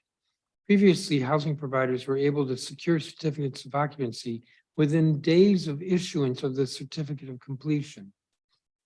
These new double inspections adds an uncertain additional time period for delivering new housing units for occupancy, which in turn adds uncertainty and typically at least 30 days to the time it used to take, adding at least 30 days to the time it used to take to receive a certificate of occupancy.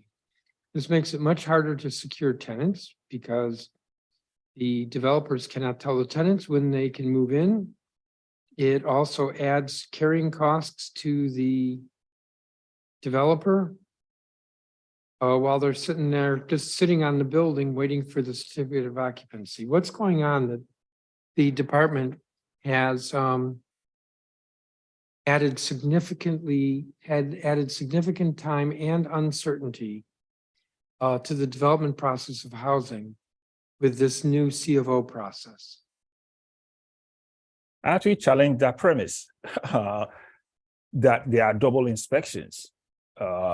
What I do know is that the certificate of occupancy process has been streamlined because of advancements we've made in technology, systems, and process. Today. Yeah, but I don't consider it streamlined if you've added 30 to, in fact, I met with some developers who are involved with providing affordable housing, and they said even as much as 90 days. That assumes they are correct. And without seeing the facts, I cannot go along with that assumption. Well, you have the ability to go and look in your own little C of O department and find out how long between application and issuance of a C of O, right? One has to apply for a C of O. So actually, I know, and that's what I was going to share. There are two types of CFO applications, and each has a service level guarantee. If it's just a change of ownership, nothing else. No, we're not talking about that. We're talking about that's 1 day. We're talking about new everything else, new construction, of multifamily apartment buildings. 7 days, Chairman. 7 business days is what we guarantee, provided we get a complete and thorough application. One of the things Do we you want me to noticed, take that answer to these developers? Because I think they'll throw me out of the room. They're not no, lying to me. I'll go with you so that we look on a fact by fact basis, and areas where we drop the ball, I'll own up to it. But way too often, I hear these sort of like allegations. And then when I invest time into looking into it, they did something wrong. Okay, well, You this know? is what they're telling me. Previously, housing providers were able to secure certificates of occupancy within days of issuance of the certificate of completion. The new double inspections have added an uncertain additional time period for delivering new housing units for occupancy. That's what they're telling me. So I assume you'll look into it. Send me, and I'll reach out to you so that I can get some addresses so that we can unpack really what is happening there. And if there's an opportunity for improvement, certainly we'll be all over it. And if there's an opportunity to educate people, we'll do so. You'll follow up with me to get addresses. There was testimony. Our members are also reporting problems communicating with agency staff, securing interpretation services, and not receiving responses to calls and emails. Although these challenges have been around since before the restructuring of DCRA, as a public agency, Department of Buildings must ensure compliance with the DC Language Access Act of 2004 and should be able to provide in-person support to those who need assistance with their online application process. And I seem to recall that in the past, the DCRA was cited as one of the poorer performers with regard to compliance with the Language Access Act. What is your response? When somebody needs language access, there are mechanisms in place for us to figure out the appropriate language translation interpretation service that is needed. We've worked really hard to make our content and our website available in like multiple languages. We've partnered with the Office of a Chief Technology Officer.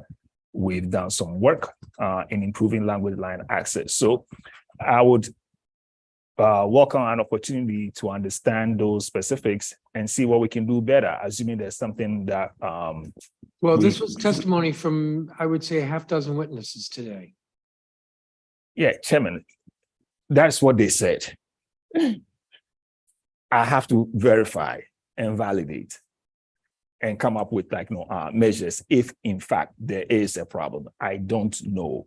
But when people testify, it's valuable input for us. So we will take advantage of that opportunity to see what we can do better. Isn't there an agency, is it Office of Human Rights that looks at compliance with the Language Access Act? Do you know? Yes. HR. Okay, so they would have done a report that would rank your agency with other agencies in terms of compliance. Yes, they do. Okay, so you'll get back to me with that information? As far as how we rank compared to other agencies? Yeah, what the Office of Human Rights is saying about you. Sure. Unless you were just given the answer. No. That's not it. There were two witnesses who testified rather critically of the new neighbor notification letter. And I got to say that going from 3 pages to 1 seems like a good deal, but when I looked at the old notification form, it really seemed more understandable and complete. Are you willing to take another look at that? I know my staff had dealt extensively with some of the people who testified. So am I going to take a look at neighbor notification? Absolutely. But what I'm sure I wouldn't do is unwind progress. And what I'm sure I wouldn't do is create unintended consequences. There's a benefit with simplifying forms. And I recall one of the changes that we made, and it was for good reason. Now, to see the construction plans that are part of the neighbor notification process, homeowners don't have to rely exclusively on the developer. They can come to our website, go to e-records, and have access to the plans. So if people have suggestions on how to improve the neighbor notification, I'm all ears. We want to hear and see how we can improve, because that's part of our value. Continuous. Sure, and I wouldn't disagree with you on that. In fact, I agree with you on that. It's the last sentence of the new form. You can monitor the status of this permit submission. Copies of the proposed plans are available, and there are links to both.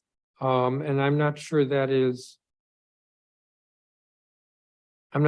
that's the same on the old form, but the old form has an explanation of what this is about, which is missing from the new form. It has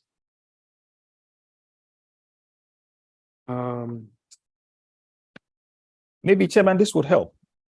On our website, we explain in detail and in layman language what neighbor notification is about, when it is required, because people used to think it's a tool that they can use to slow down development. And say, no, that's not the purpose. It's to ensure that you are sufficiently aware and can raise technical objections that we would evaluate.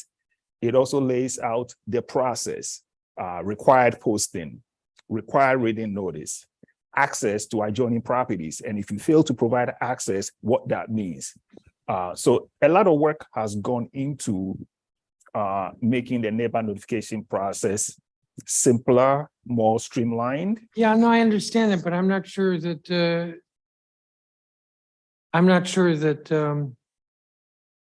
that was as successful as you were suggesting. For instance, the old form had on it, requested access to my property is granted with conditions, or denied. That doesn't exist on the new form.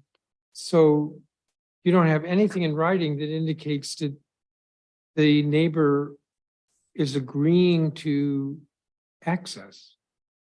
I think that's kind of useful to have. Yeah, I actually have a form in front of me that I can share my screen that says request for access form if required, because there are certain scenarios where access is required and there are certain scenarios where access is not required. So maybe people are conflating the two and expecting things that is not required in all instances. But I get your broader point.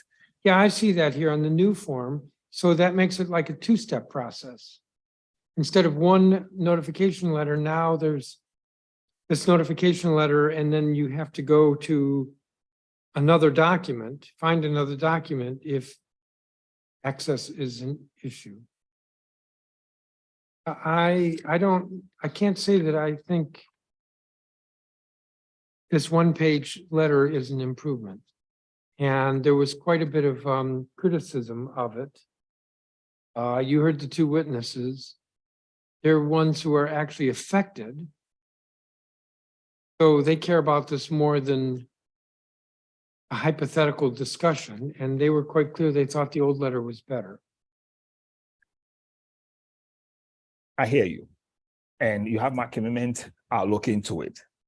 I'll be remiss if I don't mention that we handle thousands of neighbor notifications over years. And most people are appreciative of the simplified form. However, we will look and see what else we can do better. I don't want to sit there and say we have everything figured out. No. The commitment is we'll look into it and see what we can do. And well, I know you do thousands of these neighborhood notification, because this is exactly what I fell into before. What we're talking about here is notification where there is, I'm trying to remember what the phrase is. Substantial.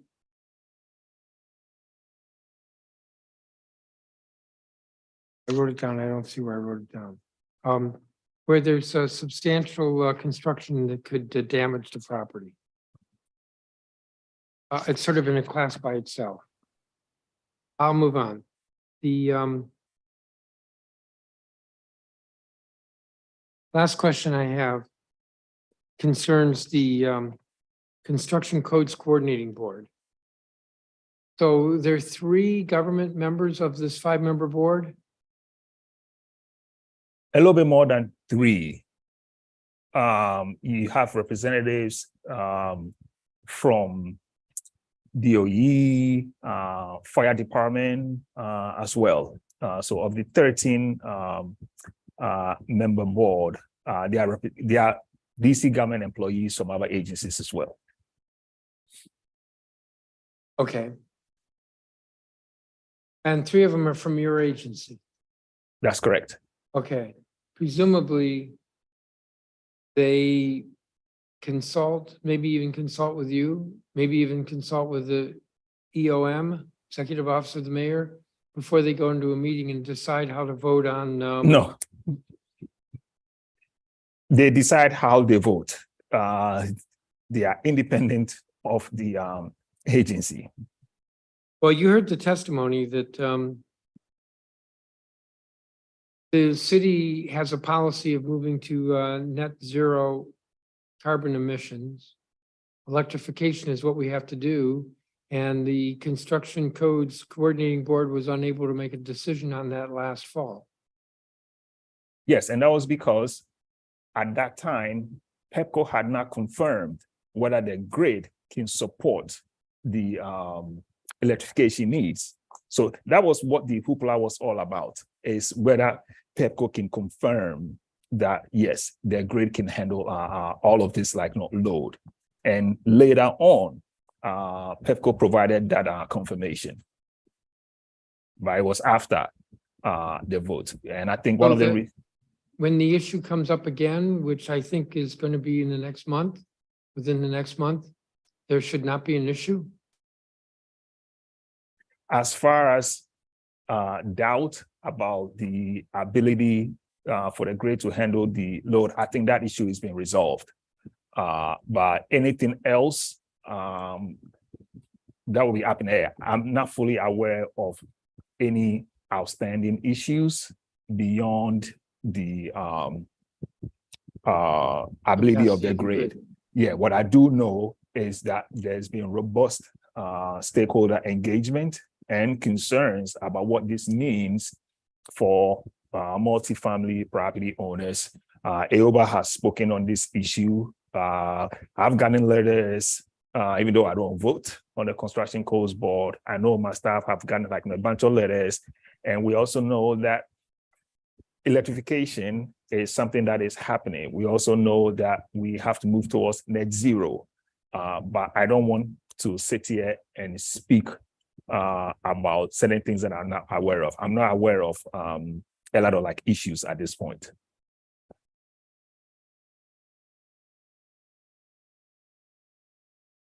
Well, is it true that if the board doesn't adopt this new standard, electrification standard, that it will be 3 years before there's another chance? Not entirely. I understand where that sentiment is coming from, because we move on 3-year code adoption cycles. But there's still time on the clock for the board to adopt the electrification proposal if they deem it as the direction they want to go, recognizing that failure to act by the end of 2026 means the legislation and the framework in the legislation, and I believe Appendix M or Z is what will go into effect. Well, the council, I believe every member of the council signed on to a letter. Could be wrong, but I think it was every member of the council signed on to a letter urging this change in the construction codes. I'll leave it there. Thank you, Mr. Chapa, for your testimony. And I'm going to just remind folks that the Committee of the Whole will have its next performance oversight hearing on Monday with the Office of Budget and Planning, other post-employment benefits program, University of the District of Columbia, and Commission on the Arts. And then we have hearings on March 1st and March 3rd on education agencies, public witnesses on March 1st. I want to thank all the witnesses who testified today. And the time is 6:58 PM and this hearing is adjourned. Thank you, Chairman, for your leadership. Thank you.